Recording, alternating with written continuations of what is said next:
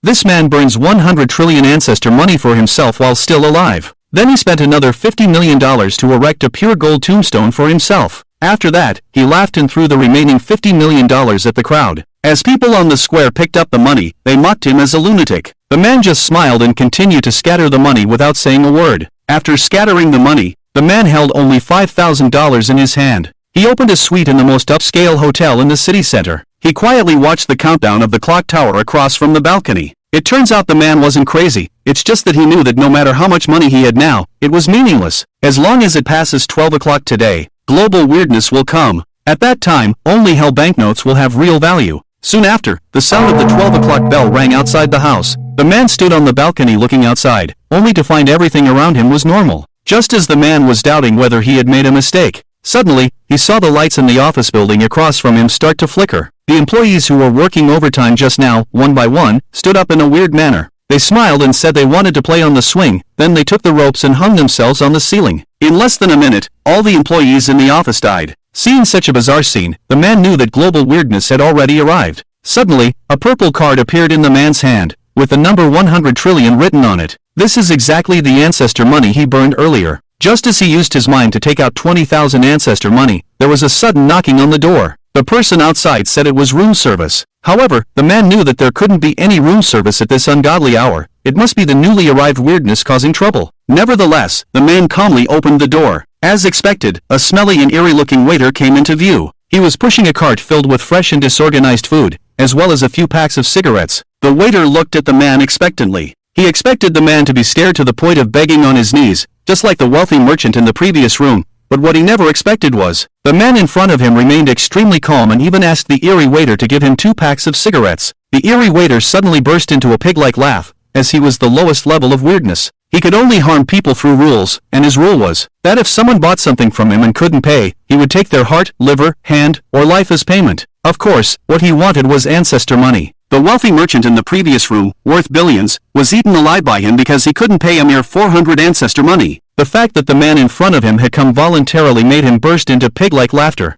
He quickly picked up the cigarette from the cart and handed it to the man, waiting for the man to take it. The waiter's face turned fierce as he said, "It's a total of 400 ancestor money. If you can't pay, I'll take your life instead." After speaking, he lunged at the man. However, what he didn't expect was that the man simply waved his hand, and 4 brand new 100 ancestor money appeared in front of him. The waiter eagerly and strangely accepted the ancestor money, although fresh meat is delicious. But in this world, ancestor money can increase one's cultivation, and his monthly salary is only 20 ancestor money. The exceptionally calm man in front of him casually took out 400 ancestor money. But what surprised the waiter even more was that the man actually lit the cigarette and handed it to him. The waiter was moved to tears instantly. Even after being strange for 1,000 years, it was the first time he had smoked a cigarette. At this point, the man asked the waiter how to safely leave the hotel, having been treated with such respect. The waiter naturally had no secrets, and soon the man learned that to leave the hotel safely, he had to take the elevator directly to the first floor. Under no circumstances should he stop on the 4th floor, because as soon as the elevator reaches the 4th floor, it will trigger a strange trial. The strangeness on the 4th floor is actually their hotel manager, who is much stronger than him. The waiter also explained that taking the stairs was also not an option because once the stairs reached the 4th floor, they would loop infinitely, forever trapped on the 4th floor. The man nodded in satisfaction, and casually handed 50 ancestor money to the waiter. Under the waiter's strangely moved gaze, he walked into the elevator. As the man entered the elevator, he decisively pressed the button for the 1st floor, silently praying that nothing unexpected would happen. However, as luck would have it, the elevator stopped on the 4th floor. As soon as the doors opened, a trendy man walked in, muttering complaints about the slow elevator. The trendy man urgently pressed the elevator door close button, but strangely, the door remained motionless no matter how hard he pressed. The man had a bad feeling in his heart, suspecting that this eerie trial had already begun. Sure enough, upon realizing the elevator was broken, the trendy man attempted to take the stairs. However, each time he reached the 1st floor, he would find himself back on the 4th floor. After several attempts, the trendy man's face turned pale, realizing that he was facing something inexplicable. The man knew he could no longer avoid it, so he stepped out of the elevator to face the mysterious trial. At the moment he set foot in the corridor on the 4th floor, a fog suddenly rose around him. As the fog cleared, the hotel that was once there had turned into a living hell, with filth covering the ground. Apart from the man, the remaining 4 men and 3 women were terrified. All 7 of them held their phones, desperately searching for a signal, but not even emergency calls could get through. In this terrifying trial, all external interference would be blocked, including signals. For the people here, there were only two outcomes: either they met the conditions to leave the trial site, or they perished within the trial. After a while, the man noticed that the energy at the other end of the corridor had become stronger. The main character of the trial was likely to appear. Sure enough, a figure gathered ahead and slowly drifted over. It was dressed in a uniform similar to the eerie attire of the top-floor waiter, with a badge on the chest clearly inscribed with the words "Hotel Manager" in regular script. The heavy energy indicated that its strength was obviously far beyond that of the eerie waiter. Seeing a new person appear, and wearing the hotel uniform, the group of people who were already at a loss, clung to this staff member like a lifeline, hoping to beg for help and leave this place. After 1 or 2 steps, and then 5 or 6 more, the 7 people arrived in front of the eerie manager. They had just stood still, preparing to ask for help. But as soon as they caught sight of the so-called newcomer and its terrifying appearance, all the words of seeking help died in their throats. Panic turned into terror, and after a few moments of silence, loud screams echoed through the air. Even the man who had just shown some composure was scared to the point of collapsing on the ground and wetting himself. This group of people was so frightened that they collapsed and couldn't muster an ounce of strength to move away. 1, 2, 3, 7 people. The eerie manager scanned the ground and saw the 7 people in an extremely miserable state. His eyes gleamed with a chilling and eerie light. These people didn't know how long they could hold on. They were all likely to die. Just as he was about to continue speaking, clatter, clatter. The man took 2 steps forward and waved. "There's one more here," he said. The eerie manager looked up in the direction of the sound and indeed saw another person standing calmly on the side, who hadn't been mixed in with the 7 people. The man had overlooked him. However, the natural and carefree demeanor and appearance of the man did make the manager look strange, with a hint of surprise in his eyes, as he glanced at the man. He retracted his gaze. 8 people, the final confirmed number. Then, the strange manager clapped his hands, with a hint of excitement on his face. "Welcome everyone to work part-time at the Color Hotel. Many residents of the hotel are already checking out, and we need help collecting their room fees. Your job is to collect room fees and clean the rooms after the residents leave. The salary is 1,000 ancestor money." Upon hearing the strange manager's words, 7 people were clearly stunned. Some begged for mercy, while others openly expressed a desire to give up. However, the strange manager did not respond at all, and continued speaking as if to himself. "The residents you need to serve are in your hands. Once you collect the room fees, just hand them over to me." Hearing this, the man noticed something unusual in his palm, only to realize that at some point, a half piece of paper had appeared in his hand, with the number 404 written on it, just as he was about to contemplate it. Suddenly, he noticed a somewhat playful look in the eyes of the strange manager. His gaze lingered on the man for a long time.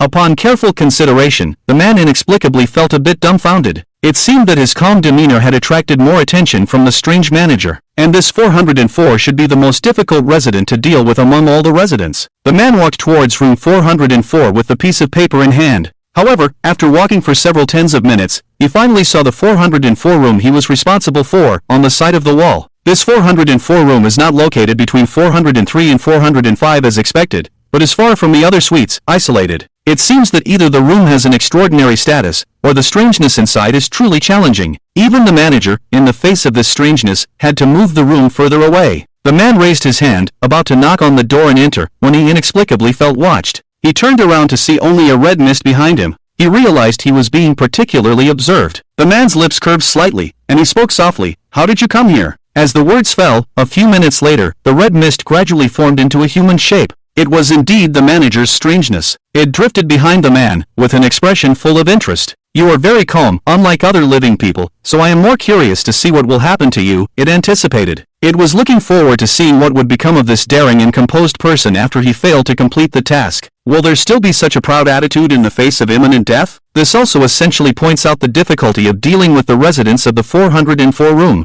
It is absolutely extremely tricky, far exceeding the difficulty of other guest rooms. The previous residents were able to claim the lives of many people, so it didn't believe that this kid could collect the room fee from this resident. Suddenly, he twisted his neck 360 degrees and spoke coldly. "Aren't you curious about the current situation of the others?" "Not curious. Other people's life and death have nothing to do with me," the man said, then pushed the door and entered. In sight, there was an old wine jar floating on the bed, and there was a strangeness inside it as soon as he stepped into it. The man felt a chill spreading, just like entering an ice cave. It was not to be underestimated, at least it was a type of strangeness at the level of a life-threatening danger, and one of the more powerful ones. As soon as the man opened the door, he heard a cold voice saying, "I don't intend to pay the room fee." The room was chilling, and with just a light breath, the man could see his own clear breath. As he entered and stood still, the eerie words in the room became clear to his ears. The man was somewhat surprised by this. Although expected, the difficulty of collection would not be small. If it were easy to collect, the position of this room would not be so special, and the Erie manager would not be so focused on him.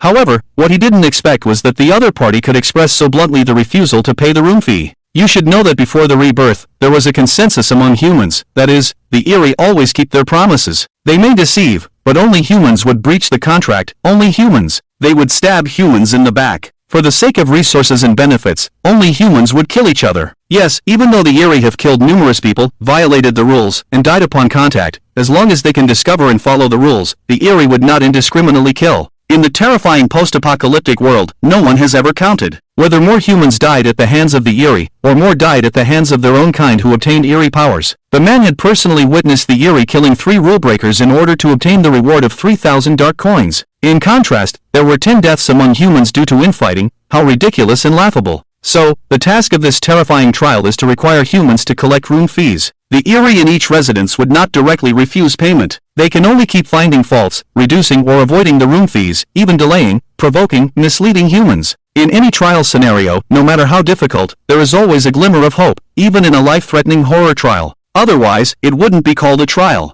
So, the man stood still for a long time after entering the room. Without speaking, he was observing. But the weirdness in the altar, after a threatening statement and affecting the drop in environmental temperature, there was not the slightest reaction. His guess should be correct. Collecting room fees itself is not dangerous, but it should be known that every human who enters this place of terrifying trials, being a waiter, which means serving the residents, is one of the responsibilities. If the residents make some requests, the waiter can try to fulfill them, but it must be noted that it is only an attempt. If unable to complete, it should be refused immediately, without any ambiguity, to avoid giving the residents any reason or excuse to reduce the room fees. In another place unknown to the man, several others, including the tattooed man, and the man with glasses, died for these reasons. After a simple observation, the man relaxed slightly. At least speaking would not be dangerous. In fact, as long as the other party didn't immediately take action, he didn't care, because he didn't come to collect room fees. As for the weirdness in the altar, it does give off a strong aura, but it's unclear what its ability is. Thinking, the man felt his pockets, took out a pack of cigarettes, lit one with a locust wood match, a wisp of smoke rising.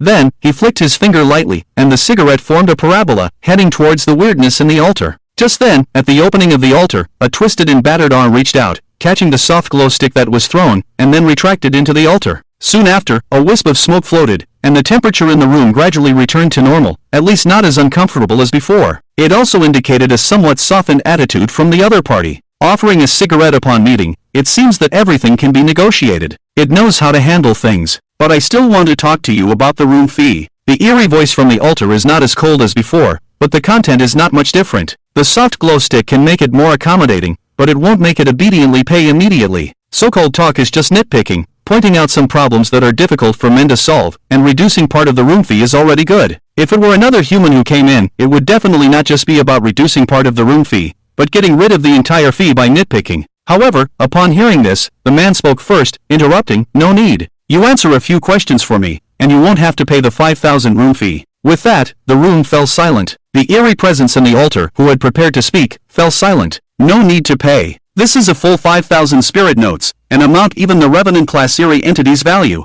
Ordinary Intimidator class entities find it difficult to gather such a large amount of spirit notes. As for humans, the eeriness has only just arrived, and humans are not yet aware of the importance of spirit notes. However, before their rebirth, humans were willing to kill each other for 3,000 spirit notes. Just imagine, the amount of 5,000 spirit notes is enough to make people risk their lives. So, after a moment's pause, the voice of the eerie entity from the altar came again, offering a cigarette and waiving the room fee. "I have no reason to refuse your questions, as long as I know." The man smiled and, feeling safe, could satisfy his curiosity. Firstly, are the peculiarities of each hotel guest different? The peculiar entity in the jar replied, "Yes." Then why do different peculiarities gather in the hotel? Peculiar entities shouldn't need to rest, right? The man voiced his biggest doubt. The setting for this terrifying trial is a hotel, and the guests' peculiarities can freely come and go, which is very strange. Generally, the peculiarities within the trial are fixed, and they cannot leave unless they are brought out by a contract, eliminated, etc. The hotel rooms can help us recover. I see, the man showed a hint of understanding. The purpose of the hotel is not to rest, but to recover. Peculiar entities can also be injured and weakened, and the hotel is an alternative spring that can provide continuous recovery to them. So, the man suddenly became highly interested in the hotel. Whether to expand his influence or enhance his own strength, there will inevitably be surprises and various battles. If he has the hotel in his hands, it means he can provide his peculiar entity with a place of recuperation anytime and anywhere. If he can take over the hotel, it's like obtaining an infinite spring of recovery. Perhaps the peculiar manager outside, even if they die again, would never think that there would be challengers for the trial. They are not thinking about completing the trial and leaving alive, but about buying the entire hotel. The man asked, and the peculiar entity in the jar answered. After a few questions and mutual conversation, they slowly learned more details about the hotel. This peaceful exchange of questions and answers would surely shock other challengers if they saw it. I've seen anomalies that easily kill humans, deliberately luring and killing them in trials. Never have I seen such patience, answering human questions one by one. Even entering here with the man, the others, if they haven't died, would also curse at this sight. Why are the residents they are responsible for so difficult to talk to, so critical, while the man's residents are so kind and patient? It's just that the dead won't know. This is the fundamental difference between them and the man. It's just a difference in bargaining power. With just a word at the entrance, you can directly waive the 5,000 underworld coin room fee for the anomaly. Among the 8 challengers, only the man has this courage, this strength. I understand. The man nods gently in response. This terrifying trial ground, the Color Hotel, holds a supreme position. Its uniqueness and practicality are self-evident. It can no longer be simply distinguished by support or offensive capabilities, but requires a separate classification, logistical support. You should know, anomalies are not invincible, they can also be injured or destroyed. Generally speaking, after being injured, they are left to recover freely and will do so after a period of time. The recovery time is shorter for minor injuries and longer for severe ones. But if they have the logistical support of the Color Hotel, then it's completely different. That's enough, I have nothing else to ask, the man said. Observing the anomalies in the altar, their strength is not weak. At least, judging from their disturbance to the surrounding environment, they are only stronger than the anomalies outside. After a pause, the man added, in the mysterious altar, are you willing to make a contract with me? The power within the altar is not weak. At least from the man's observation, he feels that this power is far beyond what he had in his past life. However, the assisting nature of the ghostly hand is greater than its offensive nature. Even when encountering something more powerful than the ghostly hand, the man won't easily switch, unless it's significantly stronger. The man spoke, make a contract with me, and I can offer very favorable terms. A wisp of smoke dispersed from the altar, and a small cigarette butt was spit out. Then, a mysterious voice from the altar softly came, to make a contract with me, there are specific conditions in the price for contracting with me, which cannot be completed with a mere 5,000 underworld coins. Its voice was cold and explained that if it were someone else with a desire to make a contract with it, it wouldn't even bother. The man was different. He offered a soft flower to draw, and exempted 5,000 underworld coins, then it was willing to talk more. However, this wasn't equivalent to acceptance. Moreover, trying to make a contract with it for just a mere 5,000 underworld coins after reducing the room fee, is truly underestimating it. To bypass those specific conditions, and make a contract with it, and use its abilities, at least 30,000 underworld coins are required for it to willingly agree. However, thank you for the reduction in room fee. As the conversation turned, a small piece of wine jar flew out from the altar and landed in front of the man, who reached out and unfolded it. Gently fell into his palm. This wine jar fragment can be used once with my abilities. To be honest, it could have left directly. According to the agreement, the answer it provided can offset 5,000 underworld coins, but I don't know if it was the man's soft flower that had an effect. Or perhaps, this fearless, calm man has touched it. It left behind a piece of wine jar, considering itself even with the man. Thank you. The man put it away. Indeed, the spirit is more committed than humans. It's a bit of a pity that the contract was not successful. Otherwise, the spirit in the jar should have been a great help to him. However, a contract with the spirit cannot be forced, otherwise it cannot be called fate. You need to gain the spirit's approval and be willing to pay a sufficient price. Both are indispensable. But obtaining the wine jar fragment was purely an unexpected joy. Just as he was thinking, bang, the door to room 404 opened, and the spirit in the jar rushed out at a very fast speed. At the door, the eerie manager was standing. The spirit in the jar floated over and faced it. Thanks for the hospitality. I stayed for free for a day. Ha ha ha, leaving behind a burst of maniacal laughter. The voice and figure of the spirit in the jar gradually dissipated. Only the eerie manager with a cold expression remained in place. As expected, it did not succeed. Its mouth split open, and its eyes gleamed fiercely. At this moment, the man also walked out slowly from inside. Several vines slowly lifted, their tips as sharp as blades, already prepared to disembowel the man. It didn't pay the spirit money, and yet you let it go. The eerie manager's voice was icy. It was about to make trouble and also wanted to see if this extremely strong-minded man could remain so calm at the point of death. Unexpectedly, not a hint of panic or fear could be seen on the man's face. He remained calm, as if he were not a man prepared to die, facing the questioning. The man nodded gently, yes, I let it go. Pausing, he reached into his pocket and continued speaking. Because, he said, then he reached out and took out the remaining more than 19,000 underworld banknotes, counting them one by one until he reached 50. I'll take care of this. The eerie manager stood frozen in place, his crazily cracked mouth stopping in an extremely strange manner, his eyes widening. It was like something out of a fantasy, an eerie being startled by a living person. Seeing the thick stack of underworld banknotes in the man's hand, it was somewhat puzzled. Bro, how did you get so many underworld banknotes? Looking at the 5,000 underworld banknotes handed over by the man, emitting waves of mysterious aura, even without touching them to verify,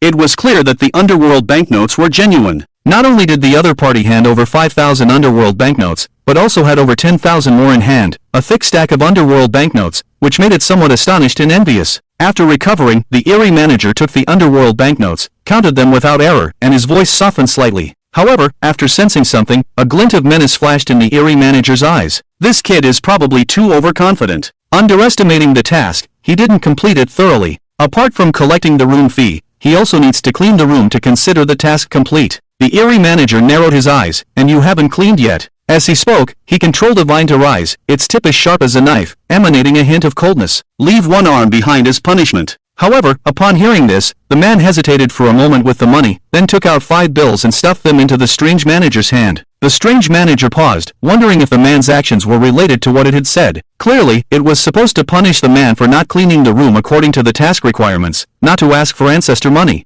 The man inexplicably stuffed ancestor money, causing it to view his behavior as a bizarre act of nonconformity. It clenched its palm tightly, holding the 500 ancestor money bills. With a wide grin, it thought that cleaning was not a big deal. It would let other strange beings handle it later, without bothering to get involved in conflicts with the residents. It purely profited from the 500 ancestor money bills and accepted them. It silently added in its mind, bro, the strange one is really accurate. To avoid the strange manager, the man directly sent him away from the place. Seizing the moment before the strange manager could react, he spoke up, let's get down to business. I want to buy this place. What? The strange manager's forced and kind smile faded, caught off guard by the sudden change of topic. Buy this place? Buy the Color Hotel? With just over 10,000 ancestor money bills in hand, you dare to be so bold. To be honest, even several million ancestor money bills might not be enough to buy this place. Just thinking about that amount made the strange manager feel a tingling sensation on its scalp. Now, the fact that the man dared to be so brazen and arrogant with just over 10,000 ancestor money bills was simply insane. It couldn't be bothered with things that didn't benefit it, nor did it have the time to entertain humans. The eerie manager was about to use his ability to send the man out of this terrifying trial scene, but suddenly, after the man collected the ancestor money, he touched his chest, took out a pack of cigarettes, tapped the bottom lightly, and a cigarette popped out. He lit it with a locust wood match, and soon, a burning cigarette was handed to the eerie manager. It paused, the red mist that had been gathering behind it to send the man away had just thickened a bit, then dissipated. Looking at the cigarette, it glanced at the package in the man's other hand, containing cigarettes priced at 200 ancestor money per pack. Actually, upon careful consideration, it did have some time, some leisure to chat with this human. So, it naturally took the cigarette, took a gentle puff, and smoke billowed out from its cracked mouth. After a moment of blowing smoke rings, it spoke again. In reality, you are far too delusional. This amount of ancestor money of yours isn't enough to even cover a few rooms here. If you want to buy this place, the price is exorbitant. After the cigarette paved the way, it saw that the eerie manager was willing to patiently engage in conversation. The man smiled faintly and said, what if I can afford the price? If you can afford the price, the eerie manager murmured lightly, not believing it.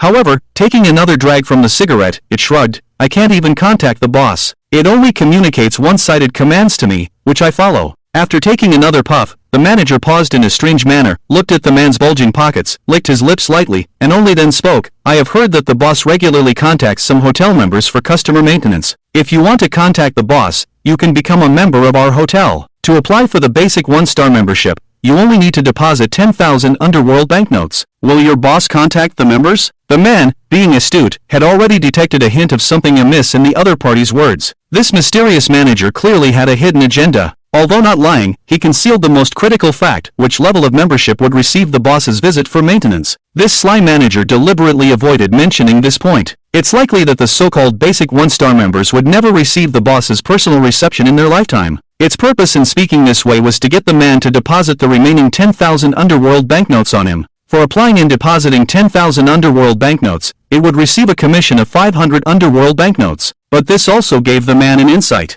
Ordinary members cannot receive the boss's personal maintenance visits. What about the highest level of membership? So, he asked, what about applying for the highest level of membership? Don't even think about it. The 5-star membership requires a deposit of 50,000 underworld banknotes. Depositing 50,000 underworld banknotes is not expensive. The man took out a small card with the emblem of the Underworld Bank on the front. As soon as he revealed the card, the mysterious manager, with half a cigarette in his mouth, dropped it to the ground. It paid no attention to the expensive Underworld cigarette, its eyes almost bulging out of their sockets, and anxiously and hurriedly fidgeting with its hands. This is the Dark Passage card. The power of the manager of the bazaar is not considered top tier among its peers, but even if its strength is not outstanding, it still belongs to the level of a pursuit-class bazaar. Placed in a terrifying post-apocalyptic world, it is an existence that can make ordinary people tremble in fear. But just this small Dark Passage card, when the man took it out, not only dispelled the red mist in the colorful hotel, but the pressure emanating from the card made the bazaar manager pause. It's truly a Dark Passage card. The bazaar manager trembled all over, with a coldness unique to the bazaar in his words, and there were waves of astonishment that resembled human nature. The Dark Passage card is truly extraordinary. Even it dared not look directly at that aura. It truly lives up to the legendary Dark Passage, the product of which can only be produced under such circumstances. In the human world, after obtaining a bank card, it is generally held for life without incident, and only a small management fee needs to be paid each year. However, the Dark Passage card is completely different. Each level has extremely strict conditions, requiring a certain amount of dark cash balance. If it falls below the specified amount, it will automatically be downgraded, and once it falls below the minimum standard, the Dark Passage card will be directly reclaimed. So, when the man took out the Dark Passage card, the bazaar manager knew clearly that this card contained at least tens of thousands, or even several million, in dark cash. The fees at the colorful hotel are very high, yet it only has 10 rooms, so it's not a large-scale operation and is not always fully booked. Therefore, several million in dark cash could indeed be used to acquire the colorful hotel.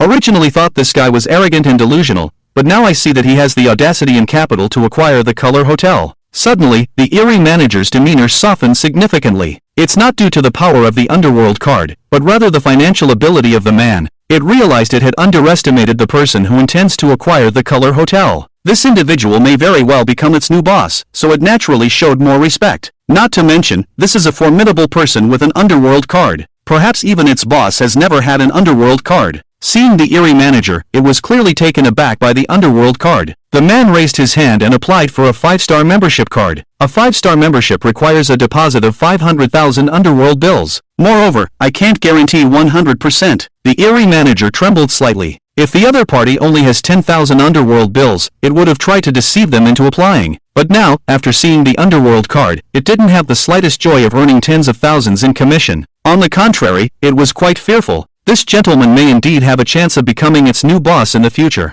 What it just said was just a rumor, and its authenticity remains to be verified. Although it's been said that the boss will visit to maintain high-level members, it doesn't dare to make any promises about when or if that will happen. Naturally, it doesn't dare to be perfunctory with this important person holding the Underworld card. I understand this. The mysterious manager did not make it explicit, and the man had already guessed. However, even if it's clear, obtaining the 5-star membership card of the Color Hotel is still necessary. After all, the Color Hotel has a huge impact, which helps him to build his power and restore logistical support. So, even if there is only a certain possibility, it must be tried. Moreover, obtaining the top-level membership card may not be useless. So, after agreeing, the man asked further, what are the advantages of the 5-star membership card? The privileges of the 5-star membership card can be opened, a member-only passage to our place, and priority residence rights when staying at the hotel. In the mysterious world, it's simpler, survival of the fittest, that's all. The man raised the Ming card, ready to withdraw Ming money, and pointed ahead, making way for a spot. Sir, the mysterious manager bent over, with a creepy smile on his face, rubbing his hands. It's fine to hit me with the Ming money, it's not a problem.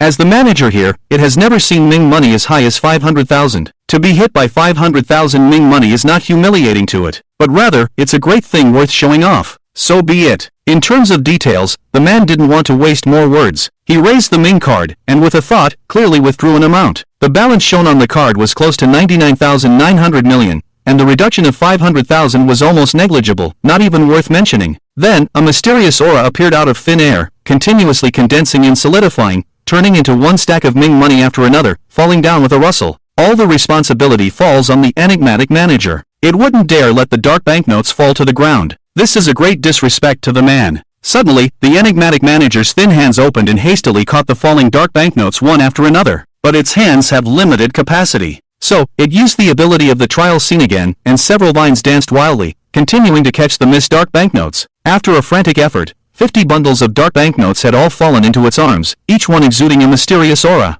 The dark banknotes just extracted from the underworld don't need to be debated for their authenticity or quality. Naturally, the quality is the best, forming a thick pile on its chest, making it greedy and infatuated. 50,000 dark banknotes, indeed 50,000 dark banknotes. Even among the enigmatic beings of the pursuit level, there are few who can hold such an amount of dark banknotes. It felt it had gained some face and knowledge. In the midst of its crazy excitement, the enigmatic manager sneakily glanced around. Seeing that after the dark travel card extracted 50,000 dark banknotes, they still remained in the man's hands, it was evident that the amount within the card was far more than 1,000,000 dark banknotes. Right, first things first. The enigmatic manager shivered and didn't dare delay. A thick red mist gathered and swallowed the 50,000 dark banknotes in its arms. The enigmatic manager was very reluctant. The extremely heavy 50,000 dark banknotes were absorbed by the Color Hotel, disappearing one by one. Soon, it was left with only 50,000 dark banknotes as commission. In addition, there was a bright red room card marked with 5 colorful stars. Seeing the man looking at it, the eerie manager seemed a little flustered. I forgot to mention that when you apply for the 5-star membership card, I will receive a commission of 50,000 underworld banknotes.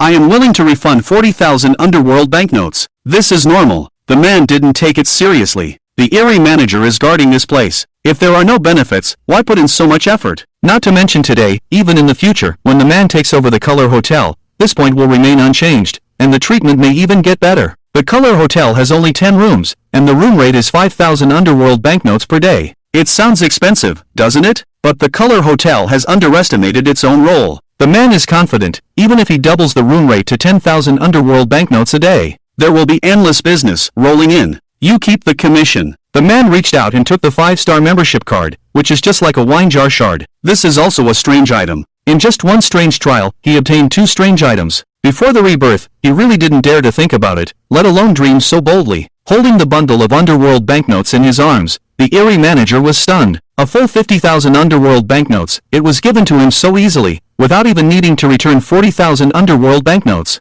How generous and wealthy. After recovering, the eerie manager's eyes sparkled with eager light as he looked at the man. Are you willing to make a contract with me? My ability can accelerate the aging of the target, at the cost of half a finger, or exempt for 800 underworld banknotes. The use of 800 underworld notes is priced so low that it makes the man feel guilty. If he doesn't understand the significance of the Color Hotel, he might just take it away. After all, even at its weakest, it belongs to the life-saving level. It's still stronger than the intimidation level. But for now, it's best to leave the mysterious manager at the Color Hotel in order to maximize its effectiveness. After all, no one can say for sure whether the owner of the Color Hotel will return, or whether he will contact this mysterious manager. Its presence here is more meaningful than any contract. So the man shook his head, his face full of sincerity. You are the backbone of this place. The Color Hotel can't do without you. Even if I buy this place, I still need you to manage it. Oh, and if your boss returns, remember to convey my intention to acquire it. The one who speaks the most nonsense is actually a human. Even if he only wants to pass a message, the man can say it beautifully enough. The mysterious manager stood still, moved to the point of speechlessness. The previous boss would only give orders and ignore it, but the future boss actually values it so much, giving it a sense of willingness to die for a friend. Although it is already an inanimate object, not to mention, this future boss is wealthy and easily withdraws 50,000 underworld notes with a Stygian card, and applies for a 5-star membership card without batting an eye. Such generosity could not be more accommodating to its underling, the mysterious one. So it quickly straightened up, its cracked mouth opening and closing. Don't worry, I will pay attention at all times. Then it's settled. You can send me away. The matter here is finished. The man doesn't need to stay any longer. Boss, take care. It hasn't been acquired yet, but the mysterious manager has already been won over. It quickly changed its tune. A red mist enveloped the man's body, and in the blink of an eye, he disappeared completely within the Color Hotel. The red mist dissipates, and the original scene shatters into pieces. Those in the midst of it all seem to awaken from a dream, gradually coming to their senses. Faced with such a peculiar sight, the man remains unfazed, already accustomed. The same sensation had been experienced countless times before his rebirth. At this moment, only the man remains in the elevator, steadily descending from the 4th floor to the 1st. The drunken companion who was previously present is nowhere to be found, which is not surprising. It is likely that he failed to complete the trial and thus remains forever in the Color Hotel, meeting a tragic end. On the contrary, due to the tremendous gains in this trial scene, a few traces of joy appear on his face. First, the man reaches into his pocket and finds an extra 1,000 underworld bills. This is the reward given by the horror trial. For an ordinary person, obtaining 1,000 underworld bills without harm would be cause for great celebration, but for the man, it is better than nothing. In addition, there is also a piece of broken and old wine jar fragment, as well as a strange 5-star membership card. The former can summon and use the peculiar ability within the jar once, with its power being at least at the level of a life-chasing artifact, and it is considered outstanding even among life-chasing artifacts. The ladder can open a passage to the Color Hotel anytime and anywhere, serving as an escape route in the face of an unsolvable crisis.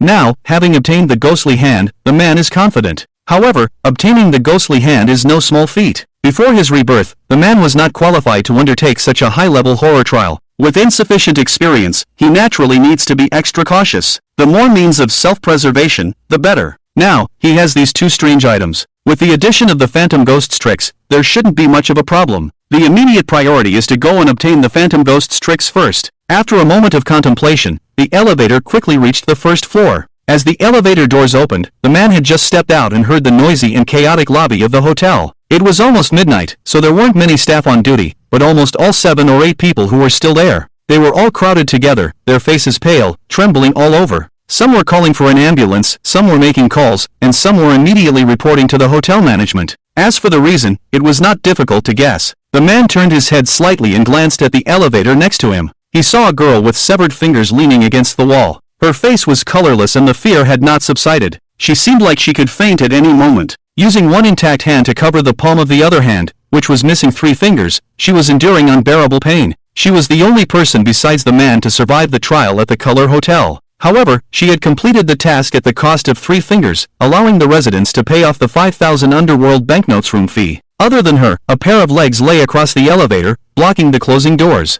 It was quite conspicuous. It was the body of a headless woman, also one of the challengers in the trial scene. Her inexplicable death had caused the entire hotel staff to be so panicked and terrified. Having experienced the terrifying trial challenge at the Color Hotel, it took some time. After arriving on the street outside the hotel, the man glanced at the time. It had been over 50 minutes. It was now close to 1 in the morning. Fortunately, the challenge of the Color Hotel's trial was not too complicated and didn't take long. Otherwise, if it had been delayed for a few days, when he left the Color Hotel, the ghostly skills might have fallen into someone else's hands. That would be a big loss. In a short time, it would be difficult to find a suitable replacement for those skills. Just after midnight, there were still some scattered pedestrians on the street, and the night market stalls, nightclubs, and bars were all bustling. Many men and women who had not returned home for many nights were still having fun. But now, just an hour later, apart from the dim light of the street lamps and signs, even the moonlight in the sky was covered by a thin layer of dark clouds, making the entire city appear dim, gray, and desolate. It was suspected that something unusual had happened outside in this hour, and the commotion caused by the strange occurrences had scared most people back into their homes. Looking around from a distance, there were only a few scattered figures. It was hazy and unclear whether they were late-night pedestrians returning home or wandering spirits of death. However, the man still adhered to his principles, which were to suppress his curiosity. Whether they were living people or strange beings, he had no need to investigate. In the post-apocalyptic world before rebirth, unfamiliar figures must not be greeted casually. Once they attracted the strange, it would bring fatal consequences. There were not a few who had died in it. Even if that figure looks very much like one's beloved family and friends, one still needs to be extremely cautious, because some powerful strangeness can perceive the human heart's desires, automatically transforming into the person each individual wants to see. 1,000 people see 1,000 different images, maintaining silence. The man arrived at the street corner. It's basically impossible to catch a cab at this time. Occasionally, vehicles pass by, all in a hurry, not daring to stop, just a few steps away. There was a small cart with a dim light hanging on it, and an old man was watching over the tofu pudding stand. Everyone else had hurried home, but he stayed late, hoping to sell a few more bowls and do a little more business. Seeing the man come out, he even shouted, "Sir, have a bowl of tofu pudding." The man glanced quietly, elderly and feeble, but without a strange sinister aura. "No need," the man paused and added softly, "there's no business to be done tonight. You should go back and rest early." Yes, it's really inexplicable. Business was never this bad in the past, and even the regular customers haven't come. The old man touched his sparse, gray-white hair, muttering and complaining. If those regular customers he mentioned are still wandering the streets now, it's possible they didn't get to eat the tofu pudding, but instead were mysteriously devoured. The man smirked. If this old man continues to wait, if he really encounters something strange, he can only look at what's left of the strange, partially cooked meat, and see if it's his regular customer. Ding! While waiting for the car, the man received a text message on his phone, instructing all residents to stay at home temporarily and not to go out. Quite efficient. The man chuckled lightly. Before the order completely collapses, there are still people working hard, still thinking about saving more people, maintaining peace and stability. But in the end, it's all in vain. Those who hold justice in their hearts often don't survive until the end, because protecting too many burdens will lead to their deaths in terrifying trials. On the other hand, the selfish and self-interested ones can survive in trial after trial. In the end, the class distinction is clear, dividing the inner and outer city. Might makes right. It's a dog-eat-dog world. Those who can live in the inner city and enjoy the top resources are also these people. The old man next to him also received the text message. He carefully identified it with his presbyopic eyes and occasionally filled with resentment, muttering, "I've been staying here all night. There's no danger. These people don't do real work, they just like to cause trouble. No wonder they're not doing well." The man didn't speak, waiting for several minutes. Finally, a taxi in an empty state came over. Before he could hail it, it stopped next to the man on its own. The window rolled down, and the driver in the taxi seemed shrewd and savvy. He turned to look and warmly said, "You can't find a taxi at this time. If you want a ride, the price has to be negotiated separately, without using the meter. Not using the meter is to earn more. Using the meter means earning less." As the man was about to get into the car, he suddenly paused, feeling a chill at his neck. At the end of the road, a yellow-green old-fashioned bus appeared, swaying and creaking as it came closer. The bus looked old and dilapidated, almost on the verge of falling apart, and it seemed like it could stall at any moment.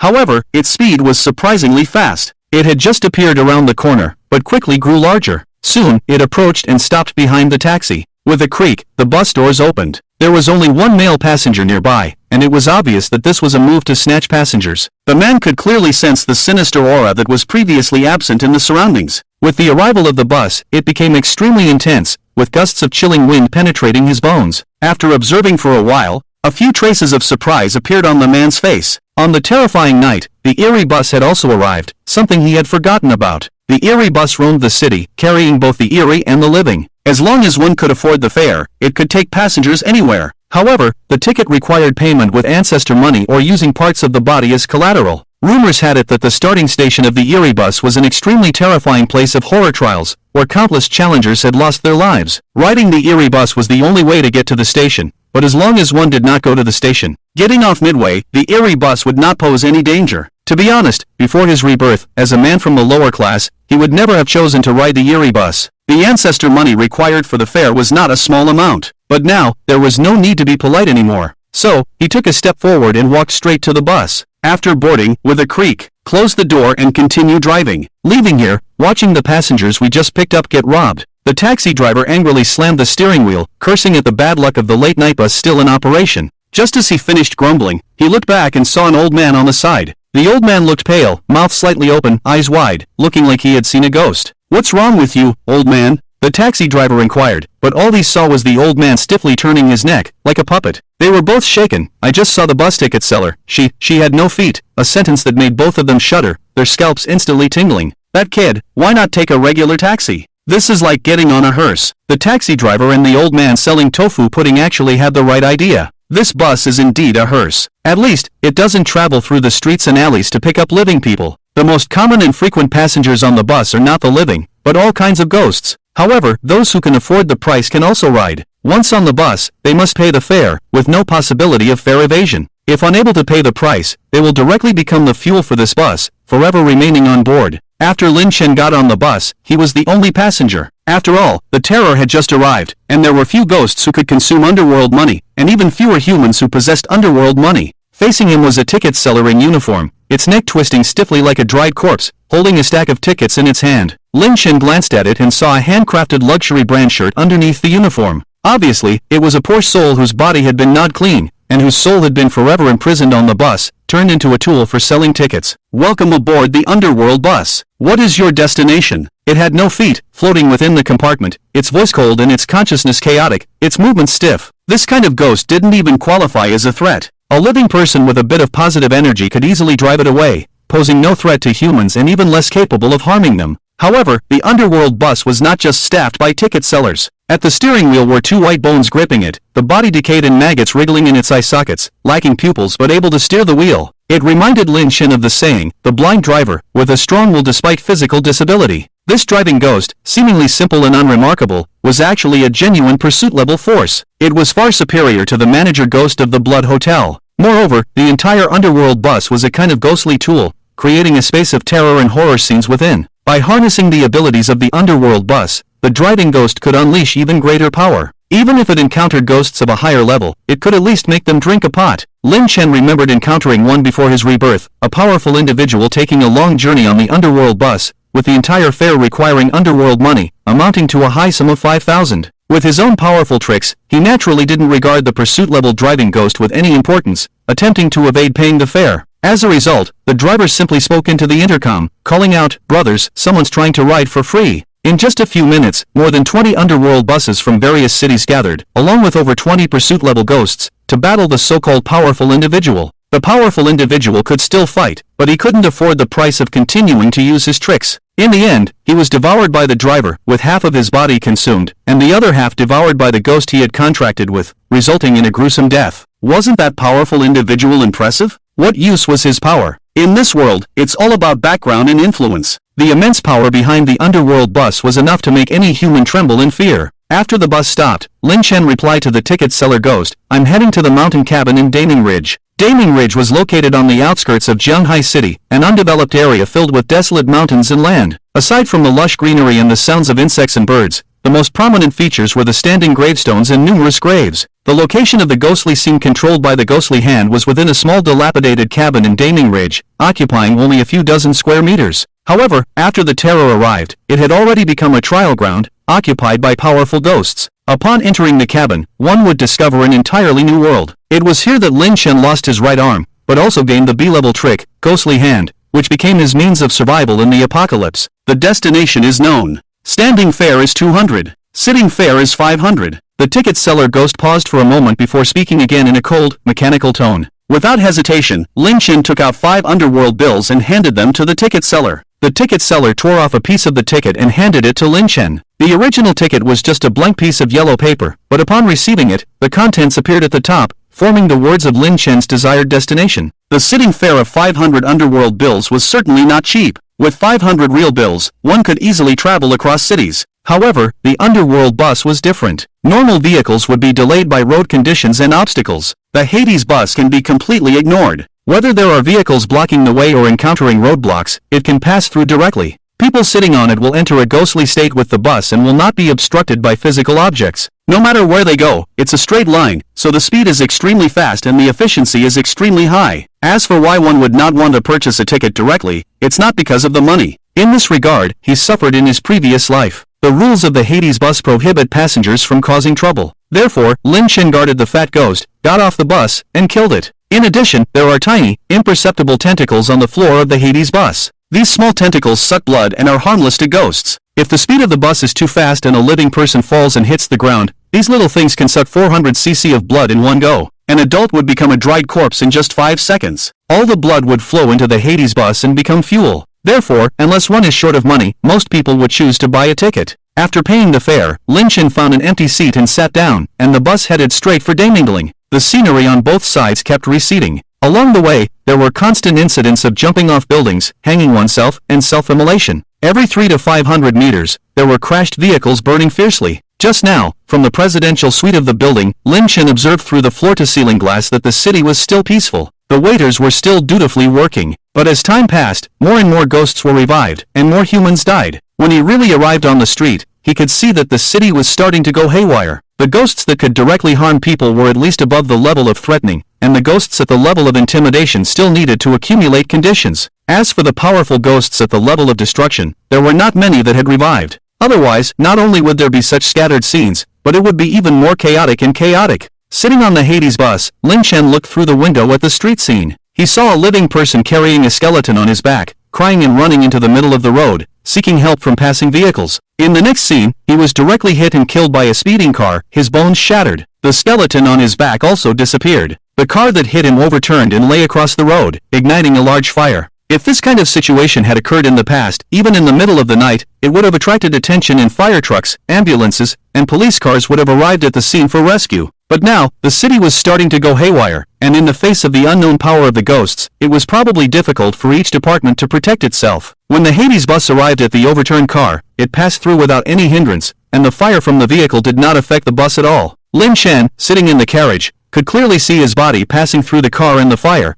but he did not feel the slightest discomfort. There is a reason for everything, and it is indeed magical. It can ignore the terrain and the environment. Whether it's a raging fire or a howling cold wind outside, it will not affect the bus's travel and will definitely reach its destination. Not to mention, there is not just one Hades bus, and the specific number has always been a mystery. Generally speaking, a city has only one Hades bus, roaming through towns and villages, streets and alleys, never stopping. Not to mention that, in addition, it is equivalent to a spy, investigating the entire city. If Lin Chen wanted to buy the Blood Hotel to ensure logistical recovery, then now, if he could have the Yellow Springs bus, he could ensure mobility and information gathering capabilities. Both are extremely important and tempting. A ripple of excitement rose in Lin Chen's heart. He wouldn't miss the Blood Hotel, and he wouldn't miss the Yellow Springs bus station either. He really needed to figure out a way to break through the terrifying scene where the Yellow Springs bus station was located and buy it. It's just not easy. Compared to the Blood Hotel, the Yellow Springs bus station is much larger. Although he didn't know the specific number, there are at least 100 Yellow Springs buses under the Yellow Springs bus station, each with a driver ghost of at least 100. This is not to be underestimated. Taking over the Yellow Springs bus station is equivalent to acquiring a group of over 100 obedient driver ghosts. Ordinary people can contract with a driver ghost, which is enough to turn their lives around and become outstanding individuals. Not to mention 100. What does that mean? In the early stages of the Terror, having such a powerful force can conquer and dominate, and one can walk sideways in the world. In addition to this, there is another reason. That is the money-making ability of the Yellow Springs bus station. This money-making refers to earning ghost money. A trip earns 500 ghost money, and there are still plenty of people flocking to it. Although Lin Chen has 1 trillion ghost money, it seems like he has no worries for a lifetime, but he understands the principle of not relying solely on it. Building power, creating a team, and raising a group of usable ghosts all require ghost money. His starting conditions are much stronger than others. With a large amount of ghost money, he can first take control of the powerful and money-making ghost industry. After monopolizing the ghost recovery, ghost travel, and other industries, earning another 1 trillion ghost money won't be difficult. Therefore, Lin Chen is very interested in the Yellow Springs bus station. It's just that after careful consideration, he suppressed it. At present, it is not suitable to extend the front line too far. The specific situation of the terrifying trial ground of the Yellow Springs bus station has always been a secret, and Lin Chen knew very little about it before his rebirth. After all, there are very few people who can challenge the Yellow Springs bus station and survive. Even if there are a few scattered survivors, the intelligence information must be top secret and firmly controlled by the major forces, and it would not be known to someone like him, a bottom-level individual. Furthermore, the trial of the Yellow Springs bus station is even more difficult than the ghostly shadow. It is really not a place that can be ventured into rashly and impulsively. At least, he should first take control of the ghostly shadow hand, then take control of the ghostly shadow, and improve his own strength. After adapting to auxiliary ghost techniques and offensive ghost techniques, he can then plan to obtain control and ownership of the Yellow Springs bus station. Soon, the Yellow Springs bus drove out of Jianghai City and sped towards Daming Ridge on the outskirts of the city. As they left the city, the chaotic scenes diminished. Those death-seeking ghosts like to gather where there are many living people, and naturally do not like these sparsely populated outskirts. After driving for about 10 minutes, rumble. Suddenly, a sports car darted out from beside the Yellow Springs bus, its engine roaring. After overtaking the bus, it honked a few times, and a trendy man in the car looked proud. "This broken bus is really fast. I almost got left behind," he muttered, feeling relieved. Although the sports car looks cool, it is completely useless in real life. If they want to get a thrill, they can only remove the license plate and race on deserted highways in the middle of the night at 2 or 3 in the morning. Originally, they had agreed to come for a race. As a result, someone in the group mentioned an old, beat-up small bus that was extremely fast and had actually outpaced top-notch sports cars. This immediately caught the attention of everyone in the group. Everyone wanted to race against this bus. However, he was lucky enough to encounter this bus on the road just as he was about to leave Jianghai City. He had been following it for a while in the city. He had thought that a light tap on the gas pedal would easily overtake it. The result was unexpected. It wasn't until he left the city and reached the completely deserted road that he had to step on the gas pedal to barely overtake. A top-notch sports car, almost unable to overtake the old bus. If this were to spread, he would be laughed at. "It's a good thing I didn't embarrass the team. If I can't even overtake a bus, how can I show my face?" The trendy guy breathed a sigh of relief, then reached out and pressed the intercom in the car. "Mike, did you catch up?" "Yeah, it wasn't hard to catch up. There were quite a few accidents in the city today, so I didn't dare to drive fast and he left me behind for a while." The trendy guy made an explanation, then his voice became more confident. "I've caught up with him now. Mike is really awesome. Of course, otherwise how could I be your ace?" The trendy guy proudly responded in a low voice. As they chatted, they left Jianghai City and were about to enter a bridge. In the distance, illuminated by the streetlights, a large truck was blocking the entrance to the bridge with its door wide open and the driver nowhere to be found. "It looks like there's been an accident on the other side of the bridge, and the truck is blocking the entrance," the trendy guy said, then slammed on the brakes to a stop. The voice on the intercom didn't mind. "It's okay, let's find another place to race. Let's ask the driver if he's willing to participate." "Okay." The trendy guy agreed, and the sports car stopped by the side of the road. He would greet the old bus after it was stopped by the truck. However, before he could signal,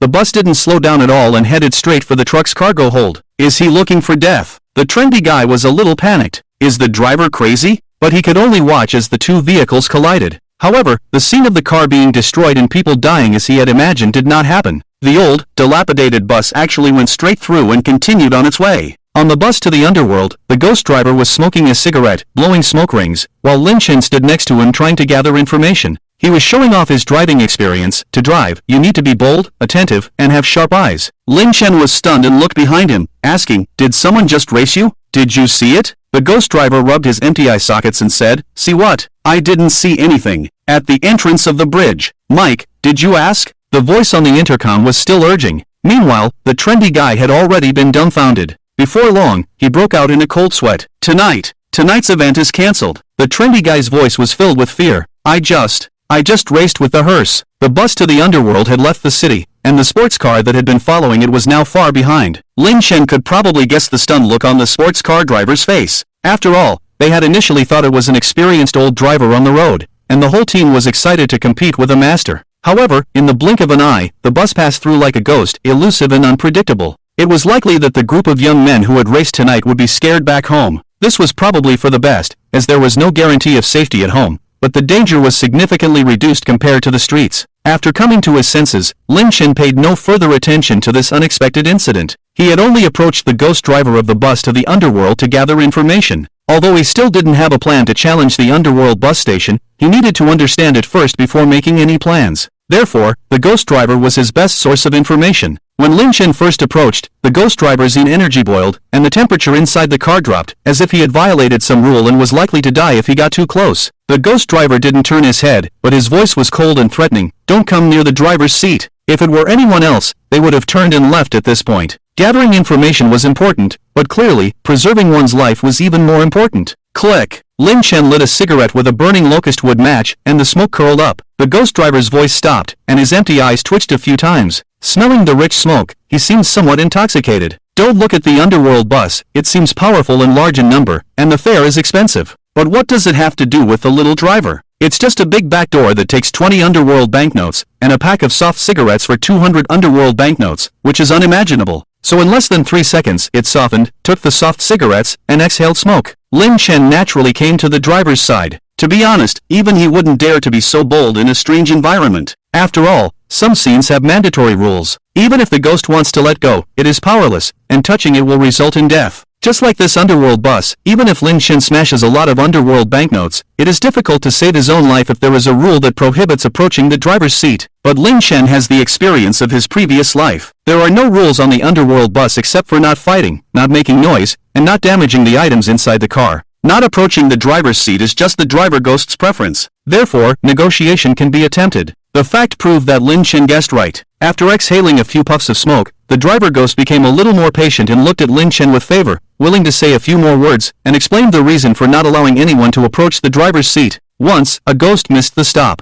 He was supposed to go to the crematorium, but he missed and went to a chaotic burial mound. Originally, he could just buy another ticket and go back, but he unreasonably demanded that the driver ghost turn back, and after being refused, he even tried to grab the steering wheel. As a result, the underworld bus skidded and veered towards a tanker on the main road, which was very dangerous. That time, almost scared a whole bus of ghosts, so the driver ghost resisted Lin Chen's approach. Lin Chen was a little curious, and then? Fortunately, we passed through. It was too dangerous. I almost forgot. Now, mentioning it, the driver ghost still had lingering fears, and patted his chest. If we hadn't died, we would have really died. A top-notch driver needs to ensure complete control of the steering wheel. Seeing it finish the last puff of smoke, Lin Chen also didn't hesitate, and handed over another cigarette. "Thank you, bro." The driver ghost let go of the steering wheel, nodded and bowed, and respectfully took the cigarette with both hands. After a few chats, Lin Chen got straight to the point and began to inquire about the information about the underworld bus station, including the content of the trial, the composition of the station, and whether there were any hidden rules, etc. Glancing at Lin Chen, the driver paused, with a soft cigarette between his fingers, and slowly said, "Interested in applying to be a driver for our underworld bus? A driver?" Lin Chen secretly kept this in mind.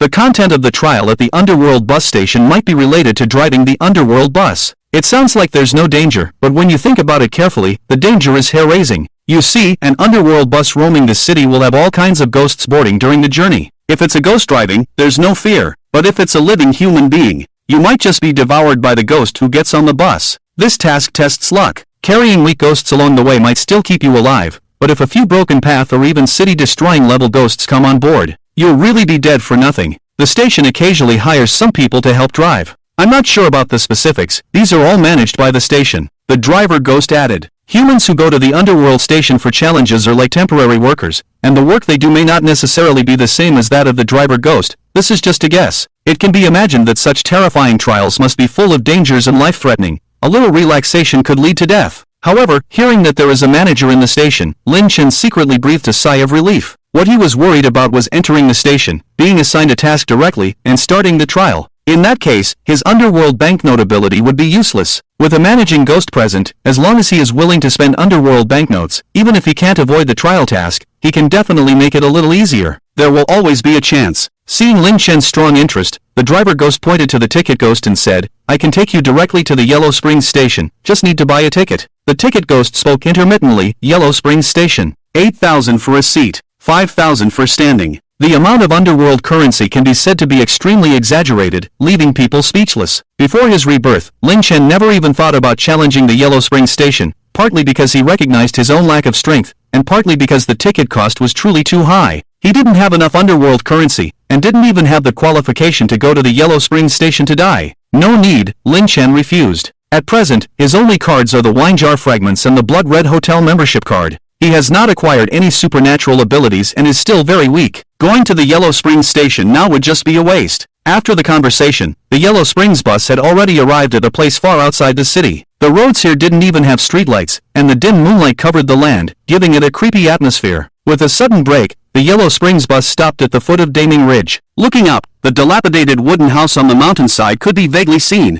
Finally, he had arrived at the location of the ghostly hands. Lin Chen got off the bus, and the driver ghost on the Yellow Springs bus waved goodbye with some reluctance. It had clearly spotted that bag of soft flowers, probably still dozens of them. At first, it didn't know, and only regretted that it had stepped on the gas too quickly. If it had been a few minutes slower, it would have sucked the entire bag of soft flowers dry. However, due to the rules, as long as the passenger paid the fare, it couldn't prevent them from leaving. After Lin Chen got off the bus, the Yellow Springs bus closed its doors and creaked and swayed as it drove away, soon disappearing completely from view. In a bustling city, the sound of the Yellow Springs bus was somewhat eerie, but in this remote wilderness, with the absence of any noise, standing at the foot of Daming Ridge, it felt terrifyingly quiet. Generally speaking, even in the mountains at night, it wouldn't be so deathly silent. There would at least be the continuous chirping of insects. But now, perhaps due to the arrival of terror, the entire world seemed to have become mad and strange. In such a dim environment, coupled with such abnormal phenomena, the night was dark and the wind was high, with a gentle breeze, resembling the opening of some cliché horror movie. According to the cliché plot, this was the time for something dirty to appear and scare the characters out of their wits. However, Lin Chen showed no signs of being a cliché character, with no fear or panic on his face. He appeared relaxed, leisurely walking up the mountain, resembling a pedestrian out for a leisurely stroll. It was just the wrong time, as it was now 2 in the morning. And the location was also wrong, as the dim environment made it impossible to see the distant green hills and waters, while the nearby gray tombstones and brown graves were more conspicuous. As Lin Chen ascended the mountain, he also took a look at these tombstones and graves. Beneath these graves lay the dry bones of the deceased. However, the vast majority of them would forever remain in eternal rest, never appearing in the form of ghosts. No one knew where the ghosts came from. Speaking of which, the arrival of terror had always been a mystery. Countless experts and scholars had been researching day and night, but to no avail. The theological explanation that had gained more acceptance was that it was a joke played by the creator. A joke by the creator? Lin Chen couldn't help but chuckle. If this were to be found out, the creator would be knocked out by a slap from every person in the world. Half an hour later, Lin Chen finally reached the halfway point of the mountain. The mountain path here was difficult to traverse, making the climb quite strenuous. However, as a result, the eerie tombstones and graves became fewer and fewer the higher he went. It seemed that those who buried their ancestors here didn't want to exert too much effort, as it would be a great hardship to pay respects to their ancestors every season. The halfway point was relatively flat, with a large open space where the dilapidated wooden house was built. Behind it was a forest, and there was also a path leading further up the mountain. Generally speaking, such a ghostly place would not attract any visitors. Unfortunately, when Lin Chen stopped halfway up the mountain, 2 tents stood out conspicuously, attracting attention. There were lights inside the tents, casting 2 shadows, where 2 pairs of men and women were playing games and laughing. Should I say they're lucky, or unlucky? Lin Chen muttered lightly. His appearance didn't cause much of a stir, as the people inside were busy and didn't notice him. Meanwhile, chaos had already erupted in the city, but these few people had run to the remote camping site of Demianling, which was relatively safe. It was a stroke of luck that they had escaped the first night's disaster. In other remote areas, they might not have been so fortunate. After the first night, there had been statistics in the city, and a total of 36 hikers had fallen off cliffs at 3 high mountain scenic spots, except for the broken place of Demionling. As long as they didn't enter the broken cabin over there, it was safe to stay here. However, the broken cabin was only a dozen meters away from the 2 tents. Once someone entered, their chances of survival in the terrifying trial would be much lower than encountering a ghost. After some thought, Lin Chen dismissed the idea of warning the others. He quietly walked past and arrived at the broken cabin. From the outside, the cabin had been weathered by time and was just an empty shell. 2 incomplete door panels hung laboriously, as if they could be blown down by a gust of wind. Looking through the door, most of the tiles were broken, and dim moonlight shone directly into the cabin through the holes in the walls. To be honest, the cabin was not large, and the situation inside was clear from the outside. Even a brave person would find it uninteresting to come here to test their courage. But after the horror arrived, it was a different story. Only by stepping inside could one know. There was a terrifying trial scene inside, and once someone entered, they could not escape and could only be forced to complete it. After recalling the details, Lin Chen didn't hesitate much and pushed open the broken door with ease, stepping inside. Creak, creak, creak, the broken door made a sound, like the groan of a dying old person. Then, a white mist filled the air, and just as Lin Chen's front foot stepped in, his entire figure disappeared into the broken cabin. Inside the tent, a man and a woman lay side by side. The man was panting, with a hint of confusion on his face. "I just heard some noise. It sounded like someone." "Oh, come on," the woman next to him rolled her eyes. "No matter what you say, you can't hide the fact that you lasted only 3 minutes. The man was not convinced and still a bit stubborn. "The experts say the best time for humans is 3 minutes. You believe what the experts say?" The woman paused. "They say 3 minutes, but to save face for you, I hummed for an extra 2 minutes, just in case the neighbors look down on you." Hearing this, the man looked embarrassed and quickly changed the subject, sitting up and saying, "I'll go out and check the situation." With that, he picked up the clothes on the ground and threw them to the woman, then started to get dressed himself. The 2 of them went outside and called out to the people in the other tent, "Brother, it seemed like someone passed by just now." After the voice fell, a low male whisper came from the other tent, "Luckily, you hummed for an extra 4 minutes. I won the bet against that guy." Then, there was the sound of rustling clothes, and another pair of men and women came out, joining the others. "What's going on?" The slightly burly man seemed a little nervous and somewhat proud. After seeing his companions come out, he pointed to the broken cabin. "I think I saw a figure just now, heading over there." The burly man glanced up. "Shall we go take a look?" The 2 women shrank back, unwilling. "Didn't we already go on an adventure before?" There was nothing there. The 4 of them had come for a horror adventure, but all they found was a small broken cabin, which they had looked over inside and out 3 times,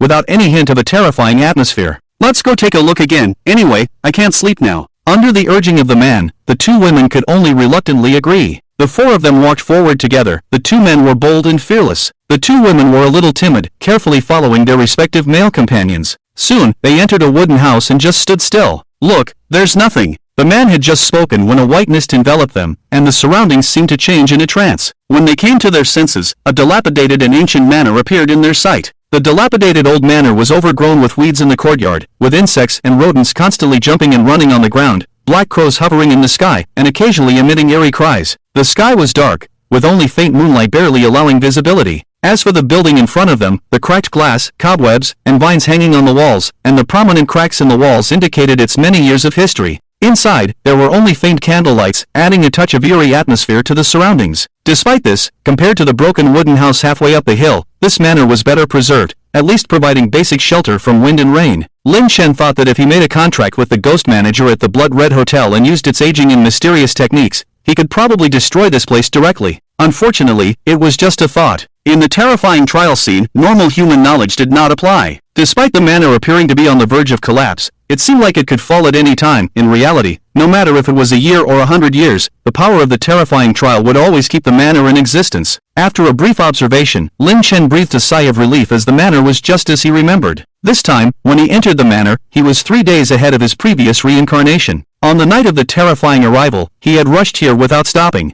As a reincarnated person, his only reliance, apart from 10 trillion underworld bills, was the experience of reincarnation. If this place had changed too much, his original memories would not apply, and he would lose a source of reliance. With that in mind, Lin Chen took a step forward, intending to enter. Behind him, the sound of a man and a woman whispering came. "What's so interesting about the broken wooden house? Why not just sleep? It's foggy already." 2 couples, a total of 4 people, walked in slowly under the cover of the white mist, unaware of what had happened. When their figures appeared in the dilapidated manor, the white mist gradually dispersed, and their vision was restored. Looking up, they suddenly saw an ancient manor in front of them. The four of them paused, their eyes widening. Weren't we just exploring the broken wooden house? How did we suddenly end up here? They couldn't understand. After climbing the mountain at night, they had thoroughly searched inside and outside the broken wooden house, and only resorted to setting up tents for fun when there was nothing else to do. But now, in the seemingly empty broken wooden house, there was another world inside? Was this still the big face ridge? The two bold men, now with a hint of fear on their faces, found it difficult to move their legs. Behind them, the two women held their hands, trembling all over, and stammered, "Look behind us. The way we came from is gone.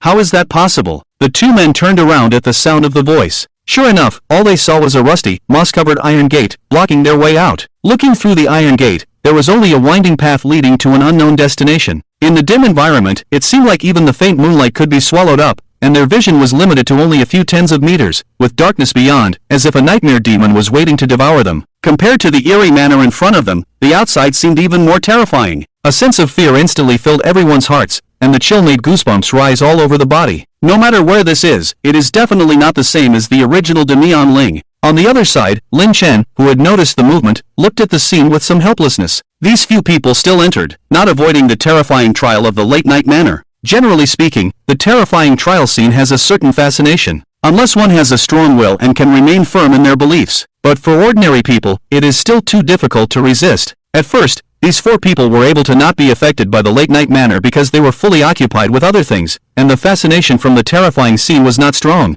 It was only when they stopped that they would be affected. If they could hold on for a day and a night, perhaps they could leave safely the next day, but unfortunately, this was not realistic. Entering the manor did not necessarily mean death, but working hard in the fields all night could exhaust the oxen first. In terms of results, these two groups of four people were destined to enter the manor, but Lin Chen's presence hastened the process.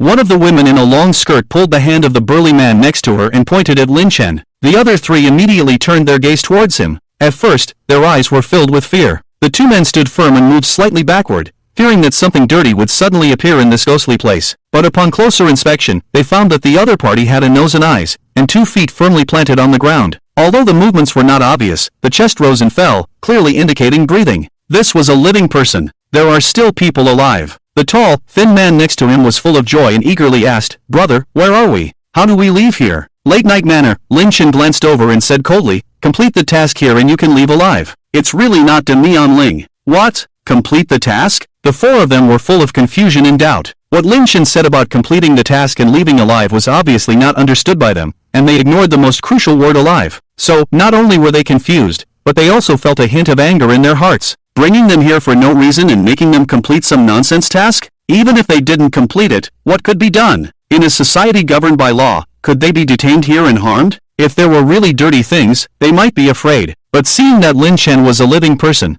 their courage naturally returned. The burly man snorted lightly, "No need to be afraid. I have a wide network. Just one phone call and I can get a dozen brothers here." With that, he took out his phone and pressed the screen, dialing.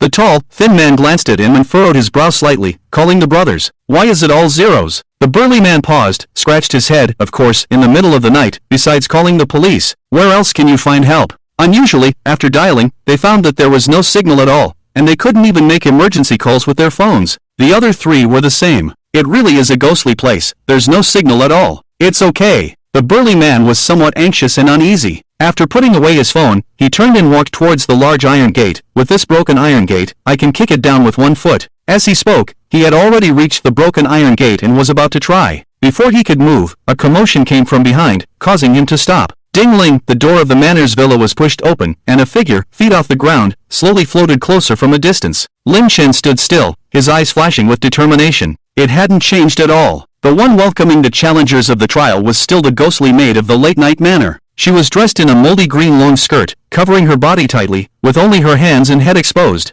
Those hands were thin and almost skeletal, and the exposed head was half human skin and half white bone, with maggots wriggling in and out of its eye sockets and nose, repeatedly, making people feel sick. Lin Chen felt a sense of familiarity. Finally back to the place where survival is the foundation, the haunt of the phantom ghost. Although the ghost maid is terrifying and it's a trial scene, the ghost who assigns tasks kills even less, completely unlike the ghost manager of the Blood Hotel. Before the rebirth, of the dozens of unlucky people who entered the scene with Lin Chen, only one died at the hands of the ghost maid, while the others died at the hands of the mansion owner. And it's not that it's not strong. When the ghost maid killed that person, the power it displayed at least had the strength of a life-chasing level, much stronger than the ghost manager. However, for a terrifying ghost, its chances of taking action are very small, which can be considered safe. The owners of the Midnight Manor are the most dangerous presence in this trial task. Someone else? There was a movement behind him, but no one reminded him. The burly man was puzzled, turned around, looked towards the villa, and was instantly dumbfounded. That figure, not walking over, but floating over. It looks slow, but the speed is not slow.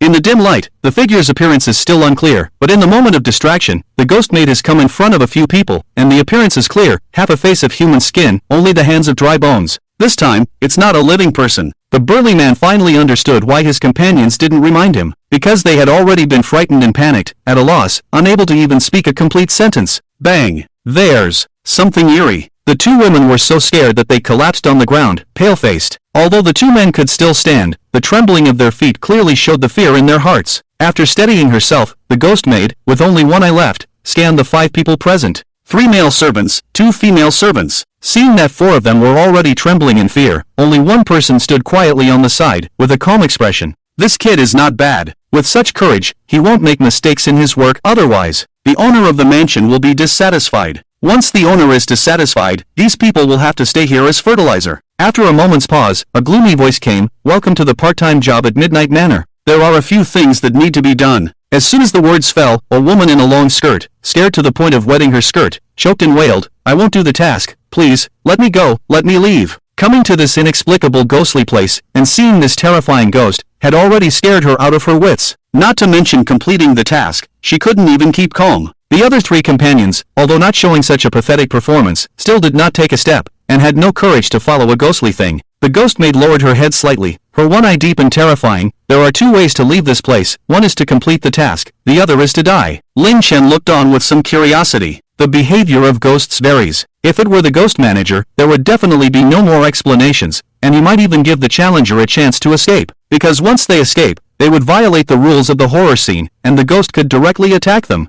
But this ghost maid would specifically remind them. It's hard to say whether she's relatively gentle or if the location of Midnight Manor is too remote and secluded. Under normal circumstances, there would be no living people trespassing. In other words, the number of challengers in the horror scene is small. Midnight Manor needs people to help with work, to please the mansion owner, so naturally they can't just kill everyone. It can only be said that the ghost maid's thoughts are all about work, not about killing. Follow me. The ghost maid turned around and floated back towards the mansion. Lin Shen didn't pay any more attention to the 4 people, and followed. Such a person who can, in the middle of the night, step on others' graves, pass through various tombstones, and run to the mountainside to communicate with people, such a person is not worthy of sympathy. Although the ghost maid did not monitor or care for these 4 people, they were completely unafraid. Because the road outside the Late Night Manor does not lead to a way out, but to another more brutal and painful dead end. The only way out is to boldly enter the manor, complete the task, and fight for survival. 2 figures gradually moved away. The 4 people who were originally unable to move due to fear gradually regained their movements. What should we do? The thin tall man spoke, almost biting his tongue, his voice intermittent, his teeth clashing due to fright. Should we leave now? The burly man's body tensed, still trembling, not in a good state. The 2 of them talked, but had no idea. Should they obediently complete the task or escape from here? They dared not guess, let alone gamble, because a mistake could very likely cost them their lives. Before they could continue discussing, a sharp cry beside them interrupted. Escape? Where can we escape to? This is not Daming Ridge at all. It was the short-haired woman who had been silent all along, wiping away tears. But her words made the others feel even heavier. Indeed, she was right. If they were still at Daming Ridge, it would be better to escape. Their car was at the foot of the mountain, and they could surely escape this haunted place by getting in the car. But this was not Daming Ridge. Looking outside, the scenery was completely different, as if it had changed completely, even the heavens and the earth. The moonlight in the sky was inexplicably tinged with a hint of blood red, causing panic. In addition, there was a terrifying aura hidden in the darkness outside, giving them the illusion of staring into an abyss. A thought arose in everyone's mind. Going out would only lead to a quicker death. Let's see what the task is. As long as we obediently complete it, we should be fine.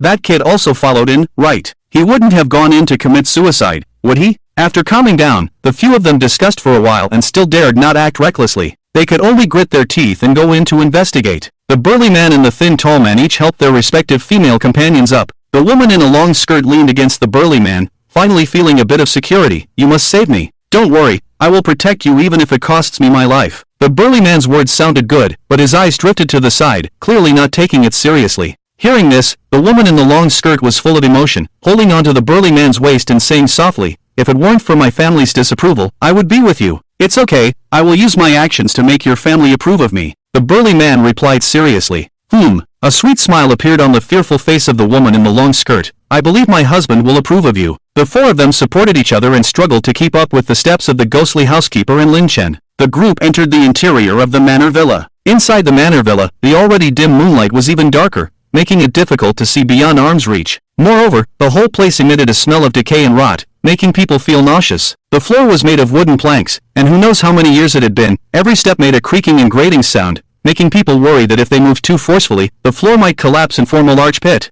Following behind the ghostly housekeeper, Lin Chen did not dare to relax for a moment, keeping a close distance. Although the manor seemed not very large, the villa had dozens of rooms, each with a different purpose, such as the kitchen, shower room, master bedroom, guest room, dining room, and so on. Different rooms had different rules and taboos. Carelessly intruding and triggering taboos could very likely lead to being killed by ghosts. Even though Lin Chen had memories of successfully challenging this place in his previous life, he still hadn't explored all the rooms here. To avoid any variables, it was better to be cautious. Behind Lin Chen, the four people were trembling with fear, their faces full of dread. They were timid, their steps trembling, and the strange sounds occasionally heard in the villa would scare them into trembling. So the efficiency of following is not high. The figure in front is looming, like a ghost. Could that kid also not be a living person? The two women were a little panicked, already suspicious and fearful. It shouldn't be. At least, he walks with his feet. The burly man glanced at the tall and thin man, trembling as he spoke to reassure others, but also to reassure himself. Everyone has entered, and now thinking of running again, not to mention the manor, even the road back to the villa is no longer visible. Where can they run to?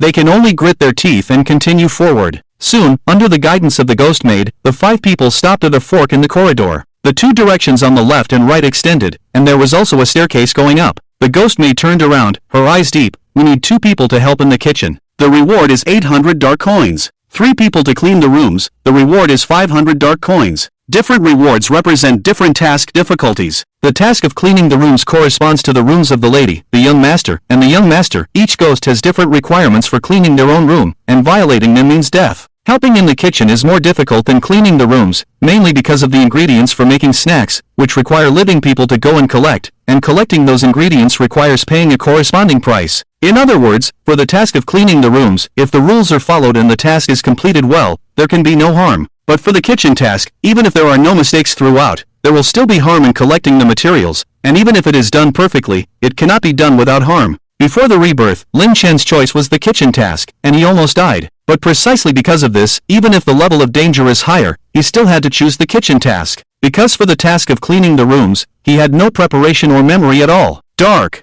coins. What's the use of this thing? We'll go out and burn tens of thousands for you. Can you let us leave? The 4 people huddled together, trembling. The words of the ghost in front of them seemed ordinary and simple, and these tasks, if really done, are not impossible to complete. But this is not a normal place in their cognition, but a place full of decay and horror. Who knows what kind of rooms there are to clean, whether there are piles of corpses, or hordes of evil spirits, and what kind of kitchen is there to help in, whether it is for eating human flesh, or skinning and boning. To be honest, their courage is already big enough. Although they are trembling and shivering, all 4 of them have followed in, without anyone dropping out. After all, who would dare to do business on the mountainside full of graves, and show the ancestors of various families the level of modern men and women's posture? If it were the people Lin Chen met at the Blood Red Hotel, it would be even more unbearable, and they would probably be scared silly, unable to approach, and then stupidly watch themselves being killed one by one for violating the trial rules. These 4 people not only managed to keep up, but also had the courage to negotiate with the ghost maid, which was already rare. Although what they said was close to nonsense, the ghost maid did not respond at all, just stood quietly waiting.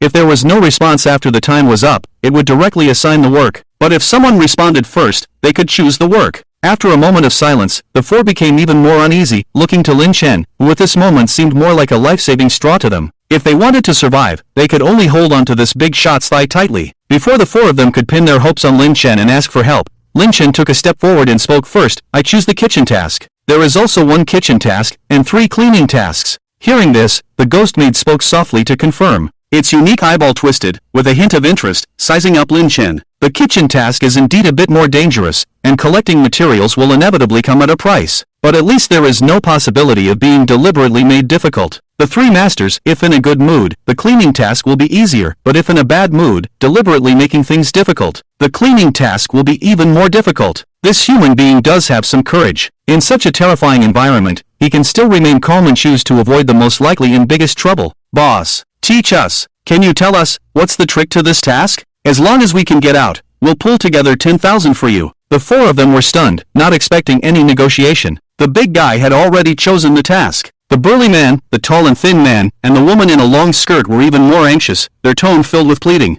Only the short-haired woman remained silent. Watching Lin Chen's calmness in contrast to the panic of the three companions, she gritted her teeth, suppressed her fear, clenched her fists, and spoke softly but clearly, I also choose the kitchen task. The ghost maid immediately replied, decisively, you two for the kitchen task, and the three of you for the cleaning task. As soon as the words fell, the other three were shocked by the sudden turn of events and looked at the short-haired woman in astonishment. You? Sorry, since we don't know the specific situation, it's better to just choose randomly. The short-haired woman let go of the tall and thin man's hand. Her words sounded innocent, but she had already made up her mind to follow Lin Chen for the best chance of survival. The three wanted to persuade her again, but the ghost maid was already impatient, waving her hand and bringing a chill, interrupting everyone's words. Second floor for the cleaning task, one person per room. Be careful not to violate the cleaning requirements of the room owner. Kitchen task at the end of the left side, according to the chef's requirements. Hearing this, Lin Chen didn't hesitate and walked to the left. The short-haired woman hesitated for a moment, then decisively left her three companions and hurried towards Lin Chen. As she caught up with him in the corridor leading to the kitchen, she gently leaned against Lin Chen's side and took the initiative to cling to his arm. Her tone was filled with pleading and vulnerability. Can you save me, mister? Lin Chen furrowed his brow slightly and moved away a bit. Follow the rules, complete the task, and you won't die. In that case, the short-haired woman stopped and held Lin Chen's arm, skillfully unbuttoning his collar with her other hand. Let me help you. Here. It doesn't count as breaking the rules, right? She's gone. The tall and thin man watched his companion leave with another man, still in a daze. The burly man next to him couldn't bear it and patted his shoulder. Don't worry, you still have us. I'm not worried. The tall and thin man shook his head and added, I'm used to it. I get along with several of her boyfriends. However, what he regretted was not that. Watching the resolute figure of the short-haired woman leaving, including the tall and thin man, the remaining three all gritted their teeth and cursed inwardly. Damn, she beat us to it. Calming down, anyone could understand that following Lin Chen gave them the best chance of survival. After all, he had been incredibly calm all the way, as if coming to this terrifying place was just like visiting, without any fear or anxiety of encountering ghosts. If there was a chance to do it again, they probably wouldn't care about companions or friendship. They would probably run as fast as they could, raise their hands high, and fight for the opportunity to be in the same group as the big guy. But since they missed the chance, they could only reluctantly maintain a facade of unity and kindness. There are more of us, so nothing bad will necessarily happen. Yeah, as long as we obediently complete the task, we should be fine. After consoling themselves a few times, the three of them walked carefully together towards the second floor. On the other side, in the left corridor, the short-haired woman's eyes were unfocused as she continuously approached Lin Chen, trying to get close to him, her movements skillful. Her goal was clear, she just wanted to survive. For this, she was naturally willing to pay a price. And now, the only thing she can give is herself, nothing else. However, Lin Chen keenly sensed the other's unusual actions. With a face full of black lines, he pushed away her restless hand and said, Stop pulling at my pants. Not to mention the dark and terrifying environment here, with the eerie sounds of insects and rodents, it was even more unsettling. Even within this estate, there were many hidden ghosts. As far as he knew, there were ghost maids, ghost chefs, ghost servants, ghost mistresses, ghost young masters, and ghost young mistresses. A total of 6. It was entirely possible that within the thick, indistinct darkness, there were several ghosts spying on all the living people. He had no intention of doing anything under the gaze of ghosts.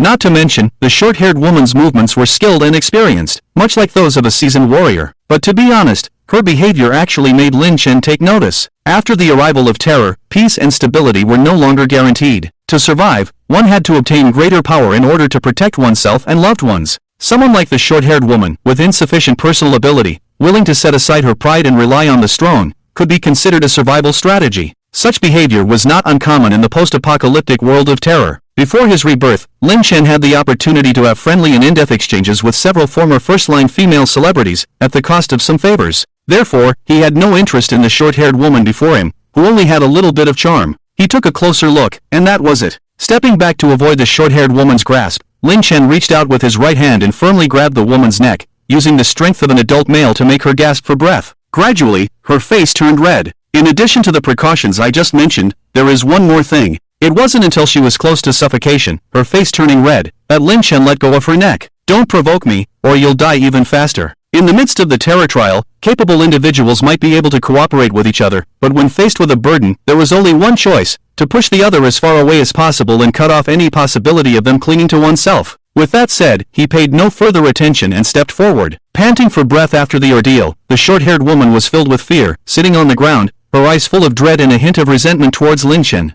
Once she had recovered somewhat, she hurriedly got up and followed Lin Chen. Soon, the two of them reached the end of the path. In the distance, they saw a room that was not closed, and even before they got close, they heard the sound of chopping. Upon entering, they saw that the entire room was red, likely a kitchen layout, with all the necessary kitchen utensils. However, there was a row of various types of knives, boning knives, machetes, cleavers, kitchen knives hanging from iron wires, giving the place a somewhat sinister feeling of a slaughterhouse. Inside the kitchen, a fat chef covered in meat was standing with his back to the door, holding a thick kitchen knife high and chopping down onto a cutting board. In his other hand, he held a complete human thigh. With each chop, blood and minced meat flew everywhere. The short-haired woman, following behind, couldn't bear to watch and vomited. Lin Chen was unaffected. He had seen countless terrifying and disgusting scenes, and was no longer surprised by this. Fortunately, the rules in the kitchen did not require cleanliness and tidiness. Otherwise, the short-haired woman would have been in big trouble just for vomiting in the room. However, cleaning tasks were different. It was said that the three masters had different collecting obsessions, perhaps even more terrifying than this severed thigh. If the other three couldn't help but vomit and dirted the room, they probably wouldn't survive. After the two of them stopped, the ghost chef heard the commotion and turned around, revealing that although it was covered in meat, its fat belly was completely hollowed out, with a huge bloody hole, showing no trace of intestines or internal organs. "You're the servants who came to help, right?" The chef ghost's cleaver was stuck in the cutting board, and then it walked over.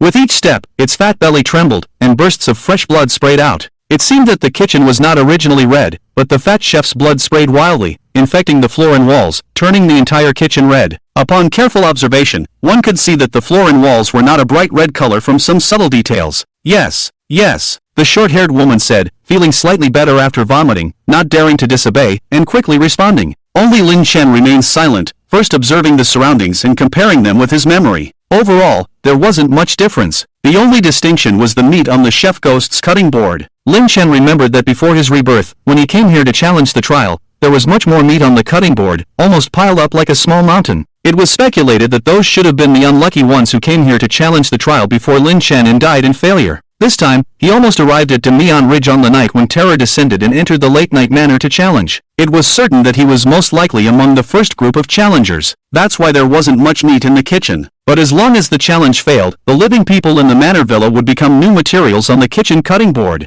Seeing both of them respond, the chef ghost patted its fat belly, and blood gushed out, paying no attention, its small eyes sizing up the two helpers. A handsome man and a beautiful woman, in the prime of their youth. Perfect for making a dish of husband and wife lung slices, taking the lungs of the two and marinating them in blood, then slicing and stir-frying them. As for other parts, stewing the bones, stir-frying the organs, and the skin and meat suitable for sashimi. However, the chef ghost lightly wrinkled its brow and sniffed. The woman was a bit dirty. It sensed that the woman's belly seemed to have housed a few souls, but they had long since dissipated into the world. Her intestines were filled with various masculine energies. A body this dirty was not fresh enough for sashimi, only suitable for raw pickling. On the other hand, this man, with tender skin and flesh, was extremely suitable. It had been a long time since it had indulged in meat, and these first group of challengers were just right to be a feast for all the ghosts in the entire manor. When the thought arose, without any pretense, the chef ghost licked its lips, as if judging a pile of ingredients. Of course, these two must fail the trial first. Thinking this, the chef ghost paused, and in a cold voice with a playful smile, said, "You two go to the orchard next to the manor and pick the ingredients.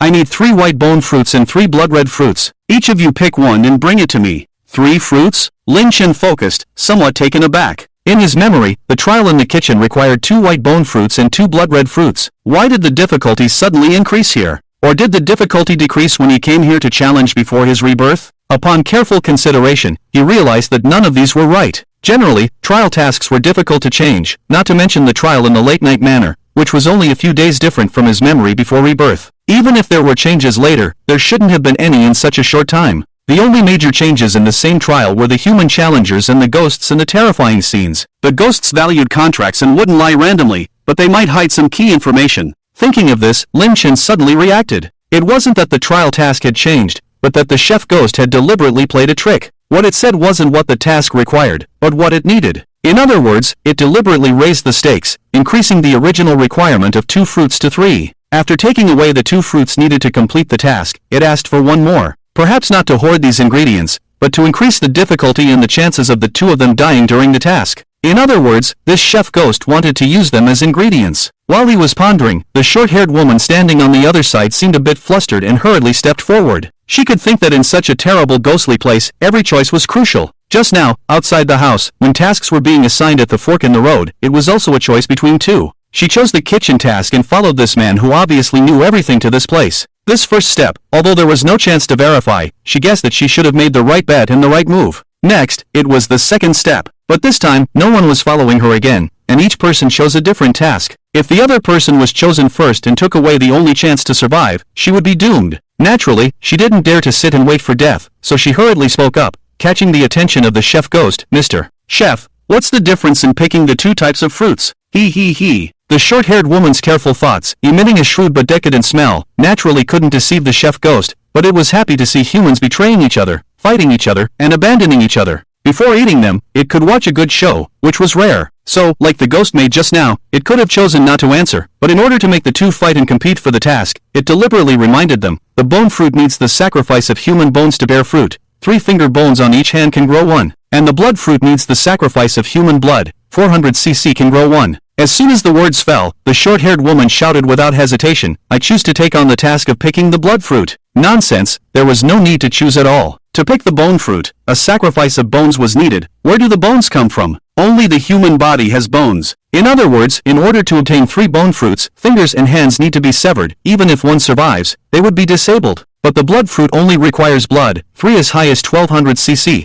which is also a very dangerous figure. But as long as one can survive, the lost blood can be slowly replenished through supplements and food, at least not disabled. So, fearing that Lin Chen would take away the good task, she directly spoke up first. Not to mention the attitude of the other party just now, it had already planted the seeds of resentment in her heart. Even if there were none, in order to survive, she also wanted the other party to die. "And you?" The ghost chef did not respond, but instead turned his gaze to Lin Chen. According to its description, as long as one was not stupid, they should know that the blood fruit was easier to obtain than the bone fruit. The former could still keep the body intact, while the latter would directly disable the body. Even if one managed to get 3 bone fruits, it would be difficult to handle the subsequent kitchen tasks and would easily die in the abandoned manner. Because of this, in order to choose the task, it was very much looking forward to how ugly the human would reveal themselves. "I've already asked. Why do you still need to ask him?" The short-haired woman trembled, looking bewildered. She thought that by speaking first, it would definitely be her task, but there was another twist. In reality, the initial task allocation was just the ghost maid not wanting to bother, so whoever picked first would get it. But the ghost chef was different. It liked to hear human wailing and also liked to see humans tearing each other apart, naturally deliberately provoking trouble and causing the two to fight.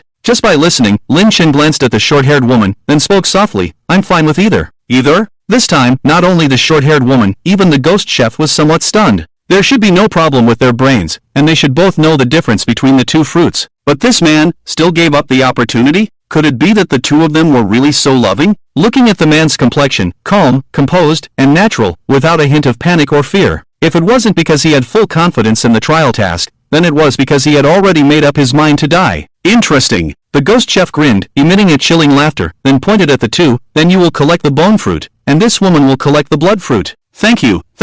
The short-haired woman nodded and bowed to the chef ghost, showing no gratitude for Lin Chen's humility. Instead, she cast a resentful and indifferent glance at him as she turned away. She had only offered herself moments ago not out of affection, but to increase her chances of survival. And now, with the upcoming task, he would become disabled and unable to help her. Since she had just scorned him and feared provoking him, then she should just go die on her own. With that, she hurriedly left without a moment's pause. She wanted to complete the task quickly and leave this ghostly place as soon as possible. Following the direction indicated by the chef ghost, she hurried towards the orchard. Seeing this, the chef ghost's mouth curled into a smile, filled with joy and horror. Its gaping belly quivered with fat as it laughed, and droplets of blood stained the floor. Lin Chen glanced lightly and said something about the red blood fruit needing a blood sacrifice. Without a living person as a prerequisite, it seemed that even rolling around on the kitchen floor could cover his clothes with enough blood. You took on a more dangerous and difficult task for her, but it seems she doesn't appreciate it. She betrayed you and left. The chef ghost taunted, its eyes squinting slightly, emitting a strange and frenzied desire to taste the despair and loss on Lin Chen's face. Unfortunately, it spoke a lot and waited for a while, but Lin Chen stood quietly, his expression unchanged. It was as if everything he had just discovered was irrelevant to him. How could this be? If he truly didn't care about that person, why would he face a more easily passable trial with such calmness, without any struggle or resistance? Could it be that this kid is truly unafraid of death? The chef ghost retracted its smile, with some speculation in its mind. It seemed that this kid wasn't doing it for that woman, but simply had great courage and didn't take the trial task seriously. Since he was so fearless, if he failed the task, it would use his courage to make a brave man's iron plate. The other party was not afraid, and it had no interest in continuing to tease. So, the chef ghost impatiently waved its hand and spoke in a cold voice, "Aren't you going yet? If the lady and the young masters finish their meal and you haven't brought back the ingredients, even if you fail." Fail? Ha ha. Lin Chen seemed to find it amusing, with a playful smile on his lips, looking directly at the ghost chef, deliberately enunciating each word. "My trial task is 3 white bone fruits, right?" Of course. The ghost chef was about to confirm, but stopped abruptly. Panic flashed across its face. It had almost violated the rules of the trial. The ghosts in the terrifying scene had the power of the scene, becoming stronger and able to devour the humans who failed the trial. But they had to abide by the rules of the trial. Once the rules were violated, they would be expelled from the terrifying trial scene. Generally speaking, after being expelled, the ghost would drop a level, which was quite common. Some ghosts were highly dependent on the terrifying scene, and leaving the trial scene could even cause them to drop 2 levels. Not to mention, the terrifying scene was more suitable for the survival and growth of ghosts, making them stronger. If it had responded, it would have fallen into Lin Chen's trap.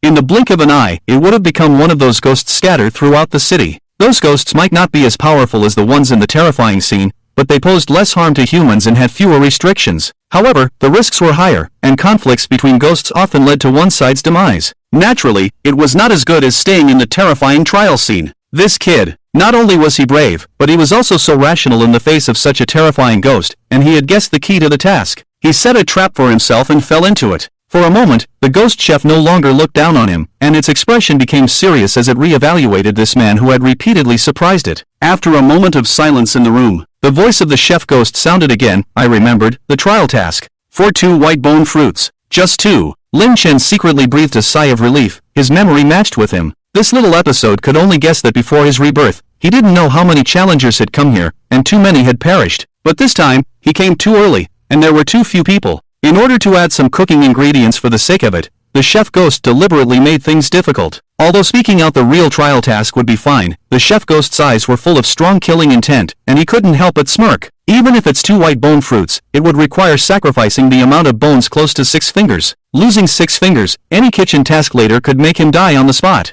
So, this kid was smart this time, but he just made a stupid choice for the task. This time stupidity would cost him his life. Just as he was thinking, he saw Lin Chen walking forward to the side of the chef ghost. The chef ghost's expression froze, already used to it, and with a cold voice, he added a hint of admiration. "You're really bold. That woman was so scared of me, she couldn't even walk. And yet you dare to come near me. What's there to be afraid of? As long as I complete the task, I'll be fine." Lin Chen didn't pay attention, and directly reached out to touch the piece of white and tender thigh on the cutting board. His guess was confirmed, and he spoke. "This is a part of the human body. Give me the bones." "Give it to you?" "Ah!" The chef ghost seemed to have heard a joke, and laughed so hard that the fat on his body trembled uncontrollably. Then, a flash of cold light appeared in its eyes, as it grabbed and raised the kitchen knife on the cutting board, the blade flashing with cold light, making even the soul tremble in fear. "How dare you think of that?" Although he knew early on that this man was bold enough, he never expected him to be so arrogant. The materials on the cutting board were the food for the ghosts of the late-night manor, and a small living person actually wanted to touch them?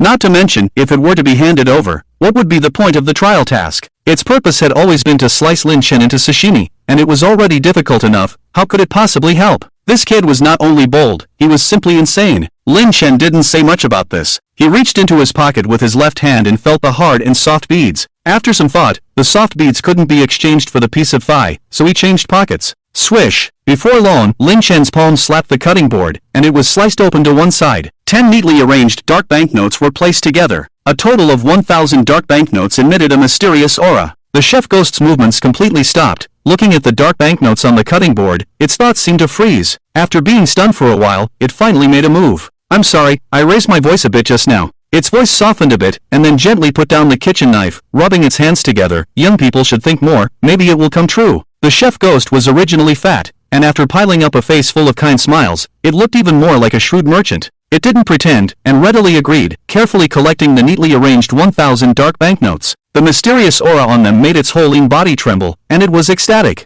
In the trial task, its role was not significant, and the ghost maid and the lady of the manor had higher authority. Even if there were more challengers later, opportunities to earn dark banknotes like this were rare for it. Now, it only had to sacrifice a piece of white and tender thigh for cooking. Moreover, as long as the bones inside the thigh, and even the flesh and blood, are not needed, it can still be used for cooking. This 1,000 dark notes, after a few transactions, is almost like earning money for nothing. Sir, please wait a moment, I will remove the bones for you. The chef grabbed the knife, the blade flashing with a cold light. Just as he raised it high and was about to strike, he inexplicably stopped and looked at Lin Chen with a pleasing expression. By the way, there is a lot of fresh blood inside this thigh, at least 600 or 700 cc. How about you offer a little more dark notes? All the blood inside this section of the thigh, totaling 600 or 700 cc, was collected and cleaned. The kitchen task required a quantity of 2. In other words, it could offset the sacrifice cost of nearly 70 to 80% of 2 red blood fruits, only needing to offer another 100 or 200 cc of blood. Sacrificing 1200 cc could be life-threatening. 800 cc would be okay,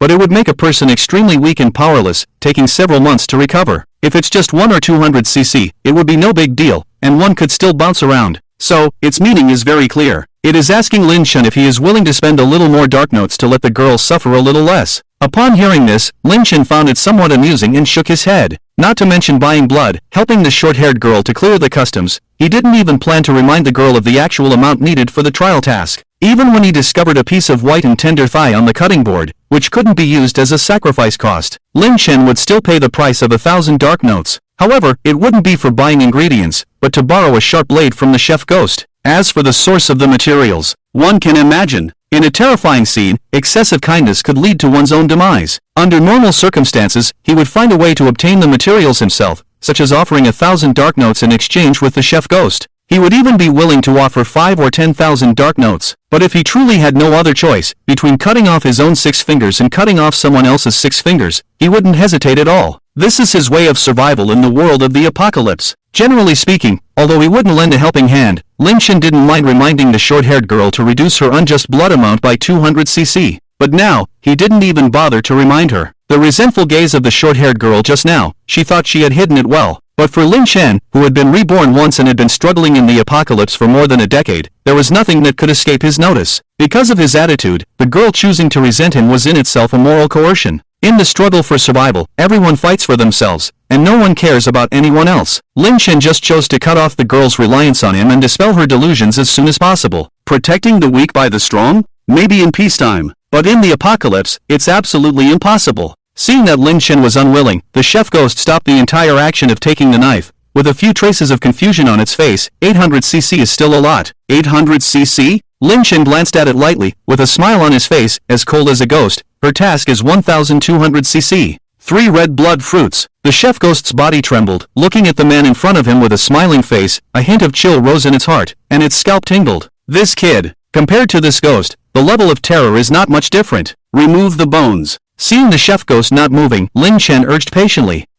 After a moment of daze, the chef ghost raised the knife and smoothly chopped off the piece of thigh, with the flesh and blood falling off. In no time, it removed 2 leg bones and 5 toe bones. Each bone was as white as snow, with no trace of flesh or blood, showing the chef ghost's high skill. Of course, in reality, it was more than that. No matter how superb the skill, without washing, it would be impossible to remove the blood from the bones themselves. Lin Chen stood on the side observing and appraising the ghost chef's kitchen knife, emitting a strong evil aura. It was probably a powerful ghost tool. Here, take this. The ghost chef handed Lin Chen a piece of grass rope, quickly woven, and then handed over the white bone to Lin Chen. Lin Chen took it, took a step and turned away, leaving the kitchen. The chef's ghost knife chopped on the cutting board, watching Lin Chen's departure, still secretly amazed. This kid is truly extraordinary. Not only is he generous, but he also throws around 1,000 underworld bills with a single slap on the table. His temperament is also unlike that of a human. Among this group of challengers, perhaps only he has a chance to survive. After leaving the kitchen, Lin Chen did not choose to go directly to the ghost fruit orchard as instructed by the ghost chef, but instead stayed on the first floor of the manor villa, walking slowly according to his memory. Inside the manor villa, the second floor was the room for the lady and young master to rest, while the first floor had the guest hall, dining room, maid's room, kitchen, and so on. According to the introduction of the ghost maid, there were 3 masters in the manor, the ghost lady, the ghost young master, and the ghost second young master. But in reality, there was one more, the ghost little young master. It was the least favored ghost in the manor, usually locked in the miscellaneous room on the first floor of the villa, not allowed to leave without the permission of the ghost lady. Even the ghost maid and the ghost chef did not pay attention to it, treating it as if it were transparent in the manor. And it was the purpose of Lin Chen's trip, As long as he made a contract with it, he could possess the ghostly skills and ghostly hands. Before his rebirth, Lin Chen was confused by other challengers and got lost in the dimly lit manor, accidentally stumbling into the miscellaneous room and meeting the ghost little young master. It had its arm cut off by its two brothers and buried its arm in the manor's yard. As long as the challenger could dig it out and bring it back to reattach, they would have the opportunity to make a contract with it. But if the arm dug out was not its own, it would tear off the arm of a living person as punishment. And before his rebirth, Lin Chen's lost arm was torn off by the ghost little young master. Before his rebirth, in order to obtain ghostly skills, Lin Chen lost an arm and became disabled. But after obtaining the ghostly skills, he survived one death after another with the help of the ghostly hands. Lin Chen had no resentment towards the ghost little young master, because to control a ghost, one had to pay a price. No one forced it. All actions were just choices made by humans themselves. After walking around the manor for a while, Lin Chen returned to the fork in the road where he had chosen the task, and stopped, steadying himself. This was actually where the ghost little young master was located. Lin Chen had noticed it earlier, but pretended to be indifferent. After all, the ghost maid was nearby when assigning cleaning tasks and kitchen duties, and it was uncertain whether she would interfere. Moreover, the two couples also saw Lin Chen as a lifesaver, so they were not foolish. It was very likely that after discovering Lin Chen's actions, they would have other thoughts. If they forcefully intervened, it would disrupt the plan and have a big impact. That's why Lin Chen did not choose to act on his own. He waited for the right moment, until he was the only one left, before returning here. In the darkness, at the side of the stairs, Lin Chen faced forward and saw a small door about half a person's height. This small room was the miscellaneous room of the Midnight Manor Villa. To be honest, its area was smaller than an ordinary family's toilet. It was filled with unused items, and the remaining space was even smaller, but it was used to lock up the ghost little young master. If it were a living person, they would have to break bones and flatten their body to squeeze into the miscellaneous room under the stairs. Fortunately, the ghost little young master was not a human, so it could stay there for years without endangering itself. After standing still, Lin Chen took a deep breath and listened carefully. The surroundings were already quiet, with only occasional sounds of rodents and insects, which did not have much impact. As I focused my attention, a very faint, lighter than a mosquito's cry, came from the cluttered room. The sound was so subtle that if one were to lose focus even for a moment while standing at the door, they might easily miss it. My previous self, before rebirth, was extremely fortunate. If I hadn't been deceived by my fellow travelers, I might have missed the opportunity to acquire supernatural skills. At the same time, one can imagine how lowly the young ghost master's status was in the manor. Not only was he confined to the cluttered room year-round, but he didn't even dare to cry out in grievance, fearing the reprimands and punishments from the lady and his brothers. Despite his lowly status, his abilities were not weak. At least within the desolate manor, the young ghost master's supernatural skills were far more supportive and functional than those of his two brothers and the ghost lady. After waiting for a while, Lin Chen approached and lightly tapped the door of the cluttered room with his fingers. As soon as the knocking sound rang out, the crying inside immediately stopped. Before long, a timid and particularly weak voice came out. "I'm sorry. I won't make any more noise. I'm sorry." Pitiful and deserving of sympathy. However, Lin Chen had no such sentiment. Even the weakest ghost posed a great threat to humans. Not to mention, before his rebirth, his arm had been torn off by this pitiful ghost. After a pause, when the sound inside subsided, Lin Chen spoke again. "I am a challenger from outside. Have you encountered any trouble?" His words were the same as those before his rebirth, trying not to make any changes. Generally speaking, as long as the willingness to help is expressed, the other party will likely give a task. The task was to go to the manor's yard and dig up the buried arm. Of course, the yard was filled with various bodies, and one could easily dig up 5 or 6 arms at random, but only one arm could be submitted each time. However, the bodies there were extremely corroded and not human, so they could not be used to sacrifice and obtain bone fruits or blood fruits. Otherwise, Lin Chen could have just gone to dig without spending 1,000 underworld bills. And this task was not one of the terrifying trial contents. There was no restriction on the challenger's completion, and they could even run away after completing it. As long as they didn't return here, there would be no danger. Before his rebirth, Lin Chen had chosen to take a chance in order to gain abilities and protect himself in the apocalypse. A person only had 2 arms, and after 2 chances, it would be a gamble with their life. Inside the cluttered room, after hearing Lin Chen's words, there was silence for a long time. Then, a weak voice faintly came out. "I lost my hand. Can you help me find my hand?" "I can, but after completing it, I want to make a contract with your abilities," Lin Chen said straightforwardly. This sentence was different from before his rebirth. At that time, he would have flattered and comforted a few more times, but this time he went straight to the point. Inside the cluttered room, there was silence for a while. Although the reward it could give was a contract, since he didn't mention it, but the other party brought it up, he felt somewhat annoyed at being led by the nose by a living person. However, the distress and unease of losing a hand clearly outweighed the annoyance. Without much hesitation, the voice continued, "I can, but after it's attached, if it's not my hand, then I want your hand." "Okay," Lin Chen agreed and turned to leave. Everything was ready. and now he could leave the manor villa. On the side of the villa, there was an orchard, clearly divided into two. The left side was grey and lifeless, while the right side was blood-red and vibrant. Even if it was one's first time here, they could distinguish between the bone tree and the blood tree. However, the entire orchard, despite its vastness, had no signs of life. The short-haired woman arrived here first and went straight into the blood-red tree, stubbornly starting to search. With a bit of wishful thinking, as long as she could find the blood fruit, she wouldn't have to bleed herself. Unfortunately, after searching for tens of minutes, she was exhausted and panting, sitting on the ground, completely in vain. Sure, here is the translation of the text. Sure enough, this ghostly place, where is there a chance for her to take advantage of it? She turned her head and looked around. With a gloomy atmosphere pervading, the entire manor seemed to be shrouded in death. She couldn't muster the courage to escape from this place. Helpless and powerless, she gritted her teeth and reached out to the thorny red blood fruit tree. The thorns pierced her palm, and strands of blood were sucked into the tree. 1 minute later, a bright red and tender fruit hung on the red blood tree. Another minute, the second one appeared immediately. She had lost 800 cc of blood, her face as pale as paper, and her head was feeling dizzy. But in order to complete the mission and survive, she didn't let go, allowing the red blood tree to continue sucking. In the last minute, the third red blood fruit appeared. Without letting the red blood tree continue to suck blood, she quickly pulled her hand away. At this point, her palm was full of blood holes like pinpricks, extremely pale and icy cold.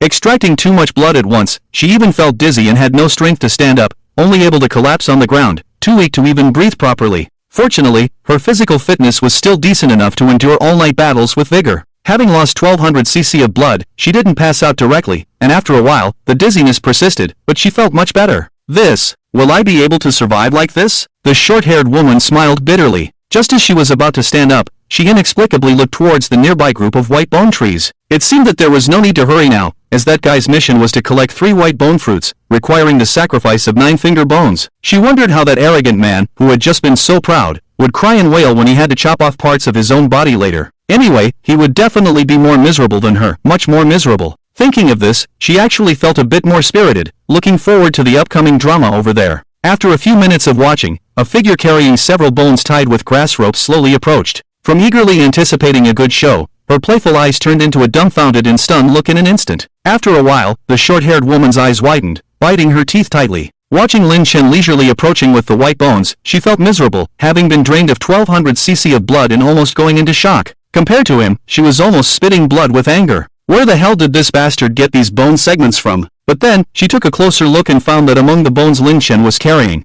there were several scattered foot bones. Then, she instantly remembered the horrifying scene she had seen in the kitchen earlier. The source of these bones was none other than the ghostly chef's thigh that had been chopped with a kitchen knife. Although he had died a long time ago, she still wanted to curse the chef ghost, damn fatty. Why didn't he say earlier that the mission materials could be provided? If he had, she wouldn't have had to lose 1200 cc of blood, which was a life-threatening amount to lose all at once. If her physical fitness hadn't been decent, she would have fainted before the third fruit had even formed. She had a lot of dirty words in her mind, but as soon as she thought of the terrifying appearance of the chef ghost, all her thoughts of cursing him disappeared in an instant. Even if she returned to the kitchen, she didn't dare to open her mouth or mention this matter again. After all, the other party was really a monster who could eat people. Unable to target the chef ghost, she looked at Lin Chen again, feeling even more resentful. This man, he deserved to die too. If he had reminded her, she could have avoided the disaster by asking the chef ghost for the materials. Unfortunately, what she didn't know was that asking the chef ghost for materials came with a price. And if she chose to use parts of her body to make up the full amount of ghost money in exchange for blood, the price would probably be even higher than directly using blood to water the red blood fruit. Ahead, Lin Chen approached slowly, and before he even reached the orchard, he saw a short-haired woman sitting weak and pale under the red blood tree, in a corner. At first, he had turned pale due to shock. But now, it's not excessive fright, it should be excessive blood loss. On the red blood tree behind her, there were 3 plump red blood fruits hanging, extremely enchanting. After taking a glance, Lin Chen looked at the short-haired woman and secretly laughed. Sure enough, she was a foolish woman. Since the task had been completed and a sufficient amount of red blood fruits had been obtained, why didn't she hurry to pick and leave this place? Standing foolishly in place, seeking death? It should be noted that in a terrifying scene, there is no order or morality. Before the rebirth, every experienced challenger knew very well that in the trial task, the most dangerous thing was often not ghosts, but betrayal from the same kind. For the sake of completing the task, for the sake of plundering resources, and even for the sake of seizing the contract with the ghost. Once you are slightly careless, you will die at the hands of your fellow humans. If Lin Chen had not obtained these bones from the ghost chef just now, the most suitable source of bone fruit for the task would be this short-haired woman who had lost too much blood and was too weak to resist. It was quite curious. If he hadn't brought bone materials with him, he would ask the short-haired woman when he saw her. I need to borrow something from you. What do you want to borrow? I want to borrow 6 of your fingers. Anyway, you have 10, don't be stingy. When the short-haired woman heard this, she didn't know how to react. She might regret it, watching a good show, and ended up getting herself involved. Of course, Lin Chen was a good person. At most he would make her lose 6 fingers for the task, and try not to harm her life. Now that he had the materials, it also saved the short-haired woman from a disaster. If it were the other 3 companions of the short-haired woman, there might really be a scene of betrayal and fighting. On the other hand, seeing Lin Chen's inappropriate expression, the short-haired woman had a hint of playfulness and a hint of killing intent. She trembled inexplicably, not caring about blaming the other party, a sense of fear pervading her whole body. It wasn't until this moment that she realized that her habitual thinking had always been that humans should not kill other humans. But now in this ghostly place, it seemed that it was not a human world, and there were no laws to restrict it. Dying here, no one outside would know, no one would be aware. Thinking of this, big beads of sweat fell. Looking at Lin Chen in fear, she was extremely frightened. Fortunately, after just glancing at her, Lin Chen showed no interest in dealing with strangers and went into the group of bone trees on his own. Seeing Lin Chen leave, she dared not stay any longer, and went back to see that terrifying chef ghost, fearing that it would be better than staying here. Otherwise, there wouldn't be enough bones. If she had a knife in her hand, she would choose to chop someone else, not herself. It could be certain that the other party would do the same. So, she exerted all her strength, swayed and stood up with the remaining strength, picked 3 red blood fruits, and left the place unsteadily. At this time, in the group of bone trees, Lin Chen picked a more pleasing one, and inserted the bones he was carrying into the soil next to the roots of the bone tree. Soon, the bones were absorbed and dissipated at a visible speed, followed by 1 bone fruit after another forming on the branches. The amount of bones from a whole thigh was even more than 10 fingers. In no time, apart from the 2 required for the task, another 12 were formed. A total of 14 bone fruits hung on the branches, each one very plump, giving a sense of a bountiful harvest. Unfortunately, in this terrifying place, with the eerie wind blowing, the bone fruits formed were also ashen white, just like skulls, making people uncomfortable. The remaining 12 are somewhat wasted. Lin Chen frowned. He didn't expect that the amount of bones from the thigh could produce so many fruits. These fruits were not considered ghost props, but like soft petals, they could be enjoyed by ghosts, bringing them closer and increasing their favor. It was too wasteful to hang them all here, but he couldn't take them away.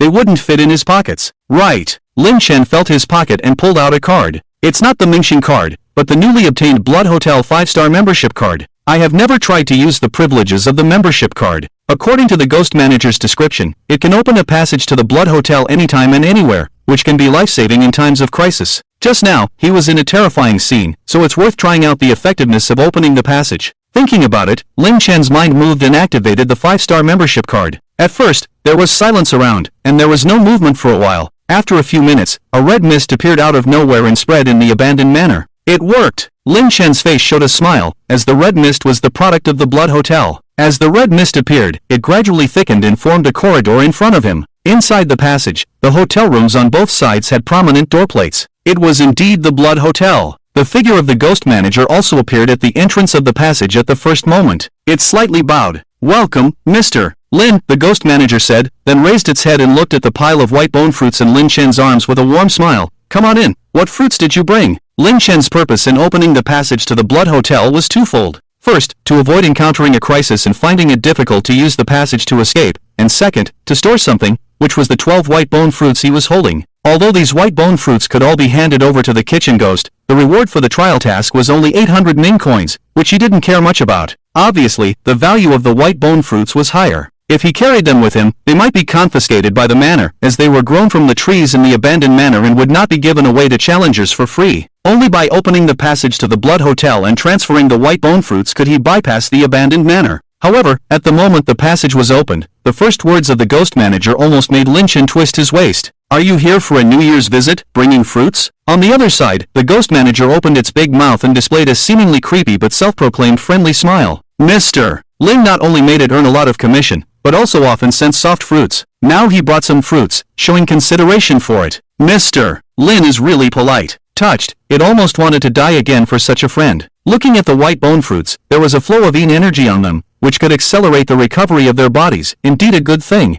However, although the white bone fruits could accelerate recovery, their effect was not as good as the rooms in the Blood Hotel. They just wanted to try them out. Standing on the other side, Lin Chen couldn't help but roll his eyes and weigh the white bone fruits in his arms. "I just want to store some things," he said. Hearing this, the ghost manager paused, and a hint of embarrassment appeared on its face. "Sorry, Mr. Lin, It had gained so many benefits, and now it was still thinking about a few fruits from the future new boss, which was really embarrassing. After a pause, the ghost manager covered its face with both hands and silently controlled a few vines to extend from the red mist, wrapping around Lin Chen to form a disc in front of him. Lin Chen placed the white bone fruits down, all 12 neatly arranged, and then continued to ask, "What is the purpose of these fruits?" Before his rebirth, he had challenged the abandoned manor and had seen a white bone fruit once, but he didn't have a chance to take it away, as the abandoned manor didn't allow it, and other challengers of the same kind were watching closely. At the end of the world, not to mention ghost items, even ghost objects were extremely precious. Like the soft fruits he had, although they had no special effect, as long as they could be used to please the ghosts and facilitate the trial, they were enough to attract everyone to snatch them. At the moment, it was the early stage of the horror, and perhaps no one had noticed their value. But when it came to the later stage, if he took out the soft fruits again, it was not only the ghosts who would be envious, but also the humans. The white bone fruit can accelerate recovery, but the effect is not as good as the rooms in our blood color hotel. Boss, you have a 5-star membership card, so when you need it, just come to the hotel for a faster recovery. The ghost manager paused, then put down his hands covering his face, respectfully answering Lin Chen's doubts. It did solve a question. Lin Chen glanced at the passage formed by the gathering red mist and asked, "When I opened the passage just now, was there any problem?" At the time of opening, it was hindered, the ghost manager truthfully replied, then looked up and surveyed the surroundings behind Lin Chen before continuing, "Mr. Lin, on your side is another terrifying scene. Although this is just a passage, it is still repelled by other scenes. So, it takes longer, several minutes are needed. The stronger the terrifying scene encountered, the longer it takes to open the passage. Or even, it cannot be opened." "I understand now." Lin Chen calmed down, feeling somewhat fortunate. Fortunately, he had foreseen it in advance and had tested it first, understanding the limitations and effects of the blood color hotel membership card. Otherwise, he might have really died due to this small negligence. Similar terrifying scenes will suppress the opening of the blood color hotel passage. And this midnight manor, belonging to the same level as the blood color hotel, is not too strong in suppression, so it only takes a few minutes. But for a more powerful terrifying scene, the suppression is stronger. For example, the eerie technique Lin Chen was preparing to challenge and obtain, the ghost shadow. It is extremely aggressive, and the ghost it contracts with is a top-notch in the broken down level. The terrifying scene it is in will definitely have a greater suppression on the opening of the blood color hotel passage. If he wants to reserve an escape passage, he will have to calculate the opening time of the passage carefully. Otherwise, he might have to open it at the critical moment of life and death. By then, when everyone is dead, the ghost manager will come to collect the bodies and say, "Since you're here, what dish are you bringing?" That would be a disaster. Regaining his composure, Lin Chen discussed the details of the opening time with the ghost manager. For a terrifying scene with a similar level of pursuit class ghost, it takes about 5 minutes to open the passage. For a terrifying scene with a broken down level ghost, it takes about 30 minutes, fluctuating. After that, it is the terrifying scene where a city-destroying level ghost is present. Then it is not a matter of time, but directly suppressed by the powerful ability of the ghost, unable to open, unable to escape. This is the power of a city-destroying level ghost. After understanding this, Lin Chen nodded gently. The significance of opening the blood color hotel passage has been achieved, and there is no need to continue maintaining it. So, after greeting the ghost manager, he said, "I'm fine here. You take 2 white bone fruits. This can be considered as a reward for coming to answer questions."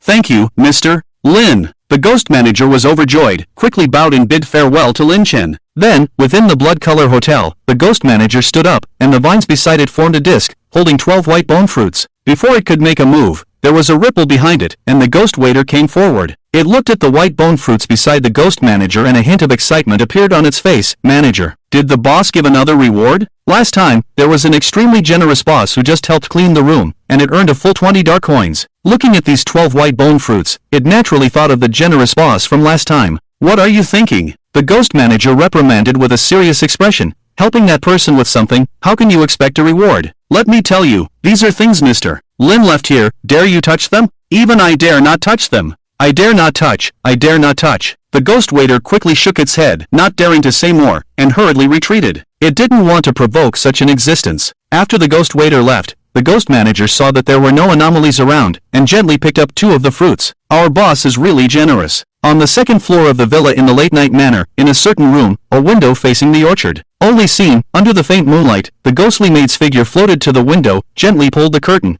covering the remaining light in the room, returning it to darkness. The ghost had no heartbeat, no breath, and made no sound, and the room fell into a dead silence. After a moment, the ghostly maid turned to the figure at the table, slightly bowed. "Madam, he has taken the fruits from the orchard." Should we demand them back and give him some punishment? The white bone fruit and red blood fruit were the special products of the late-night manor, requiring fresh human bones and blood for sacrifice, with very limited yield. They were not exactly rare, but they were indeed uncommon. Furthermore, the late-night manor was located in a desolate area, with graves and tombstones as far as the eye could see, extremely ominous. Under normal circumstances, living people would not come here, and without coming here, they would not be tempted and enter the terrifying scene, failing the trial and dying. Without a source of raw materials, even if the late-night manor had an orchard, it would be useless. So, at least for now, each white bone fruit and red blood fruit were extremely important to them and could not be easily abandoned. Just now, the only eyeball on the ghostly maid's face turned, emitting a chilling cold light. He took away 12 white bone fruits. 12 of them were already worth a lot of underworld money. And at this moment, in front of it, there was a woman in a cheongsam at the table. Her figure was normal, without a ghastly appearance, no open wounds, and no bones. Among all the ghosts in this manor, including the Blood Hotel, it looked the most like a living person. However, when it gently brushed its hair, the short hair swayed, revealing a completely hollow back of the head, filled with wriggling maggots and long-rotted brain marrow. As it moved, some maggots occasionally fell on her neck. I saw it too. The ghost lady smiled slightly, looked towards the window, and slowly stood up. 12 white bone fruits are not particularly important. Do you know how he took them? I don't know. The ghostly maid paused, then shook her head. He used a prop. It's not a cheap item. The ghost lady took a step, slowly walked to the bookshelf, gently hooked her hand, and the drawer opened abruptly, and a unique card floated out and landed in her palm. The card was blood red, exuding an ominous aura, with 2 delicately carved stars. It was the Blood Hotel's 2-star membership card. He has that, and so do I. The ghost lady chuckled softly, looking at the card with a hint of reluctance in her eyes. An ordinary 1-star member needs 10,000 underworld money, with almost no privileges. A 2-star member needs 20,000 underworld money, and has the privilege to open a passage once a year.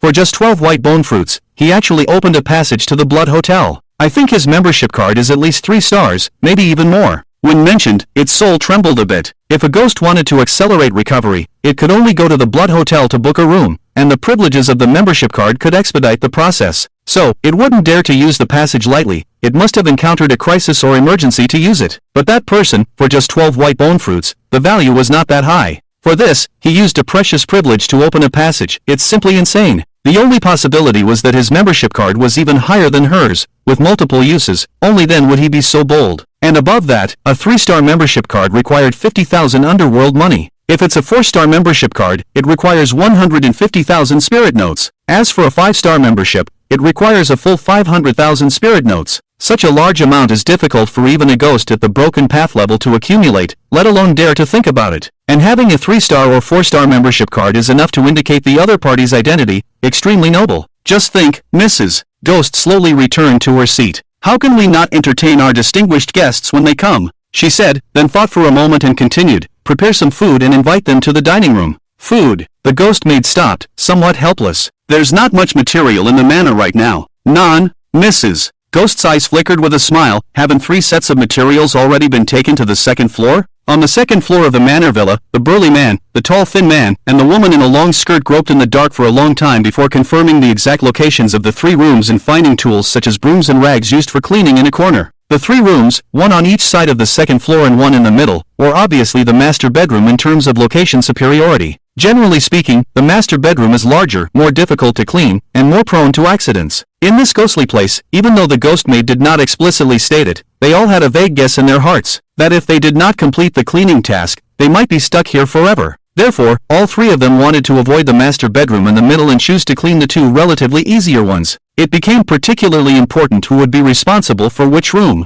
After a moment of silence, the tall thin man broke the silence and suggested, let's draw lots. The loser will clean the master bedroom. Drawing lots is indeed fair, but fairness only exists in peacetime. In the current disorderly and terrifying scene, fairness and justice are just a joke. Sure enough, when the burly man heard this, in order to protect his own life as much as possible, he clenched his fists and threatened the tall thin man, I won't participate in the draw. Anyway, whoever is responsible for the master bedroom is fine. The room on the left is mine. With a fierce attitude and a fierce look, the tall thin man shrank back in fear. Based on the physical differences between them, relying solely on brute force, the burly man could easily beat the tall thin man half to death and throw him into the master bedroom to die. Upon hearing this, the long-skirt woman, who had originally intended to participate in the draw, immediately objected and trembled, leaning against the burly man, I don't want to draw either. Brother, didn't you say you would protect me? If we can survive and leave, come to my house, I'll let my husband guard the door for you. Hearing this, the burly man raised his eyebrows. The stimulating scene alone was enough to make one's blood boil. Not only that, the woman's words made him realize even more.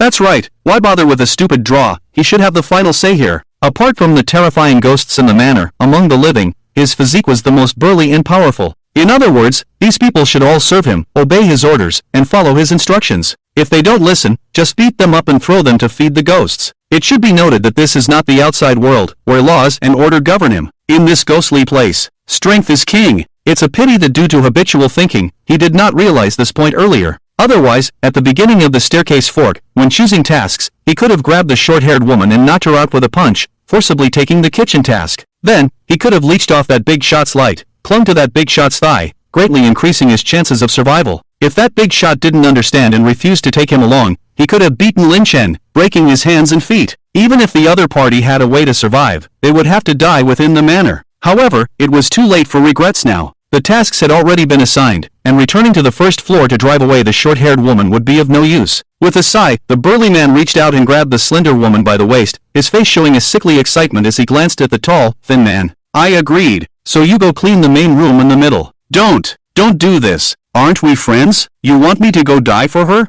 The tall, thin man trembled in fear, his legs giving way as he knelt down, his face a mix of despair and shock. This burly man was his good friend. They usually hung out together, drank and flirted with girls. When the other was short on money, he would help out, even lending money without expecting it back. He thought that with their bond, the three of them could at least draw lots and be fair. But now, these two wanted to send him to his death. The burly man looked down on the kneeling man with a cold smile, feeling not an ounce of sympathy, but rather a sense of satisfaction. This guy, with his good family background, always acted high and mighty, bossing him around like a little brother. Even when they flirted with girls at gatherings, it was usually the other who got the attention, leaving him with no chance. Unfortunately, in this terrifying place, external status and background were useless. Besides the constant danger to life and the terrifying ghosts, here, it was the fist that ruled. He had become the local tyrant, controlling the lives of others. The behavior of these three people confirmed Lin Chen's thoughts. Humans would never cooperate for the sake of survival. In the face of life and death, and opportunities, the coldness of human nature would be fully revealed. In this terrifying trial scene, the ones who killed the most humans were often humans themselves. Therefore, unless he approved, aside from the talented individuals he wanted to recruit, Lin Chen would not have an ounce of sympathy for ordinary strangers, no matter how many died. In the second-floor corridor, the tall, thin man continued to kneel and plead, promising numerous benefits. The slender woman was equally nervous, leaning on the burly man's arm, rubbing against him, also pleading. The fate of these two, who had a higher chance of survival, was entirely up to the burly man.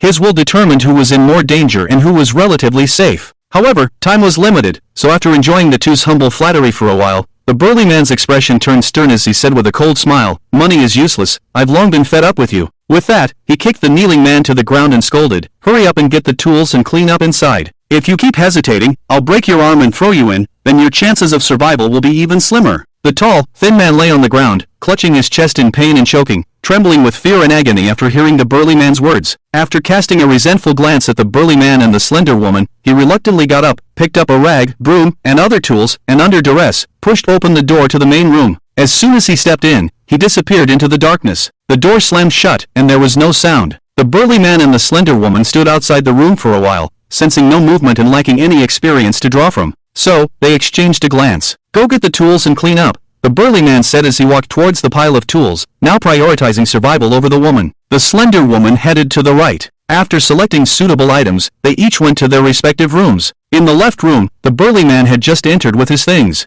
The door slammed shut behind him. The room was extremely dark, with no light source, but luckily, faint moonlight seeped in through the window, allowing him to see inside. After surveying the room, which was not particularly large and contained a bed, a desk, and various scattered items on the floor, the burly man stood still. Glancing around, he inexplicably caught sight of a figure, causing him to freeze in place, filled with fear and breaking out in a cold sweat. In one corner of the room, a pair of blue eyes were flashing. Sitting on a chair was a young man wearing overalls, with blue skin, short hair, and his body covered in visible knife scars. There was even a scar that ran from his face to his neck and extended down into his clothing, as if he had been split in half. These scars twisted and turned like centipedes crawling on him. A normal person would surely be dead after being cut by so many knives. Therefore, he was not a human, but a ghost. The burly man clenched his teeth, his scalp tingling and his body trembling. Facing this alone, he almost wet his pants. But he dared not run, nor could he, as his retreat had long been sealed off. "Clean my room, and don't damage my toys." The ghostly young master glanced at him, seemingly uninterested, his voice hollow as he spoke.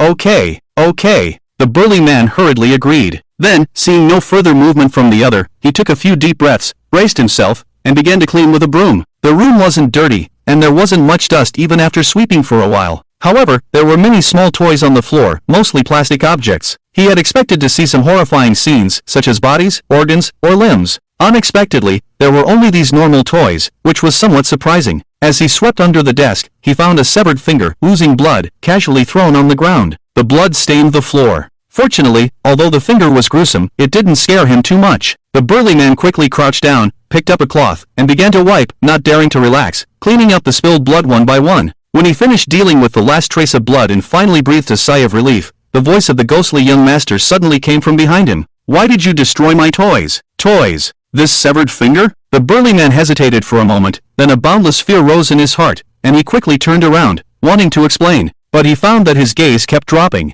His eyes shifted downward, and he saw hands, thighs, internal organs, neatly cut. Thud, his head was the last to hit the ground. In the adjacent room, a long-skirted woman holding cleaning tools pushed open the door uneasily. Creak, the sound was piercing, like the midnight howl of a wildcat, making her even more uneasy. Looking ahead, it was dim and difficult to see, like a monster opening its blood-stained jaws, waiting for her to fall into the trap and be swallowed whole. However, she had no choice. According to the ghostly maid's instructions, as long as she completed the task, she could leave alive. As for cleaning, she often did it at home, so there shouldn't be too much of a problem. She comforted herself in her heart, trying to muster some courage and stepped slowly into the room. Bang! Just as she entered, before she could even stand still, the door behind her had already been completely shut. The sudden movement startled her, and her legs went weak, her face filled with fear and unease. Among the 4 people who came to participate in the wilderness battle at Daming Mountain, it goes without saying for the 2 men, and the short-haired woman was also a brave and decisive person, otherwise she wouldn't have directly abandoned her companions and followed Lin Chen. Only she was the most timid of the 4, and if she hadn't wanted to experience what it felt like to be at the mercy of the burly man, she wouldn't have dared to set foot in Daming Mountain. Gripping the handle of the broom tightly, she kept looking around, breathing heavily. The surroundings were dim, and she could barely see anything. Before she could finish surveying the layout of the room, a cold voice came from the darkness on one side. "Clean my room, and don't destroy my puzzle." Someone!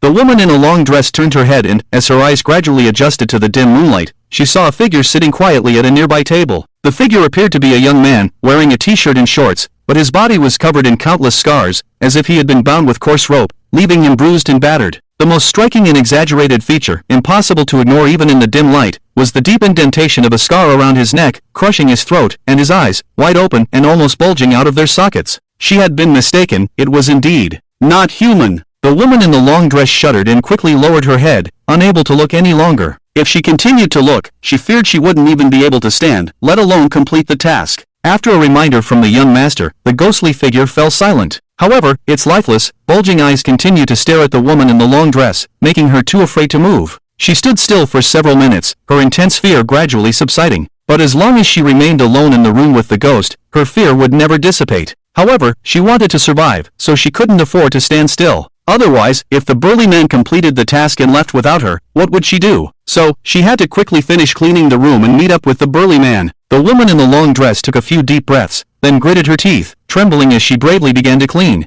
She had done housework at home, so it wasn't too difficult for her, especially since the room was simple, with just a bed and a table, and no extra items on the floor. As for the taboo the other had mentioned, the woman in the long dress finished cleaning a corner and saw a painting on the wall made up of puzzle pieces, depicting countless men and women collectively undergoing torture, a truly eerie sight. As she passed by the so-called area of the puzzle painting, she became even more cautious, afraid to touch anything. Soon, she finished cleaning the room. Since there were no tools for mopping the floor, she picked up a cloth and water to wipe the floor clean. Due to her fear and caution, the process was slow, but her carefulness ensured that there were no problems. "Almost done. As long as I wipe the floor, I can leave." The woman in the long dress breathed a sigh of relief to herself, constantly encouraging herself. Then she returned to the starting point with the cloth, ready to begin. It was then that she noticed, when she entered the room, she had stepped on a carpet. The image on the carpet was equally eerie, depicting a man smiling as he hung from a beam. The room had been too dim when she entered, and even as she walked around with the broom, she hadn't noticed the carpet. It was her negligence,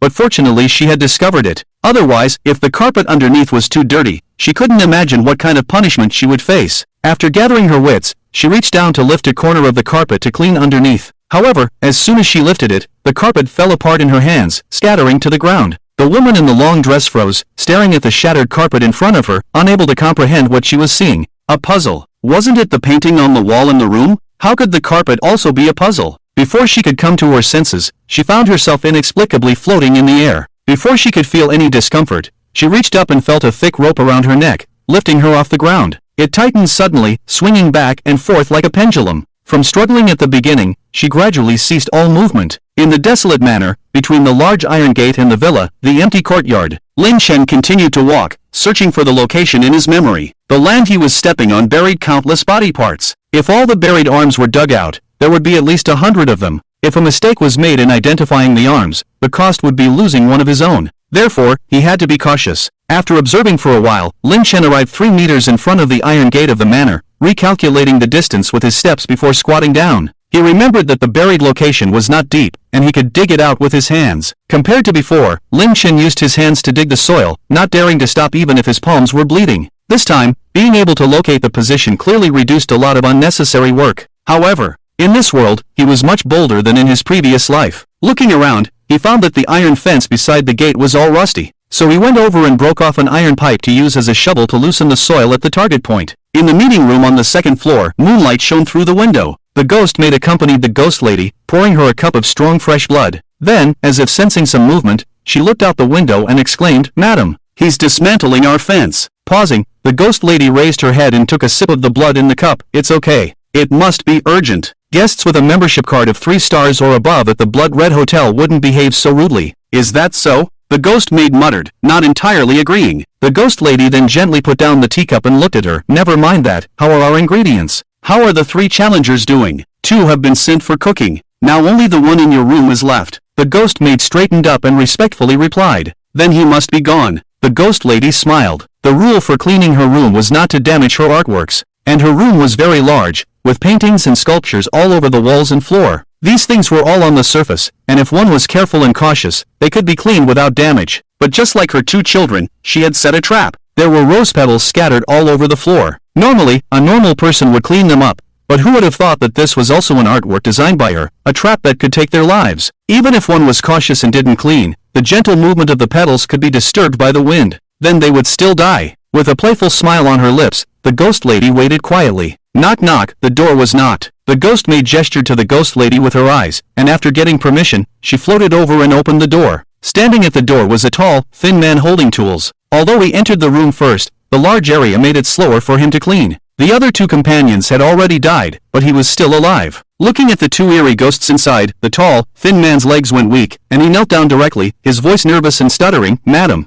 I have cleaned your room. Is that so?" The ghost lady did not get up, but just raised her hand and gently beckoned to the tall, thin man, a strange force pushing him forward, and he fell directly in front of the ghost lady. Even though the ghost lady had a good appearance, the tall, thin man had no appreciation for it. In his eyes, the slightest movement of that slender finger could take his life. He couldn't resist, couldn't escape. But the ghost lady did not make any further moves. With her eyes closed, she carefully sensed that she had absolute control over her room and knew everything inside without having to step in. After a while, she opened her eyes again, with a hint of surprise in them. The trap set by her, the scattered rose petals, were still intact on the ground, with no change in their placement. This guy not only discovered it while cleaning, but also deliberately avoided it, which saved him from a disaster. The ghost lady felt some resentment, but due to the rules, she couldn't force the tall, thin man to become an ingredient. After retracting her fingers, the power binding the tall, thin man dissipated, and the pressure eased. Although it's a bit of a pity, 2 ingredients are enough. I can invite him for a gathering. The ghost lady muttered to herself, then looked at the tall, thin man.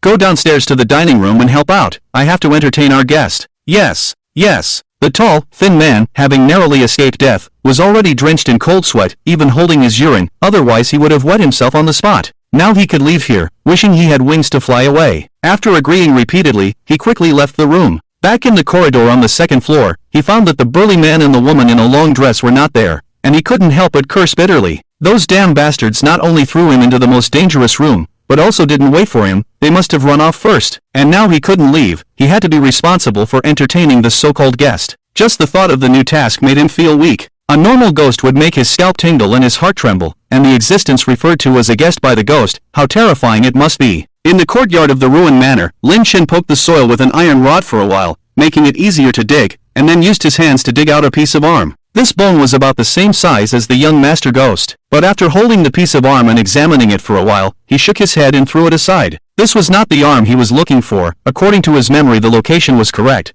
but it seemed there was some deviation in accuracy. So, he continued to dig in a different direction. Before long, he dug out 2 more pieces of arms. Both pieces were from young children, and they looked similar, making it difficult to distinguish. To be honest, for an ordinary person, they could only guess the age from the size of the arms. If they were both suitable, they could only take a guess. Just like Lin Chen before his rebirth, he had gambled twice, once failed and once succeeded. The failed attempt cost him an arm, making him a cripple. The successful attempt gave him the ghostly technique, allowing him to survive in the post-apocalyptic world. But don't think that just because there's a risk of disability, everyone would avoid it. In fact, in the terrifying post-apocalyptic world, those without abilities could only rely on those with ghostly techniques to survive, and their status was extremely low. In the end of days, only those with ghostly techniques could truly be called human. If, in the middle and later stages of the terrifying apocalypse, outsiders knew that these 2 pieces of arms had a 50% chance of exchanging for ghostly techniques, it would surely attract thousands of people, even at the cost of losing an arm or even their lives. This was the temptation of ghostly techniques. Lin Chen had missed out on it once before his rebirth, and this time he wouldn't miss it again. The 2 pieces of arms, one was torn and mangled, as if it had been torn off while still alive. The other piece, unlike flesh and blood, looked more like tofu cut by a blade, with a smooth and neat cut. The second piece of arm was the one the young master ghost needed. After taking it, he threw the other piece back on the ground.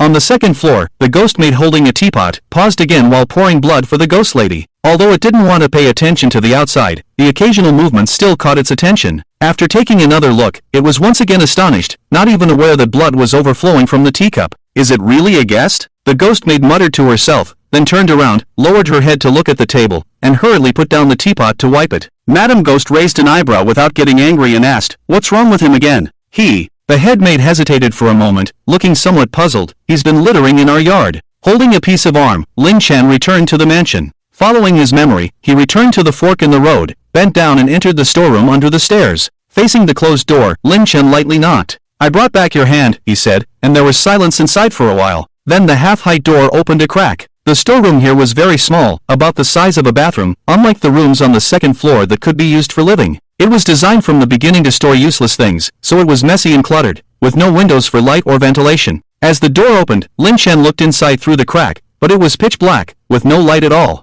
However, in the darkness of the storeroom, there was a pair of eyes staring at him, and he could guess that the young ghost master was standing by the door, looking at him. Without much useless politeness, Lin Chen, who had made a contract with the ghost for more than 10 years before his rebirth, already understood the nature of this ghost, which was extremely weak and socially anxious. Otherwise, with the ability of a ghostly hand, it would be a rare skill even outside. Inside the Midnight Manor, apart from Madame Ghost, Lin Chen was relatively unfamiliar, but dealing with the other 2 ghost masters should not be a problem. However, because of its weakness and vulnerability, it was bullied within the Midnight Manor. So, without saying a word, Lin Chen picked up the piece of arm and reached it through the crack. Not saying much to the other party would make it more efficient. Sure enough, after a slight pause, a pale, tender hand, as if drained of all its blood, reached out from the crack and took the arm. Then it quickly retracted into the storeroom. The storeroom door was also closed gently, as if afraid of attracting the scolding of its brother and mother. It did not show any trace of its figure, nor did it speak unnecessarily, appearing very timid and fully embodying its social anxiety. If an ordinary person saw this scene, they would inevitably feel a bit of contempt and perhaps even a sense of inexplicable self-confidence. However, thinking this way could easily lead to trouble.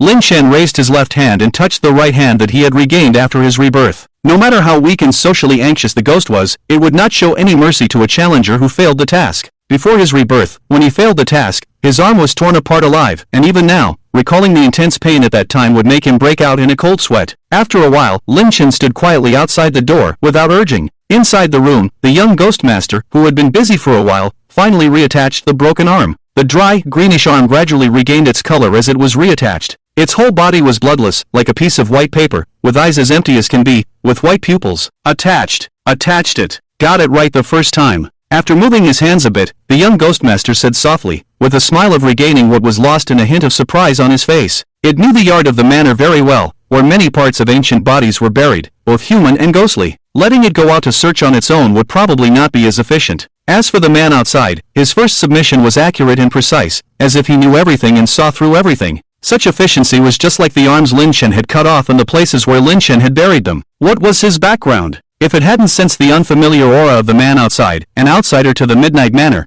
it would even suspect that it was its two brothers coming to play with it again. In any case, since the other party had completed its task, it should fulfill its promise. However, the task reward is just a contract, and if the other party cannot afford the price of the contract, it will not show any mercy.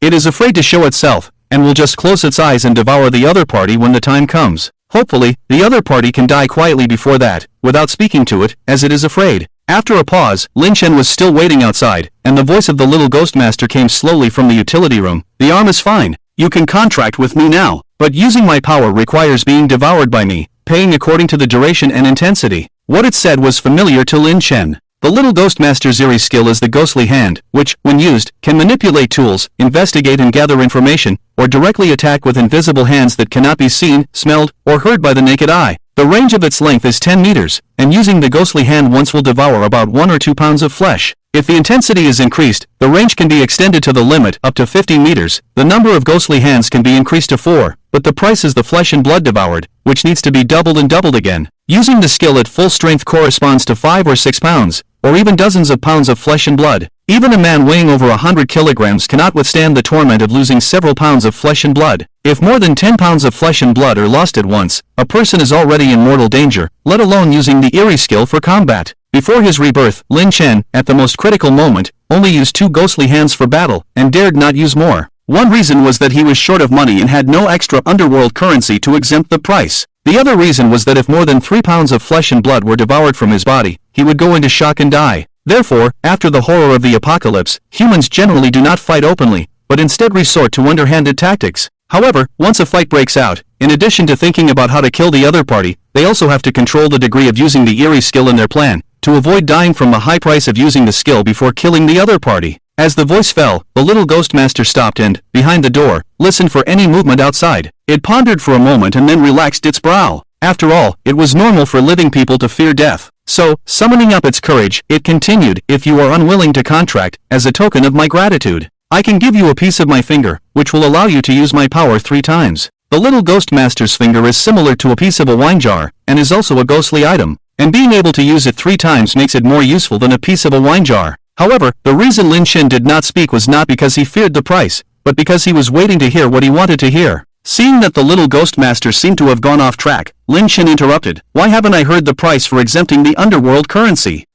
Inside the room, the little ghost master's pale face showed a few traces of astonishment. The underworld currency is not cheap. It starts at 500 underworld currency, and then 100 underworld currency per minute. For them, underworld currency is more effective than human flesh and blood, so they naturally hope that the contractor will use underworld currency to exempt the price. And for a ghost manager who contracts with the blood-colored hotel, which is also a pursuit-level entity, the price for exemption is only 800 underworld currency. The little ghost master, although stronger than the ghost manager, starts at 500 underworld currency, which seems cheaper. However, in reality, the cost of using it is certainly higher than 800 underworld currency. Whether it is 500 or 800, it makes no difference to Lin Chen. Lin Chen reached into his pocket. Inside the room, the little ghost master, sensing the movement, curiously pressed against the door, listening to the outside. How much underworld currency is this human going to take out? At first, Lin Chen took out a total of 20,000 underworld currency, and after paying the room fee for the jar, and adding 2 packs of soft flowers, he had 14,600 left. He kept the 4,600 in small denominations, and took out the thick stack of 10,000 underworld currency. "First, let me recharge 10,000 Ming bills." As soon as the words fell, there was an instant silence. 10,000 Ming bills. Did it hear it wrong? The little ghost pressed tightly against the door of the sundries room, staring blankly. It didn't doubt the truth of what the person outside said, because with the pause in the other party's actions, a strong Mingqi breath faintly penetrated through the door, representing an absolutely substantial amount. Originally, it thought that if the other party took out 500 or 1,000, that would be good enough. Even 2 or 3,000 Ming bills would be acceptable. After all, it had not seen many Ming bills in the remaining night manor, and there was no business here, unlike the blood-colored hotel, where there were many Ming bills passing through.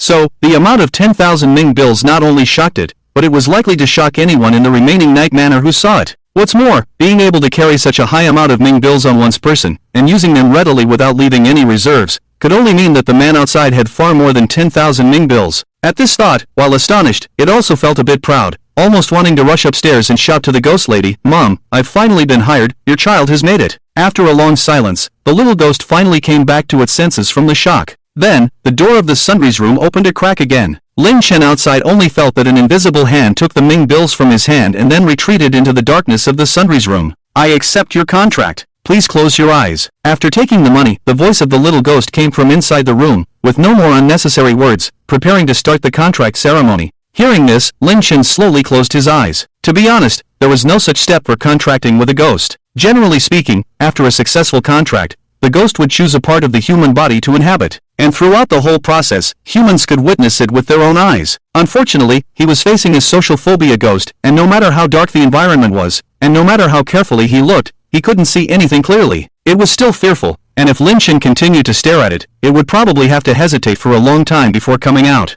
In order to avoid wasting time and ink, Lin Chen simply went along with its wishes. It was a bit strange in his heart that he could have such a strange illusion of marrying a contract ghost, and it would be hard to find another example in the world. Of course, Lin Chen was not actually so obedient. Before his rebirth, he had used the ghostly hand technique more than 300 times, and was very familiar with the technique, but he was completely unfamiliar with contracting with ghosts, and didn't even know what it looked like. So, he quietly opened a slit and focused on capturing the scene in the dark. Only a white shadow flashed by, reflecting in the faint light, and the pale body seemed to emit light. In the blink of an eye, the little ghost had darted into Lin Chen's body, finally inhabiting his right arm. Lin Chen opened his eyes again, feeling a bit surprised. The ghost of the ghostly hand technique was actually such a little brat. As a ghost, it was not terrifying enough, with an extremely thin body, like the kind of little boy who could cry for a long time with just one punch. However, its ghostly technique was undeniably powerful, not in direct attacks, but in ambushes, theft, and reconnaissance, more useful than the broken path-level ghostly technique, with a sharp contrast to its appearance. This was why Lin Chen hurried to Daemingling,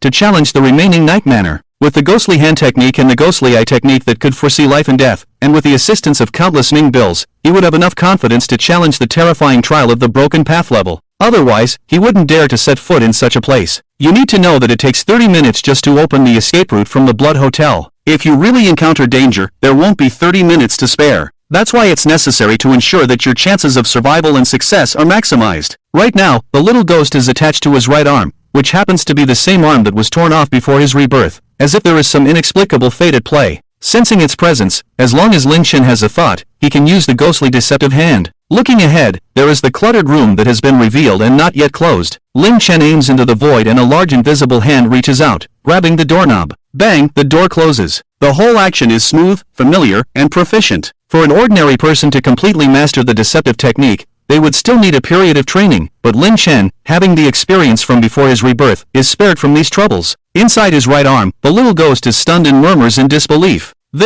Just to avoid walking a few steps to close the door, he spent 500 dark coins to use the ghostly deceptive hand. I know he's rich, but isn't this too extravagant? How many dark coins does this man have at home to be so extravagant? Leaving the stairwell, Lin Chen rushes to the kitchen holding 2 white bone fruits. He is bold and meticulous, but not really reckless. If the trial task exceeds the time limit, no matter how many dark coins are spent, he will die here. Soon, he arrives at the kitchen. Inside, the ghost chef is cutting ingredients, and there are 2 fresh corpses and 3 blood-red, beautiful red blood fruits on the side. In addition, the figure of a short-haired woman is busy moving the chopped-up bodies and emptying the internal organs, etc. She has just obtained 3 red blood fruits and has already lost too much blood and is now weak from working so hard, almost fainting. But her lips are bitten so hard that they bleed and crack, blood flowing, just to stay awake and not collapse. Because the materials the chef is processing are 2 of her companions, a burly man and a woman in a long skirt. If they collapse here, they will really die. And when Lin Chen's figure appears at the door, she turns her head to look, feeling relieved, as another helper has finally arrived, relieving her of a lot of work.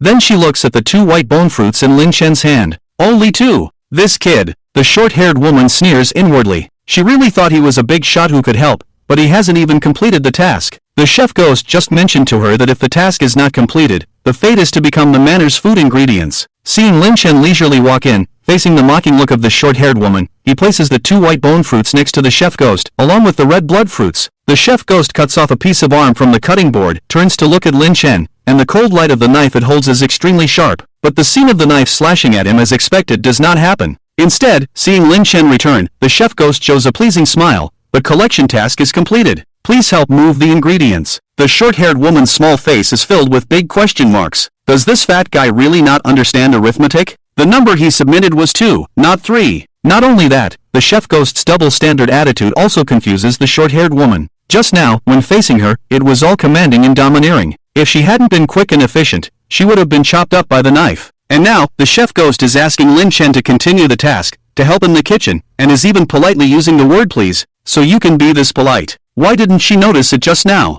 After being in a daze for a moment, she only slightly lost focus. The chef ghost raises an eyebrow, a cold flash in its eyes, and raises the knife in its hand, spreading a terrifying and intimidating sharpness. What are you staring at? If you don't move, be careful, I'll cook you too. It shouts angrily, scolding loudly. If the relationship between the short-haired woman and Lin Chen is good, it will eventually give face to the former. But this man, not even informing the other party of the real trial task, the closeness of the relationship is clear at a glance. It can naturally be unceremonious and easily scold. This angry rebuke awakened the short-haired woman from her daze, and even her whole body visibly trembled. Immediately, her hands continued to work, but her eyes never left the 2 white bone fruits and 3 red blood fruits on the cutting board. Summoning up some courage, filled with fear, she trembled and spoke. Why did he only hand in 2, and still consider the task completed? The ghost chef glared fiercely, frightening the short-haired woman even more. The trial task only requires 2, demanding 3 is just to make it difficult for challengers. If a novice doesn't carefully discern the traps, it's easy to fall for it. But for someone like Lin Chen, it's child's play. If one can find loopholes in the ghost's words and make use of them, it can greatly increase the survival rate in a terrifying scenario. However, someone like the short-haired woman, who believes everything, even with abilities, is easily at a disadvantage. Not responding at all to the ghost chef is of no consequence. Because the task has already ended, the red blood fruits have been collected by it, and they belong to it. No matter how angry or resentful the short-haired woman is, she won't get back the extra red blood fruit. But looking at the short-haired woman's resentful and venomous gaze, it chuckled repeatedly, intending to provoke a response. Just as it was about to speak, it inexplicably patted its thick pocket at its waist, reorganized its words, and confidently said, I've collected the underworld money. The voice was loud, logical, and convincing. The short-haired woman paused in her actions, and when she reacted, she was shaking with anger. Collecting underworld money, using the back door, and being so brazen. How shameless. She wished she could raise her phone, capture the ugly face of the chef ghost, pair it with a pitiful caption, and post it online for everyone to condemn. Shocking. The dark side of the trial. The referee openly taking bribes. If these videos were released to the outside world, it would surely ruin its reputation. But this is a terrifying scenario, where all the rules, order, and laws of the outside world are useless. In fact, being able to receive underworld money from challengers is something the ghost chef is very proud of and worth boasting about. With one sentence, it shut the short-haired woman down. The chef ghost's eyes flickered with a different thought, and it turned to look at Lin Chen beside it, its voice cold. She seems to have a grudge against you. Do you want to give me 3,000 underworld money? I'll let her stay here as an ingredient. This kid just now, for that piece of tender white thigh, could easily hand over 1,000 underworld money. And it stole a glance at that pocket, full to the brim, far more than 1,000 underworld money. At least several thousand, even tens of thousands of underworld money. With such a big money bag by its side, it naturally had to find a way to earn more underworld money. And now that the kitchen ingredients were enough, the key collection of materials in the trial task had also passed for the short-haired woman. Under normal circumstances, she could leave the Midnight Manor alive. But if the ghost chef, risking violating the trial rules, secretly set obstacles, with the current frail body of the short-haired woman, it would be difficult to cope with and undoubtedly lead to death. This was not without conditions. It needed Lin Chen to pay underworld money.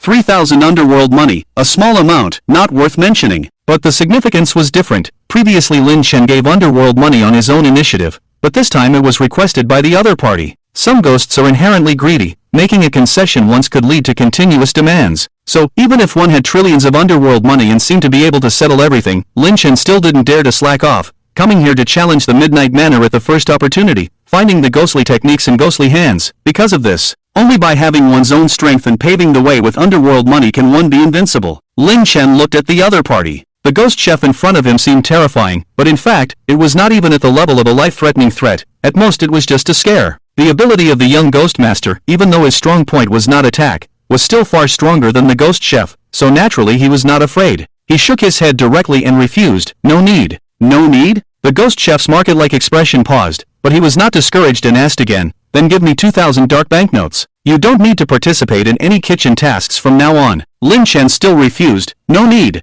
Since that's the case, the ghost chef's face showed a hint of coldness, and it seemed that he was not going to make it easy. He turned around, took a few steps, and took a sharp knife from the wire hanging above, and slapped it on the cutting board. Bang! With a muffled sound, it coldly said, Go and deb-one those 2 thighs. Take 10 pounds of lean meat and chop it into minced meat, without a trace of fat. Then take 10 pounds of fat, cut it into small cubes, without a trace of lean meat. Hearing this, Lin Chen smiled. This was something he couldn't do. However, he had already obtained the ghostly cunning hand, and he could open the passage to leave this place at any time, so he was not afraid of causing trouble. Slowly picking up the sharp knife on the cutting board, he was about to start. At the kitchen door, a voice interrupted Lin Chen's action. "Respected guest, the lady is requesting your presence." The ghost maid floated at the door, with her hands in front of her, bowing respectfully. "The lady? The lady's esteemed guest?" Hearing this, the ghost chef's eyes widened, obviously a little flustered, and Lin Chen paused to think. The lady of the house? To be honest, she was the only stranger in the Midnight Manor. Before his rebirth, he had only received kitchen tasks and had no contact with her.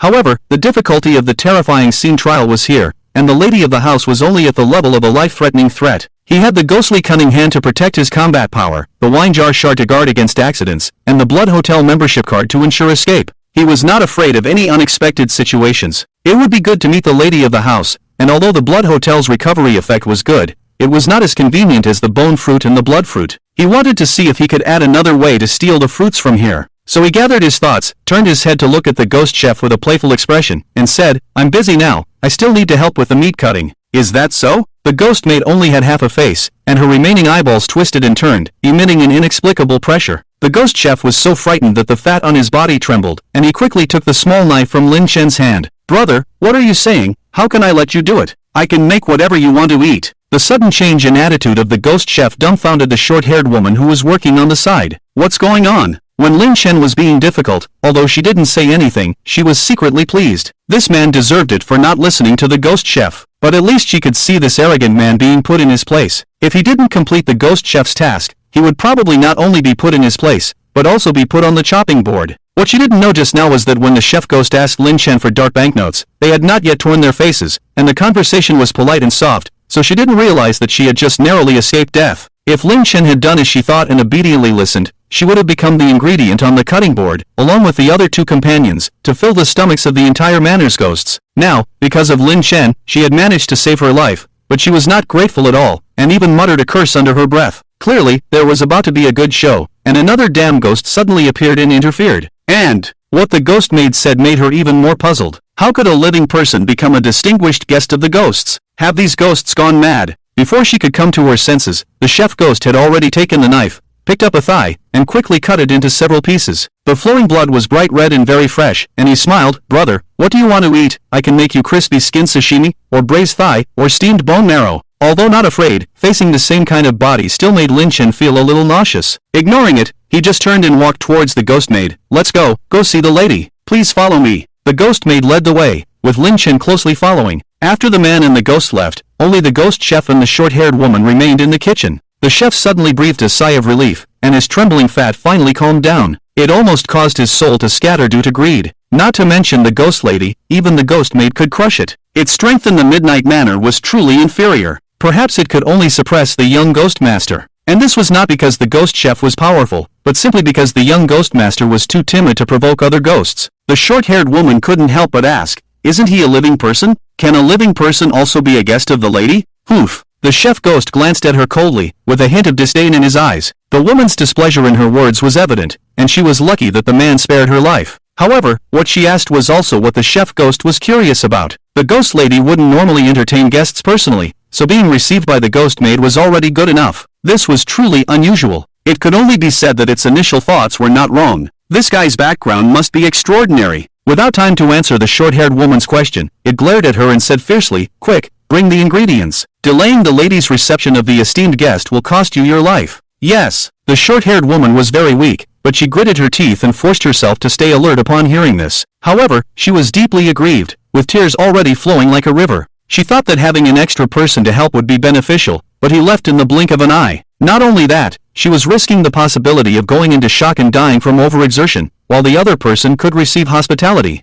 Both were living people, so why such different treatment? Pitiful. With great effort, she picked up a piece of the robust man's thigh and wrote a big pitiful on it. Lin Chen followed the ghost maid and walked through the corridor on the left side of the first floor, past the staircase junction, and went to the right. Soon, they arrived at a dining room. The layout here was exquisite, with a hint of horror missing. There were several large translucent windows, and the curtains were already open, allowing the faint moonlight to shine in. The view here was much better than in other parts of the manor. Lin Chen could tell that this was a gesture of goodwill from the manor. The ghosts were not affected by the darkness, only the living were. Opening all the curtains to let the moonlight in was clearly a preparation made for him. Upon reaching the location, the ghost maid let Lin Chen enter on his own, and it waited at the door of the dining room, not following, but waiting for instructions. Lin Chen walked into the dining room alone. There was a dignified and somewhat noble woman sitting at the dining table, waiting calmly. Occasionally, she picked up the teacup beside her and took a sip, with graceful movements that showed her refinement. When she saw Lin Chen enter, she stood up to greet him and invited him to sit down. Lin Chen didn't stand on ceremony and sat directly opposite her. After Lin Chen sat down, the ghost lady sat back down with a smile and gestured to the teacup beside her. "Sorry, I should have waited for you to arrive before making the tea. But recently, I've been feeling unwell and forgetful. I heard that drinking something brewed from brains can help wake me up.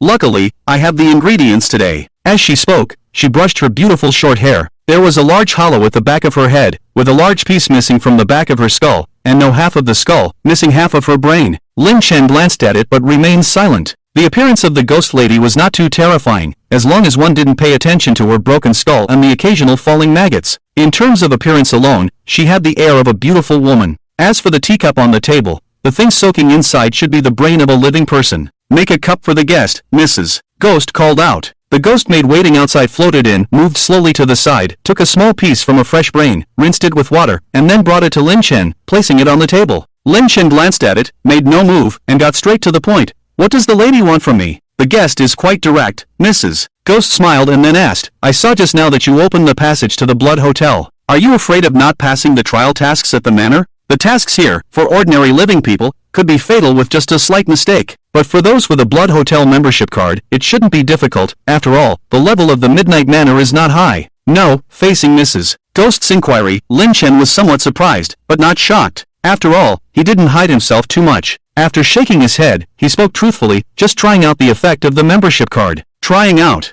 Mrs. Ghost's palm trembled imperceptibly. To use up a precious privilege of opening a passage with a Blood Hotel membership card just to try it out? Fortunately, the impact was not significant, just a slight surprise. Mrs. Ghost was curious and asked with a smile, "So, how many times do you have left to open the passage?" "Times?" Lin Chen paused, somewhat puzzled. "Isn't it unlimited?" "Unlimited times?" Mrs. Ghost's body trembled. Great surprise. The phrase unlimited times was not unfamiliar to her, it even sounded familiar. Mrs. Ghost recalled that at the Blood Hotel, she had inquired with the ghost manager about the privileges of the different membership card levels. The lowest one-star member only had the privilege of priority check-in and couldn't drive away the original occupants. They still had to wait if they arrived late. For 2-star members, they had the privilege of opening the passage, but only once, with a cooldown time of 1 year. 3-star members could open the passage twice a year, and 4-star members could open it 5 times a year. As for 5-star members, not only could they open the passage to the Blood Hotel an unlimited number of times, but they also had an extremely domineering privilege, which was to drive away the original occupants and move in directly. Even if the hotel rooms were fully booked, as long as a 5-star member arrived, they could designate any room, and the original occupants had to scram. In the business world outside, a hotel that dared to be so domineering and unreasonable would have long been closed down. But in the world of ghosts, the law of the jungle was very reasonable. Mrs. Ghost felt her scalp tingle, her hands trembling on her thighs. A 5-star member of the Blood Hotel. If she remembered correctly, it seemed to require a deposit of 500,000 in ghost money. A full 500,000. Such a large sum, ordinary chasing-level ghosts, from the moment they gained consciousness, probably had never seen it. Even ghosts at the level of broken paths would be stunned by such a large sum of ghost money. No wonder this man could be so extravagant, casually opening a passage just to test the effect. Thinking of this, Mrs. Ghost glanced at the teacup in front of Lin Chen, a small piece of brain floating in it, and the tea had already been brewed into a blood-red color. "What's your situation?" Mrs. Ghost's gaze swept over the ghost maid standing beside her, her voice sharp and tinged with some reproach. "Just brewing this little, the guest might think we can't afford it." The ghost maid was clearly a little stunned, thinking to herself, "It's none of my business. Isn't it the lady who said the brain portion was insufficient, and that fresh brain makes the best tea with a short shelf life? It's more precious than other parts of a living person's body. Besides, the lady needs to rest and needs to drink it often." So, she instructed the ghost maid that even if it was used for entertaining, the portion should not be too casual, and it should be carefully controlled. But now, it seems to have become stingy. Despite being reprimanded, the ghost maid was willing to accept it, not offering any defense, and even readily admitted the mistake. "I'm sorry, madam. It was not knowledgeable enough and didn't understand the meaning of a 5-star membership card." However, Mrs. Ghost's behavior was so predictable that it was far from simple. After obediently agreeing, its figure floated out and returned to the tea-making position, grinding a whole fresh brain into powder and adding it to the teacup. In no time, it replaced Lin Chen's tea with a new cup. As soon as it was placed down, a foul smell hit Lin Chen's nose. The entire cup was filled with brain matter, not a drop of water to be found. Slightly disgusted, he pushed it away. Then, his gaze returned to Mrs. Ghost, and during their brief conversation, he continued to observe her carefully. To be honest, the subtle pressure emanating from her indicated that Mrs. Ghost's strength was remarkable among the ghostly beings of the Reaper level, perhaps even stronger than the young Master Ghost. However, it was impossible to confirm whether this was an enhancement of the terrifying scene or if she truly possessed such power. What kind of tricks could she offer, and what would be their effectiveness? He pondered whether he could probe her intentions and, if she truly had such power, having her as an ally wouldn't be bad. Just as he was thinking this, his right arm trembled lightly. It wasn't Lin Chen acting on his own, but rather the young Master Ghost residing within him, sensing his mood and reacting accordingly. A ghost inhabiting a living body couldn't fully understand the thoughts of the living, but it could sense some of them. It seemed that Lin Chen's desire to have it all was somewhat unacceptable to the young Master Ghost. Of course, all actions were subject to Lin Chen's will, and its tiny performance was not even within the scope of consideration. However, this subtle movement did not escape Mrs. Ghost's eyes, and she sensed a familiar gloomy aura, which surprised her. It was actually him? That cowardly and weak little brat who often cried and was completely unlikable to her? He was quite lucky to have contracted such a benefactor. In the future, the remuneration would probably be so generous that even Mrs.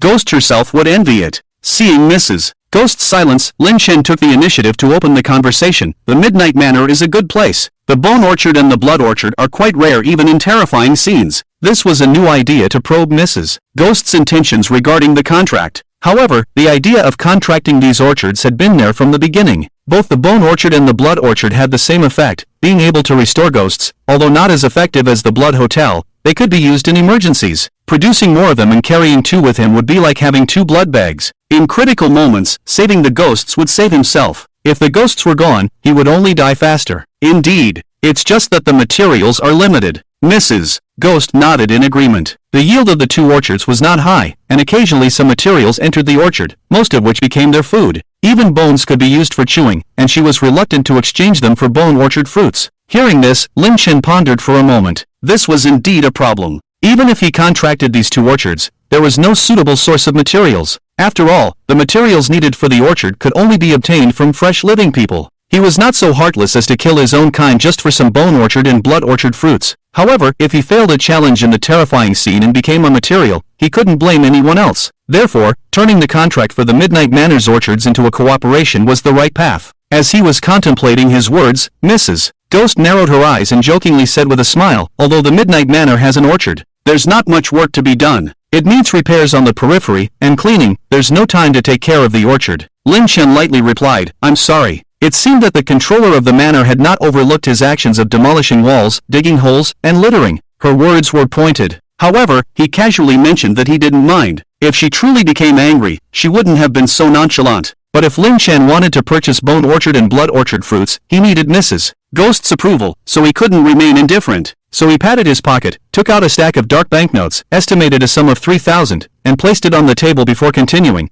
"I had an urgent matter just now and had to use one, so this amount is compensation for the loss at the Midnight Manor." Looking at the dark banknotes, the ghost maid beside him narrowed her eyes. "Compensation for the loss? What loss is there?" The dilapidated iron fence around the Midnight Manor's perimeter remains unmoved, with a few bars occasionally falling off. As long as it goes out later and smears some human viscera fluid, it can stick those bars back on with a little effort. Give it 50 dark banknotes, and it will be happy for half a day. This man just casually slapped down 3,000 dark banknotes? Not to mention it, even the ghost lady was somewhat stunned. After a while, she tremblingly raised her hand and covered the 3,000 dark banknotes. Feeling the weight and the comforting aura of the dark, it trembled. "Quick, get the chef to serve." "Understood." The ghost maid's figure floated out of the room, her movements urgent and fluent, without the calmness and composure from before. After she left, the ghost lady remained silent and tucked the 3,000 dark banknotes into her pocket. Suppressing the excitement of counting the dark banknotes, she pretended to be calm on the surface, still exchanging light smiles and eye contact with Lin Chen.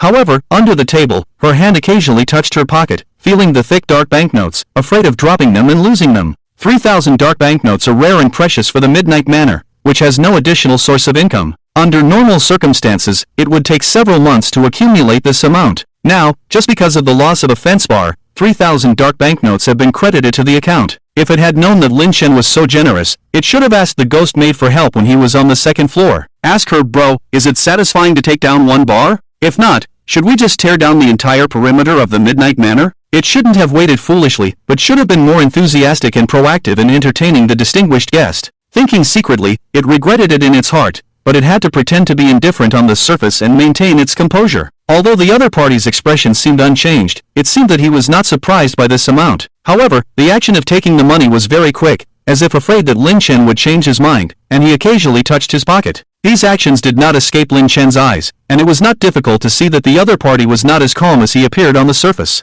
Naturally, it understood that the effect of the dark banknotes paving the way was good. It was time to talk about business. Suppressing the smile, his expression returned to a more serious one, and Lin Chen spoke, "I want to purchase a portion of bone fruit and blood fruit." The ghost lady was still immersed in the joy of making a profit from the dark banknotes. When she heard Lin Fan's words, her expression froze for a moment, and she was momentarily at a loss. When she came to her senses, she pondered for a while and had no objection, but considering the 3,000 dark banknotes, it was difficult to refuse. However, she was a little hesitant. "I don't object. It's just that these materials are difficult to obtain." The terrifying scene of the Midnight Manor was located in the desolate wilderness of Damingling. This area was originally a place with many tombstones, and apart from some special occasions, people would come to pay respects to their ancestors. At other times, living people were rarely seen. In addition, with the current terror, humans avoided ghosts, fearing to come into contact with them and die an unnatural death. But it was still early in the terror, and as some people made contracts with ghosts, they stood above the others, acting arrogantly and domineeringly. At that time, humans realized that ghosts were not only deadly, but also controllable. Although actively contacting the terrifying scene greatly increased the risk of death, as long as one could make a contract with a ghost, they could protect themselves and control life and death, immediately becoming superior to others. Therefore, more and more fearless humans, instead of retreating, actively went to challenge the terrifying trial in pursuit of power and wealth. This manor, with its moderate difficulty, is likely to become a hotspot in the challenger's circle. Although it is still quiet in the early stages, as long as it is discovered, there will be no shortage of people after the initial period. By then, there will naturally be no shortage of materials.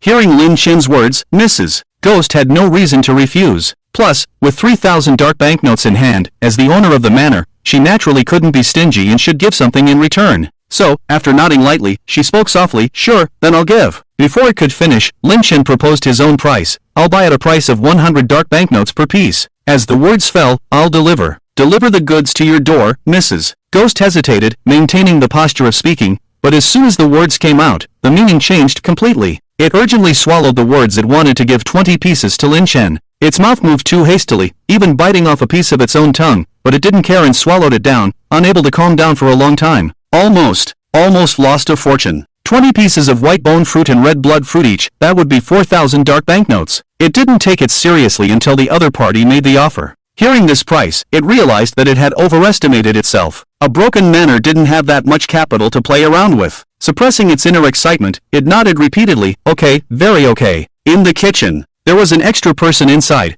helping with the work alongside the short-haired woman. It was the tall and thin man who had survived the cleaning task on the second floor. He had thought that the burly man and the woman in a long skirt who had escaped alone had not expected to have become ingredients in the kitchen. Meeting them again, there was no trace of the emotion he had felt when they first met. Looking at the familiar two people, whose bodies had turned into dishes, made him feel nauseous and filled with endless fear and panic. The short-haired woman beside him was too busy to feel the joy of reuniting with the tall and thin man, only because someone was helping, making things a little easier, secretly feeling lucky. Before long, the ghost chef had already prepared some dishes and arranged them neatly on the kitchen table. "Later, you two will take them over. Don't say much. Completing your task will be enough." The chef ghost glared fiercely, speaking coldly and ruthlessly. But to the ears of the two, it was as if it were a heavenly sound. After completing the last task, they could finally leave alive. Just as the two were about to take the dishes and leave, the ghost maid hurriedly arrived. Staring at the chef ghost with one eye, she said, "Is everything done? Madam wants the dishes served. Why are you in such a hurry?" The chef ghost patted its big belly, somewhat puzzled. After it finished, it would naturally send these two to take them over, yet it could make the ghost maid personally come to urge the dishes. Were the madam's guests so hungry? Madam doesn't want to delay them. The ghost maid calmed down and added softly, "He just compensated for the broken outer iron fence with 3,000 dark banknotes." "Oh, how much did he compensate?" The chef ghost was a little curious. That broken iron fence, everyone knew it often broke and needed frequent repairs. Since it was the madam's guests, this little matter should be settled with 50 dark banknotes, or at most 100, just as a gesture. He compensated 3,000 dark banknotes. The ghost maid's voice trembled slightly. 3,000 as compensation? The chef ghost's eyes widened. For that piece of junk? It would be willing to fix it for 30 dark banknotes. But thinking of Lin Chen's boldness when he bid 1,000 dark banknotes, it secretly swallowed a mouthful of saliva. That kid indeed had the confidence. If it could follow him, wouldn't it be able to earn even more dark banknotes? Thinking of this, it cast a cold glance and shouted at the two who were carrying the dishes out, "Put them down." The chef ghost strode forward fiercely, "I'll take the main dishes, you two just need to carry the side dishes." After that, it skillfully took the heavy plates from the hands of the two. The short-haired woman and the tall and thin man stood dumbfounded in their original spots, both feeling a little dazed. With these ghosts, everyone's got issues. They're even fighting over who gets to work. During the meal, Lin Chen and Mrs. Ghost reached an agreement regarding the orchard. The price is 101 coins, with no limit for now. If they feel the quantity is sufficient later on, they will contact to stop. This way, he won't need to worry about it. After all, in the entire Midnight Manor, only the bone fruit and the blood red fruit are worth his attention. If he were to acquire the entire place like the Blood Red Hotel, it wouldn't be worth it. Furthermore, the bone fruit and the blood red fruit can only be used for special occasions and emergencies, so Lin Chen doesn't need a large quantity. If he encounters a difficult situation, he would rather open the Blood Red Hotel passage and escape directly, rather than have the ghosts fight again. Therefore, the usage and quantity are limited. But even just acquiring some is a great thing for the Midnight Manor. Mrs. Ghost couldn't hide her smile. Even though she's a dead thing, she showed a sunny smile. After a while, the ghost maid hurried back. It saw that Mrs. Ghost and Lin Chen had already reached an agreement, and Mrs. Ghost was even more radiant, inviting him to stay a few more days in the manor. The maid shivered at her inviting smile. It forgot that this man has the most powerful weapon, the ghost money. If he were to throw down tens of thousands of ghost money, could Mrs. Ghost resist? Even if it's just 1 or 2,000, she couldn't resist. No need, Lin Chen shook his head. He has more important things to do, and he already has the ghostly hand, which gives him a certain survival ability. Before his rebirth, this was his only trump card. And now, with the wine jar fragments, the Blood Red Hotel membership card, and the preparation to recruit a team and the old man with the ghost eye, he has many trump cards to drive him, which is different from before. With this setup, he has the confidence to challenge the terrifying scenes of the broken path level that the ghost shadow exists in. There's no need to waste too much time in the Midnight Manor. Moreover, the hospitality Mrs. Ghost mentioned, the feast for the living, brain marrow tea. He couldn't eat. Alright, Mrs. Ghost didn't insist, knowing there will be another chance to get close to this wealthy man. Then, she gestured to the ghost maid. The ghost maid approached and leaned into Mrs. Ghost. Mrs. Ghost whispered, "Go call the two young masters and let him choose if he likes any of them." Let him choose the two young masters? The ghost maid was a bit surprised. Humph, that little brat made a contract with him directly, giving men an advantage for nothing, Mrs. Ghost said with some resentment, then continued, "But if he likes them, he has to take away my other two sons. At least it will cost 188,800 ghost money." Madam is wise, the ghost maid secretly gave a thumbs up. If they could bring 188,800 ghost money to the Midnight Manor, they could also get some rewards. So, it left the dining room and hurried to the second floor. The head maid left, and the ghost lady raised her hands and clapped. "You can start serving the dishes." Outside the dining room, on a cart, there were many dishes, packed full. Even so, the chef ghost was holding a plate, and a man and a woman were each holding 2 plates. They had been waiting here for a while. However, there was no final instruction from inside, and no one, including the chef ghost, dared to act without permission. Inside the dining room, the ghost lady's laughter could be heard. The tall, thin man looked bewildered. When he had just finished his cleaning task, he had witnessed the terrifying power of the ghost lady with his own eyes. With a flick of her finger, she could control his body. Life and death were completely in her hands. Such a powerful and terrifying ghost was actually so deferential to other beings. Who exactly was this so-called esteemed guest? Thinking of this, he lowered his voice and reminded the woman beside him, "Don't look at them later," so as not to be frightened. The guests who can be treated well by the ghost lady must be even more terrifying. "Ha!" the short-haired woman replied weakly. She had long known who the esteemed guest inside was. It wasn't a terrifying ghost, but a living human, just like the two of them. But as fellow humans, the two of them suffered abuse, and any slight mistake could lead to being chopped up and used as ingredients. But the other person could sit comfortably in the dining room, personally entertained by the lady of the manor, with such a stark difference in treatment. Be careful, if you make a mistake, the lady will make you die even more miserably. The chef ghost chuckled darkly, startling the two of them into quickly pulling themselves together and not daring to slack off. Clap, clap, following the sound from the lady, it was time to serve the dishes. The chef ghost hurriedly carried a large plate, with a fawning smile on his face, and strode in. "Aha, here comes the human soup." A bowl of soup with a few bones floating in it was placed on the table. Then, dish after dish was brought in. As the chef ghost introduced each dish, "This is stir-fried kidney slices, I didn't wash them, preserving the original flavor. This is steamed long whip, also preserving the original flavor. And there's braised double peaks, I preserve the milky flavor." Then, another plate of hard dishes was brought in, and the chef ghost's expression became even more pleased. This is my specialty, also preserving the original flavor. Fatty intestines sashimi. The other two followed the chef ghost in carrying plates in and out. Throughout the process, the tall, thin man restrained his fear, not daring to lift his head, relying on his peripheral vision to place the plates on the table. But after several trips back and forth, he still accidentally caught sight of something,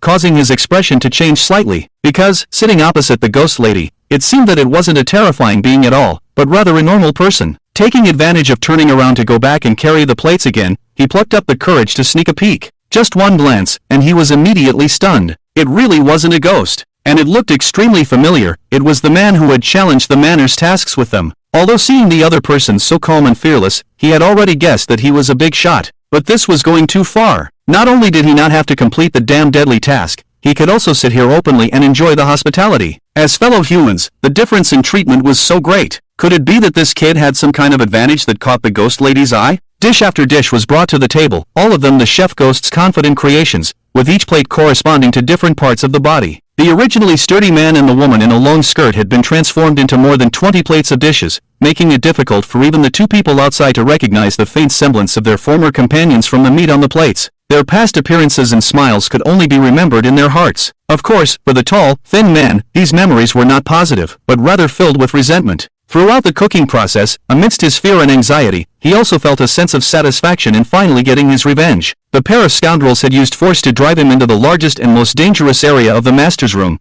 where the chances of death were the highest. From that moment on, there was no more mercy to speak of. Fortunately, his luck was good, and he didn't die himself, but the burly man and the woman in the long skirt were the first to cool down. At first, when he just entered the kitchen, he saw the ghost chef cooking with living people, which made him feel nauseous and extremely uncomfortable. But when he recognized the ingredients and the hatred dissipated, he found the fat man somewhat pleasing to the eye. By this time, all the dishes had been served, and fearing that these two would disturb the distinguished guests, they were driven out by the ghost chef after finishing their work. The tall, thin man walked out with his head down. The short-haired woman followed closely behind, and as soon as she stood still, she weakly leaned against the wall, her face terrifyingly pale. She had already lost too much blood and was feeling dizzy. If it weren't for the fear of death, she would have fainted long ago. "Are you okay?" The tall, thin man reached out to steady her, as they had naturally teamed up for field missions. Furthermore, the task was already over, so any previous conflicts could be put aside for now. "I'm fine. As long as the task is completed and we can get out alive," the short-haired woman spoke weakly, her breath light and feeble. As long as she hadn't seen herself get out alive with her own eyes, she dared not relax. "We should wait for them to finish their meal, then we can leave." The tall, thin man glanced at the closed dining room, furrowing his brow and lowering his voice. "But I just took a peek at that distinguished guest. It seems like he was one of the people who came in with us at the beginning. He actually has the ability to become a distinguished guest served by ghosts." The fact that a living person could become a guest of honor for ghosts was something he had never expected. What made that big shot different? Hearing this, the short-haired woman's eyes filled with resentment, and she mustered her strength to coldly snort, "That kid has no real ability. He just bought them off with underworld currency." Even though the task only required 2, she had been tricked into submitting 3, sacrificing an extra 400 cc of blood and nearly going into shock. Furthermore, for the kitchen task, she had handled everything from cutting the body, removing hair and odor, to slicing and chopping. Recalling the scenes of turning intact bodies into real ingredients made her shiver and break out in a cold sweat. Thinking of all this, everything she had suffered, she wished she could turn Lin Chen into ingredients with a single stroke.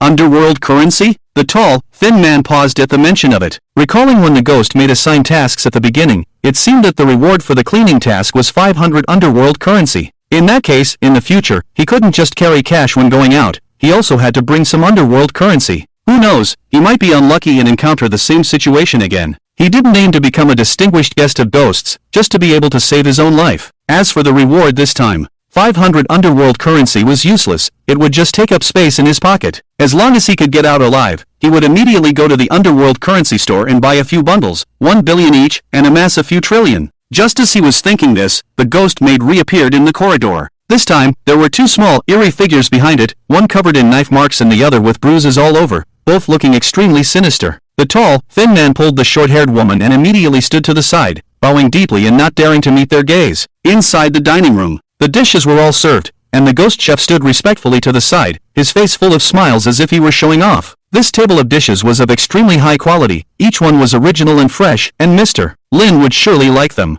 Mrs. Ghost picked up her utensils and picked up a piece of large intestine sashimi, chewed a few times and swallowed, nodding in satisfaction. Indeed very fresh, I can even taste what he ate last night. With that, she glanced at Lin Chen, her distinguished guest whom she had painstakingly entertained, but who was not eating with them, instead sitting quietly, unmoved by the delicious food on the table. So she put down her utensils and warmly invited, Mr. Lin, please eat. Yes, Mr. Lin. The chef ghost spoke eagerly to Lin Chen. I have good skills. If you need, you can take me with you. Mrs. Ghost, upon hearing this, showed a hint of displeasure. However, as long as Mr. Lin was willing, she didn't mind, so she remained silent. Lin Chen shook his head and said, I can't eat the food you all eat. Mrs. Ghost apologized and asked the chef ghost to heat up some food for Lin Chen to try. Lin Chen stayed mainly because of Mrs. Ghost. He wanted to know its abilities and strength, to see if he could use it. Mrs. Ghost then introduced two young ghost figures to Lin Chen. As they entered the room, Lin Chen's right arm trembled uncontrollably. The fear of these two ghosts was deeply ingrained in him.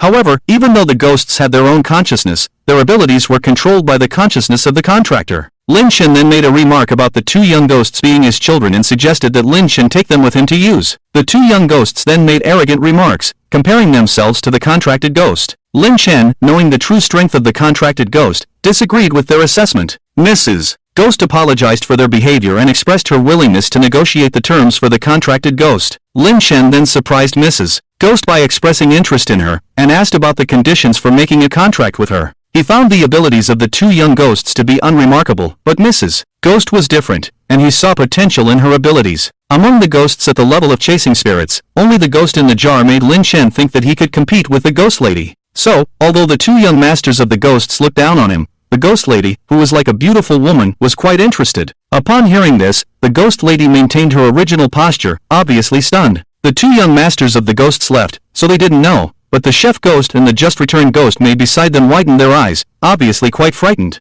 This kid has big ambitions, the ghost chef secretly exclaimed. No wonder it worked so hard to perform, but the other party didn't pay much attention to it, as there were already other ghosts in his heart. But it was really unexpected that it was the lady's idea. The ghost maid was even more astonished. Lin Mr. didn't care if he didn't fancy the two young masters of the ghosts, but the lady just wanted to make some more underworld money. What's wrong with that? And the result was that Mr. Lin actually wanted to take the lady in? Ignoring the stunned expressions of the other two ghosts, Lin Chen slowly continued, You give me a different feeling from other ghosts. The strength of the ghost lady was different from any other ghost in the manor, and it was even more powerful. So, I want to know some information about you, and if possible, make a contract with you. Although the ghost's strength was not bad, its tricks might not necessarily be suitable for Lin Chen. It might have limited practical use, or the conditions for its use might be too restrictive. Just like the ghost marriage Red Veil, its powerful ability was beyond doubt, but the conditions were too strict, such as the requirement for a virgin, which meant that it was destined to be out of reach for Lin Chen.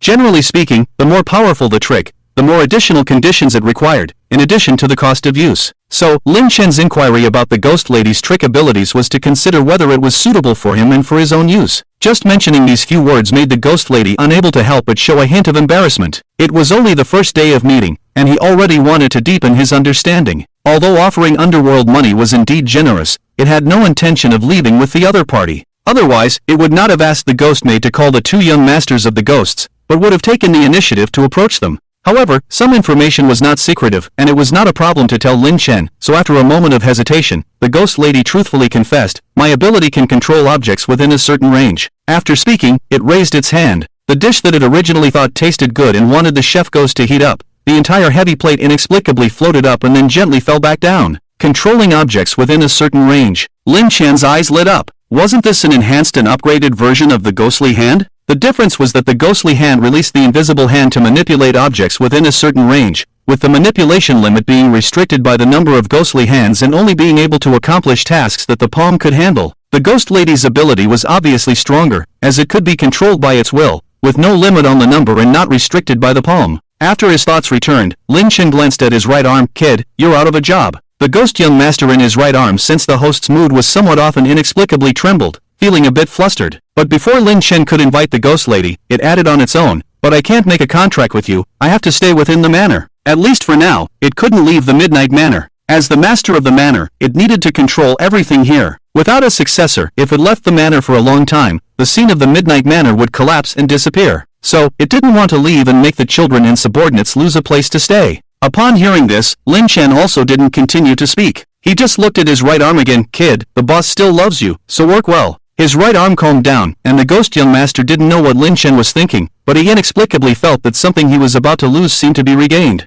Since that's the case, I won't bother you then. Lin Chen stood up, ready to take his leave. Wait, Mrs. Ghost also stood up and raised her hand, palm facing up. From the second floor, a drawer was pulled open and a key floated up, then descended to the dining room on the first floor. In just a few seconds, it landed in her palm. The range of control was indeed enhanced by the terrifying scene, but it was still quite impressive. Although I cannot make a contract with you, I can give you a key to the manor and welcome you to visit the manor at any time. After Mrs. Ghost finished speaking, the key left her palm and floated over to Lin Chen. After accepting it, Mrs. Ghost explained the key's function to Lin Chen. As long as he reached the Daming Ridge area, he could use the key to enter the terrifying scene of the Midnight Manor. Its utility was not as good as the Blood Hotel membership card, as it couldn't ignore distance or territory, and couldn't directly open a passage. It was a relatively common and not very effective ghost tool. Generally speaking, once a person completed a trial task, it was difficult for them to enter the same terrifying scene again unless they were summoned with permission. Now that Lin Chen had this key, he could skip this step, and even without Mrs. Ghost's permission, he could forcibly enter using the key. It was a gesture of goodwill from Mrs.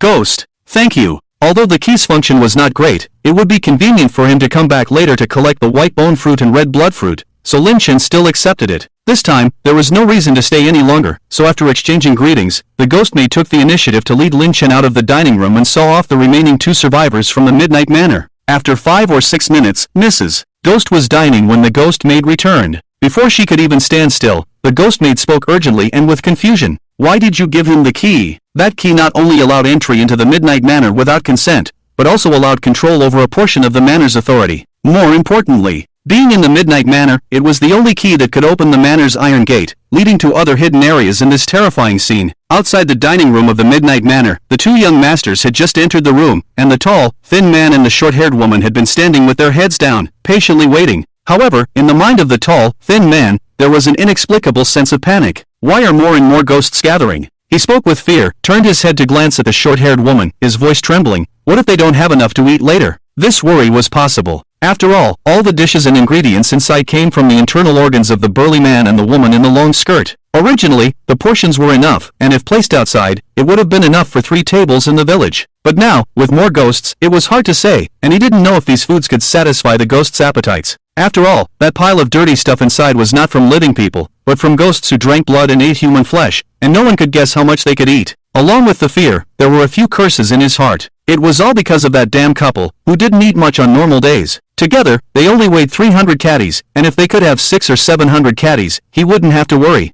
Hearing this, the short-haired woman tried to cheer up and, with a weak smile on her face, reassured him, "Don't worry, we've completed all our tasks, so nothing should happen." The tall, thin man did feel a little relieved when he heard this. Fortunately, he had a companion by his side to give him encouragement, unlike the couple just now, who only wanted to push him out to die. However, as he let down his guard, in the dark environment where he couldn't see, behind the short-haired woman, she hid her right hand behind her, tightly gripping a small piece of broken bone. It was a scrap she had secretly taken while working in the kitchen, only 2 fingers long, but very sharp. This broken bone could serve as a dagger at a critical moment, allowing for a stealthy strike that could pierce through a tall, thin man's heart. After all, she had already considered the concerns of the tall, thin man while in the kitchen, but deliberately remained silent and did not remind him. In case the ingredients in the dining room were indeed insufficient, she would not hesitate to send the tall, thin man to his demise. The words she had just spoken were merely to lull the other party into relaxing their guard. After a few minutes, the dining room door was violently thrown open, and the 2 young ghost masters who had just entered strode out with angry expressions. Did they really think they were receiving some distinguished guest? They are just trash meeting trash. Perhaps he can only afford the price of that trash contract. And he is not worthy of us. The 2 young ghost masters were full of disdain, and even after leaving the dining room, they continued to mock and belittle. The entire estate's ghosts knew that the young ghost masters were weak and easily bullied, pure trash. Yet this so-called distinguished guest had actually treated the trash as a treasure. Not only that, but they also dared to openly claim that the trash was stronger than the 2 of them. Naturally, their pride made it unbearable for them. If it weren't for the presence of the ghost lady, they would have been able to at most show their displeasure, but they dared not act out in anger. Otherwise, they would have immediately taught the young ghost masters a lesson, showing the humans who is truly strong and weak. But now that it has left the estate, we have lost a punching bag. The second young ghost master sighed, then left without lingering, soon disappearing into the corridor. It's a pity. The eldest young ghost master nodded in agreement, but for some reason, his steps came to a sudden halt, and he did not continue walking. Glancing to the side, he saw the two individuals standing against the wall, one with their head lowered, trying to hide, and the other trembling uncontrollably. His gaze swept past them. The tall, thin man had no outstanding qualities and was timid and fearful. The short-haired woman, though also afraid, clearly held something behind her back. Most crucially, when they had just come out, it had caught her with a murderous intent towards the male companion beside her. It was likely that the hand hidden behind her back was tightly gripping a deadly weapon. This woman was quite capable, decisive and ruthless, far stronger than the distinguished guest inside. I think I have a way to teach that trash a lesson. The eldest young ghost master smiled slyly, then pointed a finger at the short-haired woman, his voice cold. You, come with me. Me. The short-haired woman raised her head and was met with a fierce finger covered in knife scars, pointing directly at her, causing her to look visibly flustered. Meanwhile, the tall, thin man beside her still kept his head down, lacking the courage to even raise his head, let alone intervene or defy the ghost in any way. In fact, as long as it wasn't him who died, he didn't have the courage to stop or oppose the ghost in any way. The short-haired woman naturally knew that she couldn't rely on this man, so she gritted her teeth, discreetly stashed the broken bone, and followed the eldest young ghostmaster as he left. I'm sorry.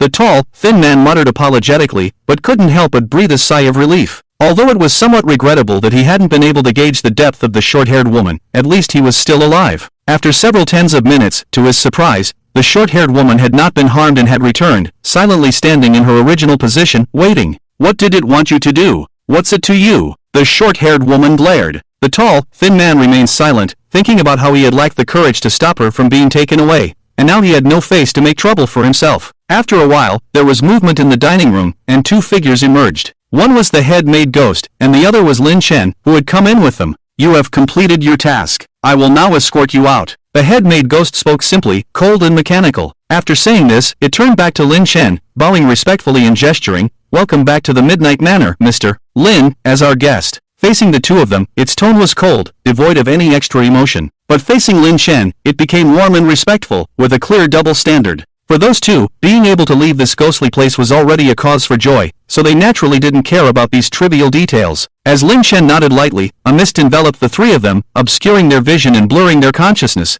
and their figures gradually dissipated in this space. As their vision gradually returned, the three of them came back to their senses and found themselves once again inside the dilapidated wooden house on Daming Ridge. They had returned. The tall, thin man was overjoyed, his strained spirit finally relaxed, and he collapsed on the ground, tears streaming down his face as he wailed uncontrollably, completely losing his composure. He was still alive, finally coming out alive from that damned place. Among the three, Lin Chen was the calmest, as if he hadn't just escaped from a terrifying place, but had gone on a sightseeing trip. What was somewhat unexpected was that the short-haired woman, who had barely survived and lost a lot of blood, should have been in worse shape than the tall, thin man. Yet she remained standing in place, showing little emotion despite her inner joy. By the way, what is this? Wiping away the tears, the tall, thin man reached into his pocket and pulled out 5 banknotes of 100 yuan each. It was the reward for completing the trial task. After all the effort and barely surviving, this meager reward was simply laughable. These worthless banknotes were worth next to nothing, and when he returned to the city, he would just use them to pay for the funeral expenses. As for this wretched place, gritting his teeth, the tall, thin man made up his mind.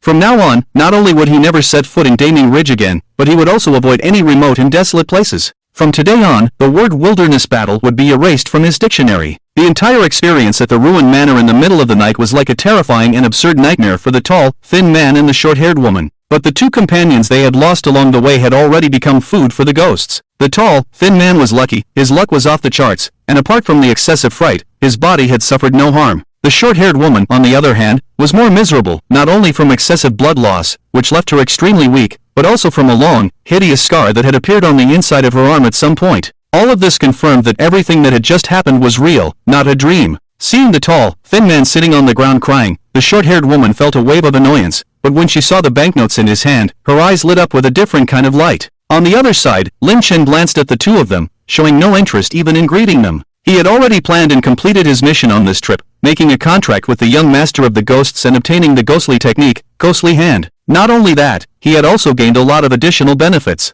First, there were 10 white bone fruits, quietly stored in the Blood Red Hotel, to be used in case of emergency. Secondly, there was the successful cooperation with the fruit seller, providing a stable source of blood bags. Finally, there was the acquisition of the ghostly item, the Manor Key. Although it could only be used in the Daming Ridge area to directly enter the ruined manor, its practical use was limited. But since it was a free item, obtained without any cost, having more of such things was always a good thing. After considering all this, Lin Chen was not planning to waste any more time and was preparing to leave. Seeing his movements, the tall, thin man looked up with a panicked expression. Although he had survived from that ghostly place, Daming Ridge was still a terrifying place, with graves and tombstones scattered around. And this big shot was someone even the ghosts treated with utmost respect and flattery. His instinct was to try to persuade him to stay, or even beg to leave with him. So, he quickly got up from the floor, ignoring his disheveled appearance, and called out to the short-haired woman behind him, "Quick, let's leave with the big shot." "No need." The short-haired woman took light steps, approaching the tall, thin man, speaking calmly, and continued, "You can leave." "I should leave?" The tall, thin man paused at her words, having had such a terrifying experience that he was completely scared, while the short-haired woman remained remarkably calm, which surprised him.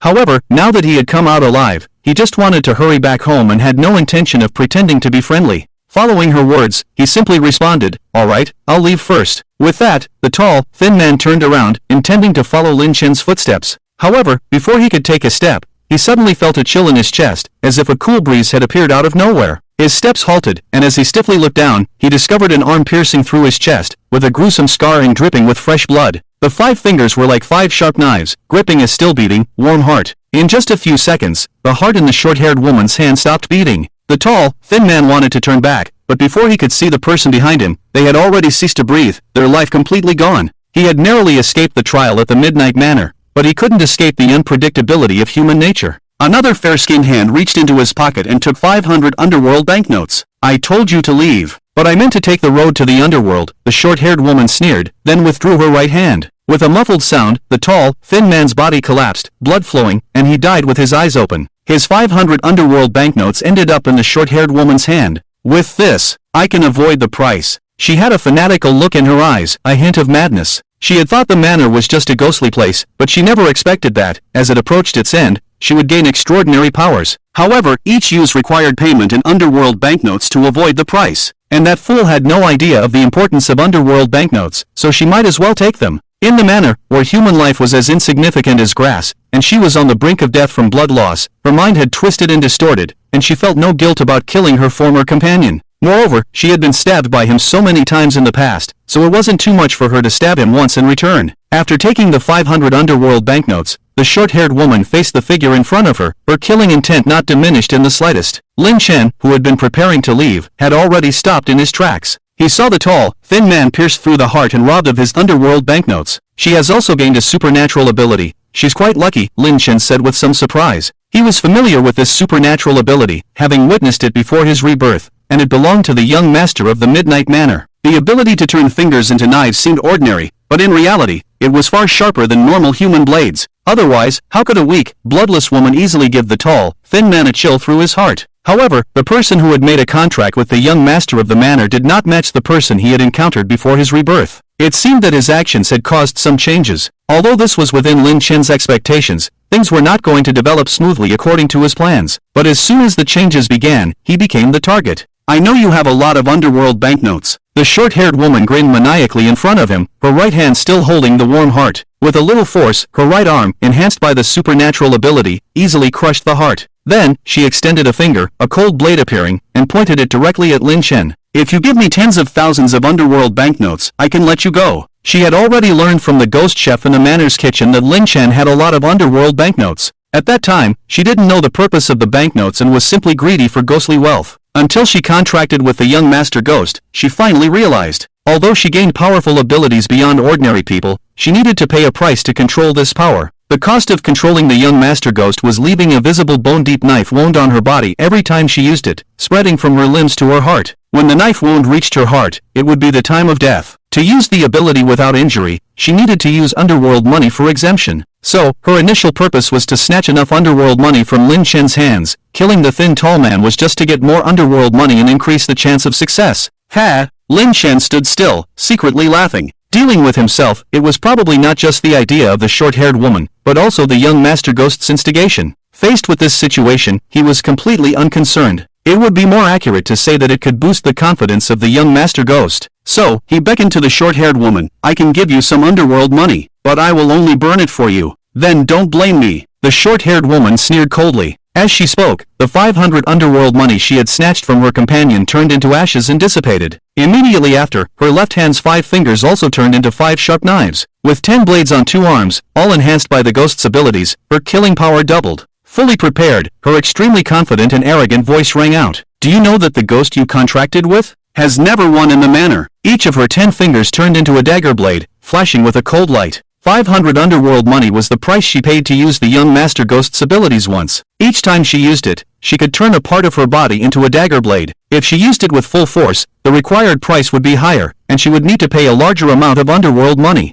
However, it would allow her to completely enter a ghostly state, with short blades growing all over her body. A slight touch would result in disembowelment and lacerations. Of course, she didn't act so recklessly, as she didn't have enough underworld money and didn't dare to use it so freely. Otherwise, she might not have solved her opponent and would have died from a high price. During the late night at the manor, the young master ghost that Lin Chen contracted with had been described as pure scrap metal, with the lowest strength in the manor. Even with the enhancement of the ghost's abilities, it would not be weaker than the opponent. But she had her own considerations. Since she chose to take action, in order to ensure a successful outcome, she still chose to kill the innocent thin tall man first, take the 500 underworld money, and use it to enhance both arms with the ghost's abilities. It was because of this that she had absolute confidence and could overwhelm the opponent. Although she had lost a lot of blood and was very weak, after being enhanced by the ghost, her arms surged with an inexplicable force. With a light swing, the rapid burst, and the cutting sound of the finger blades slicing through the air were pleasing to the ear. She was willing to kill the thin tall man quickly. But to kill Lin Chen, she wanted to slowly cut him into pieces, torture him to death, and vent all the suffering she had endured at the manor. Thinking of this, she opened her palm, waved her 10 fingers, and pounced on Lin Chen. Facing her directly, Lin Chen's right arm trembled. He himself was not panicked yet, but the young master ghost residing within him was the first to panic. As the short-haired woman used the ghost's abilities to enhance her arms, a familiar and eerie atmosphere began to spread in the surroundings, alerting it. It was its brother. Instantly, it was frightened and kept reacting, reminding Lin Chen to run away and escape as soon as possible. Even if he didn't run, he had to use the ghostly abilities at all costs to protect himself. Otherwise, he was simply no match for his brother. As a contracted ghost, it could sense the emotions of the contractor, and vice versa. Lin Chen could also sense its thoughts, and it was clear that the young master ghost was terrified. Despite this, he completely ignored it. Run away now? That was simply impossible. Even using all his strength, Lin Chen sneered at the idea. It's not like before the rebirth, when he was killed by the knife-wielding demon. That's when he needs to be careful and find a chance to escape. The small dagger in front of him is just a small trick. There's no need to go all out. This little ghost, usually too cowardly and timid, has underestimated himself. It's just right to let it see for itself what is the strongest trick under the manor at midnight. Seeing the short-haired woman rushing over, Lin Chen remained calm and observed first. It has to be said that just by looking at this attack, there are already numerous flaws. Although she has tricks, she is not Lin Chen, lacking visible combat experience despite the sharpness of the dagger. Her movements are just random swings. Although the dagger is sharp and can cause injury or death upon contact, with such chaotic movements, she cannot get close to Lin Chen at all. If Lin Chen wants to kill her, he could use his hidden hand to attack her lower body, make her fall, then take advantage of her unpreparedness to bind her neck and easily break it, causing her death. However, in order to build the confidence of the little ghost, Lin Chen did not choose a more efficient method. Instead, he directly raised his right arm and used his trick. Choosing the lowest cost and least effort, he only released a ghostly hand to directly attack the short-haired woman. Although she is completely unaware of the existence of the ghostly hand, her random swings actually have an advantage. As long as the ghostly hand gets close, it will be cut by her sharp fingers.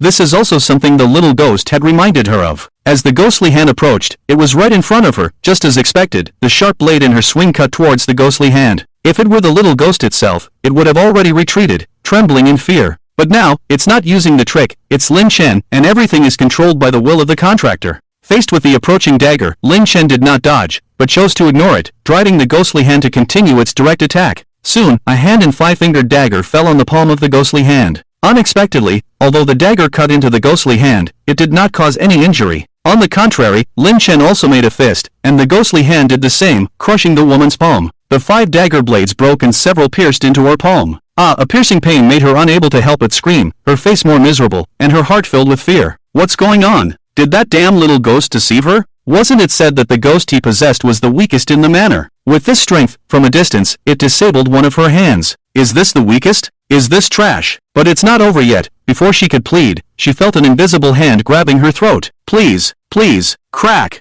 Her neck shattered, her life extinguished, and she fell to the ground with no sound. Lin Chen withdrew the ghostly hand, and the body of the short-haired woman fell to the ground with a thud, joining the tall and thin man, both heading to the underworld. At this moment, Lin Chen's right arm had completely calmed down. It was probably not calm, but the little ghost itself was also confused. How could it not have been cut by the handle of the knife, which it had always feared the most? After the battle ended, as the short-haired woman died, a strong black mist overflowed from the scar on her right arm, gradually forming the figure of a young man, the little ghost of the manor. Its scarred face was full of defiance, looking at Lin Chen with resentment. It looked like a little brat who lost a fight but still stubbornly refused to admit defeat. To be honest, although it's a ghost, its temperament is really no different from that of a little brat. Lin Chen pondered deeply. Although the contractor is dead, the ghost is still there. Generally speaking, the ghost would not seek revenge for the contractor and would leave on its own. But now, it is obvious that both the contractor and the ghost hold grudges against themselves. If the young master ghost really can't let it go and wants to fight, it would be troublesome. Just relying on a ghostly hand is not enough to control the other party.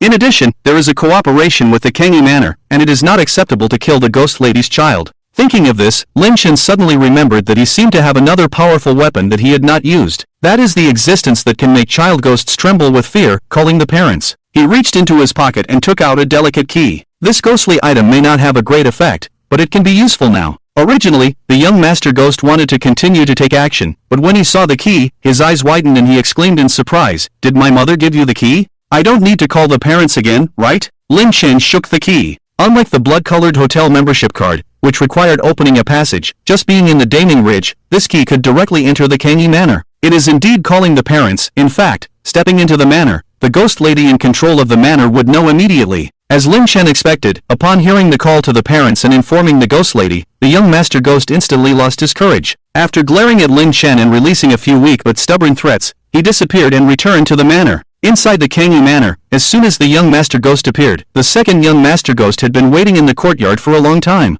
"Brother, how did it go? Did you teach that iron waist a lesson? We are brothers, let's not talk about that." The young master ghost paused, not because he didn't want to talk about it, but because he was too embarrassed to bring it up. Suddenly, he remembered another urgent matter and hurriedly pulled the second young master ghost towards the manor villa. "Quick! Hurry back and add a lock to Mom's door." After sending off the young master ghost, Lin Chen checked his right arm again, still no response. It seems that defeating his own brother for the first time had a great impact on the young ghost, and it would take some time to digest. Then, he looked down at the body of the short-haired woman again. To be honest, her character is very suitable for survival in the apocalyptic world of terror, cunning, ruthless, good at disguising, and even willing to sacrifice her dignity. These qualities with a high chance of survival, she basically has them all. In addition, it is only the first night of the terror's arrival, and she has already gained the ghostly skills. Her future achievements are probably not low. However, after gaining extraordinary power, she was somewhat arrogant, and the first thing she wanted to do was to deal with Lin Chen, but she ended up dying here. In the end, even in death, she did not close her eyes.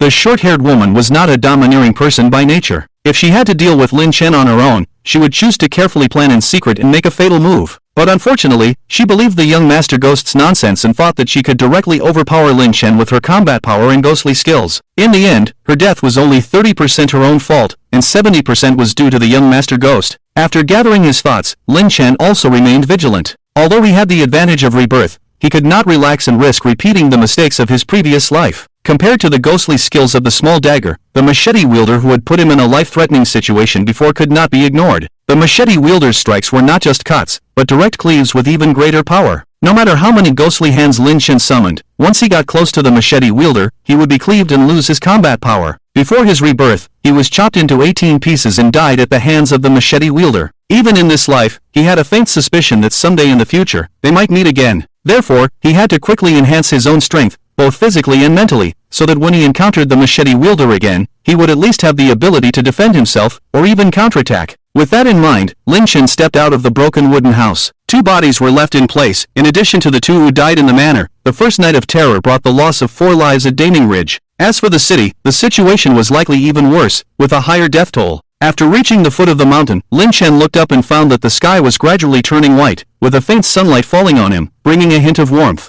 Even if the world became crazier, some things remained the same, like the sunrise in front of him, casting sunlight on the lush greenery, bringing vitality. "I didn't expect it to take this long." Lin Chen reached into his pocket, took out his phone to check the time, and it was already past 5 in the morning. He had spent 4 to 5 hours since midnight, experiencing the terrifying scenes of the Blood Hotel and the Midnight Manor. But to be honest, it didn't take too long. Both of these scenes were close to beginner level, not too difficult. If he were to challenge the terrifying scenes of the Phantom Shadows, Lin Chen would have to be prepared for a prolonged battle. Now, the sun was rising, and daytime had arrived. Generally speaking, after sunrise, the abilities of ghosts would be suppressed, and ordinary ghosts would not appear. Terrifying level entities exposed to the scorching sun risked dispersing their souls, while pursuing level entities would suffer damage to their own bodies. Unless they were truly powerful, at least above the level of a Dowbreaker, they would not be able to continue causing harm under the scorching sun. However, there were not many entities of that level, so there was no need to fear encountering one everywhere. Lin Chen was now ready, and as soon as he brought the old man, he could go challenge the terrifying scenes of the phantom shadows. Thinking of this, he didn't know if the old man in plain clothes had started to challenge the terrifying scenes of the phantom eyes. Without the old man's foresight of life and death, the challenge of the phantom shadows would be less secure. So, after taking another look at his phone, he opened the messaging app and found that 3 people had sent messages. One was from a novice. Master, please don't go out. Something seems to have happened outside. It's chaotic. Someone is knocking on my door. I dare not open it. I want to call the police, but no one is answering. It seems like the neighbors are back. Both of them are fitness trainers. I'll go ask them for help. After that, there were no more messages. This should be encountering a ghost, using false disturbances to scare people. It was probably just a terrifying level entity. Although Yukiki was just a mortal, she was lucky and had accumulated a batch of ghost money, so it shouldn't be difficult to deal with the current problem. After reminding her of a few precautions, he closed the conversation. Lin Chen didn't have time for her now. The second message was from an experienced driver, whom he had previously added for convenience. Boss, I bought my son an iPhone last time. He was so happy. Boss, when do you need a car? Just call me. My son also wants an Apple computer. Boss, there was a big incident in the city last night. The streets were chaotic, and the morning market didn't open when I went to buy groceries. When do you need a car? This guy was quite lucky. He hadn't encountered any ghost incidents yet, and could continue to make money without a care in the world. However, he did remind Lin Chen that Daming Ridge was extremely desolate, and without a bus stop for the Yellow Springs bus, it was not realistic to walk back on foot. So he sent a message asking the old driver to come and pick him up. Soon, the old driver responded, Boss, wait for me, I'll come right now. After closing this interface, Lin Chen opened the third one and immediately became serious. The third message was from the old man in plain clothes. I've been practicing calligraphy for a few days, and my skills are getting better. A few days ago, I took my calligraphy to a competition, and the experts said it was the second best they had ever seen in their lives, and they even gave me 2 certificates. But the entry fee was 2,000. It's too profitable. When you need calligraphy, remember to call me first. The previous messages were incoherent, but still normal, like chatting about everyday things. However, as he continued reading, the tone suddenly changed. Brother, are you there? Something big has happened. The latest message was sent at 5 in the morning, just over half an hour ago. Lin Chen's face was full of black lines as he tapped on the screen. You call me brother. How old are you this year? Ding dong. Just after sending it out, in less than 3 seconds, there was an immediate response on the other side. I'm 68 this year. Why do you ask, brother? The old man in plain clothes obviously hadn't slept all night. After replying with this sentence, the next one came immediately. Let's not talk about that for now, my good brother. Something big has happened. I've encountered a ghost. Looking at the message sent by the old man in plain clothes, Lin Chen was somewhat surprised and furrowed his brow. Could something have gone wrong? If it had entered a horror scene, there should have been no signal and no way to reply to the message. So, this old man, who had not yet begun the trial challenge of the eerie eyes, was already being entangled by other ghosts. In other words, had his special dog eyes gotten into trouble? The role of the eerie eyes was not insignificant. To be honest, if possible, Lin Chen would prefer to obtain it himself and have it in his own hands. However, this idea was not very practical. First of all, he was completely unfamiliar with the horror scene where the eerie eyes were located, and he was not at all prepared, not even knowing where it was located. Secondly, the eerie skills with considerable abilities all had conditions and limitations. The fact that the old man in plain clothes, who was so thin and weak that he would be out of breath after walking a few more steps, had successfully contracted with the eerie eyes, meant that it was highly likely that one of the limiting conditions was the need for old age. Only those who met the conditions could successfully contract. So, from the beginning, Lin Chen had no intention of intervening in the old man in plain clothes' life. Instead, he chose to contact the old man before the horror arrived, spending a little money to facilitate future connections. The whole process cost only about 10 to 20,000 yuan,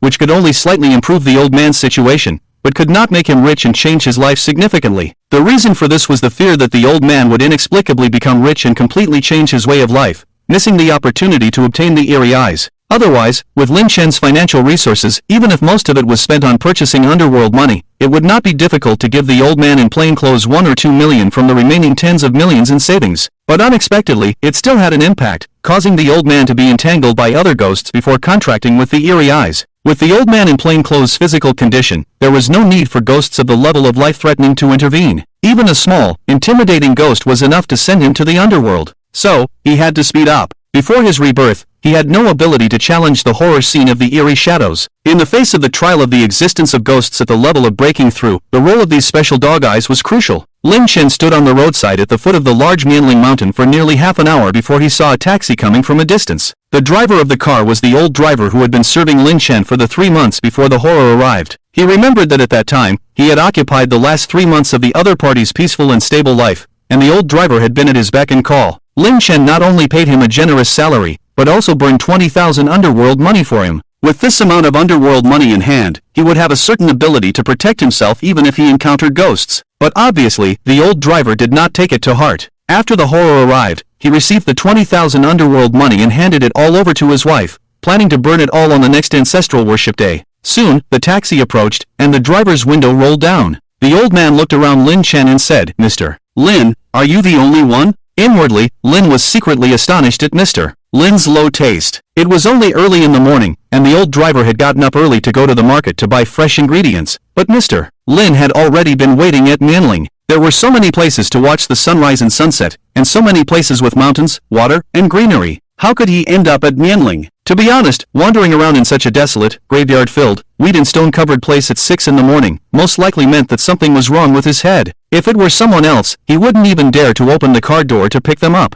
However, Mr. Lin has always been a maverick, acquiring dark money, contracting incinerators and transportation stations. After spending several months together, he had become accustomed to it. Click. After Mr. Lin got into the car and closed the door, he took a good look at the old driver. The driver seemed fine, without a trace of evil energy, indicating that his living environment was relatively safe, thus avoiding the misfortune of encountering terror on the first night. In comparison, the old man in plain clothes made Mr. Lin uneasy. Soon, the taxi started and headed towards the city. "Did you encounter anything strange on the way here?" Having not slept all night, Mr. Lin was a bit tired, but rather curious about the current situation in the city. At the first sign of terror, he had hurried to the location. Even if the city was chaotic, it seemed that some fanatics were causing trouble. If we were to talk about the strangest thing encountered today, the old driver glanced at the rearview mirror and chuckled. "Probably when I came to pick you up in this ghostly place at 6 in the morning. You're lucky, Mr. Lin sighed sincerely. The safe living environment was one thing, but at 6 in the morning, the sunlight had not yet reached its full strength, limiting its ability to suppress ghosts. At this time, aside from the terrifying ghosts who had already fled,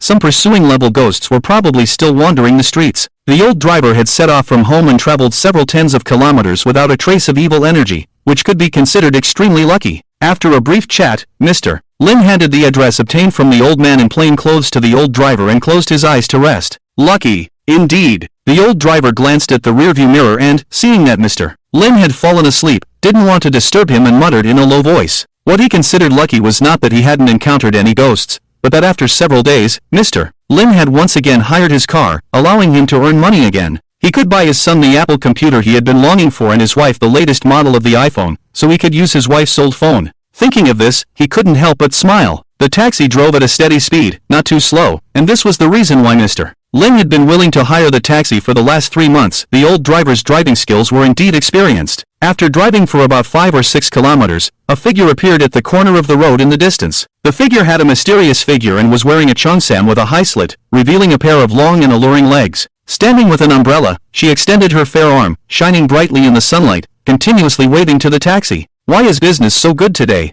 the old driver muttered. This was how it was when he came out of the city in the early morning, with people constantly flagging down his car, children playing with balls, elderly people wearing funeral clothes, and even a pale and anemic man. However, with a wealthy client hiring his car, how could he possibly pick up random passengers on the street? So, he ignored them all, including now. The old driver apologetically smiled and muttered to himself, "Sorry, beauty, I already have a boss." Then he stepped on the gas and drove past. On the side of the road, the fair arm stopped waving and remained motionless for a while, seemingly lost in astonishment. After a while, another car approached from a distance, and she resumed waving. This time, when the car approached, the male driver was full of joy, wanting to give the beauty a ride. However, after the beauty got into the car didn't start. Half an hour later, on the side of the road, she was once again waving with her umbrella. Upon entering the city, despite the old driver's steady driving, the commotion still woke up Mr. Lin. After a short rest, just as he was regaining some energy and opening his tired eyes, he looked out of the car window. Along the roadside, there were many signs of destruction, and after driving for several tens of minutes, one could see 1 or 2 bodies lying on the ground. It seemed that there were too many incidents in the city last night,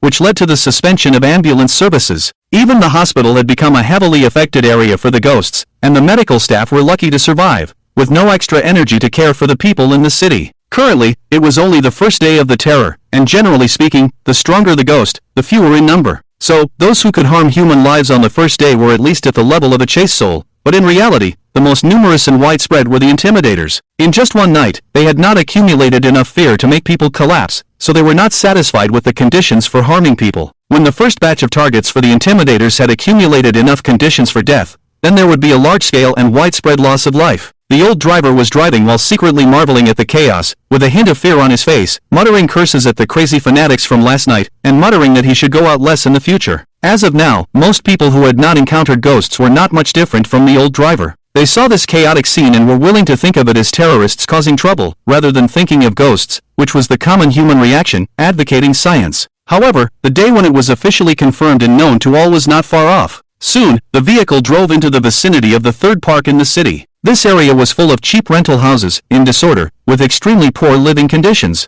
Only those with poor conditions or those who came to the city for temporary work would live here. The narrow road was filled with various clotheslines, old furniture, and other miscellaneous items, making it impossible for the taxi to enter. "Boss Lin, what should we do now?" the old driver asked. Even if the taxi slowly entered, it would be difficult to turn around and leave. The only suitable means of transportation for these small alleys in the city was motorcycles. Even motorcycles were unnecessary, as the area of the city was not large, and most people walked or used bicycles, which was enough for daily use. "This is fine." Lin Chen was not a pretentious person, and immediately opened the car door and got out. Originally, he had planned to let the old man in plain clothes come out directly, but then he thought that since the old driver had not encountered ghosts yet, there was no need to cause trouble for him. He left a word, "Just wait for me here." Alright, the old driver found a vacant space to park the car, turned off the engine, and patiently waited in place. After Lin Chen got out of the car, he walked straight into the city village, and as soon as he stepped into the alley, he felt a sudden chill. To be honest, from the desolate wilderness tens of kilometers away, to the city, and then to this destination, it took nearly an hour. During this time, the sun had risen a bit, and the warmth had increased. When he had just gotten out of the car, the sunlight fell on him, and he felt warm and comfortable. Just give it another hour, and when the sun became even stronger, even the chase soul would not dare to come out. This should have been the normal situation. However, in this city village, in order to build more and taller buildings to rent out and make money, the buildings were very close together, resulting in poor lighting in almost every household. Especially in the lower passageways, blocked by the high-rise apartments, one could only see clearly, but could not receive direct sunlight. It was no wonder that even when the sun rose, the gloom still lingered and could not be dispersed. Looking at this situation, except for the peak of the scorching sun at noon, the ghosts could stay in this place at any other time. Thinking about it, it was not surprising that the old man in plain clothes had encountered ghosts first. After thinking about it, Lin Chen made some mental preparations and then stepped inside. Although he might encounter ghosts, he was not afraid now that he had the ghost-catching hand and the broken wine jar to protect him. He would explore first and then decide. After Lin Chen entered, the old driver did not get out of the car, but played with his phone in the driver's seat. In terms of dedication, he can be considered excellent. The old man knows his way around, recognizing every place, from the elegant Yazi Academy bookstore to the common fast food takeout. Even in the remote areas like the Ming Banknote Factory, Shiking Village, and the incineration plant, he can find his way. With his excellent driving skills and conscientiousness, he had the opportunity to continue following Lin Chen.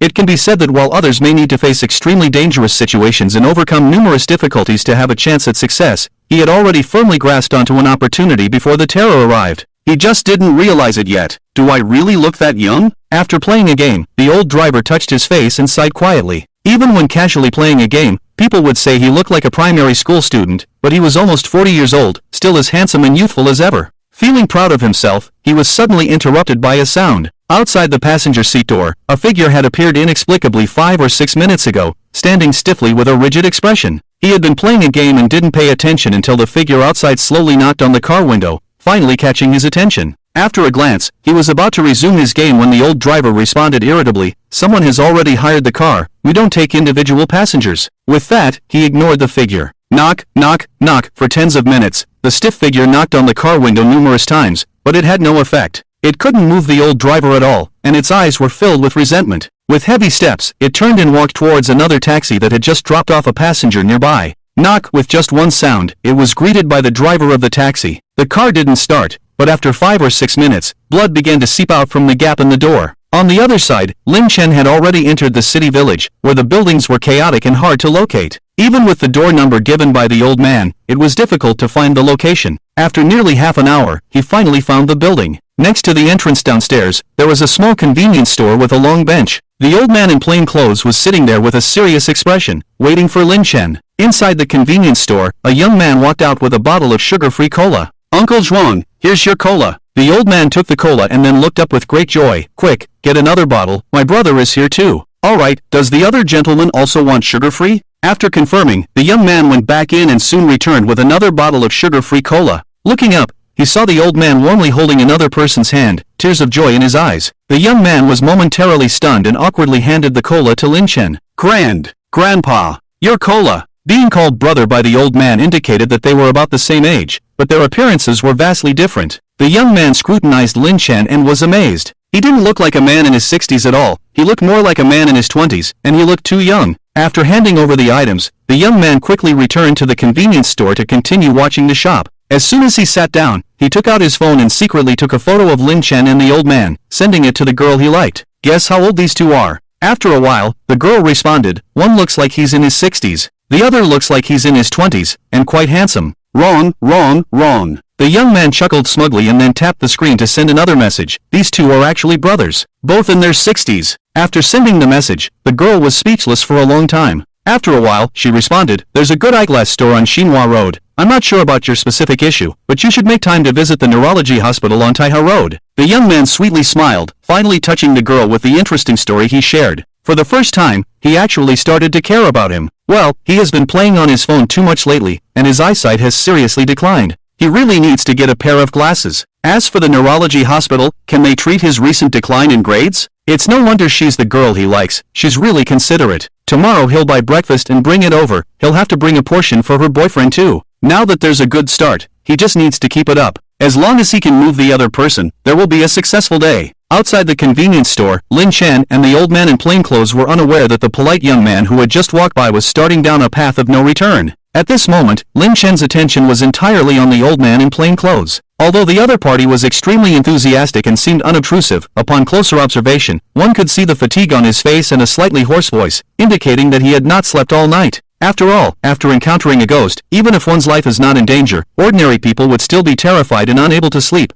fearing that if they closed their eyes, the ghost would take their life. The old man in plain clothes had been on edge the whole time, and now that he saw Lin Chen, he finally breathed a sigh of relief. Intimidation relies on such means to drive living people to the brink of collapse, and with a few small illusions, it can cause people to flee for their lives. If one is brave enough, they may not even need any supernatural powers to ignore the threat of an intimidating ghost. Of course, when facing a ghost beyond intimidation, one still has to die. The only difference is whether one dies in fear or with courage. Lin Chen didn't beat around the bush and went straight to the point. "Tell me, what happened?" In a normal environment, he would be able to observe the flow of evil spirits to assess the situation of the old man in plain clothes. However, in the dark and secluded village, evil spirits were everywhere, interfering with his judgment, making it impossible to distinguish whether it was the environment or the old man in plain clothes that was causing it. Upon hearing Lin Chen's words, the old man in plain clothes became serious and very earnest. "When I tell you, please don't think I'm crazy." Thinking back to the events of midnight, his body trembled, and the fear had not yet dissipated. However, at this moment, he was more afraid that if he spoke out, no one would believe him, and not only would they not help him, but they would also send him to a mental hospital to die, which would be even worse. Before speaking, he tried to calm Lin Chen's emotions and give him a preemptive warning. Seeing that Lin Chen remained calm, the old man in plain clothes became a little more settled, and then spoke in a low voice, trembling, "I saw a ghost in the middle of the night." With that, he opened his collar, revealing his neck. There was a black handprint from his collarbone to his chest, not too dark or clear, but the gathering of evil spirits on it was much denser and more concentrated than the faint evil spirits that lingered around. After taking a few glances, Lin Chen had already reached a conclusion. This was a mark of a ghost's claim on his life, and it was certain that the old man in plain clothes had indeed been targeted by a ghost. However, the ghost that left the mark was not very powerful. It was probably just a relatively powerful intimidating ghost, or at most a chasing ghost of a lower level. Only such a ghost would mark people for death. If multiple targets violated its rules, they would all be marked by the ghost, and the ghost would then go after them one by one. It was like waiting in line. The old man in plain clothes was able to wait for Lin Chen to come over in the middle of the night without losing his life, largely because it wasn't his turn yet. Judging by the method of this ghost's mark, it was estimated that when the handprint turned completely purple and black, it would be the moment when the ghost would come to claim his life. At the moment, even if Lin Chen could take action, he didn't know where the ghost was. He would have to wait for the ghost to appear on its own, or wait until he obtained the ability to trace the ghost. The ability to trace could trace back to the source, and through the evil spirits of this ghost mark, directly find its origin and then eliminate it. In other words, the plan remained the same: first take down the ability to trace, and then deal with the trouble of this ghost mark. The problem was, where could he obtain the old man in plain clothes' ability to trace? Thinking, Lin Chen comforted the frightened clothed old man and spoke softly, "Don't worry, it's not a big problem. Did I make a mistake?" The clothed old man adjusted his collar and visibly relaxed. "Today, I searched on a certain search engine and it said that this is a platelet disorder causing bruising, just like on the palm of my hand. I'm planning to go to the hospital to get it checked." Before he could finish, Lin Chen interrupted, "You did indeed encounter a ghost." Hearing this, the chatty clothed old man froze, his expression blank. Immediately, the sense of relief he had just felt vanished, and he became nervous again, trembling, encountering a ghost. "And you say it's not a big problem?" "There is a solution," Lin Chen reminded him, trying to reassure him. Then, he took a few steps forward, looked around, and observed the surroundings. After a while, he furrowed his brow and asked, "Have you been living here from the beginning?" "No," the clothed old man replied, shaking his head in confusion. "I used to live near the Hanshan Park, but I moved here after I had some money." That's where the problem lies, Lin Chen realized. He had thought that a few thousand yuan was a small amount and wouldn't make much of a difference, so he had done the clothed old man a favor. But in reality, for a lonely old man, a few thousand yuan was a huge sum of money. After receiving the money, the clothed old man moved to a better living environment. This way, he missed the terrifying scene of the eerie pupil and instead unluckily encountered a ghost that sought his life. At present, the most urgent matter was to send the clothed old man back to Hanshan Park to confront the terrifying scene where the eerie pupil was located. The clothed old man was temporarily safe, so this trip could already be considered a success. The challenge of the eerie shadow could be postponed, as in Lin Chen's memory, no one had been able to successfully contract and obtain the eerie technique from that scene within 3 months after the arrival of terror. The eerie pupil had become the key instead. Lin Chen had very little impression of this eerie technique in his mind before his rebirth, and he knew nothing about its location, scene content, or trial tasks. Therefore, it was difficult to estimate and grasp this time point. If he missed it, someone else might seize the opportunity. Thus, the risk of challenging the terrifying scene where the eerie shadow was located increased. Therefore, upon learning that the clothed old man had moved, Lin Chen immediately decided to return to Hanshan Park and deal with the eerie pupil first. Hearing Lin Chen's plan, the clothed old man was somewhat stunned. "Is there a master who can deal with ghosts near Hanshan Park? I've been living there for so long. How come I didn't know?" "There is no master, but there is a ghost here stronger than the one you encountered." Lin Chen glanced at the clothed old man. Although he had encountered a ghost, the old man's luck was not too bad, as the ghost he encountered was not powerful enough to directly take his life, giving him time to seek survival. Not to mention the ghost young master that Lin Chen had contracted, whose strength far surpassed that ghost. Even the clothed old man himself, if he successfully contracted and obtained the eerie technique, would be able to escape the pursuit and soul-taking of that ghost with his own abilities. Hearing this, the clothed old man widened his eyes. "Brother, is that possible? Considering that in the world of ghosts, one could use poison against poison, and strength against strength, it seemed reasonable. If a powerful ghost eliminated a weaker one, it would only leave a stronger one behind. Wouldn't it lead to a quicker death?" Seeing Lin Chen's resolute decision, he could only follow along and give it a try. As he walked, he quietly took out his phone and made a reservation for a good position at the funeral home for tomorrow. He also added a note, "Please prepare several sets of funeral clothes for tomorrow. I want to try them on first." Fortunately, after the arrival of terror, everything was in chaos, and there were probably no staff members available to attend to him online at the funeral home. Otherwise, seeing this note would have shocked them half to death. It was always the living who arranged funerals for the dead, and no one had ever reserved a funeral for themselves, let alone come to try on funeral clothes. Did he need to try the temperature of the crematorium to see if it was suitable? Soon, the two of them walked to the entrance of the urban village, and the taxi was still waiting in its original position. At this moment, the sun was rising, and the warmth was increasing. In this sun-filled place, there were no ghosts to be seen. Seeing the boss return, the old driver hurriedly typed, "I'm going offline. I need to work seriously." The teammates in the mobile game were confused and quickly tried to dissuade him. "Are you just going to leave us like this? Are you being fair to the four of us?" The old driver paused for a moment, then replied after regaining his composure, "If I go offline and make the other 5 people happy, I hurt the 4 of you. If I don't go offline and win, you 4 are happy, but I hurt the other 5. So I choose to help the majority." With that, the character Quan Chue went offline and directly closed the game. Mid-lane, this trash really ran away. Support, but I think what he said makes sense. Soon, Lin Chen approached with the old man in plain clothes. Before the two of them got into the car, they saw another car dripping blood from a distance of tens of meters, staining a large area of the ground red.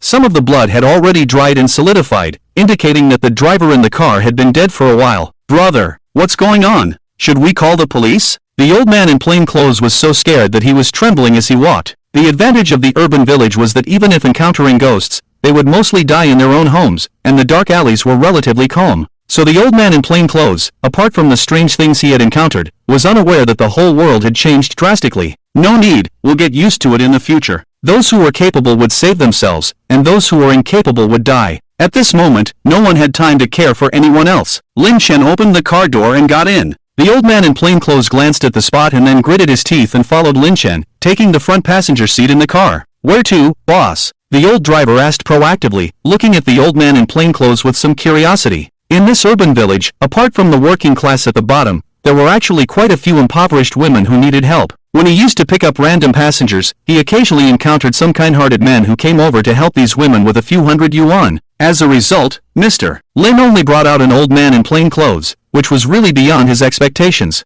Hongshan Park. Got it. The old driver responded, then started the car and drove steadily out. Just as they reached the main road, the old man in plain clothes couldn't suppress his fear and curiosity. Lin Chen said to get used to it, so he endured it. How could this small taxi driver remain so calm when he saw blood everywhere? Was it them who had gone mad, or was it himself? The old man in plain clothes trembled as he raised his hand and pointed to the other car on the side of the road, asking the old driver, "Did you see that car?" "Yes, I saw it." The old driver glanced at it, then helplessly smiled. "That silly guy's car paint spilled. I honked to remind him many times. It's his own fault." The old man in plain clothes stopped, rubbing his eyes vigorously. He remembered that he didn't have presbyopia yet, so could it really be red paint? Soon, the car drove straight to Hongshan Park. As they approached this area, Lin Chen suddenly understood where the inexplicable changes had come from. Because here, many illegal buildings were constructed with thin cement and ironwood stakes, with a few scattered people living in them. If the urban village was a place for the survival of the working class, although the living conditions were poor,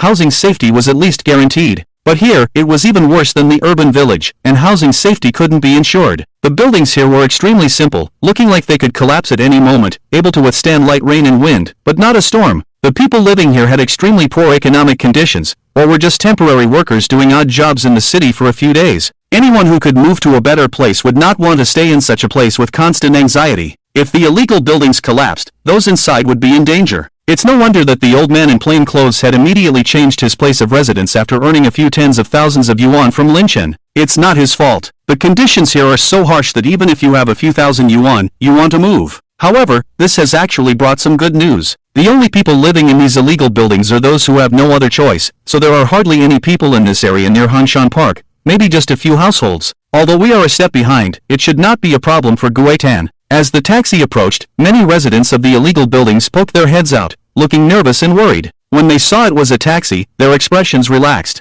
It wasn't a private car, so it wasn't the people forcing them to leave, and they could relax. This area is almost on the edge of Zhenghai City, surrounded by some old dilapidated neighborhoods with a long history. Looking at Hongshan Park, which has not been renovated for many years, it is already showing signs of neglect, with cracked floor tiles and uneven ground, full of weeds. In addition, there are illegal buildings nearby, and the public security situation is poor. As a result, residents of the nearby old neighborhoods would rather travel dozens of miles to a new park than set foot in this area, making it even more desolate. Looking through the car window at the place where he used to live, the old man in plain clothes sighed. So many people have been persuaded to leave again. In fact, there were more than just a few households here at first, at least dozens, much larger than now. The street is planning to renovate Hongshan Park, and the first thing to do is to deal with these illegal buildings. Without removing the illegal buildings, nothing can be done, so they are carrying out eviction work. However, those who can live in such harsh conditions are basically poor families. If they leave here, they have nowhere to go, so naturally they resist. It wasn't until someone was injured during a forced demolition operation that the matter escalated, and the street had to shelve the work. Although they dare not forcibly demolish, they send people to persuade residents to leave every now and then. The reduced number of households that have left are all successfully persuaded by the street. This includes the old man in plain clothes. Indeed, the tens of thousands of yuan provided by Lin Chen is one of the reasons. It gave the old man in plain clothes the economic ability to leave here and move into the urban village. But the main reason is that he was so annoyed and couldn't stand living here anymore. Persuasion? Isn't that supposed to be gentle? The old driver was somewhat surprised. After all, occasionally you can see on the news that poor people complain about the brutality of forced demolitions. Gentle my foot. The old man in plain clothes cursed and continued to tell the truth. The street's persuasion is indeed persuasion. They dare not resort to violence, but they use a different approach. At first, they sent a few girls to act pitiful and deceive a group of people. Then they called in a group of thugs to scare off another group. If they still don't leave, they will come every now and then, almost harassing them. He is getting old and doesn't have the energy to deal with those people. If it weren't for financial difficulties, he would have left long ago. It can only be said that Lin Chen's timely assistance gave the old man in plain clothes the economic ability to leave here, so he naturally moved away decisively. After hearing this, Lin Chen realized, why could a mere tens of thousands of yuan change the planned progress? It's because the living environment here is too torturous. Even a few thousand yuan, the old man in plain clothes would probably choose to leave. After the old man in plain clothes explained, he pointed to two empty spaces next to the illegal buildings. There used to be some tin houses here, but they have been demolished. At this rate, I feel that in another 2 weeks, the illegal buildings will be completely demolished. There probably won't be a chance to demolish them again. Lin Chen shook his head lightly. This was the normal course of action. Unfortunately, terror has already arrived, and the ability of the relevant departments to obtain information is far superior to that of ordinary people. In just a few days, all work departments will be paralyzed. Everyone is begging for their lives, so who has the energy to manage the development of Hanshan Park? In other words, the old man in plain clothes sigh is completely unnecessary. These last few illegal buildings will not only not be demolished, but will probably exist for a long time, perhaps even longer than his life, while people come and go. Soon, the car pulled over to the side of the road.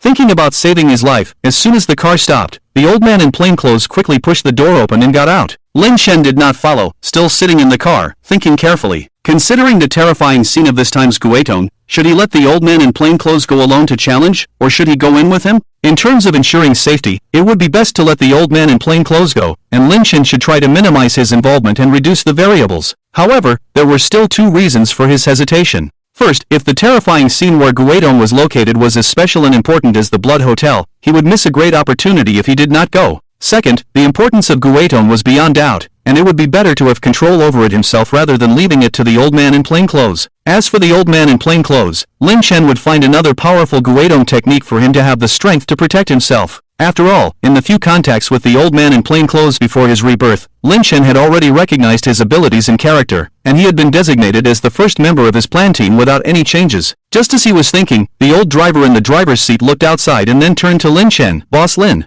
is he your elder?" It was past 6 in the morning, and they were rushing to the village in the city. The old man was probably arrested by the police last night while helping poor women, which made Boss Lin rush over to bail him out. Without waiting for a reply, the old man in plain clothes became a little anxious when he saw that Lin Chen did not get out of the car, and he turned back to urge him, "Brother, get out of the car quickly." Okay. After thinking it over, Lin Chen decided to go in with him to explore. Although his involvement might lead to unexpected changes, there should not be any danger. After all, the strength of Guetong was there, and he had the wine jar fragments, the Blood Hotel membership card, and the ghostly Guetio, which should be enough to handle it. As Lin Chen got out of the car, only the old driver with a blank face was left in the taxi. Brother? Wasn't that old man Lin Chen's elder, but his brother? Could it be that the two of them were not too far apart in age? But he looked too old for that, like he was in his 60s when he was only in his 20s. However, thinking about the person who came out of the village in the city, the reason for his aging was obvious. When he came to his senses, the old driver murmured softly, "I have to remind you, doing good deeds is good, but it shouldn't be too frequent. Occasionally strengthening the kidneys is good, but frequent injuries are not good for your life." After the two got out of the car, Lin Chen did not let the old driver stay there, but asked him to go home and wait for further instructions. After all, he did not have enough information about the terrifying scene where Guetong was located, and he did not know how long it would take to complete the entire trial. If he let the old driver wait here, he would easily be involved in the terrifying scene, and then he would become a burden to Lin Chen. Upon hearing this, the old driver prepared to leave. However, as he was leaving, he said meaningfully to Lin Chen, "I advise your brother, being too indulgent in your 20s is not good when you get older." "My brother?" Lin Chen didn't react. Instead, the old man in plain clothes turned back and retorted, "You don't need it when you're young, so why do you need it when you're old?" The old driver was speechless, and it took him a few minutes to nod heavily. "What you said makes some sense." The two entered the area of illegal construction. To be honest, there were still people living here, but there was a desolate atmosphere. With fewer and fewer households, the pressure on those who remained naturally increased, and everyone they saw from a distance looked sad and distressed, and life was really hard for them. However, to Lin Chen's surprise, as soon as the two approached, someone recognized the old man in plain clothes, and a few people showed a sudden warmth on their dim faces and greeted him. Almost everyone they passed by did the same, showing that the old man in plain clothes had a high status here. This was a sharp contrast to the impression of that old man in Lin Chen's mind. The old man in plain clothes responded to his neighbor and explained to Lin Chen with a smile, "I used to calculate their fortunes for free." Accurate? Lin Chen was even more surprised, because he knew in his heart that the old man in plain clothes had no real ability to calculate fortunes, just a few words of psychological jargon. "I'm not accurate at all," the old man in plain clothes admitted frankly, "I just say a few good words. The residents here live a hard and barren life, without hope, and are often melancholic. Although he couldn't calculate fortunes, he could see through things and always say a few kind words. Even if it's just a few words of comfort, it can bring some hope for the future and add hope for tomorrow to these people. Plus, he doesn't expect anything in return, which is why he is recognized by everyone. You are kind-hearted, Lin Chen nodded slightly. He deeply understood this point. After all, before his rebirth, it was because of the old man in plainclothes' kindness that he was reminded by the use of the Guetong and was able to avoid the trap of death and escape disaster. To be honest, in this life, Lin Chen had already planned and accumulated trillions of underworld money in advance. Relying on this almost godlike ability, he could easily recruit and buy over many geniuses, elites, and masters. And the strength, skills, and bodies of these people are far superior to the old man in plain clothes. But Lin Chen still chose him as the first member of his team, with the intention of repaying the favor.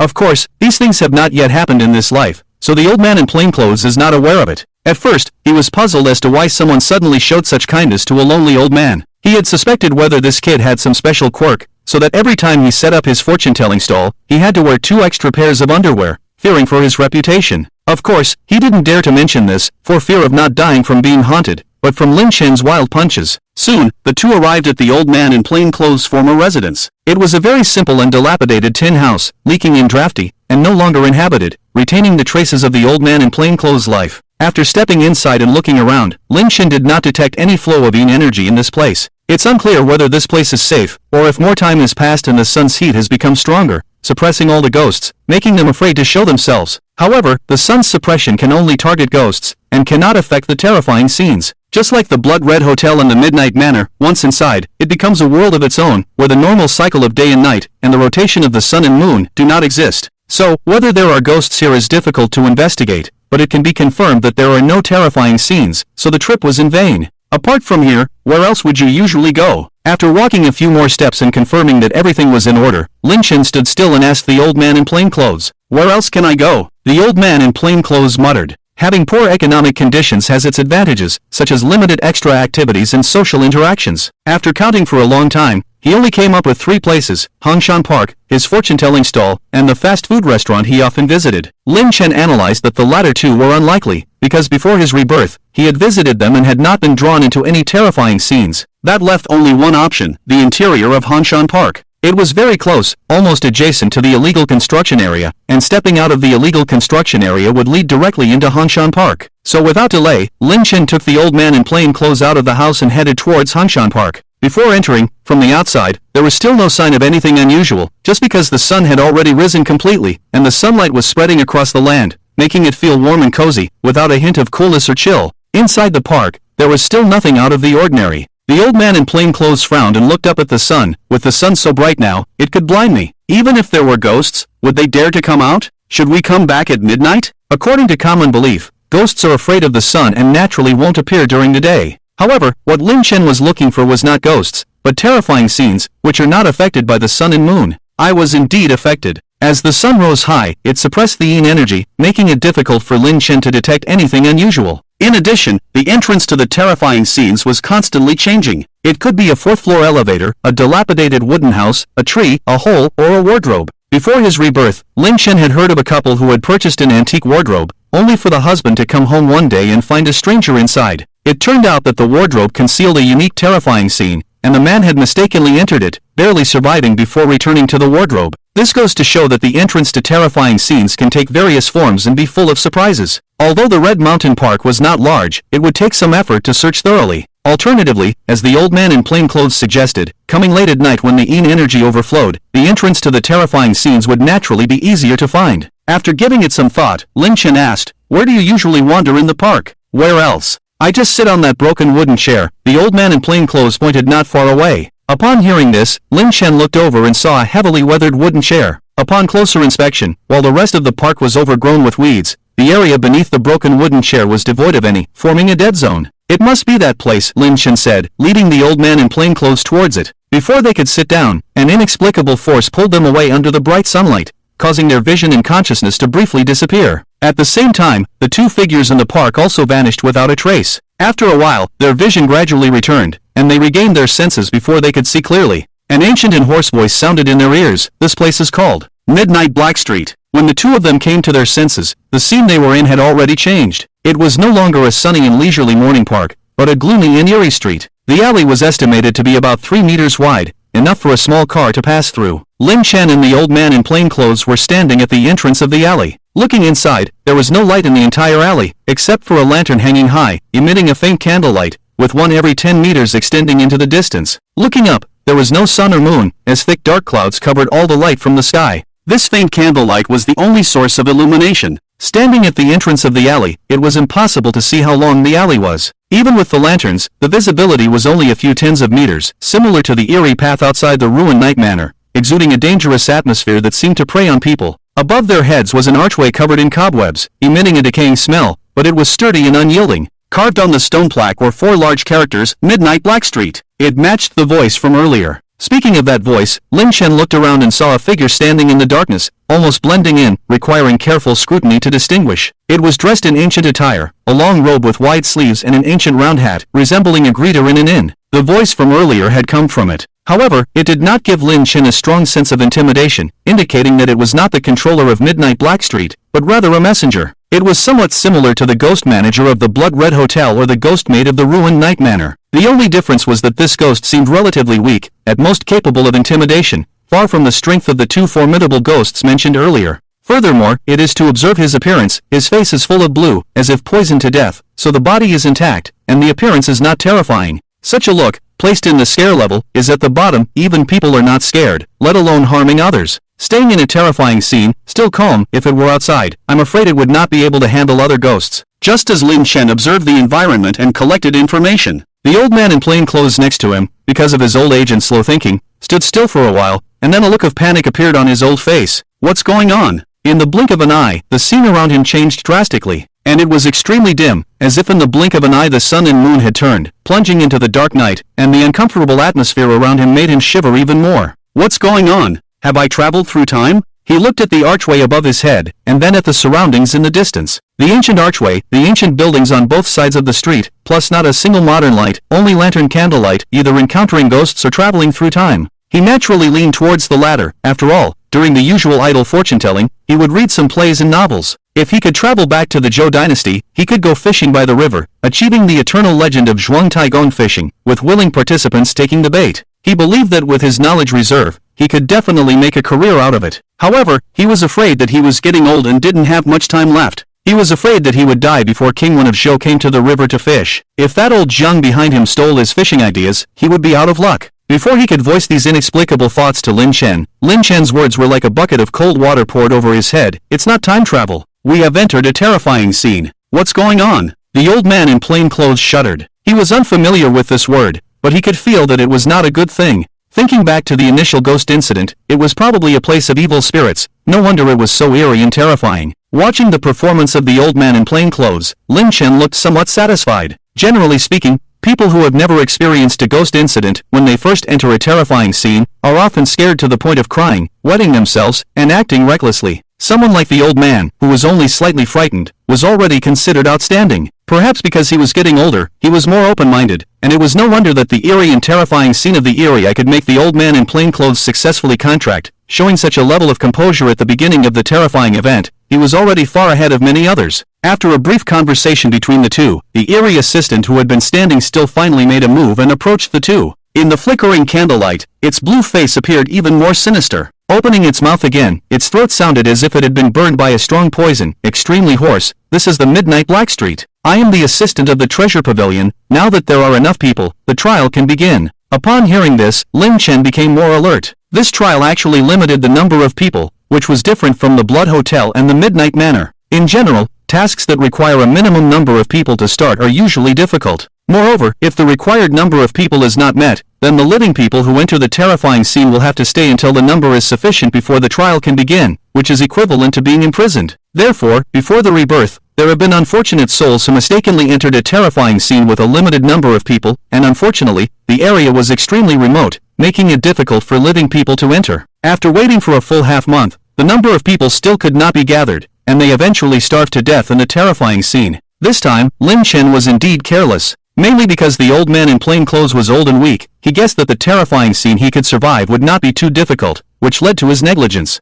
Otherwise, the two had not brought any provisions, and if they were really trapped here for several days, it would have been entirely possible. Of course, Lin Chen had a membership card for the Blood Hotel, which he could use to leave at any time. There is a problem, and it's best to just run away without worrying too much. Please follow me, the attendant said, then turned and walked into the depths of the alley. Lin Chen followed, with the old man in plain clothes close behind. After walking for a few dozen steps, the old man in plain clothes suddenly pulled on Lin Chen's sleeve from behind and whispered in a low voice, "Brother, I see that person's complexion is turning black. I predict it's a disaster, he may not have long to live." Although his predictions are usually wrong, the man's complexion was too easy to discern. His face was full of dark blue, almost black. According to ancient texts, a black forehead indicates a disaster. There's no doubt about it. There's no need to worry about that. He's already dead, Lin Chen said without turning his head. Oh, the old man in plain clothes breathed a sigh of relief. It's good that he's dead. I thought I had made a mistake again. The two walked into the alley together, their shadows cast far by the flickering candlelight. Only living people had shadows. The attendant leading the way had clean footsteps, adding a touch of eeriness. After walking for over 100 steps, they finally stopped. Then, the attendant turned and walked into a building, gesturing for Lin Chen and the old man to follow. Looking at it, the building had an ancient and majestic appearance, as if it could be a popular tourist spot in the sunlight, but in this terrifying setting, in the dim light of the candles, the grander the building, the more sinister it seemed, more like the city of Fengdu on the road to the underworld.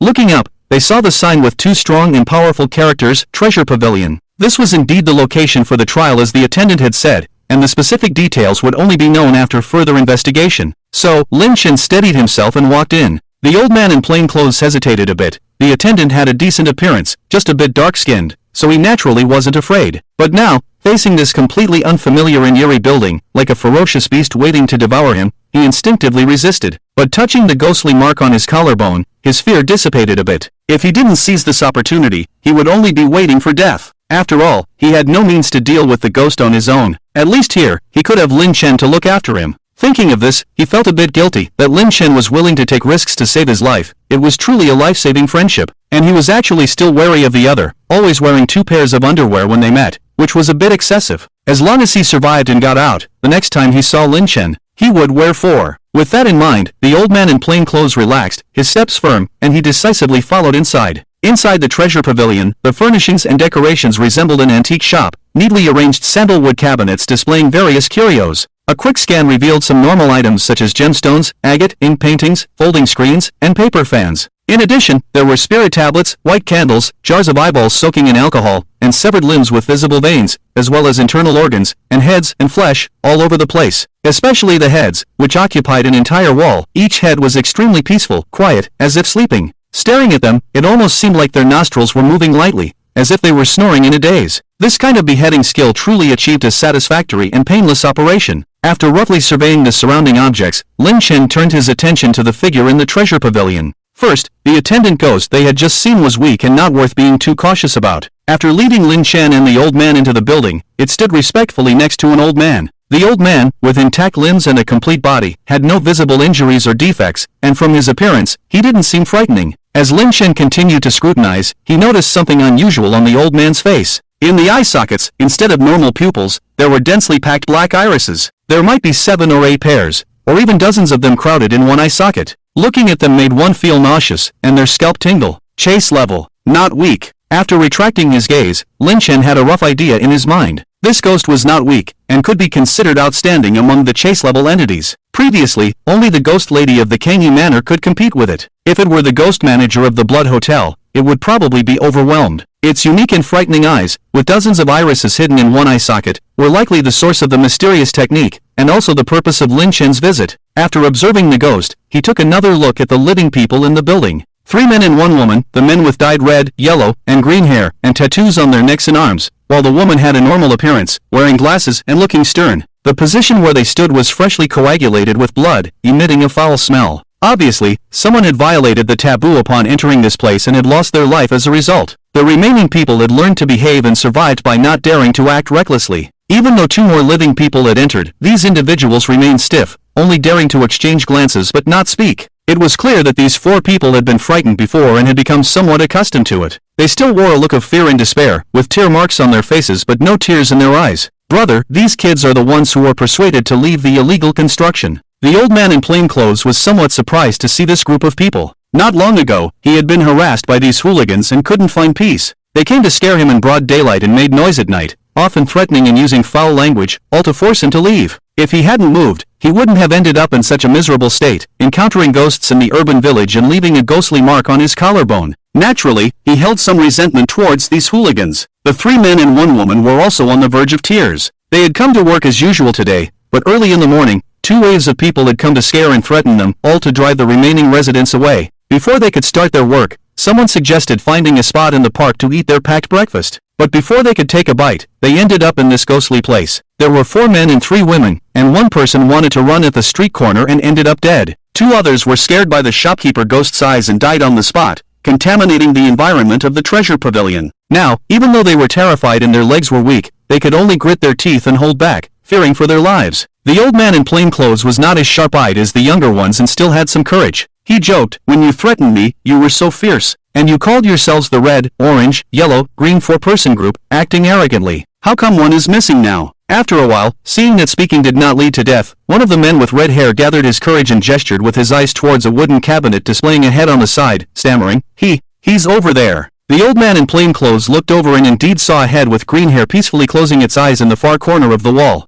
"This is a dead person. All heads." The old man shuddered, although he had been mentally prepared. Seeing a wall of heads still terrified him and left him in a daze. After a while, he regained his composure. Looking at the hooligans, they seemed even worse off than him. In this situation, being the oldest, he felt it was his duty to comfort these young people. So, he took a deep breath, calmed his inner fear, and then spoke. "They become decorations. But it's much better than being hooligans." As the old man in plain clothes finished speaking, the 3 thugs with red, orange, and yellow hair colors showed a hint of resentment on their faces. They were not good at comforting people, so they kept quiet. Originally, they were already frightened and panicked, and now, hearing such comforting words only made them even more scared. They were afraid of ending up like their companions, becoming nothing but a head, a promising exhibit. Lin Chen glanced at them with a hint of helplessness. Just one word from the old man in plain clothes would have earned him a beating if they were outside. Fortunately, they were in a terrifying scene, and the thugs had already been scared out of their wits, so they dared not act rashly, which saved them from a disaster. In fact, when facing the trial task, besides not being overly kind and burdening oneself unnecessarily,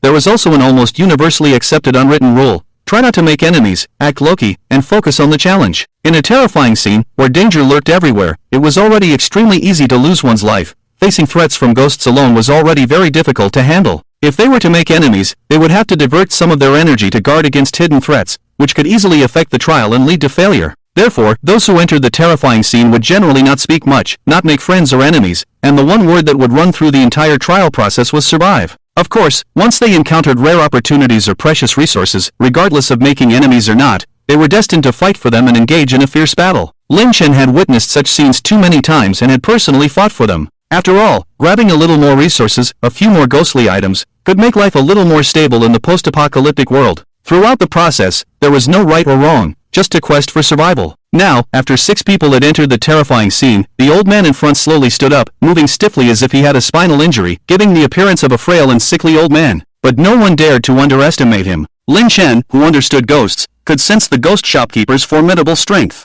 Those who did not understand ghosts had just witnessed the ghost shopkeeper severing a companion's head. "You have a good eye." As the ghost shopkeeper approached, it cast an approving glance at the old man in plain clothes, but its eye sockets contained dozens of pupils, constantly rolling, each vying for a different angle, extremely sinister and hair-raising. Although the wall of severed heads had little practical value and could not be compared to many items in the treasure pavilion, it was the shopkeeper's labor of love. This person could immediately recognize the value of the wall of severed heads, showing a good eye. "You have a good eye too." After a quick glance and seeing that the other party looked normal, the old man in plain clothes nodded without fear and responded. Then, he continued to size up the ghost shopkeeper, admiring its bright and beautiful retro funeral clothes. They looked quite good and could save the funeral parlor the trouble of preparing. Just have the designer come over and make a sample directly. But in this ghostly place, inviting a designer over would probably cost some money. Lost in thought, the ghost shopkeeper did not respond. Instead, it brought up the main topic. It bowed to all the living people present and spoke in a cold voice. "I am the shopkeeper of the treasure pavilion. Thank you all for taking on the treasure hunt task." "A treasure hunt task?" Lin Chen perked up. Generally speaking, tasks with clear directions were easier to complete. Whether it was collecting room fees, cleaning rooms, or obtaining fruits, the direction was very clear, and challengers could use their own methods to complete them. However, treasure hunting trials only required results, but did not provide any direction, process guidance, or even the location of the target, making the difficulty of completion increase exponentially. Lin Chen had long anticipated this and had accompanied the old man in plain clothes to increase the possibility of trouble, Taking this into consideration, it is very likely that in this terrifying scene, there is a chance that belongs to the old man in plain clothes, and he doesn't need to intervene much. At present, it is not known whether the old man's fortune-telling played a role in the subsequent treasure-hunting task, or perhaps, the conversation with the shopkeeper ghost just now has earned the old man some favor, and it has had an effect. Specific observations still need to be continued. Lin Chen calmed his mind. The shopkeeper ghost ahead continued. Each of you has an amount of 3,000 underworld banknotes to exchange for items in the dark street at midnight, and submit them to the treasure pavilion. An amount of 3,000 is qualified. Any amount exceeding 3,000 will be half of your reward for this trial. With that, the assistant ghost beside him respectfully and humbly took out a thick stack of underworld banknotes from the treasure pavilion wooden cabinet. Then, he came to each living person and distributed 30 sheets of 100 denomination underworld banknotes, totaling 3,000. There are 6 people standing here. In other words, the total amount is 18,000 underworld banknotes. This is enough to make the ghost manager envious and to make the ghost lady welcome. This treasure pavilion does have some background. It is worth noting that when the terror comes, everyone will know. Once the news of the 3,000 underworld banknotes leaks out, it will inevitably cause a struggle. Although it is only mission funds and cannot be taken out, it is not important. This terrifying scene is very suitable for human gamblers who come here as a last resort. If the mission fails, they will only lose their lives and can come back again after 18 years. But if they exchange for powerful items and get tens of thousands or even hundreds of thousands of underworld banknotes, they can make a fortune, exempt from the price of the supernatural skills, and use them wantonly, and become outstanding. As for the treasure pavilion, it will take 50% of the amount exceeding the limit, which is easy to understand. After all, the starting funds are provided by the treasure pavilion, and the challengers are just empty-handed. However, Lin Chen must pay attention to avoid the treasure pavilion earning too much. After putting the 3,000 underworld banknotes in his pocket, the other 3 men and 1 woman remained in place, at a loss as to what to do. Lin Chen then called out to the old man in plain clothes, "Let's go." With that, he turned and left. The old man in plain clothes collected the underworld banknotes and glanced at the shopkeeper ghost again, only to discover the eerie eyes, which made him tremble and follow Lin Chen as if fleeing for his life. With these 2 leading the way, the remaining 3 men and 1 woman were unwilling to stay in this ghostly place. After taking the underworld banknotes, they hurriedly left. After all the living people had left, the treasure pavilion fell into a cold and eerie silence. After a moment, the voice of the shopkeeper ghost sounded. This time, there was someone quite outstanding. "Is it the young man on the far side?" The assistant ghost replied. After all, it had just observed the people, and only that man remained as steady as a mountain, calm to the extreme. The whole process seemed to be under control, without a hint of panic or surprise, as if he had come to play and relax. "It's not him." The shopkeeper ghost shook his head, his eyes slightly narrowed, with dozens of sharp glints flowing. "It's that old gentleman." "Him?" The assistant ghost looked puzzled. The shopkeeper ghost paused and hinted, "That old gentleman has been looking at my clothes the whole time. How is that possible?" Upon hearing this, the assistant ghost noticed something unusual and exclaimed in a hoarse voice, "Just a mere human can discern the peculiarities of the shopkeeper's attire?" The shopkeeper ghost nodded with certainty. "So, that old gentleman is extraordinary. He must be a master." Just as he walked out of the treasure pavilion, the old man in plain clothes, with the appearance of a master, felt weak in the legs and sat down on the ground, breathing heavily. "Oh my goodness. Brother, did you see the shopkeeper's eyes just now? The pupils were densely packed, filling the eye sockets. I almost lost my mind." He had only wanted to remember the style of the shroud, but he had not expected to see such a terrifying scene when he was about to leave, and he was almost scared out of his wits. "I saw it a long time ago." This terrifying scene was exactly what Lin Chen had come for, so naturally, his attention would be focused on the ghost's eyes. Don't talk about the ghost shopkeeper, including the ghost assistant. The first thing to observe is their eyes. However, Lin Chen frowned slightly, and through his observation of the ghost's control, there was still some doubt in his heart. Before his rebirth, he had seen the old man in plain clothes display a strange pupil, and the iris would become full of evil, constantly enlarging, filling the entire eyeball, leaving only black. But the ghost shopkeeper was not a single iris filling the eyeball, but multiple irises rolling around. In this form of expression, it seems to be different from the strange pupil in his impression. Or perhaps the real strange pupil is still hidden in this dark street at midnight? While pondering, the 3 men in red, orange, and yellow, plus a woman, all stepped out of the treasure pavilion, and immediately collapsed on the ground, similar to the old man in plain clothes. Once they relaxed, they even lost the strength to stand firm. What kind of ghostly place is this? It's too scary. 3 people died all of a sudden. Those ghostly things treated us like livestock. I want to go back. Sob, I want to go back. Occasional curses and sobbing could be heard. After the emotions were vented, the 4 of them calmed down slightly and then looked at the other 2 people beside them. An old man in plain clothes and a young man. The old man in plain clothes was not mentioned. They had already had contact with him, just a strange-tempered old man. But this young man was different, very mysterious. Facing such a terrifying and horrifying place, he showed no panic or fear, inexplicably giving people a sense of trust. Not being thick-skinned, but having confidence. "Brother, do you know something?" The red-haired man spoke first, with an anxious look on his face. They wanted to survive, to escape from here, but they knew in their hearts that reckless fleeing in all directions would only lead to death here. The initial 3 companions were living examples. "Does he know? Please, save me." Including the woman, along with the 3 ruffians, all looked anxious. They had no clue, but any glimmer of hope would be grasped by them as a lifeline. Lin Chen frowned, feeling somewhat speechless. This was the 3rd time, right? The first time at the Blood Red Hotel, the second time at the Midnight Manor, someone had asked him for help. To be honest, he didn't think his performance was anything special, just facing ghosts without fear, entering a terrifying scene without panic, facing dismembered limbs without shock. That's all. Before his rebirth, such performance was just basic. Everyone was like this in the trials of terrifying scenes. It's just that upon careful consideration, it became clear. This was just the beginning of the terror, and most ordinary people with poor temperament, lack of courage, and insufficient ability were still alive. So, even this simple performance, in the eyes of these ordinary people, was astonishing. Thinking like this, the next time he encountered such a situation, he had to show some panic, to hide his abilities. Otherwise, he would be entangled by irrelevant people every time, which would only be a burden. After a pause, Lin Chen gave a cold sweep, his tone icy, keeping people at a distance. "I don't know either, according to what they said. Let's complete the mission. And maybe survive." "Really don't know or pretending not to know?" The red-haired man clenched his fists, glaring angrily, obviously getting angry. Thinking that there were many people around, if this person was hiding something, he would definitely make him pay. Anyway, if his life was about to end, what harm would it do to beat this person up, to injure or maim him? But after he scolded angrily, before he could act, the capable woman beside him actually held him back and apologized to Lin Chen. "I'm sorry. My friend is a bit impulsive. What's the situation? Why are you protecting him?" The red-haired man was very dissatisfied, but he was not prepared to continue to act. "Well, mind your own business." Lin Chen raised his right arm slightly, then put it down without leaving a trace. In the limited number of trial tasks, unlike other terrifying scenes, killing the same kind was generally prohibited. If someone dies in Lin Chen's hands, it will definitely result in a failure of 3,000 Ming Chao,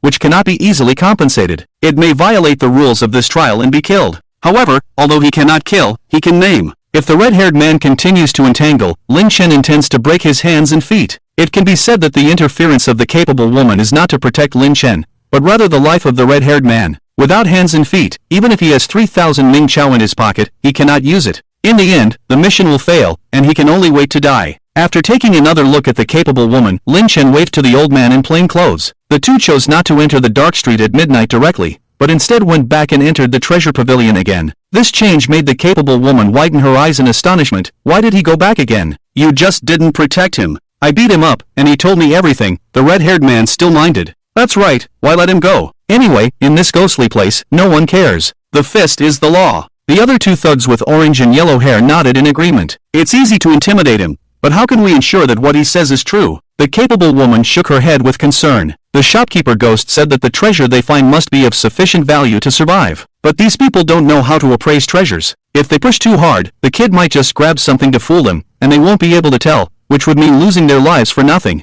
So, she had another idea. "We just need to follow them. As long as they spend the Ming Chao, we can intervene and snatch it, right?" "Makes sense." The 3 thugs with red, orange, and yellow hair nodded repeatedly, feeling lucky to have a strategist by their side. But the woman sneered in her heart. Her idea was not wrong, but unfortunately, this trick could only be used once, and the kid could only deliver the task item once. 4 people are not enough to share. So, they still need to find a way to kill these 3 fools and save her own life. They're back in the treasure pavilion now. Should we follow them? The red-haired man looked inside, his face filled with fear. "And no, there's no need. We can just wait outside." The remaining people also dared not enter again and could only squat and wait on the side. Inside the treasure pavilion, Lin Chen and the old man in plain clothes returned. "Why did we come back?" The old man in plain clothes was still puzzled. "We didn't come back. The dark street at midnight is so long. How can we find it?" Lin Chen wanted to ask just now, but with outsiders present, he didn't want to be too conspicuous, so he left and then returned. He was sure that those 4 people didn't have the guts to follow them in. After entering the treasure pavilion, before entering the reception room,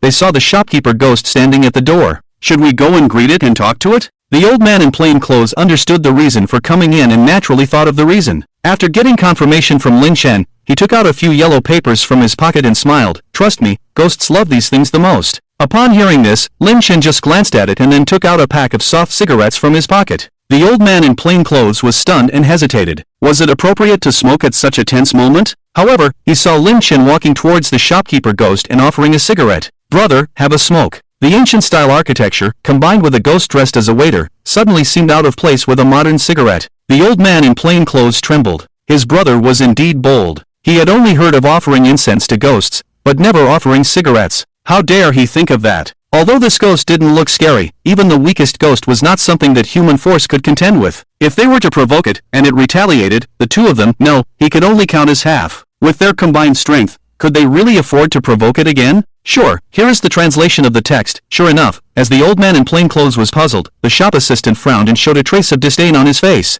He hoarsely whispered, "The rules of the shop do not allow indulging in this thing. Indulging in useless things will lead to the fall of the ghost." See? The old man in plain clothes shook his head and sighed softly. His brother was not bad, but he was too young. How could the social norms of the outside world be effective in such a terrifying ghostly place? According to the rules of the ancestors, it should be proper to offer some gold ingots, candles, yellow paper, and incense. So, he touched the yellow paper in his pocket. Fortunately, there were a few pieces left from the last time he went to the toilet, which could be convenient for the ghost. But before he could show it, the shop assistant ghost had already begun to drive them away, saying in a stern voice, "Don't stand here for no reason. If you want to stay, stay in the small courtyard." After that, he drove Lin Chen and the old man in plain clothes from the front yard to the small courtyard on the side. The small courtyard was also part of the treasure building, but it was only the size of 2 toilets, filled with dry wood and debris, permeated with the smell of decay, and the faint candlelight outside could not shine in at all. Without light, it was completely dark and impossible to see anything. "Brother, what should we do now?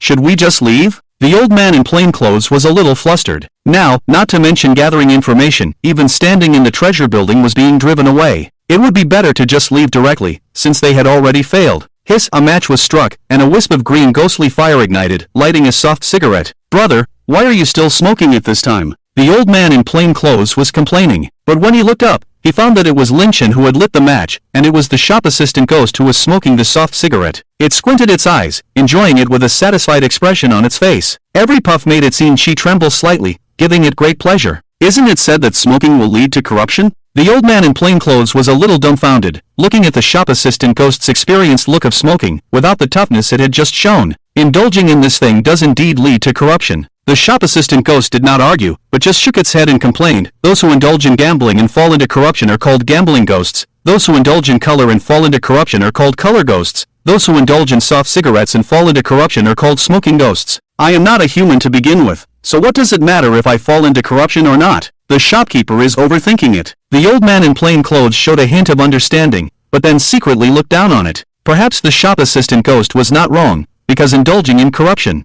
would not only turn one into a ghost, but also possibly into a dog. Just thinking about it, he dared not speak out, for fear of ruining Lin Chen's plan to ask questions. After a few puffs, the soft cigarette burned to the end. The shop assistant ghost was still not satisfied, and its eyes towards Lin Chen became extremely gentle at this moment. "This soft cigarette is really good. It's a pity it's not sold here, only available in the outside world." "No problem." Lin Chen smiled lightly. "If you want, I can buy a few packs for you." After all, he had a membership card for the Blood Hotel and could open a passage to go there at any time, and the hotel sold these items. "Then I have to thank you. Help me buy 2 packs. How much ghost money?" The shop assistant ghost felt its body and took out 100 ghost money from its robe, handing it to Lin Chen. However, in the dimly lit courtyard, it was impossible to see its action of handing over the money, and naturally, it was impossible to see how much ghost money it had taken out. 200 ghost money for 1 pack, so 400 ghost money for 2 packs, Lin Chen replied. Upon hearing this, the shop assistant ghost's entire movement stopped. "What's going on? A small soft cigarette, 200 ghost money for 1 pack. This is really ripping off ghosts." Rarely did it want to indulge itself, but the 100 ghost money it handed out couldn't even buy 1 pack. Who, taking the last puff of the soft cigarette, seeing that no one noticed, it sneakily retracted its hand. Then it shook its head. "Forget it. It's not good for the shopkeeper to know. After all, this thing is easy to corrupt ghosts. But the shopkeeper doesn't know about it here." Lin Chen noticed the keywords in the conversation and asked further. "In general, every horror scene has a controller. The mysterious owner of the Blood Hotel, the ghost lady of the Midnight Manor. They are the controllers of their respective areas, controlling everything in the scene and able to use the power of the scene to greatly enhance their own abilities, and even grant certain permissions to other ghosts. The ghost manager is no exception. Without the authorization of the hotel owner, the Blood Hotel's power would likely be weaker than it is now, making it a bottom-tier threat. Therefore, the controller should be fully aware of everything that happens in the horror scene. The last time he processed the 5-star membership card, spending a full $50,000 in dark money, naturally did not escape the attention of the Blood Hotel owner. Now Lin Chen is just waiting for the owner to contact him. Including here, if the shopkeeper ghost is the controller of this horror scene, then it should be impossible to hide in the front yard, the small yard, or even the dark streets outside.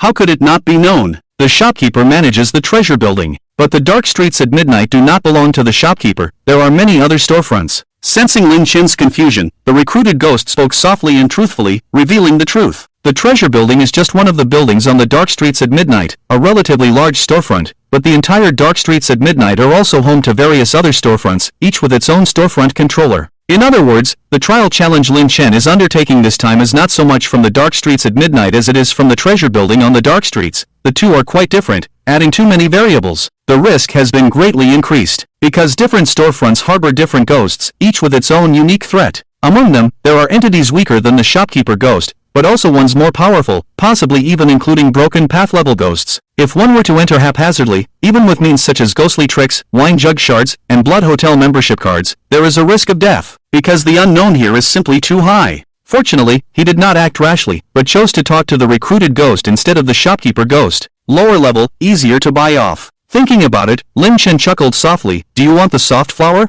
I have a question to ask. No. The recruited ghost shook his head. Resolute, the shopkeeper said. Even ghosts must adhere to principles. I have a pack here. Lin Chen handed over a pack of soft flowers that had been unopened, and the recruited ghost took it, hesitated for a moment, then quickly hid it in his robe sleeve. Then, with a sly smile, he said, the shopkeeper also said, the greatest principle is to treat customers as the king of hell, and serve them with care. Brother, what else do you want to ask? A pack of soft flowers can get the recruited ghost to provide relevant information. It's because its power is only at the level of intimidation, its level is clear. If it were the shopkeeper ghost inside, Lin Chen knew in his heart that while smashing dark money would be effective, the required amount would likely be more than just 200 dark money worth of soft flowers, certainly more. After all, distributing the initial dark money to the trial participants cost 18,000 dark money, showing that the shopkeeper ghost's financial power is not weak. Therefore, it's not necessary to waste too much dark money to obtain information. If there are trivial tasks to be done, such as running errands, it's likely that the recruited ghost knows more than the shopkeeper ghost. Furthermore, even if Lin Chen didn't care about the dark money, he had to consider the purpose of this trip, to obtain the eerie eyes. The shopkeeper ghost inside is very likely the source of the eerie techniques and eyes. To contract with a ghost of this level, in addition to smashing dark money to increase favor, just like with the young master ghost, it's likely that relevant tasks need to be completed. It had to be considered that unnecessary actions could very likely affect the critical contract task at this crucial moment. Therefore, giving a pack of soft flowers to the recruited ghost to hear the desired content is enough. The iron rule of challenging terrifying scenes has remained unchanged for 100 years. Sigh. Lin Chen inquired about the information of the shops on the dark street in the middle of the night. Sure enough, the waiter, as Lin Chen expected, knew a lot. First of all, the dark street in the middle of the night is very long, starting with a gate, and its end is unknown. Whether it's a living person or a ghost, once you want to explore the end of the dark street in the middle of the night, you often can enter but not leave, completely dissipating.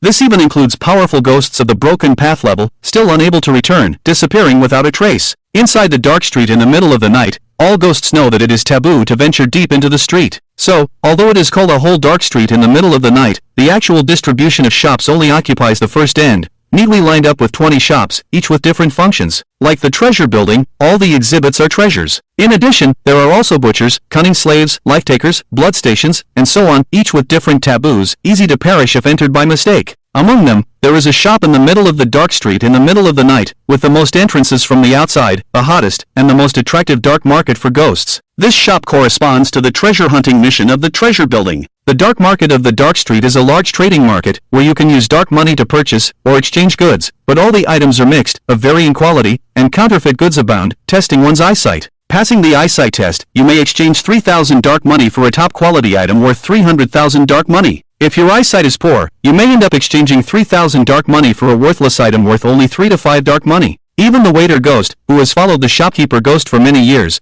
cannot guarantee his success rate in the black market with his skills and eyesight. So, the waiter ghost coldly laughed and said, ordinary challengers, if they can't find the location of the black market, they will perish. Even if they find the black market, if they can't find a treasure among the pile of miscellaneous goods, they will die. I see. Lin Chen paused, focused, and asked again, so, dying in vain, isn't that a waste of 3,000 dark money? As long as a treasure is found, it is enough to make up for all the losses, and even make a big profit. The shopkeeper said, doing business is a gamble. The waiter ghost did not deny the waste, and most challengers would die here. But compared to the waste, there is also a probability of earning dark money. Moreover, entering and leaving the dark street in the middle of the night, you must leave from where you entered. In other words, other shops also have channels for entering and leaving, but for Lin Chen and his group of challengers, they use the channel of the treasure building to enter, and cannot leave without passing through the treasure building. Naturally, they must complete the mission and cannot cheat. Hearing this, the old man in plain clothes frowned and muttered, "Aren't you causing trouble? Just provide the location of the black market directly. Wouldn't that greatly increase the chances of success?" Seeing that even the shopkeeper valued the old man, although the waiter ghost did not receive any benefits from him, he did not dare to neglect him and truthfully replied. The shopkeeper said that those who cannot even find the entrance to the black market have such poor eyesight and no ability to find treasures. It makes sense. Including the treasure building, there are only 20 shops in the dark street, and figuring out which one is the destination black market is the first test. If you can't even pass the first test, let alone the second test of treasure hunting. However, while others may spend some effort on the first test, Lin Chen easily bypassed it, using a pack of soft flowers to easily bypass it, and from the mouth of the waiter ghost, learned the location of the dark market in the dark street. Of course, for treasure hunting, he had no way, and had to rely entirely on the challengers themselves. However, being able to obtain so much information, giving away this pack of soft flowers was not a loss. "Thank you then." After exchanging greetings, Lin Chen called the old man in plain clothes and left the small courtyard. After leaving the small courtyard and returning to the front yard, the candlelight re-illuminated, and their vision was restored. The old man in plain clothes looked indignant. These ghosts are really dirty, with such black hearts. Indeed, Lin Chen agreed. If humans can survive in the world of ghosts, it means that humans still have utility value for them and can gain benefits. Similarly, humans are also using ghosts. After the terror arrived, the world had gone mad long ago, with people and ghosts, all scheming and using each other. Right. The old man in plain clothes paused, remembering something. Do I need to inform those 4 people about the location of the black market we just mentioned? Lin Chen remained silent for a while, looked at the old man in plain clothes, but did not answer directly, only saying, "The quantity of treasures must be limited." After speaking, he evaded the question and left, leaving the old man in plain clothes behind, lost in thought. After a moment, he came to his senses and chuckled self-deprecatingly. His brother was right, he couldn't see through it. The task was to select objects worth more than 3,000 Ming coins, and the quantity was bound to be limited. The more people involved, the more dangerous it would be for the two of them. In such a ghostly place, even self-preservation seemed limited, so adding competitors would be seeking death, and he naturally understood that. So, he followed Lin Chen's footsteps, and the two of them left the main gate of the treasure building. Just as they left, the 4 people were still crouching in a corner, not daring to let their guard down, staring intently at the main gate of the treasure building. Lin Chen looked back and said softly, "It's a good thing you didn't choose to save them. Good intentions were not wrong, but if one's good intentions affected their own team, then it would be a sin. If I had the ability and it didn't affect us, then I would choose to save them." The old man in plain clothes pondered for a while and earnestly spoke his mind. Lin Chen looked enlightened, finally resolving a curiosity from before his rebirth. That was why the old man in plain clothes had used the mysterious eye to save him. But after that, in several other life-threatening situations they encountered, the old man in plain clothes no longer showed such kindness. So he was curious, why did he help only him? And this was the reason. Because helping Lin Chen at that time had no impact on the old man in plain clothes. But those others in dire straits were easily entangled, so he naturally wouldn't save them. This kind of mentality was actually quite open-minded. After the two of them came out, they headed deeper into the dark streets of the night. The 4 men and women who had been watching hurriedly got up from the ground and followed hastily. They must have found out something. Let's follow them. Don't fall behind, let's go together. The 4 men and women didn't dare to get too close, sneaking along in the dark, but their thoughts had long been seen through by Lin Chen. Otherwise, they would have gone to find the location of the dark market in the black street long ago. Why wait for the two of them to leave before taking action? Furthermore, Lin Chen's right arm trembled slightly, and the little ghost sensed the followers, reminding Lin Chen to be careful. Generally speaking, ghosts wouldn't have too much interaction with their contract holders, just using each other for their own needs. But for some reason, whether it was the nature of the little ghost or the fear of losing such a powerful benefactor, it was a bit proactive. Of course, Lin Chen didn't mind this at all. A proactive ghost was obviously more favored by its master. After all, a ghost's perception abilities were stronger than those of humans, and they could warn their contract holders of unexpected dangers. Walking in the dark street, Lin Chen observed the various shops. Most of the doors were tightly closed, making it impossible to know the purpose of the shops. There were 1 or 2 that were open, but looking inside revealed a scene of hell, with bodies strewn about and blood flowing,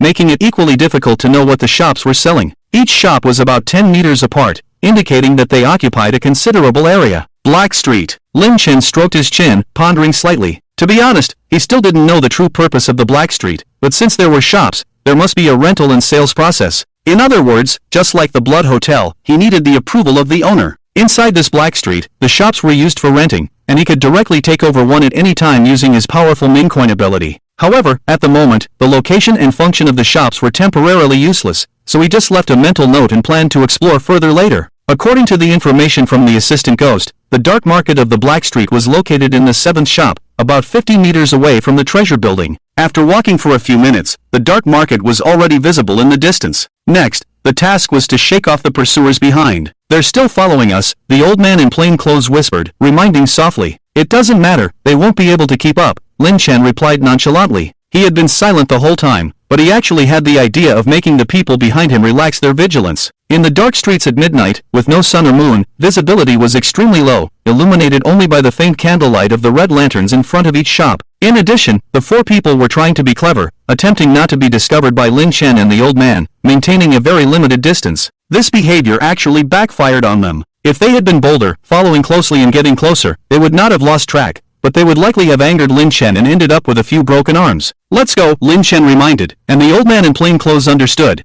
and the two of them quickened their pace. In the blink of an eye, they had instantly exceeded the precarious visual distance, completely disappearing into the darkness. "Quick, they're running!" The 3 men and 1 woman behind reacted with surprise, rushing over in a panic, then standing dumbfounded in place. They were gone. The old man and the young man had completely disappeared, as if they had vanished, and the 4 of them, not knowing where to go for their purpose on this trip. "Now, are we just waiting to die? Have they already left? Damn, we should have just beaten them up earlier." The 3 ruffians were full of despair, feeling powerless and sighing repeatedly. The competent woman walked forward, looked around for a while, and then said, "Don't worry, they haven't disappeared. They've just found their destination and gone inside." "They've already found their destination?" The 3 men finally regained a bit of energy upon hearing this, hastily looking to the competent woman with hopeful eyes. "If they go back, they won't be able to escape us, but if they go forward with an old man, we'll catch up to them in a few minutes. So it's not backward, not forward, it must be one of the shops on the left or right." The competent woman pointed to the 2 sides, with shops lining both sides of the dark street, each with closed doors and identical decorations, making it difficult to distinguish.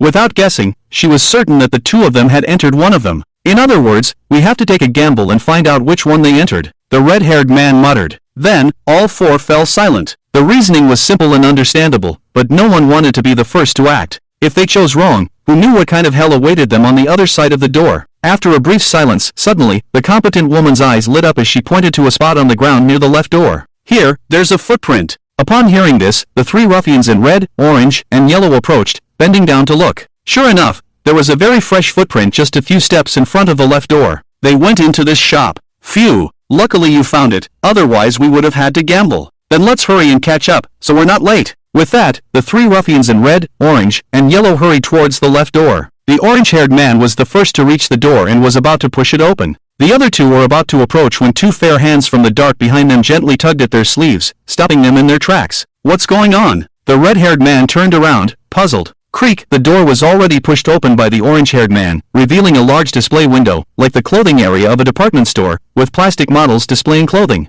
But inside, what was displayed were pieces of human skin. "I don't see them." The orange-haired man was dazed, about to turn back to warn his companions, only to find that there were no companions following him, still standing far away in the street. A wave of panic and fear swept through him in an instant. Before he could react, a large pair of scissors appeared behind him and lightly cut his skin. New material again." A strange voice accompanied the action as a large hand dragged him away. Bang! Then the heavy door closed once again. The entire process was clearly seen by the other 3 people in the street, leaving them terrified and their scalps tingling. Another one had died. Previously, the 3 of them had blamed themselves for their mistakes, but now it was clear that this person had fallen for the cunning woman's scheme. If the 3 of them had carefully examined the footprints, they would have realized that they were not from a man, but from a woman's small feet, which the cunning woman had deliberately left to deceive one of them into scouting ahead. After all, it was better to let someone else go to their death and leave a way out for the rest, rather than everyone pushing blame and facing death together. Even though the cunning woman realized she had made a mistake and caused someone's death, there was no hint of guilt on her face. "Why did you kill him?"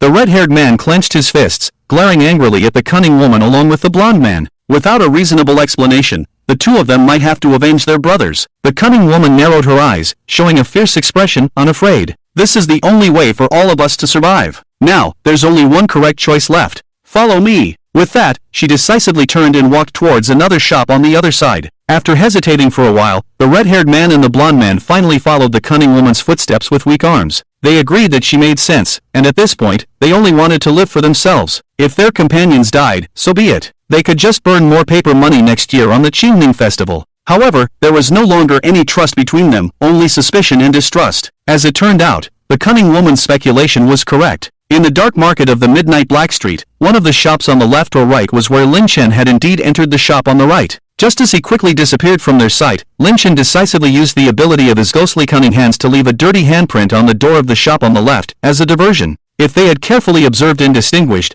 they would have discovered this fake trace in no time. In other words, even if the cunning woman had not intentionally set up a deception to deceive her companions, the damned would still die. It's just that even Lin Chen hadn't expected her to be so ruthless and decisive, directly choosing to sacrifice a companion's life to find a way out, which wasted his own arrangement. Otherwise, at least the fragile companionship could have been maintained until the next life and death decision. Now, the red-haired man and the blonde man were extremely wary of the cunning woman, fearing that she would take the same path as the orange-haired man. Next time, her schemes would be much less effective. Creak, without hesitation, the short-haired woman pushed open a door on the right. As the door opened, lanterns hung inside, their light brighter than the alleyway, slightly dim but still clear enough to see. What followed was a bustling atmosphere, with various figures coming and going, and more than 20 small stalls set up inside, constantly chatting with each other. Upon closer observation, it was revealed that the so-called figures were various terrifying ghosts, some with open wounds and internal organs spilling out, some incomplete with missing heads and feet, some decaying with green faces and sharp teeth. All kinds of horror were present. In the shop on the left, there was only a ghost holding a pair of scissors. Here, it seemed to be the lair of the ghosts. A quick glance revealed at least 100 ghosts. Thud. The blonde man sat down, watching this scene in despair, completely overwhelmed. Wrong again? On the left side of the shop, there was a ghost who took the life of his companion. With hundreds of ghosts here, it was even more terrifying. The ghosts devouring bodies made the deaths even more tragic. The man with red hair was also scared to the point of being unable to move. On the other hand, the capable woman, though also pale with fear, regained her composure the quickest and bit her lip hard to force herself to calm down. There were indeed many ghosts here, enough to frighten anyone. However, she noticed a detail. When the three of them entered, the nearby ghosts sensed the movement, turned to look, but then turned away without paying further attention. If they wanted their lives, there was no need to wait until they were paralyzed with fear. As soon as they discovered the living entering, they could directly attack to claim their lives. In other words, they should not lose their lives by entering this shop. The capable woman first comforted herself in her heart, then looked into the distance and continued to observe the shop environment. She saw the small stalls filled with random items, like a messy flea market waiting to be picked through, perfectly matching the treasure hunting task at the treasure tower. In addition, she was also looking for the last two figures for final confirmation. After a careful observation, she finally saw the old and the young among the numerous ghostly figures. They are indeed here. We did not come to the wrong place. The capable woman completely relaxed, then glanced at the two frightened people and ignored them, striding in. How can she be so brave? Wait for us. The two ruffians exchanged glances, at a loss. With ghosts everywhere in the house, the demons were dancing wildly. Was this woman really not afraid of death? However, the young man from the treasure tower had been unwilling to take them along for fear of their lives, and this capable woman had obviously become their new lifeline. Although the ghosts ahead were terrifying, they were more afraid of death. Even though there was a possibility of being abandoned, they gritted their teeth and hurriedly got up to follow. In the dark market in the middle of the night, in front of a stall, Lin Chen's gaze slowly retracted from behind. I didn't expect to find the location, he murmured softly. In general, in the depths of a terrifying scene, one's rationality would have been completely suppressed by fear, and there would be no calm analysis or steady handling. Seeing the handprint he had left behind for misleading, he was probably trembling with fear, and the four of them had entered the wrong shop together. But unexpectedly, 3 out of the 4 had managed to enter the dark market alive. It seemed that his misleading trap was not entirely useless. It was just that these cautious and careful 4 people did not act rashly together, but sent one person to scout ahead. In this way, at least the deceased ruffian had a decent character, willing to sacrifice himself for his companions in such dire straits. This made Lin Chen somewhat respectful. And since the 3 of them had entered, Lin Chen couldn't be bothered. As long as they were safe, he wouldn't actively deal with other challengers. Brother, this little gourd seems nice. It's purple. The old man in plain clothes stood in front of a stall, holding a fist-sized, purple object with great interest. My goodness, you have such good taste. You found the treasure of the shop. This is really good. It may contain the power of a city-destroying level ghost. The stall owner responded, dressed in Tang costume, with a clear knife scar on his neck, a ghost who had been throat-cut. He was boasting about the items on his stall. Hearing this, Lin Chen looked over, observed and assessed, but still couldn't discern any truth. After all, in the dark market, with ghosts everywhere, the evil aura was extremely strong and difficult to distinguish. Moreover, all the items at the stalls were genuine ghostly artifacts, with no fakes. All of them were genuine ghostly items. However, the value varied greatly, like the difference between heaven and earth. Like rubbish, with only a few traces of evil aura, even if used, its power was far lower than that of a terrifying level ghost. There may also be extremely powerful ghost props, such as pursuit level, breakthrough level, and even city destroying level, but the chances are very small. But as long as the eyes are sharp enough, anything is possible. Of course, even the shopkeeper of the treasure pavilion would find it difficult to find genuine treasures, and Lin Chen himself did not think he had such ability. Just browsing around here is just a matter of luck, but he has the confidence to keep trying. After all, his funds are not just a few thousand, but a whole trillion. If cost is not a concern, he could easily buy everything here, using his money to impress people and ghosts. Just think about it. He shook his head at the old man in plain clothes. I don't understand, you decide. Throughout the process, Lin Chen made up his mind not to offer any opinions. After all, if he hadn't joined in, according to the normal development, the old man in plain clothes would have been able to find opportunities on his own, and there would be no need for his intervention. Like this. The old man in plain clothes gently placed the purple gourd down and picked up a bronze mirror. This one seems good too. You have a good eye. My goodness, you have such a good eye. You've picked out the treasures of the shop. The ghost at the stall was greatly surprised, trembling as he spoke. Good stuff. This is really good stuff. It may contain the power of a city-destroying level ghost inside. The old man in plain clothes stopped, his face full of strangeness, unable to help but ask, how many of these are treasures of the shop? Not many. The ghost at the stall smiled relaxedly. Just this table. All of them. Sincerity is always the killer move of the strange. Just like the old man in plain clothes clearly wanted to complain, but the ghost at the stall's sincere response made it difficult for him to speak. After a moment of silence, he put the treasures of the shop back. Although he felt that each item was just okay, holding them in his hand exuded a strong ancient and heavy atmosphere, but he couldn't really say what was so special about them. Lin Chen had just instructed him to be confident in his selection and follow his own instincts. But after asking about the price, the amount of 3,000 was not something he could afford to make a mistake on. One mistake and it would be gone. In his heart, he couldn't help but curse, following his instincts. His biggest instinct was to peacefully set up a stall in the city, to help the poor women and men who came to do good deeds. It was about the price, the quality, and how long he would be detained if caught, and not about joking with his own life in this ghostly place. However, he touched the ghost mark on his collarbone and realized that this big trouble had not been resolved. If he couldn't complete the task smoothly here as his brother had said, he would probably die even if he left this place. In fact, the old man in plain clothes' worries were completely unnecessary. He had no idea about Lin Chen's abilities, and the strength of the little ghost master. Bringing him in was just to contract the ghost and obtain the eerie eyes, leaving behind the small soul-binding ghost mark. He had never even considered it.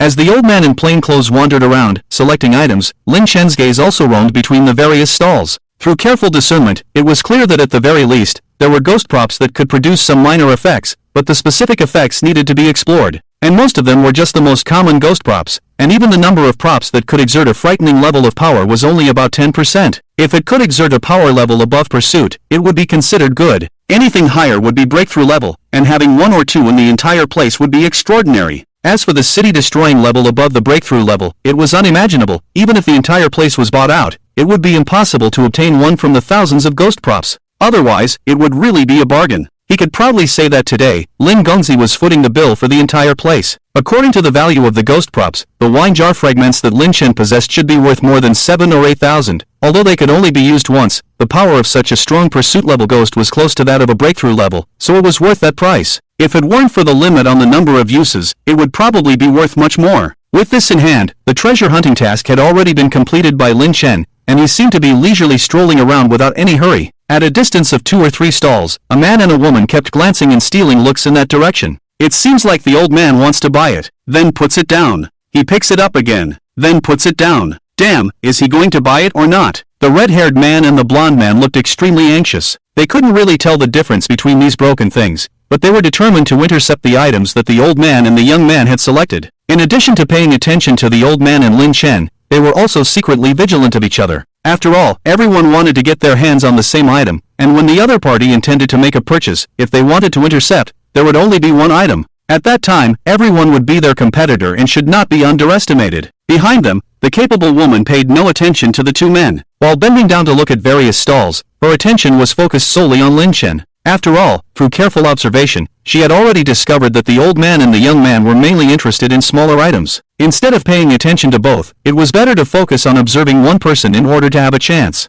Furthermore, she had a secret that she had not yet revealed, which added more confidence to her. With that in mind, she lightly touched the pocket in her chest, where she had a thick stack of dark banknotes, obviously more than 3,000. On the other hand, Lin Chen walked to various stalls and looked at each one. He stopped in front of an old woman's stall in the corner. On the table, there were dozens of items, each with a different style. Seeing a customer approaching, the old woman eagerly opened her mouth and said in a hoarse voice, "Take a look. These are all good things." The sales pitch was not much different from that of the outside human world, and even more diverse in form. However, what made Lin Chen stop was that he had discovered a familiar item at this stall. It was a broken chicken bowl, a common item used by ordinary families to offer food to their ancestors. Before his rebirth, he had seen it before, and it seemed to have a name, the Hunger Bowl. As long as this bowl was struck with bamboo chopsticks, it could summon starving ghosts within a few kilometers, with a random number, emaciated and dead from hunger. After gathering, they would attack and devour all living creatures within a radius of 20 meters, except for the person who struck the bowl.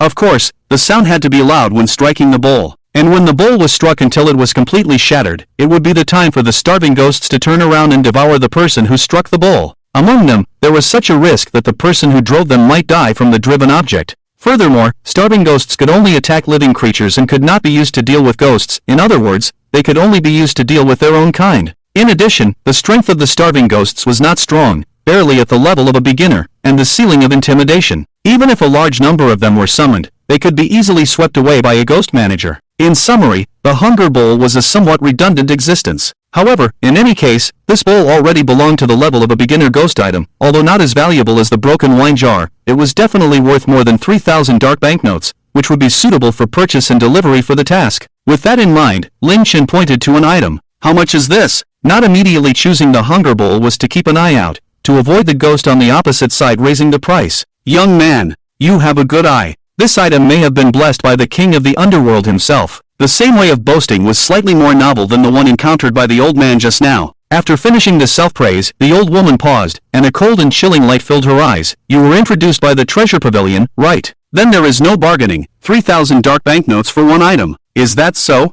Lin Chen pursed his lips. It seemed that the trial tasks of the treasure pavilion were already well known in the black market. In this case, no matter what was chosen, 3,000 was the bottom line. It was a way for the vendors in the black market to unite and squeeze the challengers dry. Anyway, the task fund is only 3,000, and even more can't be taken out. Asking for 3,000, sucking it all in, naturally maximizing the benefits. If I had known earlier, there would have been no need to hide and use unrelated items for probing. Just speak directly. Just as Lin Chen was about to pick out the hungry broken bowl, a figure suddenly appeared beside him, quickly standing between the old woman ghost and Lin Chen. It was the red-haired man. After waiting for a while, he finally seized the opportunity. "I want it. I want this thing." Unexpectedly, he really came crashing in. Lin Chen's eyes flickered with a different look. He had long discovered that the two men and a woman had entered the dark market. How could they not be a little vigilant in their hearts? Although he was not sure how the three of them would act, from secretly following him, they must have a purpose. It wasn't until the red-haired man rushed up and shouted to buy the item that Lin Chen completely realized. So that's it. The purpose of these three people was to intercept directly after he had carefully selected the item,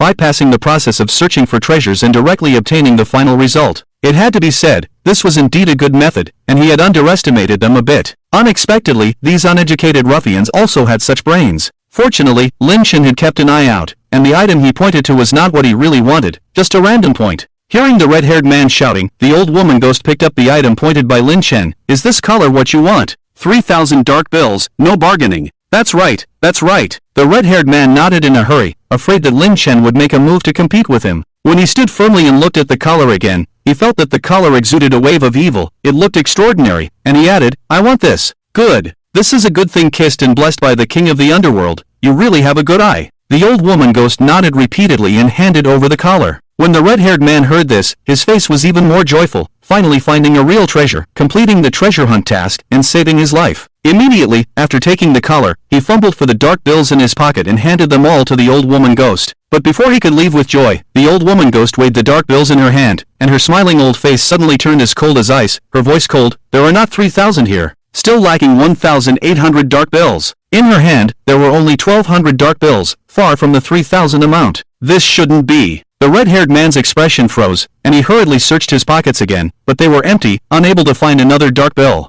How could this be possible? Over there at the treasure pavilion, he clearly remembered that he had indeed received 3,000 dark bills. Where did the missing amount go? But now, the old woman ghost's face became even colder, and the killing intent rushed towards him. "I don't want it. I don't want this thing." The red-haired man hurriedly tried to return the item, prioritizing saving his life. But as soon as he said this, not only did he not get the old woman ghost's consent, it also intensified the murderous intent against him. Because of these words, it was confirmed that he simply did not have the ability to pay 3,000 dark bills. It was just a lie. In the dark market, there was a strict rule: once a transaction was confirmed, it must be completed. Even if the ghost later found out and sold the city-destroying ghost item for 3,000 dark bills, they could only reluctantly accept it, and vice versa. And once violated, the booth ghost could dispose of the violator at will. If not an opponent, they could call on the help of the dark market boss, who was a powerful ghost close to the peak of the broken path level. Along with the red-haired man's cries for help, the old woman ghost remained unmoved. Her old mouth slowly opened and then closed gently, as if chewing on something. But the noise that was originally noisy suddenly disappeared. Looking at the red-haired man again, there were scattered old teeth marks on his neck,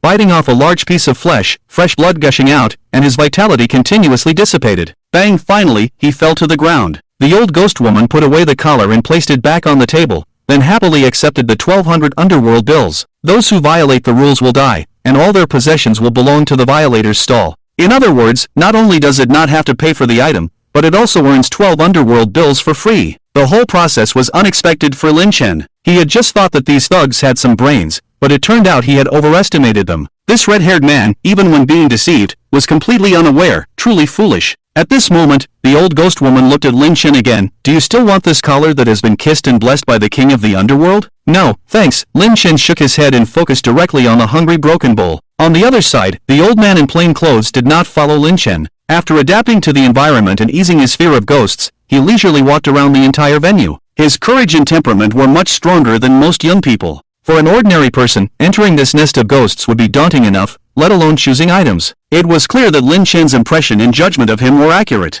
However, in terms of vigilance, he was far less strong than Lin Chen. Even the two men and a woman who had already entered the dark market were completely unaware. Just now, the red-haired man followed Lin Chen, while the other man with yellow hair followed him, also looking for an opportunity to intercept items. After walking around, the old man in plain clothes stopped at a stall. It wasn't because he found something good, but simply because the big ghost in front of the table was wearing a beautiful longevity robe. Thinking that the style was good, in case he couldn't solve the ghost on his collarbone, he would have to wear this before he died. After silently reading for a while, he stared at the big ghost, who shivered and urged with a stern face, "What do you want? I have good stuff here." I know.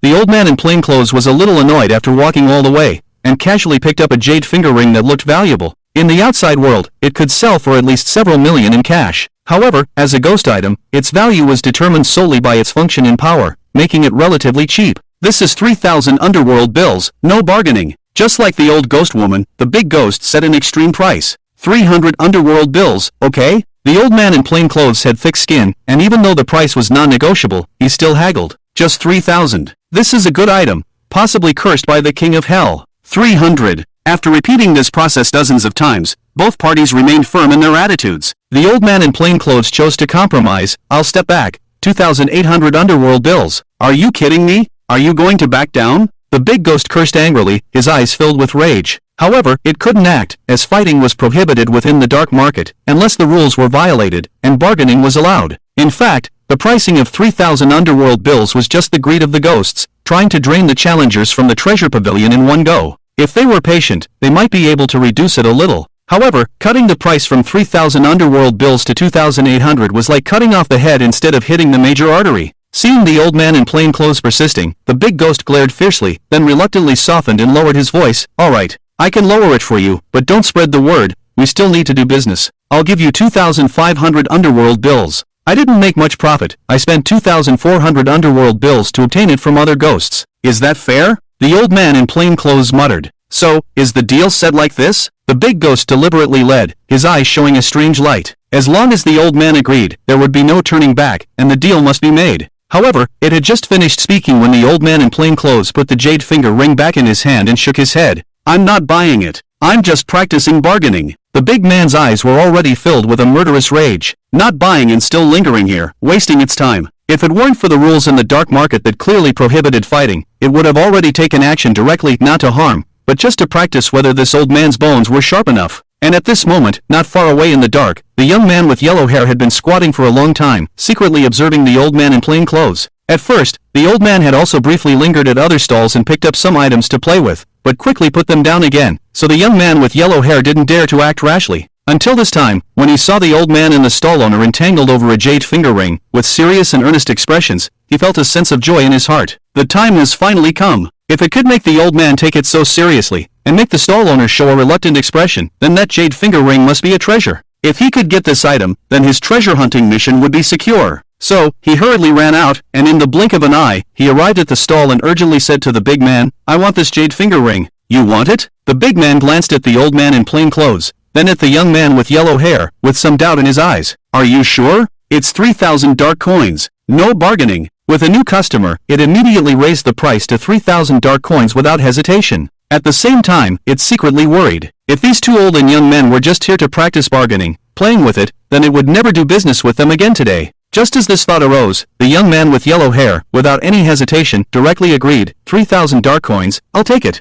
Here you go. With that, he grabbed the dark coins from his pocket and slapped them all on the table. Bold! The big man steadied himself, and the anger that had been stirred up by the old man in plain clothes was instantly resolved by 80%. He raised his thumb repeatedly in praise. Then, with a hint of disdain, he glared at the old man in plain clothes again. Learn something from the young people, you stingy old man. Sigh. Young people these days. The old man in plain clothes remained unchanged, just shaking his head, feeling somewhat helpless. This kid really doesn't know how to live. He doesn't even haggle when buying things. You should know that even doing good deeds in the village and the city, most of them are non-negotiable. In fact, if you have a thick skin and stand on the street and haggle slowly, you can still haggle from 500 to 200. Of course, he himself didn't know the specific situation, he just heard it from a friend. After handing over the dark coins, to avoid any changes, the young man with yellow hair approached the table and reached out to take the jade finger ring. But at this moment, the big man opposite, who had just been full of approval and happily accepted the dark coins, found that the amount was wrong, and his face immediately turned cold, and a fierce aura surged, his voice becoming even more icy. There are not 3,000 dark coins here, only 1,004. Upon hearing this, before he could pick up the jade finger ring, the young man with yellow hair's movements came to a complete stop. How could this be possible? He almost screamed out loud. Clearly he had handed over all the dark coins in his pocket. The amount should be 3,000. After a moment of daze, he gritted his teeth and growled, "It's impossible. Count again. Count again. It's still 1,004. The big man's eyes were filled with a sense of impending death. Sensing a looming sense of death, the young man with yellow hair panicked. If he didn't make up the dark coins, he was afraid he would die here. After repeatedly searching through his pockets and failing to find any extra dark coins, he furrowed his brow and quickly tried to recall. Suddenly, he shivered inexplicably. I just remembered that after the underworld money was put into my pocket, it was not untouched. At the entrance of the black market, when facing the choice between left and right, at the moment when the orange-haired man knocked on the door to send himself to death, he and the red-haired man originally wanted to approach together, but were stopped by the capable woman grabbing their clothes. At that time, I didn't think much, I just thought that the capable woman didn't want so many people to die in vain. Now it seems. At that time, she took the opportunity to secretly reach into their pockets and take out some of the underworld money while the two of them were shocked by the death of their companions, and even left some behind to avoid being exposed. In addition, the red-haired man and the yellow-haired man, after entering the black market, not only felt frightened by the heavy ghosts, but also focused all their attention on closely watching Lin Fan and the old man in plain clothes. They didn't even bother to confirm the specific amount of underworld money in their pockets, which led to such a mistake. It all became clear at once. In other words, the big ghost did not lie. His underworld money was indeed not enough, far from enough. Wait for me a few minutes. The yellow-haired man was completely panicked, his legs kept trembling, fear permeated his whole body, cold sweat flowed continuously, and he begged repeatedly, "Wait for me to find that bitch, get the underworld money back, and I will definitely make up for it for you." Too late. The big ghost sneered repeatedly. According to the rules of the black market, once a transaction is confirmed, both money and goods must be settled, and one cannot be lacking. If one party breaches the contract, the consequence is the disappearance of the ghost and the death of the living. And compared to the other party making up the underworld money, it would rather see the other party unable to pay, leading to the inability to trade. In this way, the item belongs to it, and the underworld money also belongs to it. So, without hesitation, before the yellow-haired man could continue to plead, the big ghost suddenly reached out, his arm extended to an extremely long length, even crossing over the stall, nearly 3 meters in length, and directly pierced the chest of the yellow-haired man. The palm of his hand grabbed a hot and still beating object. With a grip, it shattered. In an instant, the vitality of the yellow-haired man dissipated. With a bang, he fell to the ground, blood flowing everywhere. And the big ghost seemed to have just completed a small task, retracting his arm, which was covered in blood, and began to count the 1,004 underworld money he had earned. Throughout the process, the old man in plain clothes stood by, watching everything. Even though he had a strong adaptability, this was the first time he had seen a lively person die beside him. He still couldn't control the trembling of his body, his face full of fear. Sensing the opponent's pervasive fear, the big ghost became smug, with a cold smile and a bloodthirsty look in his eyes. Do you want to take another look, see if there's anything you need? The old man in plain clothes took several deep breaths in a row. At this point, he had no more thoughts to look at the items. The big ghost was truly too frightening. He just wanted to leave this broken stall as soon as possible, and leave the fresh corpse on the ground. But now he was entangled again, and he dared not leave. He could only make up his mind to use the same method again. If the price was not right, he would leave, and the other party could not find fault with him. So, the old man in plain clothes forced himself to remain calm, casually swept the items on the table, and randomly pointed to something that looked more pleasing to the eye. It was a piece of yellow paper with nothing written on it. This is a good thing. The cost I incurred to obtain it is as high as 4,908 underworld money, and I'll sell it to you for only 5,000 underworld money. The big ghost immediately quoted a price far exceeding the limit of 3,000 underworld money. Hearing this, the old man in plain clothes was equally unceremonious, and directly cut the price, 500. As long as the other party was unwilling, he could go to another stall without standing next to this corpse. But unexpectedly, the corners of the big ghost's mouth widened greatly. Sold. The old man was still too young, and this time the big ghost won, making a profit of 409 underworld money with tears in his eyes. The red-haired man and the yellow-haired man were dead. Out of the 6 challengers, only 3 survivors remained, and the death rate had reached 50%. Under normal circumstances, in such a special and terrifying scene with a limited number of people, it would be normal for all 6 to be wiped out. However, Lin Chen obviously had no problem and had already found the object needed to complete the task. Although there was also a person who died beside him, his mentality was much stronger than that of the old man in plain clothes. He remained indifferent throughout, watching the red-haired man die in the ground covered in blood. He even stepped on the spreading red blood without bothering to move, showing no emotion at all. He focused only on the hungry broken bowl and pointed his finger, saying, I want this bowl. This bowl. It's a good item, kissed by the king of the underworld. For just 3,000 underworld bills, the old woman ghost picked up the broken bowl and repeated the same boastful words, setting the price at the limit. Underneath her wrinkled eyelids, there was hidden anticipation and a fierce light, as if this young man didn't have enough money. She could earn some underworld bills for free without giving up the item, killing 2 birds with 1 stone. However, she did not know that the man in front of her considered himself to have 2 major advantages, one in length and the other in thickness. Upon hearing the offer, Lin Chen was not surprised and was about to respond, confirming the trade and obtaining the item for the task. But at that moment, there was another commotion beside him, and someone else interjected, I want this bowl.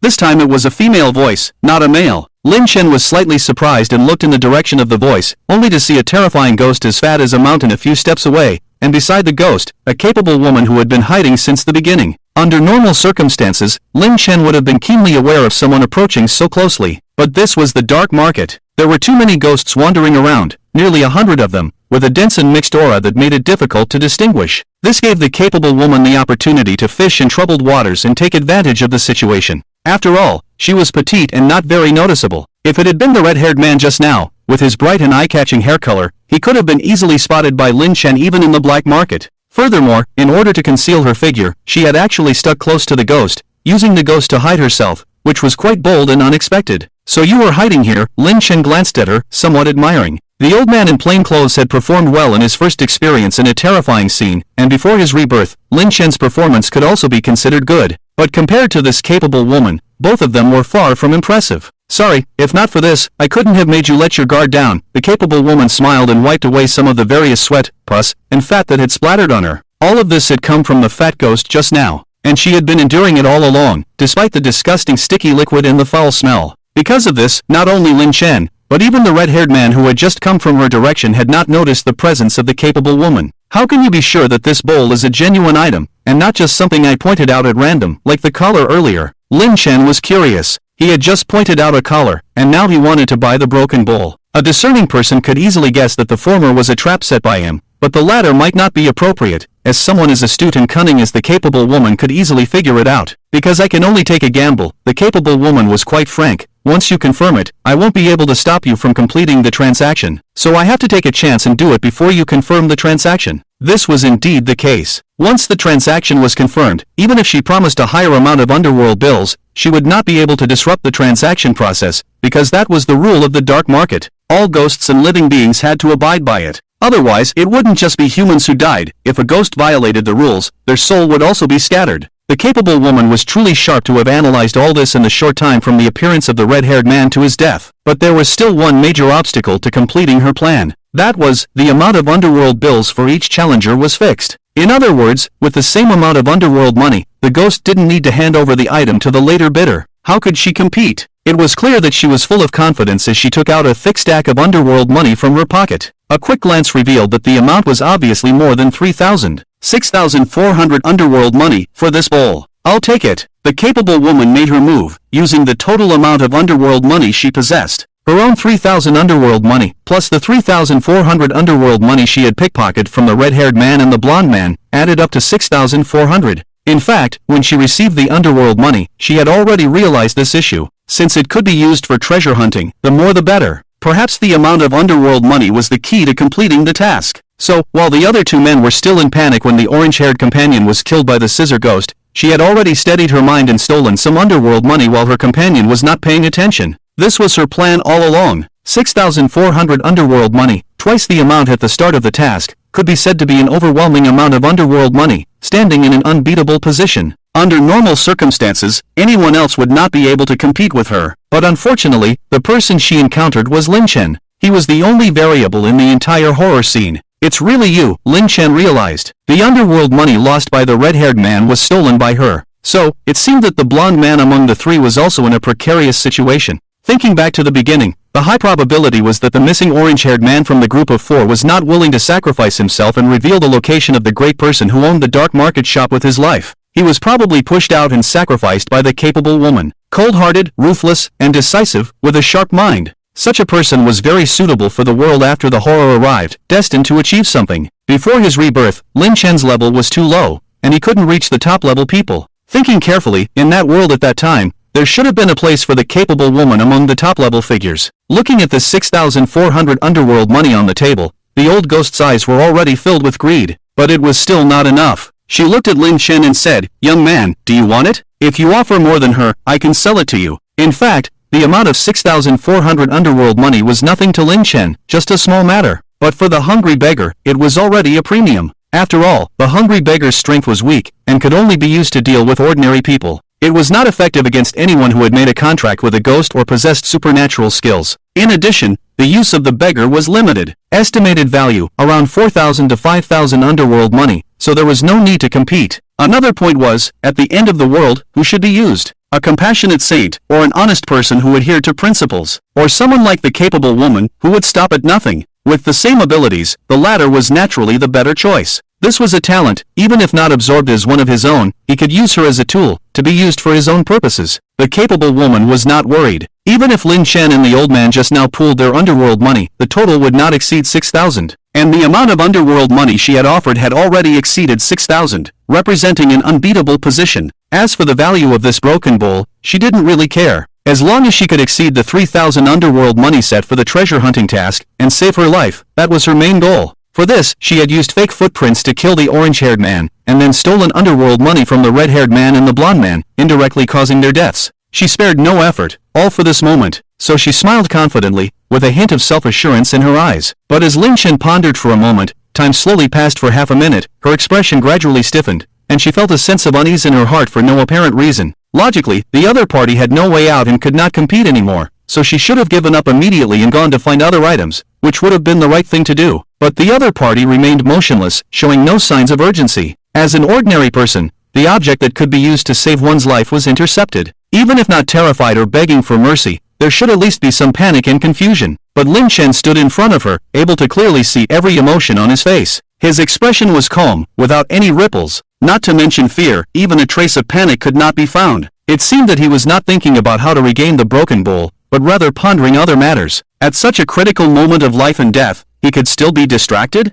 What exactly was going on? The capable woman furrowed her brow, her thoughts racing. In just the span of 2 breaths, boom! Suddenly, her scalp tingled, her body trembled, her eyes widened, and her voice was full of disbelief. "You already have ghost money yourself." This speculation was not difficult to deduce. After all, if they had not been tracking Lin Chen, and had not eliminated the other 2 choices, they would not have easily found the location of the dark market. Otherwise, relying on their own abilities, it would be impossible for them to truly set foot in the dark market after investigating 20 shops, and they would probably all have died. In comparison, facing the same terrifying situation, Lin Chen could swagger all the way to the dark market, clearly already knowing the location. Either that, or when he returned, he found the clue to the dark market. Or perhaps Lin Chen was not a first-time visitor, but someone with relevant experience. Of the two possibilities, she was more inclined to the latter. If he were not an old hand, it would be impossible for him to remain so calm throughout the entire ordeal. Since he was an old hand, he should be well aware of the importance of ghost money. Would he be unprepared? If it were her, she would definitely want to empty an entire funeral shop,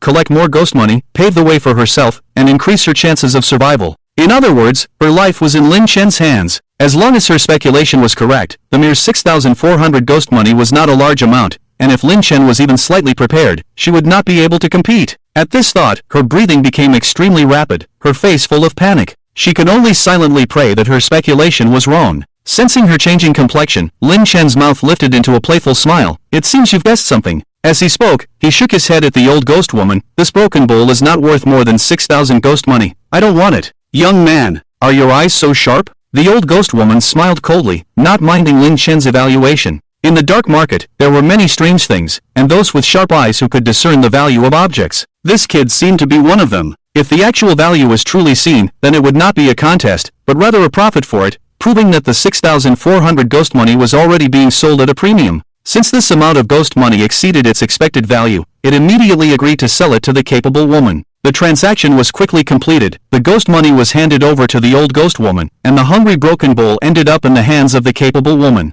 Only when she firmly held the object did she finally breathe a sigh of relief. In any case, she had at least seized the opportunity and obtained the possibility of survival. As for the many speculations just now, there was no longer a chance for verification. After firmly holding the object, the capable woman glanced warily at Lin Chen once more, then hurriedly left the area. Just as she left, a clothed old man who had been watching the scene for a while approached slowly. "Brother, what did you see that you couldn't beat her?" he said, patting the large pocket on his body. "I told you, I still have ghost money here. If we combine it, we can crush her, right? If we rely only on the ghost money given by the treasure pavilion, the two of us combined are not more than her." Lin Chen pointed to the ground, where the body of a red-haired man lay. The clothed old man took a look, and was instantly scared back 2 steps, his old face full of fear. "Oh my god, how did another one die?" Lin Chen said directly, "The deaths of these 2 people have increased her ghost money by more than double. I really can't tell. That delicate little girl is extremely vicious." The old man in plain clothes regained his composure, and the fear on his face dissipated slightly. He sighed softly. "That's true.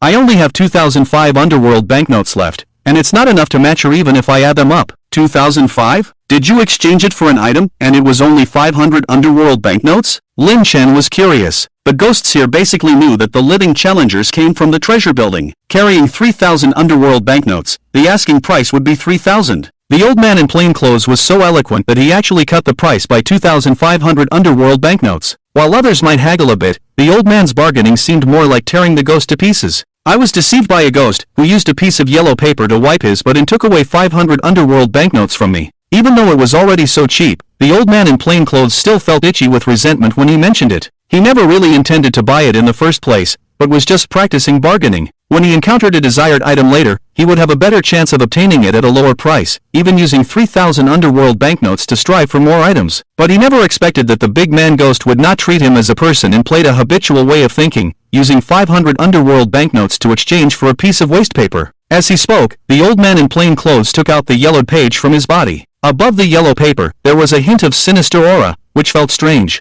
Other than that, it was no different from the yellow paper he used when he didn't bring toilet paper to the toilet, or when he set up a fortune-telling stall and wrote the client's birth characters. Lin Chen took it and examined it carefully. This wrinkled and tattered yellow paper gradually overlapped with the extremely precious item in his memory. It seemed to be not just waste paper, but a page of revelation, also known as the revelation yellow paper. Lin Chen's eyes lit up. Before he marveled at the value of this item, he suddenly realized. So that's it. No wonder the old man in plain clothes was able to gain insight and skills in this terrifying scene. The reason was that the revelation yellow paper had come into play. The revelation yellow paper is a very special ghost tool, without a grade. Based on its function, even if it were classified as a broken path level, it would be more than enough, barely able to touch the edge of the extinguishing city level. One can imagine how terrifying its function is. Unlike other ghost tools, the revelation yellow paper cannot produce some confusing, attacking, or restrictive effects. In terms of harming people, it is not even as effective as the hunger-breaking bowl bought by the shrewd woman, but it can inform about the future, equivalent to prophecy. Just soak the yellow paper in blood, bind it to oneself, and then speak out the matter to be revealed. The blood-soaked yellow paper will automatically reveal the situation of the future inquiry. The simpler the inquiry, the clearer the situation revealed, and the more complex and difficult the inquiry, the corresponding situation will also change. Because once the inquiry is too exaggerated,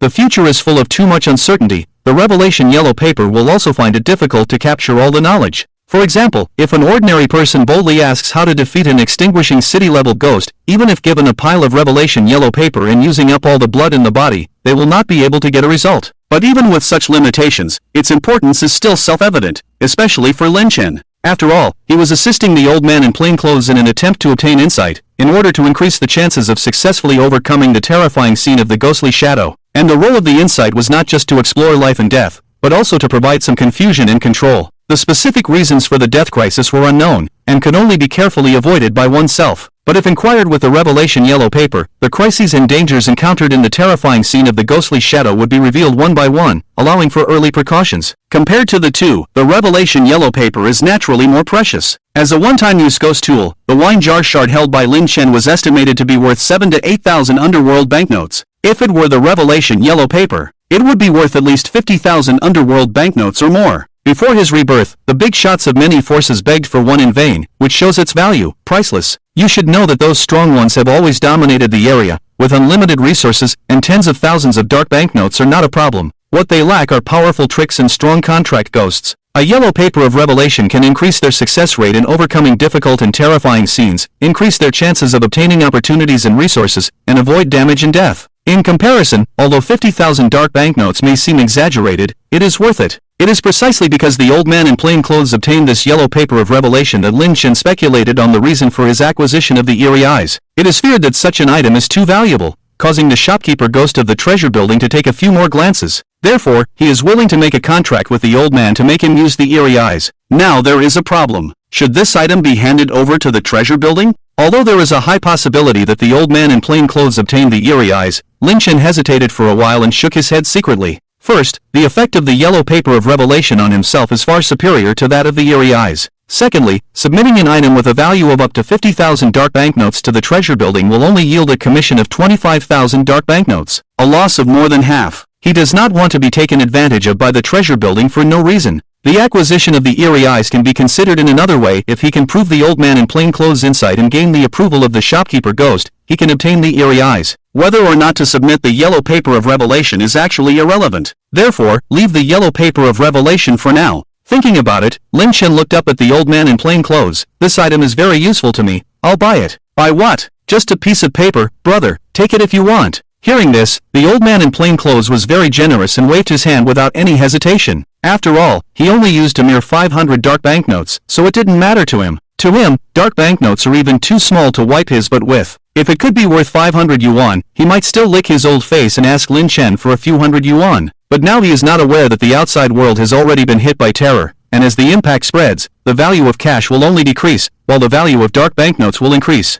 The 500 dark banknotes he looks down on now could be worth tens of 500 yuan in a short time. Not to mention, the value of this yellow paper of revelation is far more than 500 dark banknotes. If he knew the truth later, even if he didn't resent Lin Chen, with his stingy nature, it would take him at least several years to get over the heartache. As a member of the end-time force that Lin Chen is preparing to build, he naturally has to be fair and clear. The yellow paper of revelation, in the early stages of the terror, is not very effective, and its value does not exceed 20 to 30,000 dark banknotes. Only in the later stages, it will not even be worth 50,000 dark banknotes, and it will have to go up. I'll buy it for 50,000 dark banknotes, Lin Chen said. As it stands now, according to the pricing in the human circle before the rebirth, it is most reasonable to buy it for 50,000 dark banknotes. Dark banknotes, huh? The old man in plain clothes shrugged, apparently not very interested. After all, he was not clear about the situation outside, so he naturally thought dark banknotes were useless. However, he was prepared to give it to his brother for free, so dark banknotes were of no concern to him. However, the one who reacted to this was not only the old man in plain clothes. There was also a woman ghost guarding the stall a few steps away. When she heard the amount of 50,000 dark banknotes to buy a piece of yellow paper,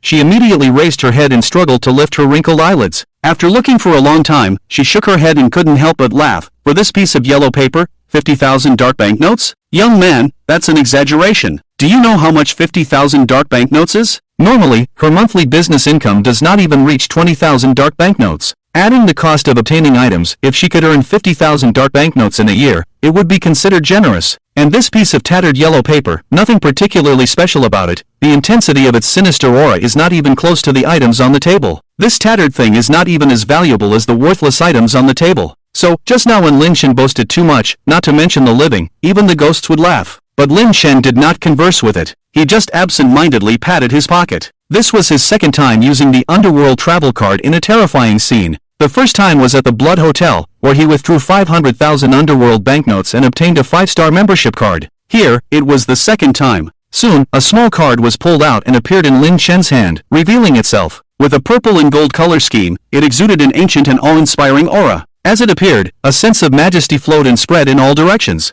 Originally, in the dark market, there were many ghosts and constant conversations between the various stalls. But at this moment, an inexplicable pressure swept over, causing all the ghosts to feel a tightness in their necks, their entire body's sinister aura retracting back into them, and simultaneously falling silent. The entire dark market fell completely silent, as quiet as the grave. The old woman ghost, also silent, trembled as she looked at the object in Lin Chen's hand. Suddenly, she panicked. This is the underworld travel card. The special and exquisite construction, the deep purple color that seemed bottomless, combined with the surrounding aura, brought an overwhelming pressure. All of this indicated that this item was extraordinary. Once the card appeared, it intimidated the entire dark market. Countless ghosts, ordinary items, none had such power. Only the legendary underworld travel card. The old woman ghost continuously smoothed out the wrinkles on her face with her old and dry hands, trying to open her eyes wider, even the eyeballs almost bulging out of their sockets, still feeling insufficient. Just a moment ago, she was laughing at Lin Chen, underestimating him,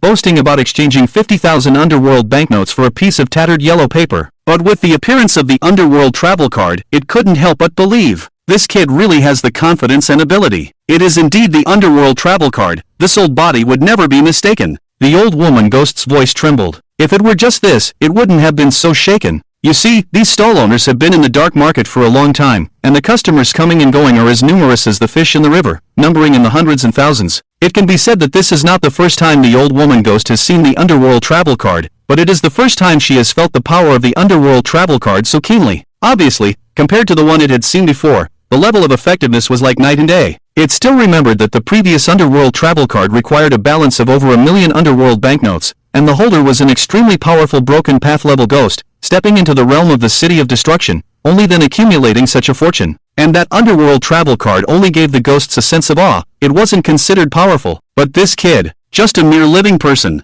The underworld travel card he held could instantly suppress the hundreds of ghosts in the entire dark market. It was not an exaggeration to say that it could stop a riot of demons. In other words, this deep purple and gold underworld travel card was definitely of a higher level than the one it had seen before. Its balance was far more than 1 million underworld banknotes. Could it be 5 million underworld banknotes? 10 million underworld banknotes? Or even over 1 billion underworld banknotes? Just thinking about such a figure made its thoughts scattered, unable to calm down, completely terrified. But apart from it, there were not many ghosts who actually knew the specific situation, only a few around Lin Chen. The other ghosts in the dark market all had fearful expressions, each one nervous. What they thought of was not that someone had taken out the legendary and highly ranked purple sky-level underworld travel card, but that the master of the dark market had come to investigate, which was why there was such a pressure that intimidated everyone. As the instigator, Lin Chen, after taking out the underworld travel card, did not procrastinate. His entire movement was very smooth. With a slight movement of his mind, a mysterious aura was produced out of thin air, condensed in front of him, gradually taking shape and turning into a tangible entity. Then thick stacks of heavy underworld banknotes fell, easily caught by Lin Chen. After extracting the dark banknotes, the dark travel card was no longer needed.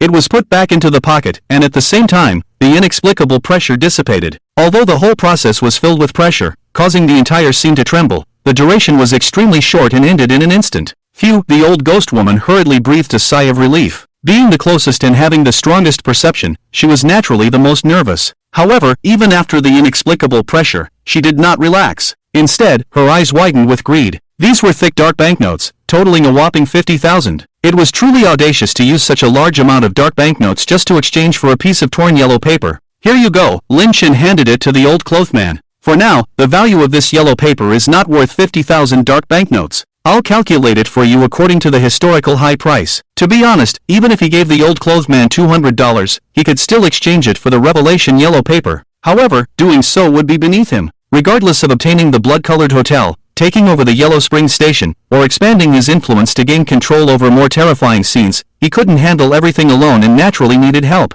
The person who acted on his behalf must be a true ally. It couldn't be the capable woman he spared to use as a tool. The old clothed man, who had been approved by himself in terms of his mental abilities, was clear in his rewards and punishments, which was the long-term strategy. As of now, the Revelation yellow paper was far from reaching the high price of 50,000 dark banknotes in the future. Therefore, Lin Chen's actions also carried a hint of reward. However, the old clothed man was unaware of this and looked at the 50,000 dark banknotes in front of him with a disdainful expression. "I have to say, brother, your trick really surprised me," the old clothed man exclaimed. The scene just now, creating something out of thin air, was truly a divine skill. Then, looking at the dark banknotes, he was even too lazy to take them. Seeing the other's disdain, Lin Chen reminded him, the outside world has changed. Not only here, but the whole world is filled with all kinds of ghosts. In a few days, the value of dark banknotes will become apparent. 100 dark banknotes might even be exchanged for $1,000 or $2,000. Currently, it was only the early stage of the arrival of terror, and people were unaware of ghosts, terrifying scenes, and other information. However, as the first batch of challengers survived from various terrifying scenes, the true role of dark banknotes would become increasingly apparent. When people realized that ordinary dark banknotes were useless and only special dark banknotes could bribe ghosts and exempt the cost of supernatural abilities, these usable dark banknotes would become more and more valuable. In the early stage, the exchange rate with cash was 10 to 20 times. In the later stage, it could reach dozens or even hundreds of times. Eventually, cash would gradually lose its effectiveness and be completely replaced by dark banknotes. Therefore, when Lin Chen said that 100 dark banknotes could be exchanged for $1,000 or $2,000, it was an understatement. It probably wouldn't take long before some sharp-minded individuals would be willing to buy at this rate. 100 can be exchanged for $1,000 or $2,000? The old clothed man's expression froze, and then he trembled, breathing rapidly. Although it sounded incredible, he was willing to believe Lin Chen. In that case, these 50,000 dark banknotes were worth close to $1 million. Seeing the other take it, Lin Chen paused for a moment and didn't say anything. Although the exchange rate was favorable, those willing to sell dark banknotes were considered the first batch of fools in the early stage. However, speaking more now wouldn't change the old clothed man's mindset. Only when the old clothed man controlled the supernatural eye and understood the extraordinary supernatural abilities could he comprehend the importance of dark banknotes. It would be better to explain it clearly at that time. With everything settled, Lin Chen was about to take the old clothed man to continue exploring the black market. With the good items already in hand, he could exchange a few items worth around 3,000 dark banknotes to meet the requirements of the treasure tower. Before the two could leave, the old ghost woman at the nearby stall called out, "Noble guests, noble guests." It seemed that she had added many new items to her table, and influenced by the Revelation yellow paper, she had acquired some black, red, yellow, and white papers from somewhere. "These are all good things, take a look." It was very anxious, with eyes full of flattery and enthusiasm, hiding greed deep inside. Just a piece of torn yellow paper could make this big-shot dog spend 50,000 dark banknotes. If it had something that caught its eye, wouldn't it be a windfall? Lin Chen was not very interested. After all, he had just finished looking at his stall. Perhaps there really were good things, but as long as he had not seen them before he was reborn, even if there were, he wouldn't recognize them even if he saw them. But with this movement, Lin Chen still lowered his head and glanced at it. Then, his gaze fell on a pair of wooden carved pendants that had just been taken out. "Isn't this a pair of twin pendants?" Lin Chen muttered.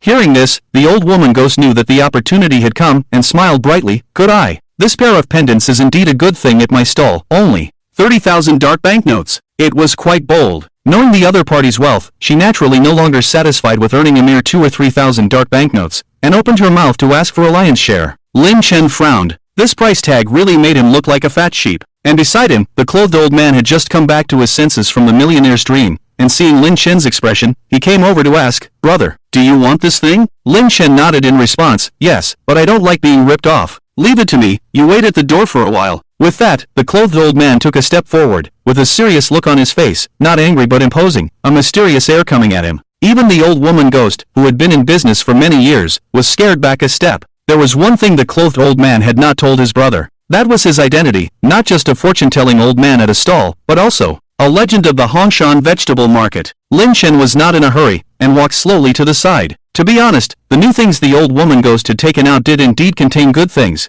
the twin pendants that caught his attention. Before he was reborn, he had indeed seen them, and in terms of their effectiveness and power, they were even more powerful than the hungry broken bull. The twin pendants, as their name suggests, each sealed a ghost, originating from the dead fetus of a dragon and phoenix twin, turning a great joy into a great sorrow, forming a powerful and fierce ghost with immense resentment. Breaking the pendants would release the dead fetus ghost inside, attacking the first person it saw without mercy. Even facing a contract holder with mysterious skills, it would have the power to fight, unlike the weak hungry ghost, which would disperse at a touch. Of course, having the power to fight does not mean it is unlimited. A single dead fetus ghost has the ability of a lower middle level of a life-chasing ghost. But if a pair of twin pendants were broken at the same time, releasing the dragon and phoenix twins, their combat power would be further enhanced, approaching the upper level of a life-chasing ghost, which was already a force to be reckoned with. However, there were many limitations, one of which was blind attacks. If they did not hide themselves well, they might release the dead fetus ghost and end up being attacked themselves. Another limitation was that the dead fetus ghost was only suitable for dealing with individuals, not for use against groups, and it would not be very effective against a slightly larger number of enemies.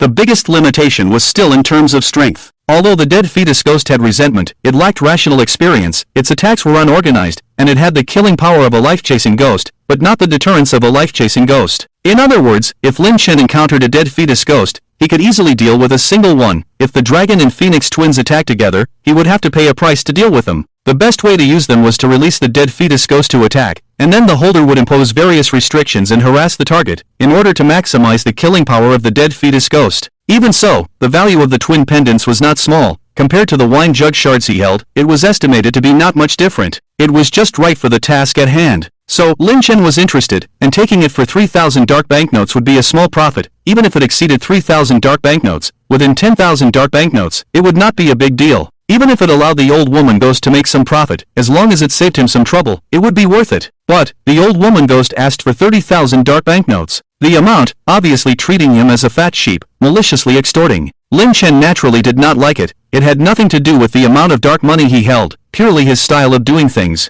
Unless absolutely necessary, he did not want to be arbitrarily manipulated by ghosts or others. After a while, the old man in plain clothes turned around and approached slowly, holding a pair of small wooden doll pendants in his hand. "Brother, bought it." With a painful face, he stood in front of Lin Chen. "So fast. How much did you spend?" Rarely did the old man volunteer, and Lin Chen was somewhat curious about his performance. "Ah, I gave it all. That's the remaining 2005 dark money." The old man in plain clothes sighed, his voice desolate. 2005? Lin Chen was surprised. The value of this pair of twin pendants was not low, and a dark money amount of 7 or 8,000 was most reasonable. Even if the 30,000 dark money was reduced to 10,000 or 15,000, it would still be normal. But this old man in plain clothes actually directly reduced it to 2,500 dark money. Was this really bargaining, or did he directly cut the ghost? But looking at the old man in plain clothes, he was not satisfied at all, still full of heartache, counting his losses with his fingers. 2005 dark money. According to the 20-to-1 exchange rate mentioned by the brother,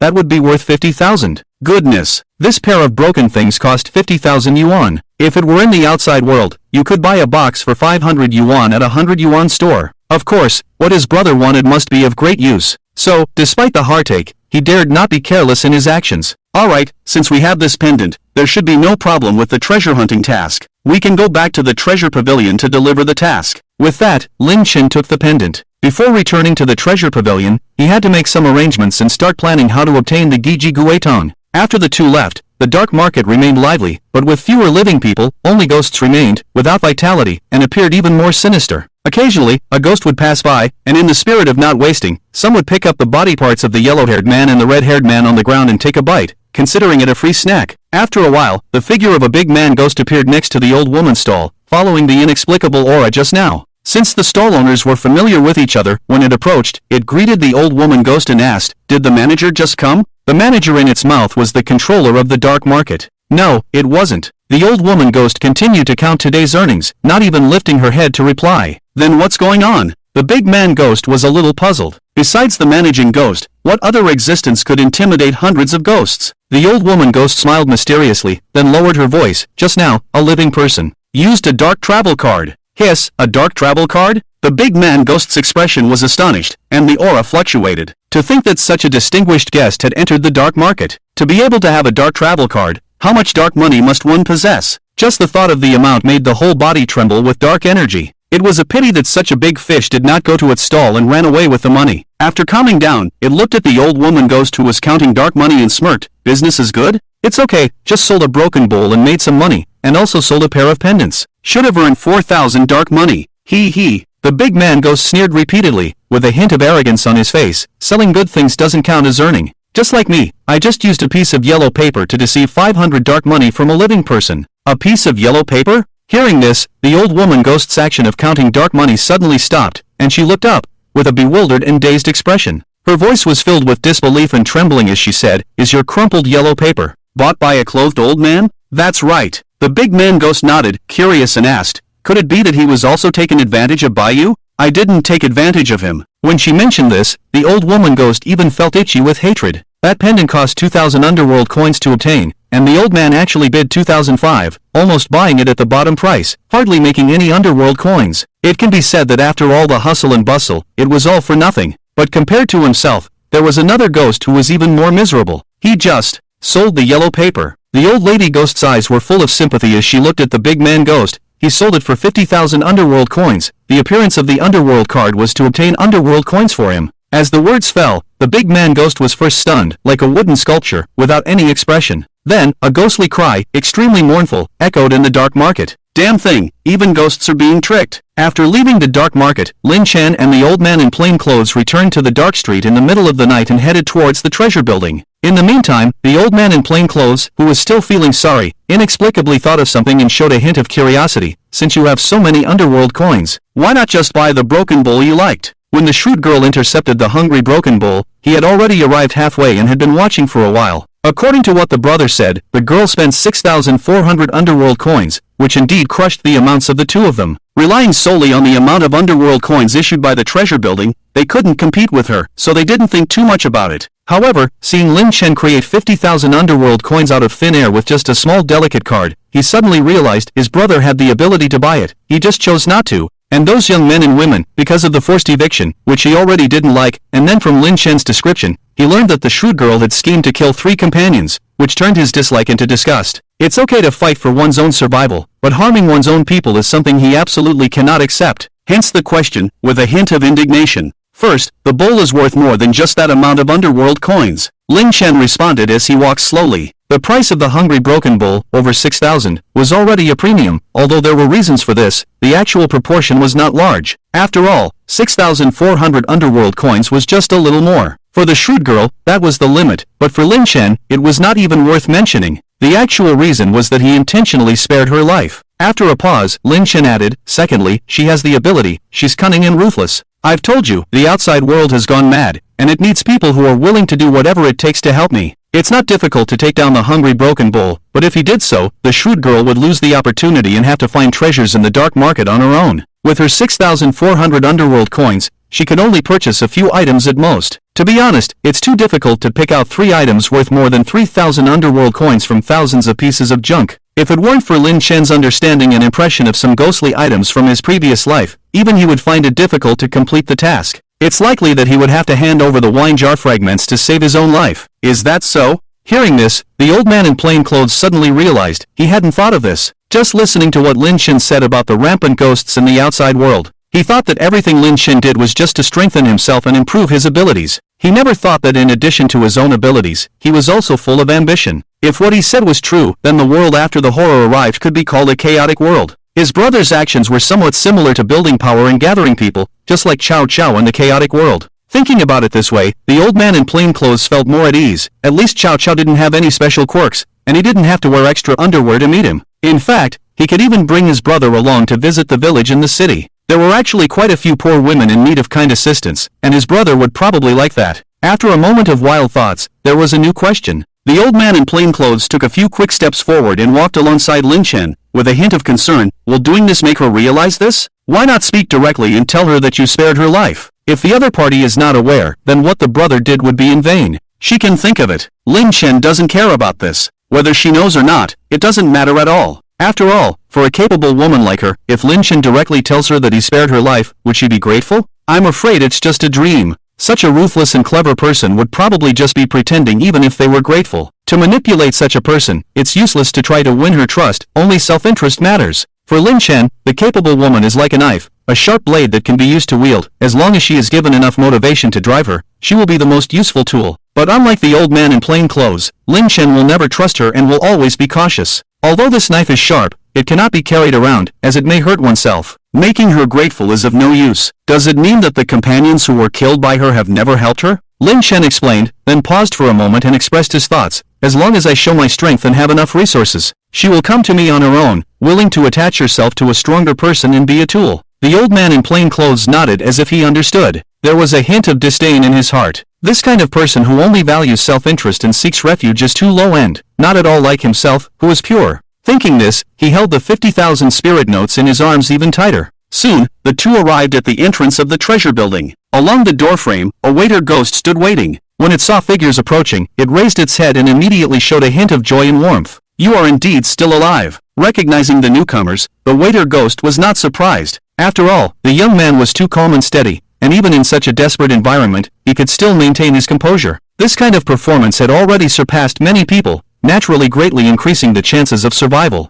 As for the old man in plain clothes, he was even more extraordinary. He was a high-ranking figure even the ghost shopkeeper valued, so it was impossible for him to die easily. With these two, the final three people mentioned by the shopkeeper ghost were already gathered. Thinking this, it called out, "Everyone is here. Please come in quickly and start the appraisal process." Hearing this, Lin Chen was slightly surprised. The shopkeeper ghost was well aware of the specific number of deaths and survivors. It seemed that the treasure building had a certain level of perception of the living side through the trial tasks it offered. Perhaps it couldn't know the specific situation, but it could know the current status and whether they were alive. However, out of the 6 people participating in the trial, 3 had died. In other words, before the task was even completed, the treasure building had already lost 9,000 spirit notes. This was not a small amount for most ghosts. Lin Chen's steps into the building paused, showing curiosity. 3 people died, and the treasure building lost 9,000 spirit notes. Aren't you upset? Upset? The waiter ghost, upon hearing this, smiled proudly, its voice becoming slightly louder. Just 9,000 spirit notes. Do you think we, the shopkeepers, are poor ghosts? We, the shopkeepers, are the top existence with spirit travel cards. With that, it glanced at Lin Chen and then at the old man in plain clothes. Seeing that neither of them reacted, it was suddenly puzzled.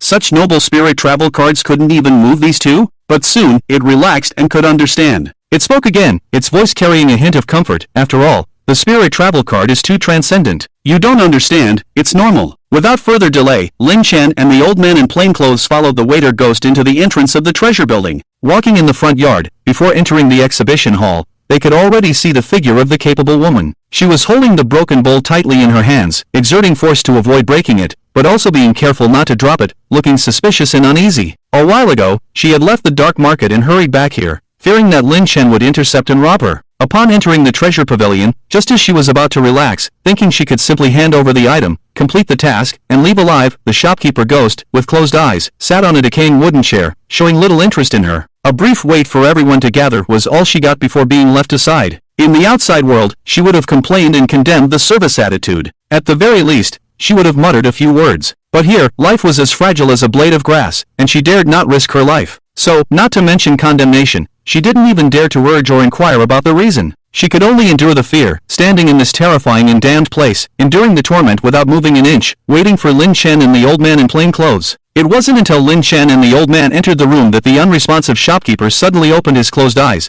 and dozens of pupils rolled in his eye sockets. Upon seeing the visitors, he stood up, showing a hint of anticipation in his old and eerie voice. "You finally arrived. We're just waiting for you to start the appraisal process." With that, he turned to the old man in plain clothes, revealing a friendly smile, accompanied by those dense eyes, sending shivers down her spine. Hearing this, the resolute woman lowered her head, her brow already furrowed. This damned ghost, carrying treasures just like her, he couldn't be bothered with her, finding it too much trouble to say a few more words. But for those two, he personally stood up to greet them, with an even better attitude. Compared to herself, it was a completely different treatment. In reality, people like her were simply not qualified to attract the attention of the shopkeeper ghost. After all, as the most ordinary trial participant, most were just cannon fodder, with a very low chance of completing the trial tasks with excellence. Moreover, after entering the treasure pavilion, he had been observing and had already made judgments about the several people. People like the 3 men and 1 woman, even returning alive was considered lucky, let alone having the ability to select treasures. But Lin Chen and the old man were different. The young man was calm and rational, which was rare. Especially the old man in plain clothes. His sharp eyes could discern the uniqueness of his attire from a distance, something even the shopkeeper ghost found difficult to do.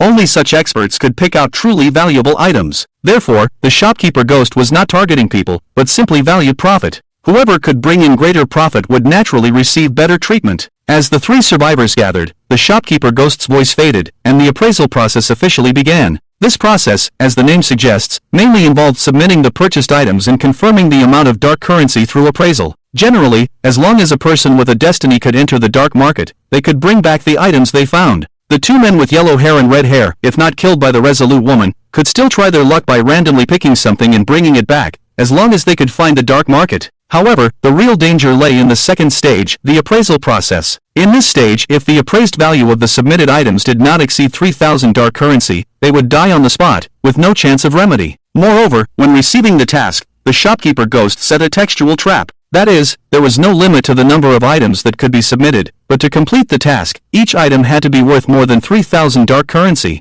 In other words, even if the trial participants had the ability of the old man in plain clothes, bargaining one by one and exchanging dozens of items for 3,000 dark currency each, if the total value exceeded 3,000 dark currency after appraisal, it would still be considered a failure. Therefore, it was almost impossible to rely on bargaining in quantity to win. Only by honestly selecting genuine treasures could one survive. The two men with yellow hair and red hair, if not killed by the resolute woman, would have almost no chance of survival at this stage. Dying in the dark market, at least they contributed a few meals to the hard-working vendors. After the announcement, the shopkeeper ghost sat back down and pointed at the resolute woman. "You go first." The appraisal process began, and the items were appraised one by one in the order they arrived at the treasure building. The capable woman trembled at the words, becoming even more nervous and careful. Life and death hung in the balance in these crucial minutes, and there could be no room for error. She gathered her courage, and with trembling legs, approached the shopkeeper ghost and handed over the hungry broken bowl. As soon as the item was received, the shopkeeper ghost's relaxed expression turned somewhat serious. The pupils in its eyes kept rolling, each one emanating a sharp light, showing its seriousness. Although it would treat humans differently based on their performance, it treated items impartially. As long as it had not confirmed an item as trash, it would not relax in the slightest, showing great professionalism.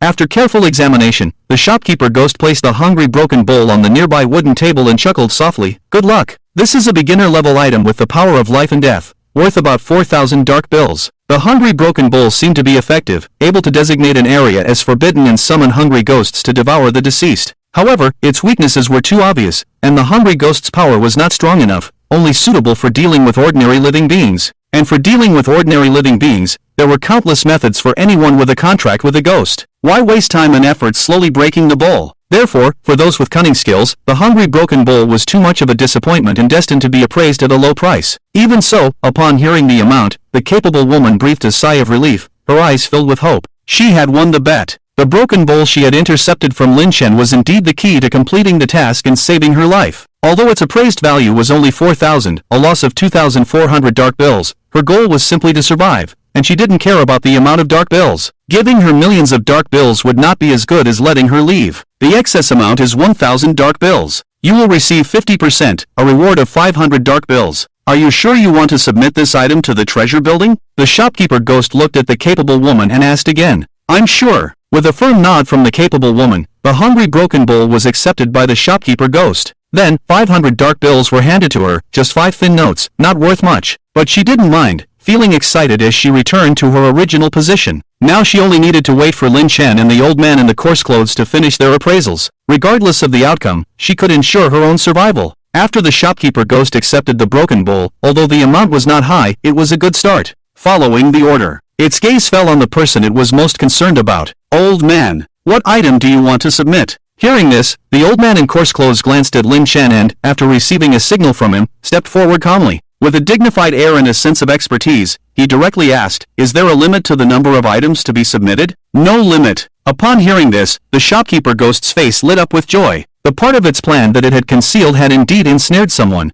Faced with a life-or-death crisis, not everyone could maintain confidence and rationality, so naturally, they would hope to submit a variety of items to increase the total value of dark bills and improve their chances of survival. It never occurred to them that this was just a trap set by the treasure building. If, as it had hoped, this old man was an expert, submitting a single item could very likely be a high-value item. If there were multiple treasures, the treasure building would have a great harvest today. The few deaths and the waste of dark bills would be nothing. However, such an expert, who was afraid of death and sought victory through quantity, made it slightly underestimate him. Indeed, humans were just like this. After hearing the response, the old man in coarse clothes remained calm on the surface, but his heart trembled slightly, feeling a sense of admiration for Lin Chen. He had actually been guessed by his brother. The treasure building was not as pure and innocent as it seemed, but rather cunning and deceitful. Announced that there is no limit to the number of submissions, and the apparent meaning is that multiple submissions can be made to increase the survival rate. However, in reality, there are hidden traps. Lin Shen has told him that a special horror scene with a limited number of people is definitely not easy, and the norm is to have a 1 in 10 chance of survival. They wouldn't leave such a loophole that challengers could easily exploit and win by quantity.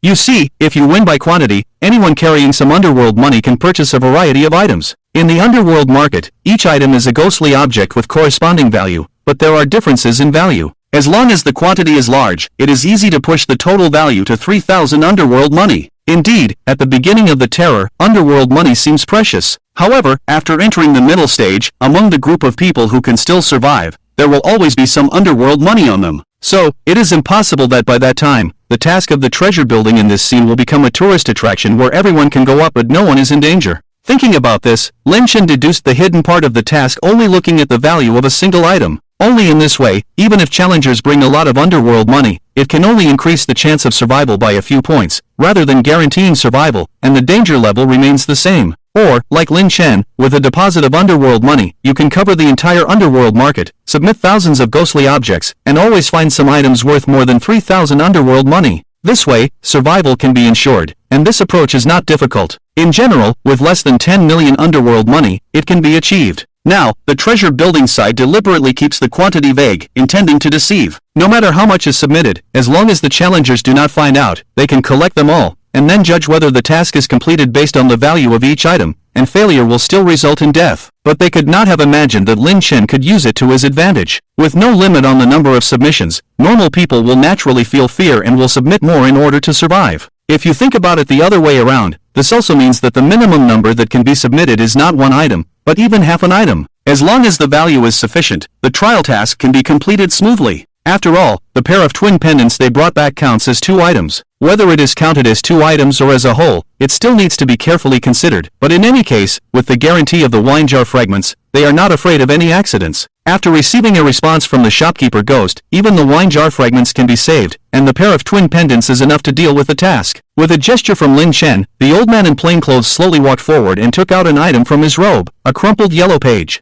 Just taking a quick glance at it, the shopkeeper ghost frowned, showing a look of surprise on his face, not because of the value of the item, but rather feeling that such an item was too cheap. Generally speaking, the better the item, the stronger the attached evil aura. And this crumpled yellow paper only has a faint trace of evil aura, very light and faint. This concentration, I'm afraid that even if it wipes it but with a piece of waste paper, the evil aura it picks up would be stronger than this crumpled yellow paper. The old man in plain clothes, who was valued by it, showed such a performance. Just pick this up casually in the underworld market. The old man in plain clothes said lightly, and then handed it over. The shopkeeper ghost felt disdainful, but without reaching a final conclusion, still chose to take it and carefully examine it. It half opened its eyes, and a few eyeballs rolled, and after observing for a while, it rolled to the other side of the eye socket. 2 minutes later, its voice was eerie and cold. This is just a piece of waste yellow paper. Faced with the questioning, the old man in plain clothes felt a sudden tightness in his heart, and his inner panic surged. But always remembering the things Lin Shen had instructed him, he must maintain his composure throughout.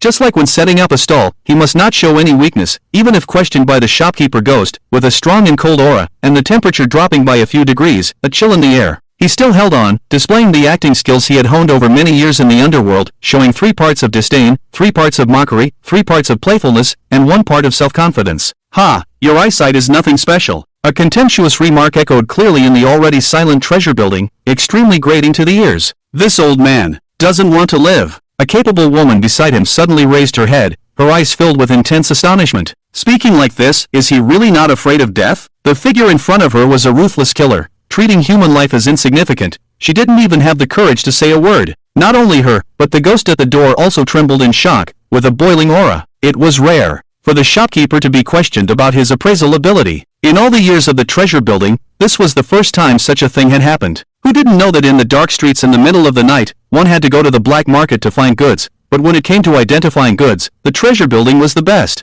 Generally speaking, even if the mission failed, it was just instant death, not much pain. But to anger the shopkeeper like this, if he really wanted to be ruthless, then those many methods would truly make the living feel worse than death. Returning to the shopkeeper's side, it was obviously stunned. It had already used 5 of its 12 eerie pupils, all to no avail, and it could basically confirm the uselessness of the item. But the other party not only showed no fear, but also mocked and questioned it. This actually made it secretly surprised. Was it really being reckless at the brink of death, or had it really misjudged? Thinking this, it suppressed its killing intent and calmed down. Once again, it widened its eyes, the eyeballs swelling out of their sockets as if filled with water, becoming even larger. All 12 eerie pupils appeared at the same time, crowded in front of the eyeballs, full of strange light and emitting waves of sinister energy, appraising with all its might. After a moment, the eerie pupils shone brightly, and with the shopkeeper's face changing drastically, waves of surprise emerged. This is indeed a good item. It had really misjudged. This old man was truly extraordinary. His naked eyes were even more ruthless than its 12 eerie pupils.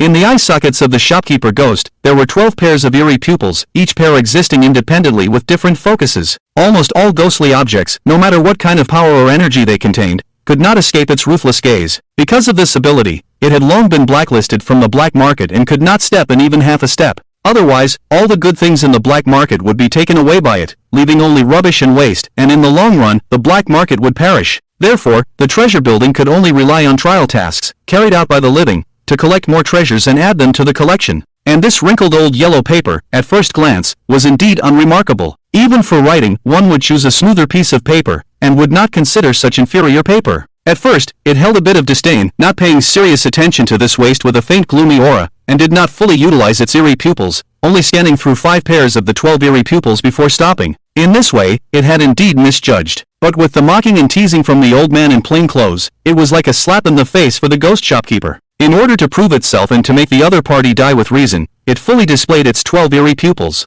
Among the 12 pairs of eyes, there was the ability to investigate the essence of all things in the world. 11 pairs of eerie pupils had not noticed anything extraordinary about the old yellow paper. Only one pair, with the ability to explore life and death, forcibly probed into the unusual aspects of the prophecy page. Apart from the extremely thin gloomy aura on the paper, there were also waves of prophetic energy, which was the most scarce and precious energy among all ghostly objects. A trace of it on an ordinary ghostly object would make it valuable. And this yellow paper, with its prophetic power, actually contained a considerable amount of energy, with an intensity that even surpassed that of its own pair of eerie pupils. In other words, using this yellow paper could see further into the future and in more detail than it could. Such an item could be called a treasure. Suddenly, it was moved. The shopkeeper ghost put down the paper, and his arm trembled slightly, then looked back at the old man in plain clothes. He felt that the figure of this human had somehow become so tall and mighty. "Old man, I misjudged you." The shopkeeper ghost stood up, without a shamed and dim expression, immediately bowed and saluted respectfully. The performance of the old clothed man completely impressed it. At this moment, the competent woman and the ghostly assistant standing on the side were both dumbfounded. What was going on? The old man who courted death not only did not provoke the shopkeeper ghost's thunderous anger, but instead made the dignified controller of the treasure building bow in such respect and admit his mistake. The assistant ghost was shocked, his eyes almost popping out. Although it had been guided by the shopkeeper and knew that the old man was extraordinary in terms of appraisal skills, it had absolute confidence in its own shopkeeper. But it had never expected that this old man would actually surpass the shopkeeper ghost in the appraisal. If this were to spread, it would cause a sensation in the dark market. The other side would immediately blacklist the old man and never welcome him. The big ghost who had bought the revelation page would also feel somewhat relieved. Losing to such a strong opponent was not unjust. On the other side, the competent woman's face was filled with astonishment. These ghosts, who killed without blinking an eye and viewed living beings as ants, actually bowed to a human. This performance left her deeply shocked. It turned out that ghosts were not always superior, and humans were not always insignificant ants. Their positions had reversed at this moment. Moreover, this inconspicuous old man had such abilities, so how extraordinary must the young man be?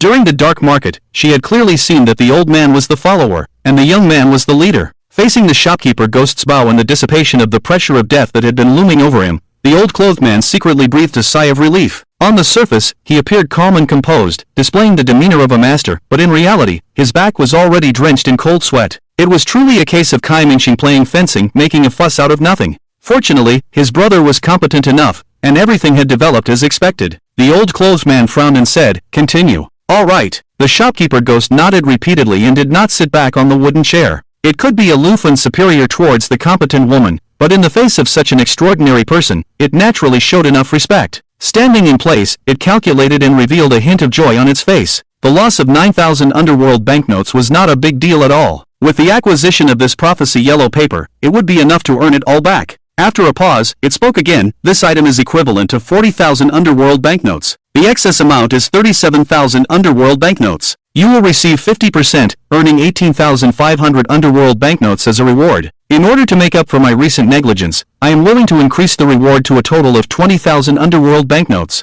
I wonder if you agree." Will you submit this item to the treasure building? The content of its words was similar to the recent purchase of the hungry broken bull. The difference lay in its cold and casual tone when dealing with the competent woman, and its more deliberate and humble choice of words when addressing the old clothed man. Not only that, it was quite understanding of human affairs, taking the initiative to offer compensation and increase the reward by 1,500 underworld banknotes to reach an even 20,000, in an attempt to rectify its mistake. Unfortunately, this condition did not move Lin Chen. Regardless of the item's effect on him, he absolutely could not make a move. Just considering the treasure building's purchase price, it was simply too low. For example, the hungry broken bull, although its effect was mediocre and not very useful to the contractor, could easily be sold for 5,000 or 6,000 underworld banknotes in the outside world. However, the treasure building only offered a purchase price of 4,000, which was a significant decrease. Upon careful consideration, it was understandable. After all, in the dark streets at midnight, where the ghostly items originated, they naturally could not fetch a high price, so it couldn't be said that the treasure building was unscrupulous. As for the outside world, ghostly items were rare and generally sold at a premium. Even if the treasure building's offer was reasonable, the submitter would still only receive 50% of the excess, which was still a loss. Therefore, no matter how much the treasure building offered, the old clothed man would not hand over the revelation page. Since the purpose of intimidation and submission had been achieved, the old clothed man shook his head. No need. No need? The shopkeeper ghost paused, then immediately showed respect. The high person who was highly regarded did not even care about the mere compensation of 1,005 dark banknotes. Since that's the case, then let's proceed with the original price. Just as he was about to speak, he was interrupted by the old man in plain clothes. I didn't intend to submit this to the treasure pavilion. The item to be submitted is this. With that, he took out a double twin pendant from his robe and gently placed it on the table. Hearing this, the shopkeeper ghost was somewhat dumbfounded. The precious prophecy yellow page was not submitted, which was forgivable. This pendant was not even complete. It could only be considered half an item. Next to the notice page on the table, the old man in plain clothes placed an exquisite wooden doll pendant. The shopkeeper ghost glanced at it, and with a quick sweep, its eerie eyes sparkled, and it had already understood in its heart. This pendant was not particularly special, and it had a lack of energy, obviously not complete. However, even if it was incomplete, its power and effectiveness were still better than a hungry broken bull, and its value was a few points higher. It would be more than enough for completing the task. However, if it hadn't seen the notice page, the old man in plain clothes might have submitted the pendant without any further discussion. At least, its value was over 3,000 dark banknotes, and the pavilion would not suffer a loss. But at this moment, having witnessed the special wonder of the notice page, its interest in such an item instantly waned. Regardless of its effectiveness or dark banknote value, the two were completely incomparable. So, after withdrawing its gaze, the shopkeeper ghost, unwilling to give up, with a smile on its face, persuaded, "Old sir, by submitting this yellow paper, you can complete the task. Why add another item?" Another item? The old man in plain clothes frowned upon hearing this, looking displeased. This old ghost in front of him deliberately misinterpreted his meaning, actually wanting to swindle another item from him. These were all dark banknotes equivalent to money. Being taken advantage of was more painful than being cut. He immediately reached out and unceremoniously took the yellow paper back from the table, put it back in his pocket, and snorted, "It's not an additional item, I'm only submitting this pendant. The yellow paper is just for you to take a look, to broaden your horizons." His movements were not particularly fast, and the shopkeeper ghost did not stop him throughout. After all, before the item was confirmed to be submitted to the pavilion, it belonged to the trial participant. As the master of the pavilion, it couldn't seize it before submission. However, looking at such a precious item being taken back, its eyes widened, filled with reluctance and bitterness. He really played it out of the ordinary. Lin Chen smiled helplessly. The old man in plain clothes' performance was all directed and instructed by him during the late night on the dark street. The purpose was to further establish his image, to intimidate the shopkeeper ghost, and to facilitate the subsequent request for the contract's eerie eyes. As for why Lin Chen didn't personally come to complete it, it was because from the beginning, the one who had caught the attention of the shopkeeper ghost was the old man in plain clothes. If someone else had done it, it would have been more trouble than it was worth. To ensure that nothing went wrong, the old man in plain clothes was chosen to carry it out. But the current operation was far beyond Lin Chen's expectations. He had indeed instructed the old man in plain clothes to refuse to submit the notice page, but not in such a provocative manner. It was despicable, truly despicable. He was just a bystander, and he couldn't help but want to go up and give this old man a couple of punches. However, the effect was not bad. The shopkeeper ghost's expression changed significantly, and it was stunned for a good half moment before slowly speaking, "Are you sure? If the value of this item is not over 3,000 dark banknotes." The threat in its tone was evident before it finished speaking. Although it already knew that this half item of ghostly artifact was worth more than 3,000 dark banknotes, the other party might not know. After all, if the task was not completed, the consequence of failure was death. A living person might not have the courage to gamble on this. Therefore, it deliberately reiterated, hoping that the tension and unease would crush the old man's rationality, causing him to hand over the prophecy yellow page again. Hearing this, the old man in plain clothes did indeed appear somewhat flustered. After all, this task was holding his life in the balance. Imperceptibly, he stole a glance at Lin Chen, who gave a slight nod in response, and he immediately felt completely at ease. Since his brothers said it was fine, what was there to be afraid of? Immediately, it was obvious that the ghost shopkeeper was taken aback, with a raised eyebrow and a questioning look. "Do you think I would make such a mistake?" The shopkeeper ghost took a cold breath, a bit woodenly, and then chuckled self-deprecatingly. "I have once again been rude. With the old gentleman's insight, I definitely would not make such a mistake." With that, it shook its head helplessly. Ordinary challengers, regardless of status, would only submit their items to the treasure pavilion in exchange for a chance at survival. Even challengers with some ability, in order to ensure their survival, would not dare to gamble by submitting valuable items, even if they knew it might be a loss. However, encountering such an extraordinary challenger, whose insight surpassed its own, the treasure pavilion would naturally not take advantage of them. Helplessly, it could only focus its attention on the pendant. This item is not bad, containing a ghost, but the soul is incomplete. After scrutinizing the pendant for a while, the ghost shopkeeper's voice was faint as it stated the value. For a complete one, the treasure pavilion can offer 9,000 dark notes. At this point, it looked at the old man and urged, "So, can the old gentleman now bring out the other half?" "Bring out what?" The old man in plain clothes pointed to the table. "This is the item I am submitting, and nothing else." "What do you mean?" The shopkeeper ghost was clearly puzzled, a hint of annoyance appearing on its face. "The requirement for the challenge is at least one item."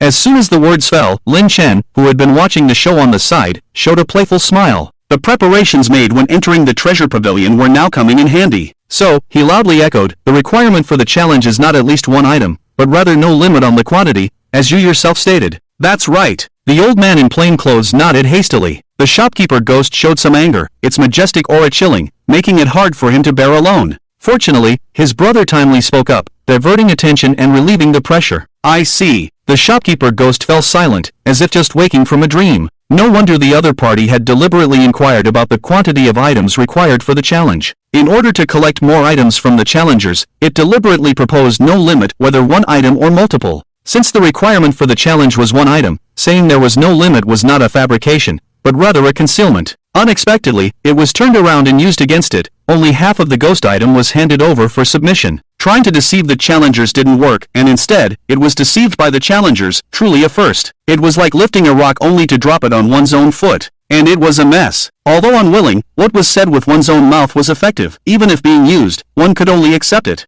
"I have learned my lesson." The shopkeeper ghost almost gritted its teeth, bowing to the old man in plain clothes, a mix of respect and frustration, feeling utterly helpless. "This pendant only counts as half a ghost item, with a greatly reduced effect. Converted to dark notes, it amounts to 4,000. The excess amount is 1,000 dark notes. You will receive half, earning a reward of 500 dark notes. Do you confirm the submission to the treasure pavilion?" "Ha!" Upon hearing this, the old man in plain clothes felt some resentment. They had just agreed to include the amount of dark notes for apology, so why wasn't it added this time? Although it was only a small amount of 1,500, when converted to cash, it would still be worth 30,000. It seemed that the treasure pavilion could profit, the other party smiling smugly. If the treasure pavilion couldn't profit, this matter was not mentioned at all. He had wanted to remind them, but seeing the shopkeeper ghost, who was holding back his anger, the old man in plain clothes swallowed his words. Forget it, they were of the same generation, to avoid hurting the relationship. If the shopkeeper ghost found out about this, it would indeed be infuriating. "We are of the same generation. How old are you?"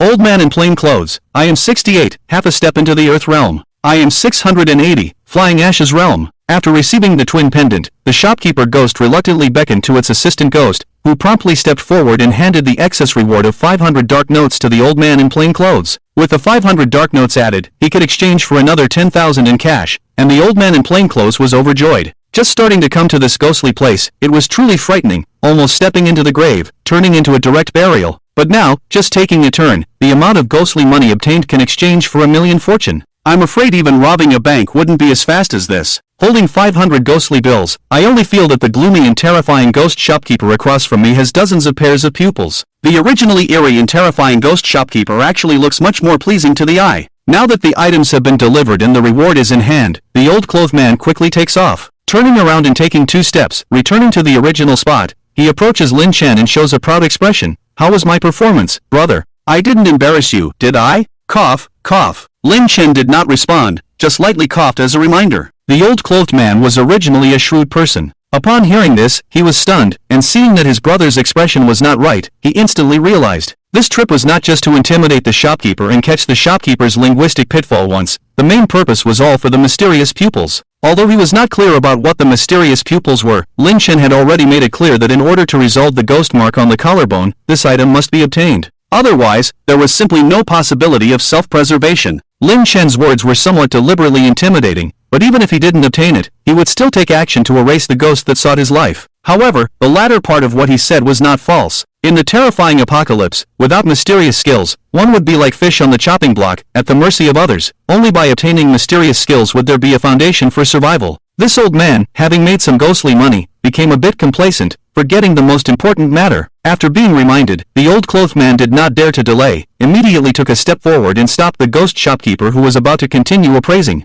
Wait, what? Is there something else? The shopkeeper ghost paused, its gaze shifted from Lin Chen to the old clothed man. Among the 12 pairs of mysterious pupils, there were various complex and tangled expressions. Indeed, the other party's insight was sharp, surpassing its own, making it feel subdued. However, to deliver the task with only half of it, greed for this small advantage would tarnish its dignity, making it unhappy. The old clothed man spoke directly. I want to make a contract with the mysterious pupils. Heh, bold enough. The treasure pavilion has always only asked others for things, never encountered anyone demanding items from the treasure pavilion. The shopkeeper ghost fell silent upon hearing this, then its voice became cold and eerie. It had to be said that this old man had brought too much impact on it. First, his sharp insight in appraising had humiliated it, then he caught the linguistic pitfall and set a trap. Now he was extremely bold, declaring that he wanted to take the mysterious pupils. It should be noted that the 12 pairs of mysterious pupils had the ability to perceive the essence of all things. Lacking any one pair would diminish their power. If it were anyone else, daring to have such a foolish idea, they would surely be met with its disdainful laughter.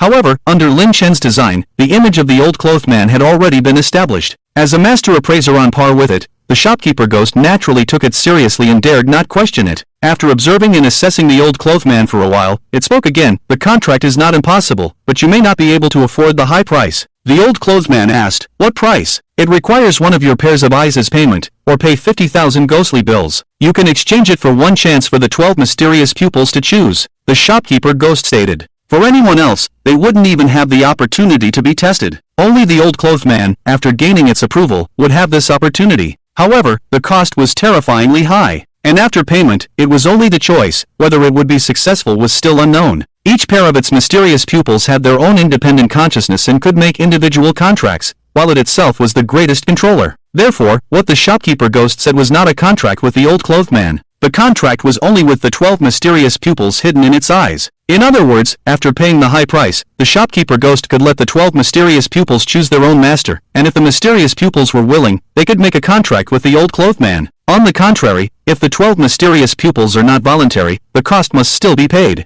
However, the benefits will be elusive. To be honest, without the extraordinary performance of the old man in plain clothes, a pair of eyes alone could never be equivalent to 50,000 spirit notes. The cost of a pair of eyes or 50,000 spirit notes is like a high-stakes gamble. Lin Chen was somewhat surprised by these words. Indeed, from the first encounter with the shopkeeper ghost, he had suspected that it was the source of the mysterious pupils. From the appraisal process onwards, the peculiar behavior displayed by the shopkeeper seemed far more complex than the simple mysterious pupils he had encountered before. Each pair of mysterious pupils could unleash abilities at the level of a life-chasing, with different focuses and impressive effects. The shopkeeper ghost possessed a total of 12 such mysterious pupils. In terms of its own strength, it was undoubtedly formidable and difficult to match. It was at least at the level of a Tao breaker. Upon entering the treasure pavilion, Lin Chen had initially judged it to be at the life-chasing level based on his senses, but the difference was too great. Undoubtedly, the shopkeeper ghost was the most powerful ghost he had encountered. Fortunately, throughout the entire process, the shopkeeper had not truly become angry. Otherwise, the intimidation from a Tao breaker level ghost would have been difficult for the living to withstand.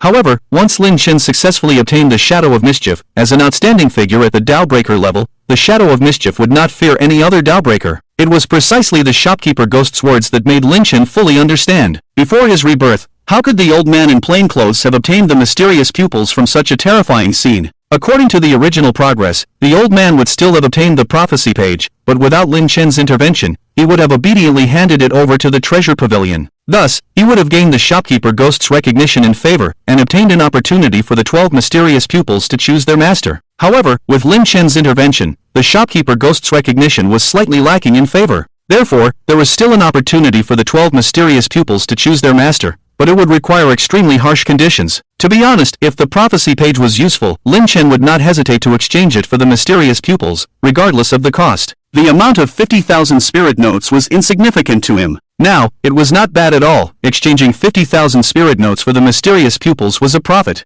However, the old man in plain clothes was nearly frightened out of his wits. 50,000 spirit notes. Did this old ghost know how valuable spirit notes were? At a 20-to-1 exchange rate, 50,000 spirit notes were equivalent to 1 million in cash. He had not even had a chance to enjoy it, and the old ghost wanted to take it all. Moreover, it was only in exchange for an opportunity, not a definite transaction. He had never made such a loss-making deal in his life. 50,000 spirit notes is a huge amount, and your trial task has already been completed. If you are willing to hand over the prophecy yellow paper, you can exchange it for a full reward of 40,000 spirit notes, and with a little extra, wouldn't that be enough? The shopkeeper ghost's cold and eerie voice once again came through, full of temptation. This amount was too large, even the ghost was moved by it. It was deliberately making things difficult. If the other party wanted the mysterious pupils, they would have to accept these conditions. To gather 50,000 spirit notes, they would have to hand over the prophecy yellow paper and add some other precious items to have enough payment. If none of the 12 mysterious pupils agreed, then it would have gained 50,000 spirit notes for nothing. It was very confident that its own mysterious pupils, which had been with it for many years, could not be easily lured away by outsiders. This kind of business was extremely profitable.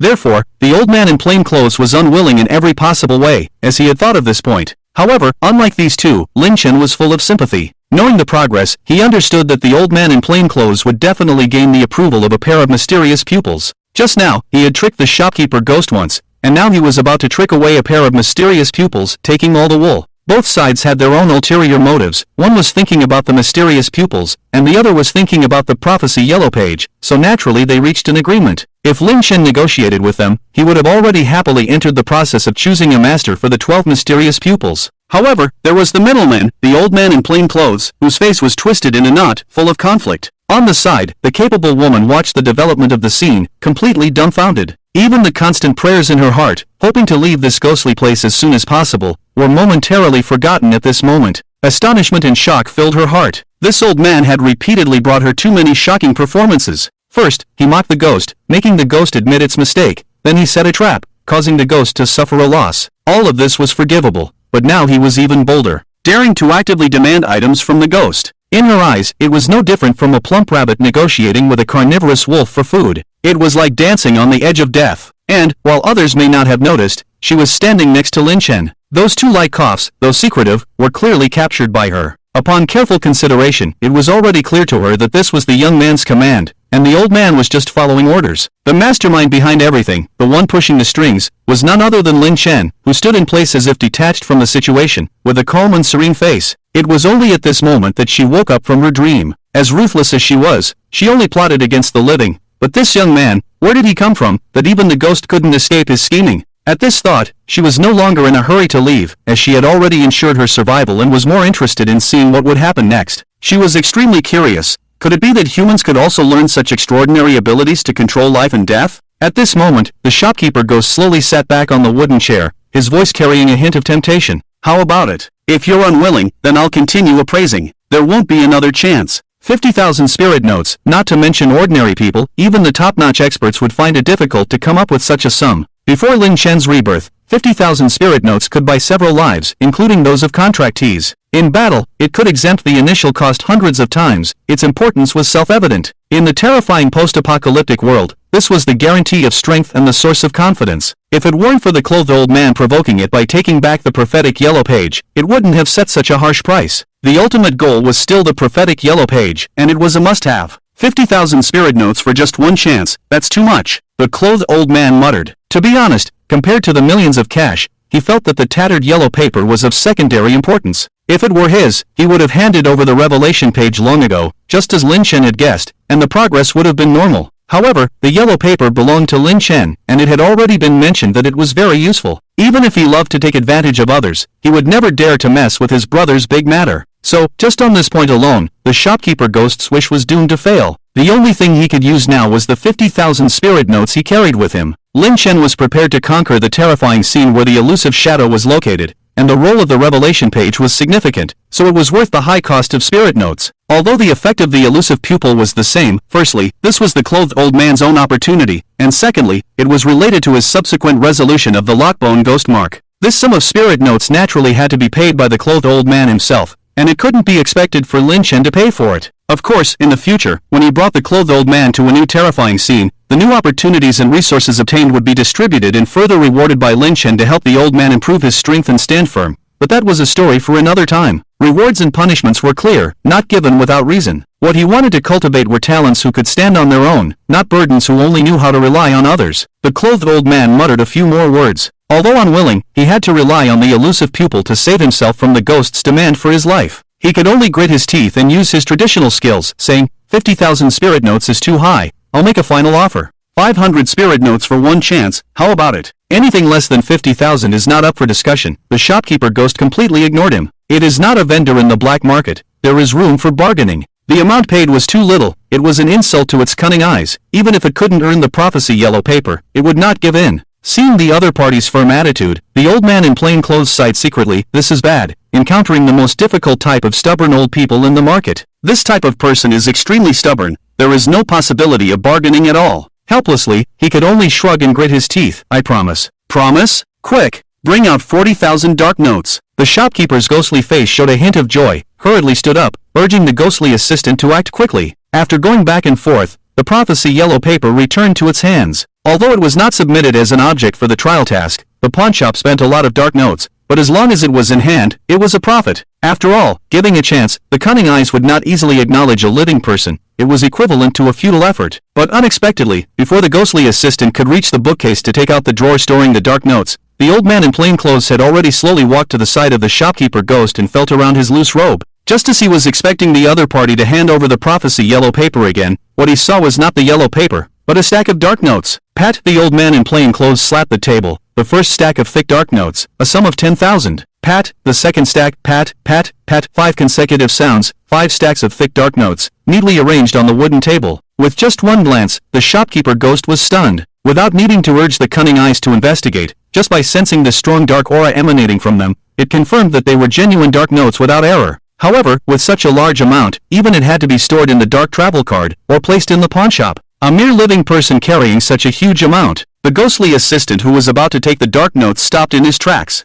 With great boldness, he slapped out 50,000 dark notes. These two people were indeed not ordinary. If it had known that these two people were so wealthy, it would have demanded more dark notes at the beginning regarding the black market information. As a result, it was bought off with just a packet of soft flowers. Now it regretted it deeply. 50,000, no mistake. The shopkeeper ghost trembled as he spoke. Although it preferred the prophecy yellow pages, it had to acknowledge the price it had spoken. Sitting back on the wooden chair, it closed its eyes and added, if the cunning eyes do not choose you as the master, it will be a failure. After speaking, it reopened its closed eyes. But what was seen was that the originally crowded 12 pairs of pupils were now all gray-white. Then, the first pair of cunning eyes began to appear, entering the process of selecting a master from the 12 cunning eyes. In the past, the shopkeeper ghost's eyes were too crowded with cunning eyes, each vying for space with the naked eye, squeezing and competing with each other, allowing the eyeballs to be on the verge of bursting from the cunning eyes. So it had always suppressed them, maintaining the stable and delicate state of the cunning eyes. But at this moment, in order to allow each pair of cunning eyes to observe the old man in plain clothes in the best possible state, it only allowed one pair of cunning eyes to appear at a time, temporarily suppressing the other 11 pairs behind the back of the naked eye, out of sight. As the first pair of cunning eyes appeared, filling almost 90% of its entire eyeball, a strange brilliance flickered, full of eerie and sinister nature. Its gaze enveloped the body of the old man in plain clothes, continuously probing from top to bottom. A very inexplicable sense of scrutiny rushed towards the old man in plain clothes. His body visibly trembled. It was as if he was being scrutinized while naked, with no secrets or sense of security. This scrutiny, compared to the bloody and fleshly corpse, made him even more fearful. Fortunately, it did not last long. After a few breaths, the gaze dispersed by the shopkeeper ghost returned calmly and without any abnormalities. The first pair of cunning eyes did not intend to make a contract with him. Next, it's the second pair. It murmured softly, and the eerie pupils in its eyes shrank and dissipated, only to reappear with a second pair. After probing, the intense second pair of eerie pupils calmed down once again. Following that, it repeated the process. The third pair yielded no results. The fourth pair yielded no results. The fifth pair yielded no results. Until the eighth pair, still no results. The smile on the ghost shopkeeper's face became increasingly apparent. Only the last 4 pairs remained. If these 4 pairs of eerie pupils still yielded no results, it would have earned a hefty sum of 50,000 spirit notes for nothing. Not only would it have recouped the cost of gathering the living for today's trial, but it would also have made a big profit. As for the last 4 pairs, it was more confident, because compared to the previous 8 pairs, the remaining eerie pupils had stronger abilities, more miraculous effects, and naturally, a more discerning nature in choosing their master. On the other hand, the plainclothed old man seemed somewhat uneasy. Oh dear. Throwing away 50,000 spirit notes like this was already heartbreaking for him, and now he had missed the chance with the first 8 pairs of eerie pupils, making this business deal a significant loss. Even if he went to the hospital and spent 200 yuan to see a doctor, if they couldn't diagnose 2 illnesses, he would feel like he was losing money, let alone now. As he lamented and felt the pain, the ghost shopkeeper urged the 9th pair of eerie pupils to appear in its eyes, and the pupils filled the eyeballs, and the scattered gaze once again locked onto the plainclothed old man. Originally, it should have been brief and declared a failure. However, this time, it lasted for nearly half a minute, and as time passed, the brilliance in the eerie pupils grew stronger. Eventually, a black light emanated from them, as if it wanted to engulf the only remaining candlelight in the room, shrouding the plainclothed old man and adding a sense of mystery. Not only that, after filling the eyeballs, this pair of eerie pupils began to tremble violently, protruding continuously, as if they wanted to break free from the confines of the eyeballs and pounce on the plainclothed old man. The expression on the ghost shopkeeper's face had changed from its initial ease to seriousness and gravity. When the eerie pupils showed an abnormality, it was even more furious, gritting its teeth and couldn't help but curse, the death-beaking eerie pupils. "It's you!" It never expected that among the 12 pairs of eerie pupils it controlled, there would be a pair of traitors willing to make a contract with the old man. Moreover, the power and effects of this pair of eerie pupils could be considered outstanding among the 12 pairs, ranking 4th overall. Its name was Death-Beaking, possessing a certain degree of prophetic power, able to sense the approach of death. Not to mention the most outstanding pairs among the 12 eerie pupils, even if it were replaced with other ordinary eerie pupils, it would still feel heartache. But for the death-beaking eerie pupils, which chose the old man as its master, it was not just heartache, but a heart bleeding. It had originally thought of making a profit without any effort, earning 50,000 spirit notes from the old man for nothing, but now it seemed that it had overestimated the situation and ended up giving away a pair of eerie pupils. If it could go back, it would rather die than accept this condition. In reality, for Lin Chen, the most important and truly powerful eerie technique he wanted to obtain was the shadow of eerie. Compared to the eerie pupils, the role of the revelation page was greater, with a stronger prophetic ability, able to understand the detailed situation and take precautions in advance. This was only in the context of the terrifying scenes where the shadow of eerie was located. If the revelation page was compared to the eerie pupils alone, the value and effectiveness of the eerie pupils would undoubtedly far exceed that of the revelation page. After all, the former was a disposable consumable item, while the latter was a long-term eerie technique, and naturally, they could not be compared. In front of the plainclothed old man, the ghost shopkeeper closed its eyes and forcibly restored the death-beaking eerie pupils, which had been restless and agitated, to a calm state. However, anyone with keen eyes could see that the abnormality just now, coupled with its look of sorrow and unwillingness, could easily guess that there must be a pair of eerie pupils willing to acknowledge the old man as its master. It's really successful. They're not afraid of death. The capable woman shrank her neck, trying to lower her presence as much as possible. She couldn't understand how daring these two people were to dare to scheme against a ghost. What if the ghost went mad and slaughtered everyone? This kind of worry is not without reason. In fact, with the strength of the shopkeeper ghost guessed by Lin Chen, he has the confidence to kill all the living people present. Even Lin Chen, relying on the fragments of the wine jar, the blood-colored hotel membership card, and fighting to the death with the ghostly hand. Even if he can survive, he is afraid that he will only barely survive, not to mention being maimed. But Lin Chen dares to plan like this, it is certain that the other party will not be furious and take action. Because the terrifying scene not only threatens the lives of the living, but can also provide protection to the living in return. Unless the trialist violates the corresponding rules, the ghosts in the scene cannot be killed at will. In addition, the promise of the ghost has a very strong binding force on itself, which is more effective and not like the empty promises of humans, so they are unlikely to violate their own promises. At present, the ghost has successfully chosen its master, and according to what it said, it has already been completed. So, even if it is unwilling, the shopkeeper ghost is full of resentment and can only grit its teeth and say, "You have obtained the recognition of a pair of ghostly eyes." Its voice was cold, with no hint of a smile on its face. The joy had already disappeared with the betrayal of the ghostly eyes. "I made a contract with you, but the cost of drying the ghostly eyes, each time it is used on a living being, you will lose a part of your vision, and when you have no vision left, it will be the day of your death. Or, you can use 1,000 underworld bills to exempt the cost." Using 1,000 underworld bills once, in terms of its cost, is even higher than the ghostly hand that Lin Chen possesses. After all, the young master ghost charges a starting fee of only 500 underworld bills. However, the two cannot be compared so simply. After all, Peering into the breath of death generally does not need to last long, just a glance after watching, while driving the ghostly hand to battle will definitely have a higher cost than the starting 500 underworld bills. According to the battle market, the cost of use may even far exceed that of peering into the breath of death. It can only be said that the two have different focuses, but the cost of use both conforms to the level of pursuit. If it reaches the level of breaking through, the minimum cost must be more than 5,000 underworld bills in order to exempt the cost. Before his rebirth, even if Lin Chen had a good life, he probably did not have the capital to use the ghostly hand at the level of breaking through.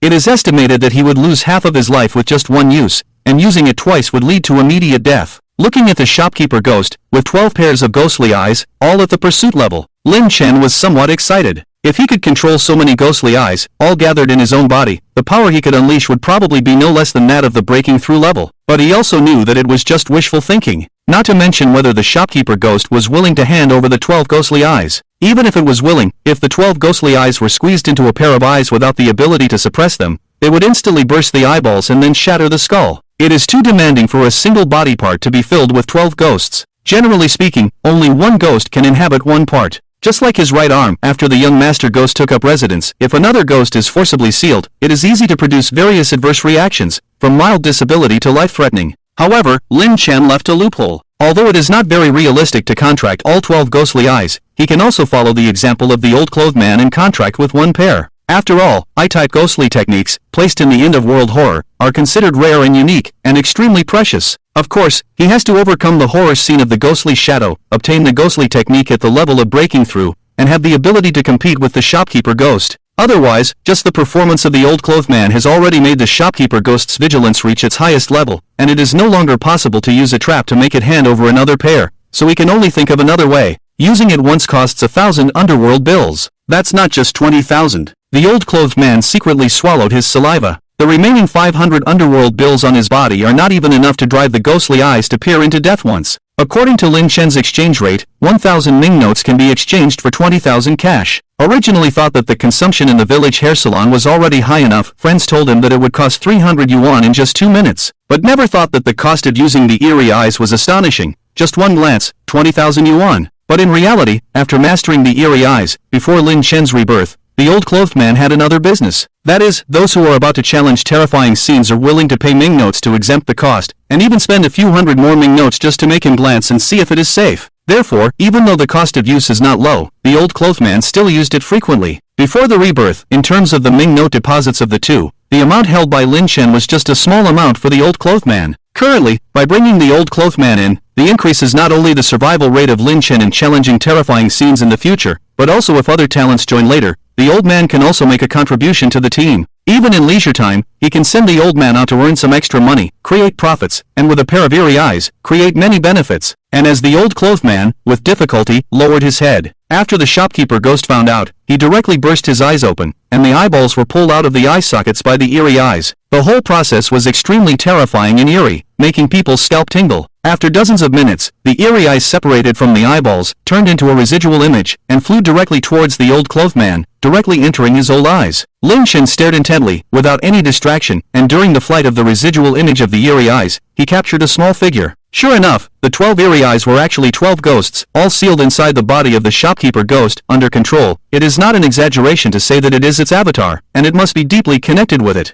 Once out of the eye sockets of the shopkeeper ghost, it becomes an independent entity, no longer under its control, and can then independently contract with the old clothed man. In this way, these 12 eerie eyes were probably collected by the shopkeeper ghost itself, in order to make its vision more acute, to be able to see through everything, and to facilitate the identification and search for treasures. It is indeed quite capable, even if it is only a ghost of the level of a death chaser. With the blessing of these 12 eerie eyes, it has the strength not inferior to a broken path level ghost. After the eerie eyes peered into the old clothed man's eyes, he only felt a sharp pain, and after a low cry, he closed his eyes, tears continuously flowing from the corners of his eyes. After a moment, the pain dissipated. When he opened his eyes again, in addition to his own pair of pupils, there was an extra pair. One large and one small. The small one was a normal human pupil, and the large one was the eerie eye, occupying nearly 70% of the white eyeball. With a pair of heavy pupils, the old man, who originally had a somewhat shamanic demeanor, now had a touch of evil. The contract with the eerie eyes was successful. In the outside world during peacetime, just relying on these pair of eyes would be enough to intimidate people.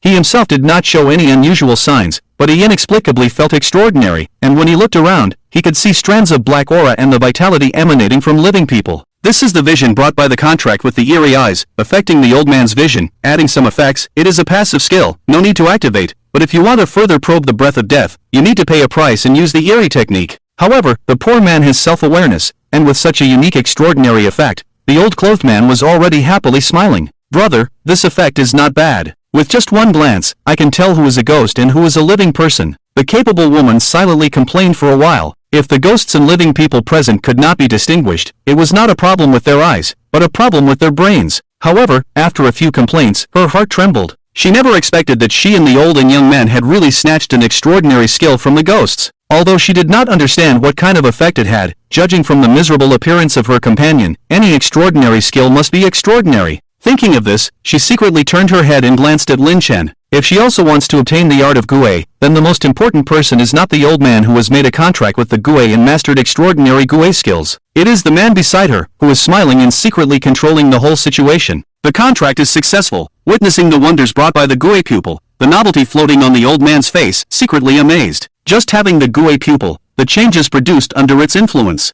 There is no need to pay an additional price, and you have the ability to perceive the yin qi and vitality. At first glance, this effect seems inconspicuous. In the end of the world, the experienced contract holders can basically distinguish. But in reality, this passive skill is extremely important. At least, Lin Chen himself admitted that compared to his own ability to discern and perceiving qi, which was honed through nearly 10 years of experience before his rebirth, it is even stronger in the terror of the end of the world. After all, although Lin Chen can keenly perceive the circulation of yin qi, in many situations, he will be affected. First, sunlight effects, making it difficult to detect yin qi. Just like in the Red Mountain Park that time, the sunlight was strong, covering the entire park, and the yang qi drove away all the yin qi. Even the wooden chair at the entrance of the dark street at midnight could not emit a trace of evil yin qi, making it difficult for him to detect. Second, the yin qi is mottled and mixed, difficult to distinguish. Walking in the dark market, with many gui and various yin qi mixed and intertwined, it is difficult to clearly perceive their existence, but it is extremely difficult to distinguish their respective origins. These 2 points can reflect the extraordinary nature of the Gui pupil. If the old man in plain clothes had the Gui pupil from the beginning, he would be able to perceive the wooden chair in Red Mountain Park that contained yin qi at a glance. Similarly, the circulation of yin qi of various Gui in the dark market could also be distinguished by this pair of Gui pupils. Not to mention, adding the ability to perceive the breath of death by paying a price. It would elevate the effect of the Gui pupils several times. Therefore, before dealing with the terrifying scenes of Gui shadows, Lin Chen must find the Gui skills and Gui pupils for the old man in plain clothes. Now it is only the early stage after the terror has arrived. If the Gui shadows can be captured as soon as possible and the Gui skills of the broken path level can be controlled, then it is basically invincible. More opportunities and resources stored in memory, including terrifying scenes that can be controlled and Gui props that can be plundered, can be challenged and taken one by one. When the early stage has passed, there will be more and more human contract Gui, and their abilities will become stronger, but they will still be unable to catch up with Lin Chen. It's a pity, the strength does not allow it. The old man in plain clothes, who had been excited for a while, returned with a lingering feeling and stood by Lin Chen's side. Now he only had 500 Mingqiao left, and he intended to try the Gui skills, but the amount of Mingqiao was not enough, so he had to give up this idea. In stark contrast, there was the ghost shopkeeper with a face as black as ink. If it were an ordinary chaser-level Gui, facing 50,000 Mingqiao, they would not be able to remain calm, and there would be no shortage of those willing to make a contract. However, this existence is quite extraordinary. Although it has not yet taken action, it can be inferred from the existence of the 12 Gui pupils that it has the strength of the broken path level. 50,000 Mingqiao is not a small amount, and it can make chaser-level Guis covet it, and even Guis of the broken path level would be tempted. But in comparison, the effect naturally falls short. Secondly, among the Guis of the broken path level, the ghost shopkeeper, it is not short of money. If what the fellow Gui said is true, the other party holds a Mingxing card, and even the lowest level of existence has a balance of at least 1,000,000 Mingqiao. 50,000 Mingqiao is naturally not a big deal for it. On the contrary, the 12 Gui pupils are its foundation, and it has long been famous in the dark street at midnight. Now that it has handed over a pair, leaving only 11 Gui pupils, this loss cannot be compensated for by 50,000 Mingqiao. So, it is truly painful, and its heart is bleeding. Just like back at Heijieko, it could drift around the corners and climb the mountain in 8 seconds, but it couldn't keep up with Xia Xia, who rode in a golden silk carriage. After a moment of relaxation, the weak face regained its color, and the agonizing heart calmed down a bit. The ghost shopkeeper didn't want to look at the old man anymore, and waved to Lin Chen. "Continue the appraisal session, it's your turn." Hearing this, Lin Chen observed for a while. Losing a pair of eerie eyes was a huge blow to the ghost shopkeeper, visibly affecting him. coupled with the initial use of his textual trap to counter the opponent. Many actions had already angered the ghost shopkeeper. So, unless necessary, it's best not to provoke it further. Thinking this, Lin Chen took a step forward and took out another pair of twin pendants from his pocket. What I want to submit is this pair of twin pendants? A moment of silence and stillness. The old man in plain clothes couldn't bear to look. The assistant ghost was even more confused. Is this person speaking human language? With a body temperature of 36.5 degrees, how could he speak such cold words? Even the composed woman shivered. It's one thing to vie for extraordinary skills. This is trying to trap the ghost to death. A promise made during a trial is naturally valid throughout. Even if he wanted to change his mind, he would still have to face the next wave of challengers. So, Lin Chen's submission of the twin pendants was not inappropriate. However, the ghost shopkeeper clenched his fists, his veins bulging, and his anger surged. He even struggled to force out 3 words from his throat. Are you sure?